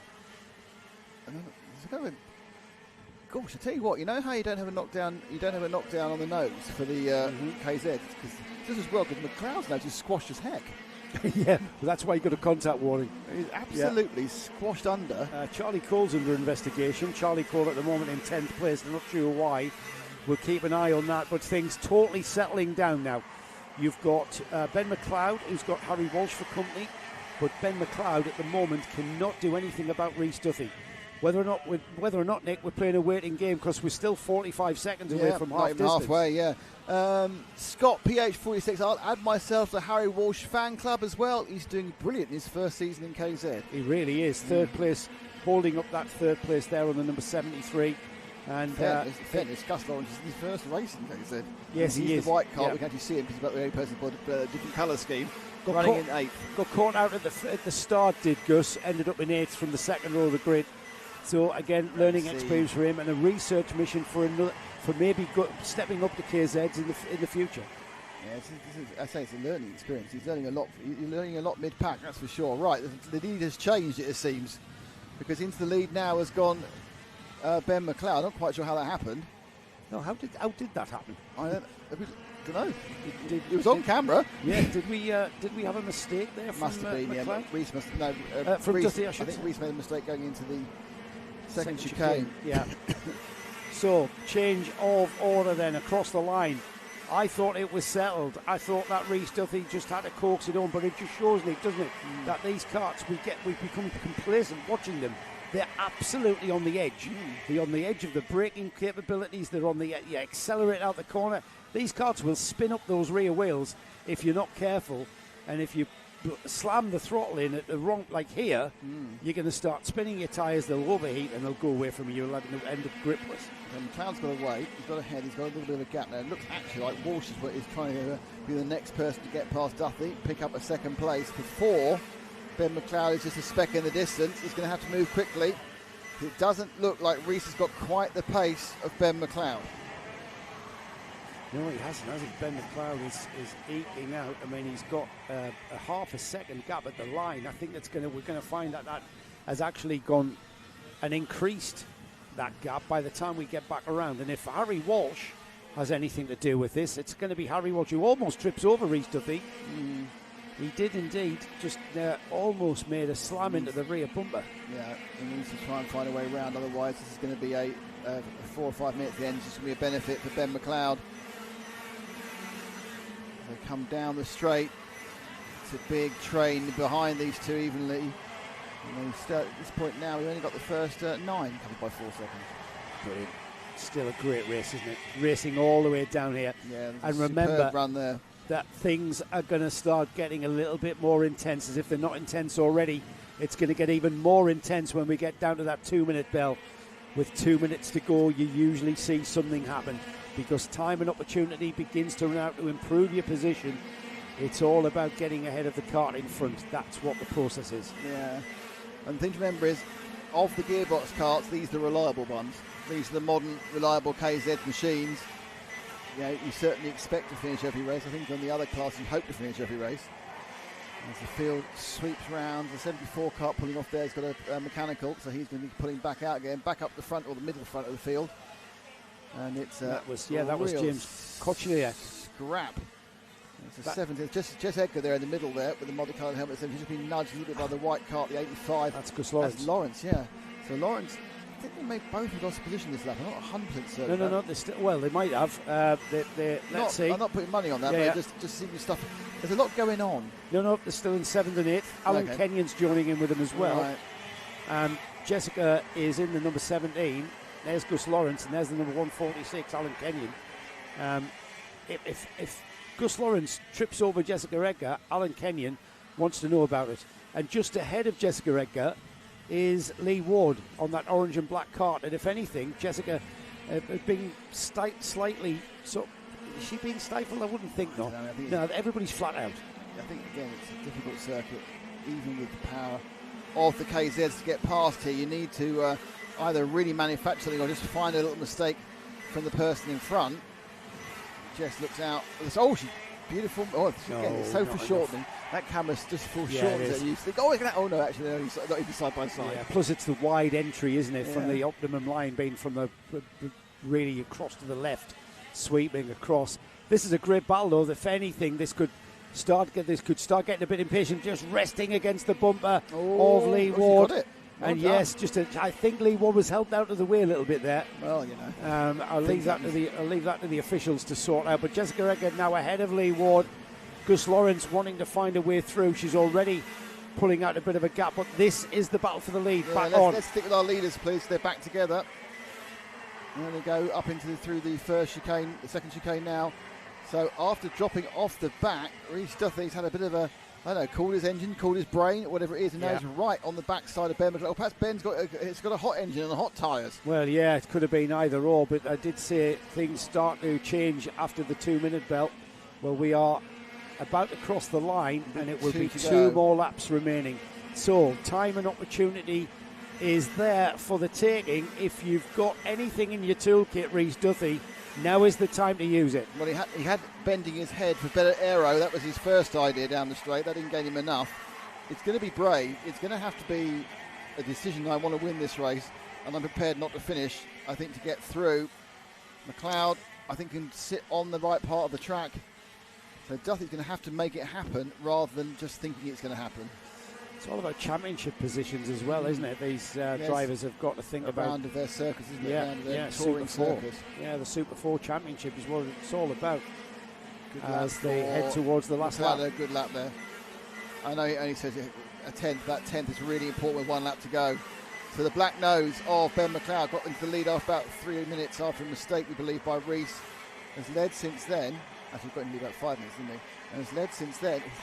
They got away with that, though, because you can't get past. Yeah, absolute broadside there. Loads of opposite lock from Ben McLeod. He's only got a couple of corners, and I think he's got the pace to hang on to this. He's not being challenged in any way, as Reece Duthie has to settle for second as they accelerate out the final turn towards the checkered flag. Then it's Ben McLeod who takes the win. Reece Duthie in second. Harry Walsh for the Harry Walsh fan club. Well, he's on the podium, everybody. Harry Walsh on the podium here at Fulbeck. And as the rest of the field string through and string out across the line, we will have a full look at the result here as everyone now has finished that race.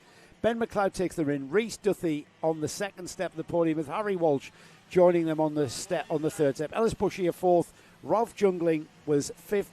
Then we had Jessica Edgar in sixth. In seventh was Alan Kenyon, who got past Gus Lawrence. Lee Ward was ninth. Miles Murphy recovered from that spin at the back to 10th. Milo Manderson was 11th. Charlie Cole 12th. And then in 13th place we had Isaac Smith, Alex Mackay, Greg Moyer, Oliver Stewart. We lost after 13 laps. We lost James Kochliek after 6 laps, it looked like, or 11 laps, sorry. Craig Mears went out at the start. Well, the other thing is that Miles Murphy's got a 10-second penalty as well. Right, so that'll put Miles right at the back. Yep. Yeah, which is unfortunate. Okay, 2 to go, and it's 2 classes in 1. We stay with the 125 Gearbox Kart classes, this time the Classics and the Formula C. Indeed. Do you want to get your grid up so you don't moan when it goes too fast? It's important to stop. One of my key things, really, for any event at Karting Live TV is stopping Joe moaning. Oh, I just try to be professional. He gave me this hard stare, but he knew it was true. I just try to keep the professionalism of this outfit. Do you? At a very high level. Do you? Yes. Right. Guess who's on pole? Is it Lexi? It is Lexi. I read that, by the way. Okay, here we go. It's Lexi Fells. Here is the grid going at 9 seconds per page. Do you want to do some preamble first? She's in the air-cooled class. Alongside her on the front row is the Formula C leader, Michaelis Kiru. He's in the water-cool class, the one with the radiator. Dave Kirkham and Neil Robinson on row 2. Luke Padley and John Hately on row 3, with Simon Morgan and Dean Hawley on row 4. We've got Duncan Marshall and the second of the Formula C's on row 5 in the form of Adam Taylor. Mark Bailey and Matt Morgan share row 6.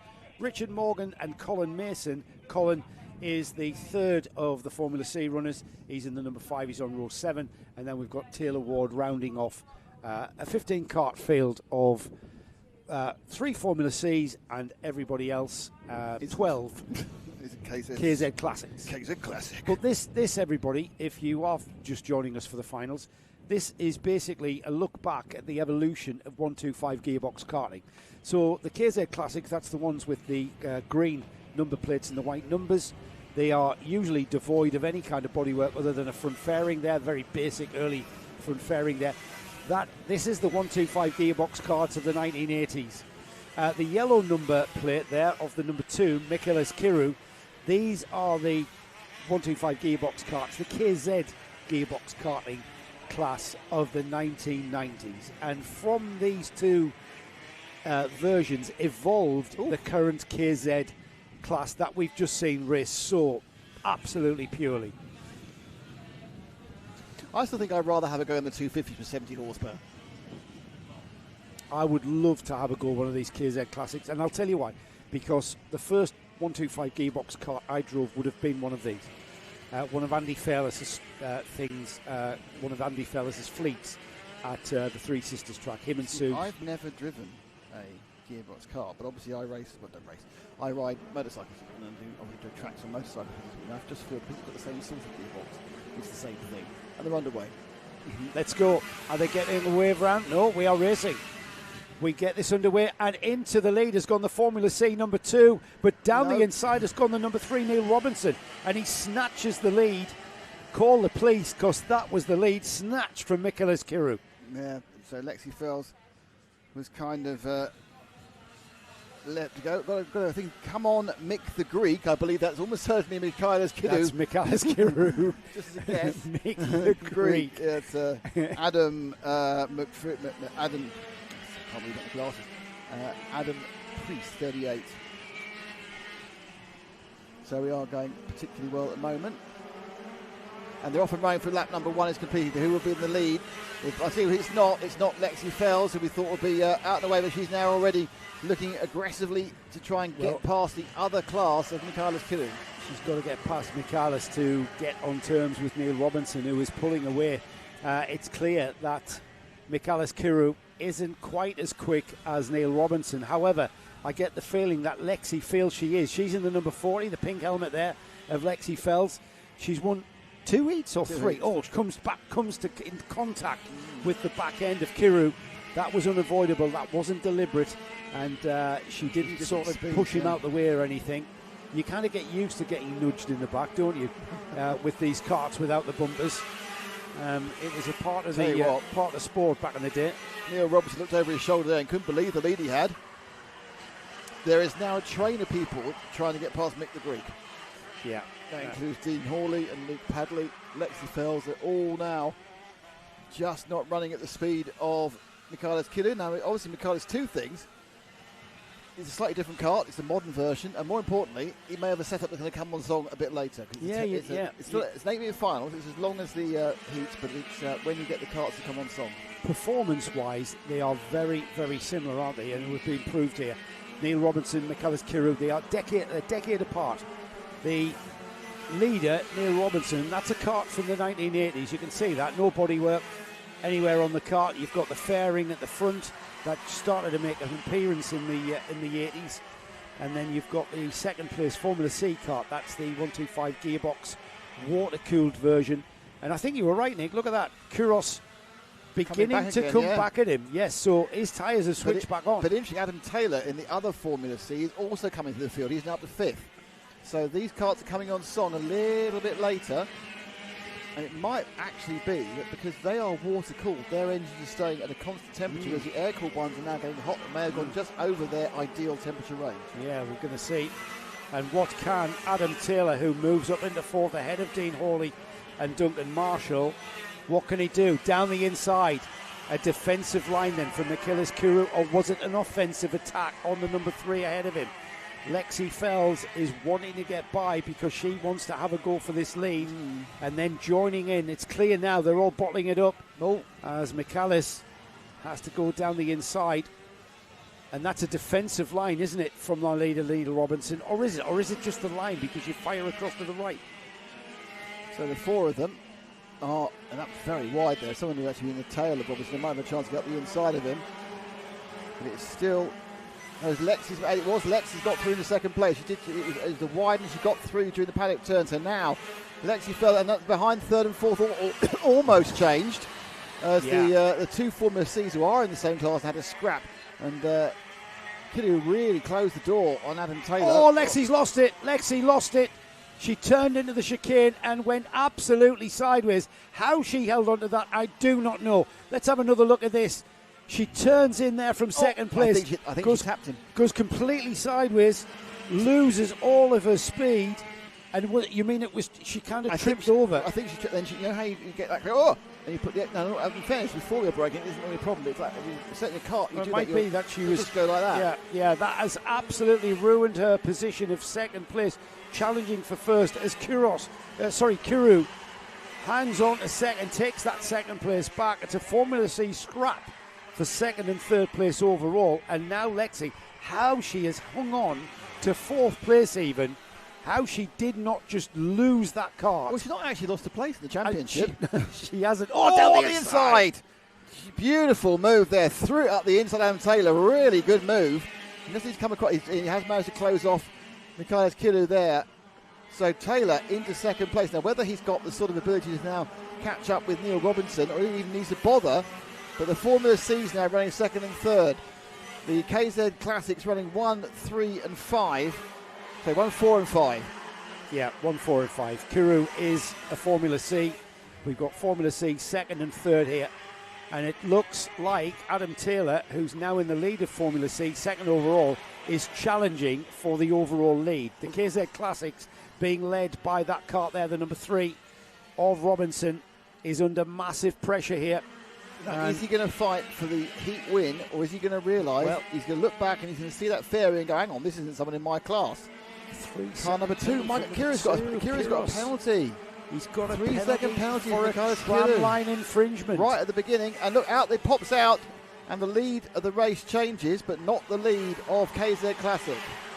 So the overall lead has changed. We've now got a Formula C car at the front of this whole field. And Neil Robinson, I think, has just decided he doesn't need to scrap with these two. Kiru needs to not just overtake Adam Taylor at the front of this field, but then pull out a further 3 seconds. And I'm just pretty sure he's got an absolute solid second place in Formula C. Side by side as Fells tries to get back up into a position where she can challenge Robinson. A minute 41 of the lap still to go.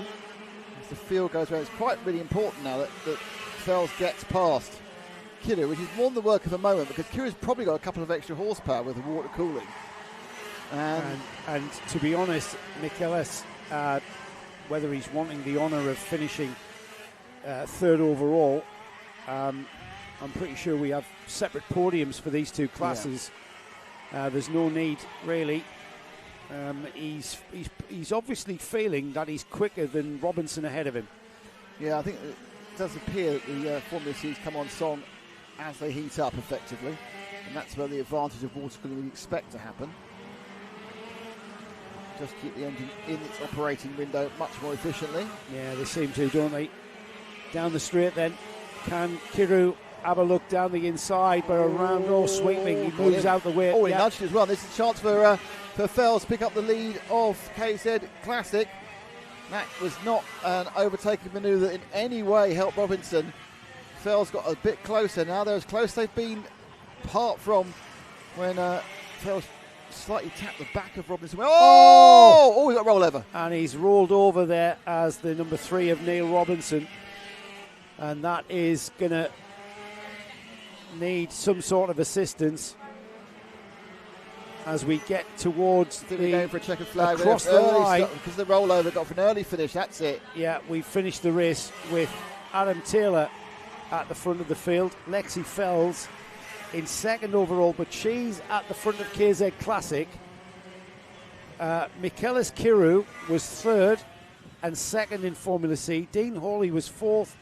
Luke Padley, rest of the field coming through. We'll have a look at the official result. Yeah. But that coming together at Caravan ended up with Neil Robinson coming together with, I think, the number 2, wasn't it? Yeah, I think so. So the official result. So Adam Taylor takes the overall win and indeed takes the Formula C win. And alongside, in second place, Lexi Fells takes the KZ Classic win. Those two at the front of the field. So Michaelis Kiru with a 3-second penalty, will still hold second in Formula C. We've got Dean Hawley finishing second in the Dean Hawley finishing second and fourth overall, finishing second in KZ Classic. Luke Padley third in KZ Classic. David Kirkham was in fourth place. Fifth is Simon Morgan. John Haley sixth. Mark Bealey in seventh. Then we had Colin Mason third place in the Formula C class in 10th overall. Matt Morgan was 11th overall. Taylor Ward, Neil Robinson we lost in that incident. Remember, Richard Morgan went out on lap 10 and Duncan Marshall went out also. Good news, he's fine. Yes, He's I fine, think and he's rolling the cart back. righted himself as well. Yeah, he's actually rolling the cart back. You can cut that up, Lara.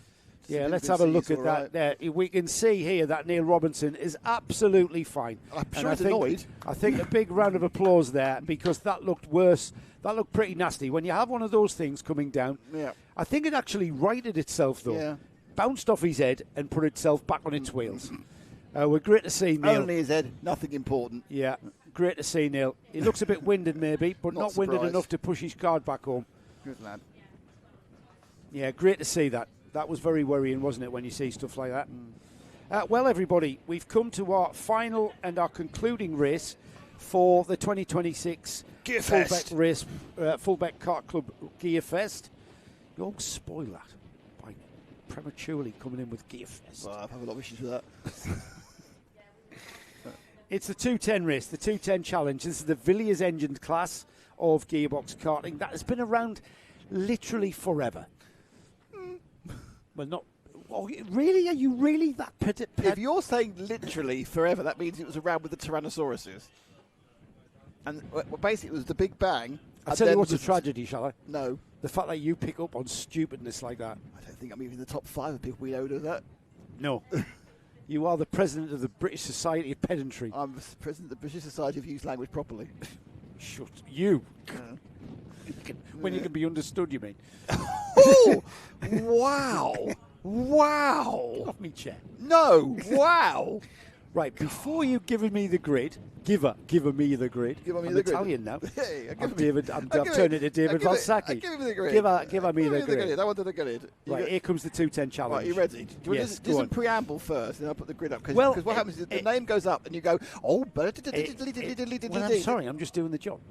But you're not. The job is to do it in 9 seconds. It's going to come as a no surprise to see this man, current 210 champion, Lionel Sifleet, on the pole position with Dan Burry alongside. Harry Morris and Stuart Henry line up alongside each other on row 2. Row 4 is Thomas Stone and David Smith.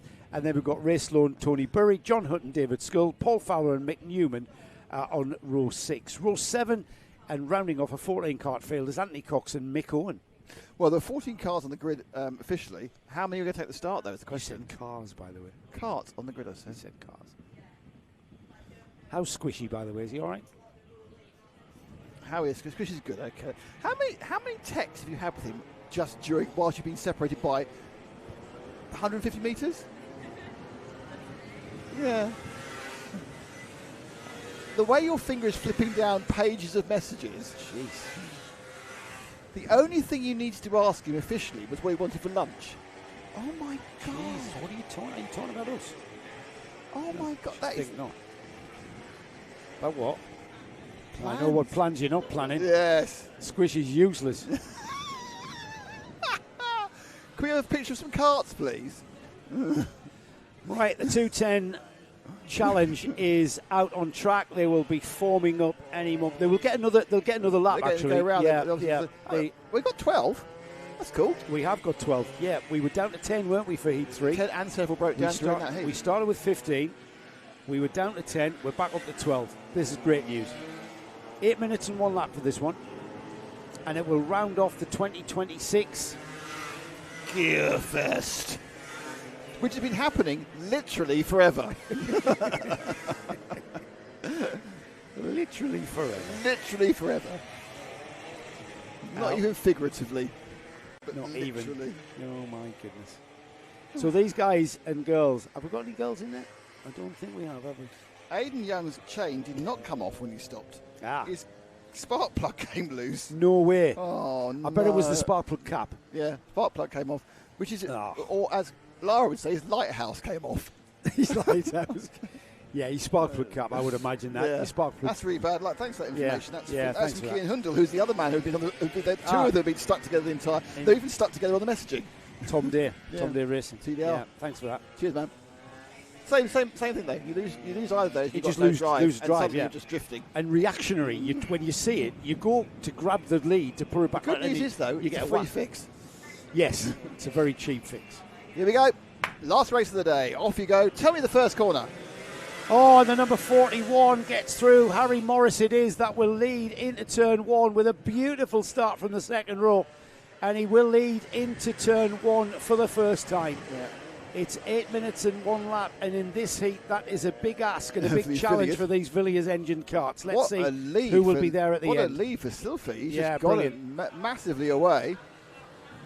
Morris, who had pace during the course of the day, but I think he's now definitely not all his primary equipment because he's stopped a couple of times. And in so much case, he's dropped back again. It looks like already there is. Hang on, no, that's Sifley. That's Sifley who's down to third. I think Morris has got away, and it's Sifley who's having the issue. Sifley in third. Is Sliffy back up to first? No, he's back up in to third. second. He's third. Sifley's third. Because it's a cart that's already gone past. Right, here we go then. It's Morris, Morris. Bury, Sifleet's third, Yeah, as you because said. Morris Nick. has had the speed the whole time, and Sifley just seemed to be kind of and he came out of the corner from Caravan that time. So Morris, who's been super quick, apart from the time when he stopped, when he wasn't quick at all at that point. So he's still got the pace in that cart. Look at him flying away there. He's got Sifley, for some reason, Nick, the cart's out of hook. 3 seconds in 1 lap is the gap he pulled. I think Sifley's got some issues. I don't think that cart's running properly to the extent, but no, it's not. He's lost 2 more places. Oh my goodness. He's lost a place. He's trying best he can, but he's down on power or down on drive. We've lost the 81, Mick Newman again. Mick had some really rotten luck in the last third heat. Yeah. And now he's still got those problems. Morris is going to be even further ahead now. Lionel Sifley 5 has seconds. dropped to 4th. Harry Morris has pulled out to 5 seconds, as you said, Nick. Danbury, Stuart Henry. Something wrong with the back of his car, Sifley. You see how it was like that? It was jacked up on one side. I think there's been an incident. I think he's had an incident, unless it's a weird way they designed the carts. And I think he's got an actual handling issue. Look at the back of it. It doesn't look right. That's just his bumper. He's had a bang. He's had a bang at the back. It's Look, just his bumper, yeah. He's been bent in, and that's moved his exhaust. So his exhaust is wobbling, and if he's not getting the correct back pressure, that's his power gone. Yeah, but if the exhaust has come off, we would hear it. No, it's wobbling. So it's Right, so it's lost him out. Well, you won't lose back pressure unless you lose the seal. So if it wobbles, it's still pushing out the exhaust. He's had a knock on the rear end, hasn't he? Because his clunked at the bumper's back, all askew. Yeah. The officials will probably be looking at that rear bumper as well to see if it's still attached. 7.5 seconds for Dan Bury now. Yeah, Dan Bury and Stuart Henry. Stuart on the number 5, remember, he's the gentleman that gave us that great interview in the paddock show to tell us and all that Didn't you insight. just describe him as mad? Well, I said, is that he's been racing these things for 20 years, he said. And I said, is there something wrong with you? And he said, I think there must be. But it was a great interview with Stuart. And he was there with this 210 Villiers enclave of all these competitors who were around. And I don't know who they were, because when I said, can I have an interview, boys? They all scarpered and left Stuart to it. So the 2 from the 5 battling for second place. Dan Bury ahead of Stuart Henry. 2 from 5. A bronze, very nice bronze helmet on Dan's car. Dan's head office rather than his cart. So it's bronze, isn't it? Yeah, excellent bronze helmet like that. Harry Morris, 9.3 seconds last time by. He's just about to come out of the paddock complex, out of the boot. Here he comes. There he is across the line now. Harry Morris completes 5 laps. We are not even at half distance yet, as the second place cart of Danbury and third place Stuart Henry. Lionel Sifley still there in 4th. Gap out to 11.2 seconds. Wow, 5 laps. He's just doing 2 Absolute seconds a lap. domination. Luckily, second and third are quite close together. Lionel Sifley is still going round, Nick, but he clearly hasn't got that performance edge. He's lost a bit. I think it's mostly because he's been clunked at the back. I mean, he's not. Is he now driving round it and catching it back up again? Yes, he is. Yes, he is. He's worked out what the problem is. He's trying to drive round it. You can see the bumper is bent right in. and it is causing problems. Now, I wonder whether it was bent my ear and touching the tyre, and now it's not. Yeah, we would have seen smoke immediately. That's what tends to happen, but I don't think it is actually touching. We would see tyre smoke billowing from that area. We've seen that so many times before. Under 3.5 minutes remaining, then Morris out to 13-second gap to Danbury, Stuart Henry, and now Sifley making a return. Got his head around whatever the handling vagaries are on that car. Crabbing slightly. Crabbing, did you say? Do you think it's crabbing a little bit? Not sure. I don't know how you can see that. It does that. Oh, well, that means he's had a knock on the rear axle, isn't he? But that he wouldn't be driving around if he was doing that. I see what you mean there. It's kind of like a bit sort of 50 pence piece into the corner, isn't it? But I think that might be. It might just be he's got a tweak on the chassis. Because he's had a massive clunk, and the chassis can get slightly tweaked, can't it? We'll have to wait and see. But he certainly lost the pace he had earlier on in the day, where he was really, really pushing hard and dominant. Now he's just dropping back off the. As Stuart Henry has gone into second place, by the way, and got away from Buick. So Stuart Henry, who was being challenged a moment ago by Lionel Sifley, has now moved ahead of Danbury, who I think has got a problem. Well, I think also Sifley's about to get swallowed up by Thomas Stone. But the point for Lionel is this is the championship. He is the champion. Therefore, points are important. The number 2 and the number 1, I suspect, might have a little issue because the number 4, Thomas Stone, has come back towards them. 100%. So I think they're nursing issues. Yeah, they are now trying to do 1 minute and 57 seconds on the lap for points. I love this. They want points, and they want to get there. Now, will Thomas Stone be able to find enough raw pace to perhaps pick off those two slightly troubled drivers ahead of him? Great stuff. Obviously, number 4, so he knows what he's doing. Oh dear, and that was still. I think it's a handling problem rather than an engine problem. I think you might be right, Nick. I think you might be right because when he put the power in, the car just veered off to the left. I think it's had such a heavy bang. It's tweaked the chassis. I think you're right. If he bent the axle, we know because you flipped him. So I think it's just done that slightly to the chassis. Yeah, it's strange. So Stone is ahead of Sifley and now pushing hard on the rear bumper now towards Danbury. Stuart Henry there in the number 5 is kind of trying to disappear from these lot. I noticed that Harry Morris has turned it down. He's not bothering to pull away anymore. He's lost a second or so. He's pulling it down 2 seconds. We know how these can be. These Villiers engines. You're going to zift and coast effectively now. Yeah. You're going to really take the heat off that motor. Take the heat off the motor. Take the heat off the tyres. And now with what was over 13 seconds, he's backed off now. He's just dropped another second, so 12.3 is the gap to the lead. But this here, the number 2 of Danbury, who was very strong in second place, is now under pressure from Stones. Now Danbury's on the 3rd and final step of the podium. He'll not want to be giving that up. He'll be fully aware of where he is in this field as the blue flag flies for back markers. Oh, got past him. So 34 seconds. What are they doing in laps? Yep. So this is the penultimate lap. They'll get a last lap next time around. And here they come towards us in 2:10 fashion. We've got walking wounded, we've got limping wounded, and we've got a couple of carts working well. Which is what the 210 challenge is all about. It's well named, isn't it? The 210 challenge. The challenge is with these carts and these motors, they are very, very delicate flowers, really, to keep going. Oh, and is that the number 5 slowing down? Stuart Henry slowing right down now, about to lose second place as Stones has gone through onto the 3rd and final step. This is to the flag as well. What happened to Stuart? 1 more lap to go. Did he? Got 1 more lap to go. There's 1 more lap to go. So Stuart Henry, did he miss a gear? Because all of a sudden he was absolutely had Stones right with him. But we need to find the leader, 41. I'm sure he's underneath you now, Ash. Where is 41? That's got him. That's our leader. Absolutely superb. Lights to flag. Victory for Harry Morris. He's had a great weekend apart from a problem in Heat 3. He has been the class of the 210 Villiers at the Fulbeck Gearfest 2026, and he wins the final race in style. And here comes the kerfuffle for second and third. And up the inside goes the Fulbeck. That's a back marker. I think Stuart Henry's recovered from what you said. He had a little technical malfunction, but gear where it was. He lost a position it looked like, but he's going to stay second. Henry will stay second. In third place, it should be Thomas Stone. It is, and then Danbury, David Smith, and that is 210 Racing.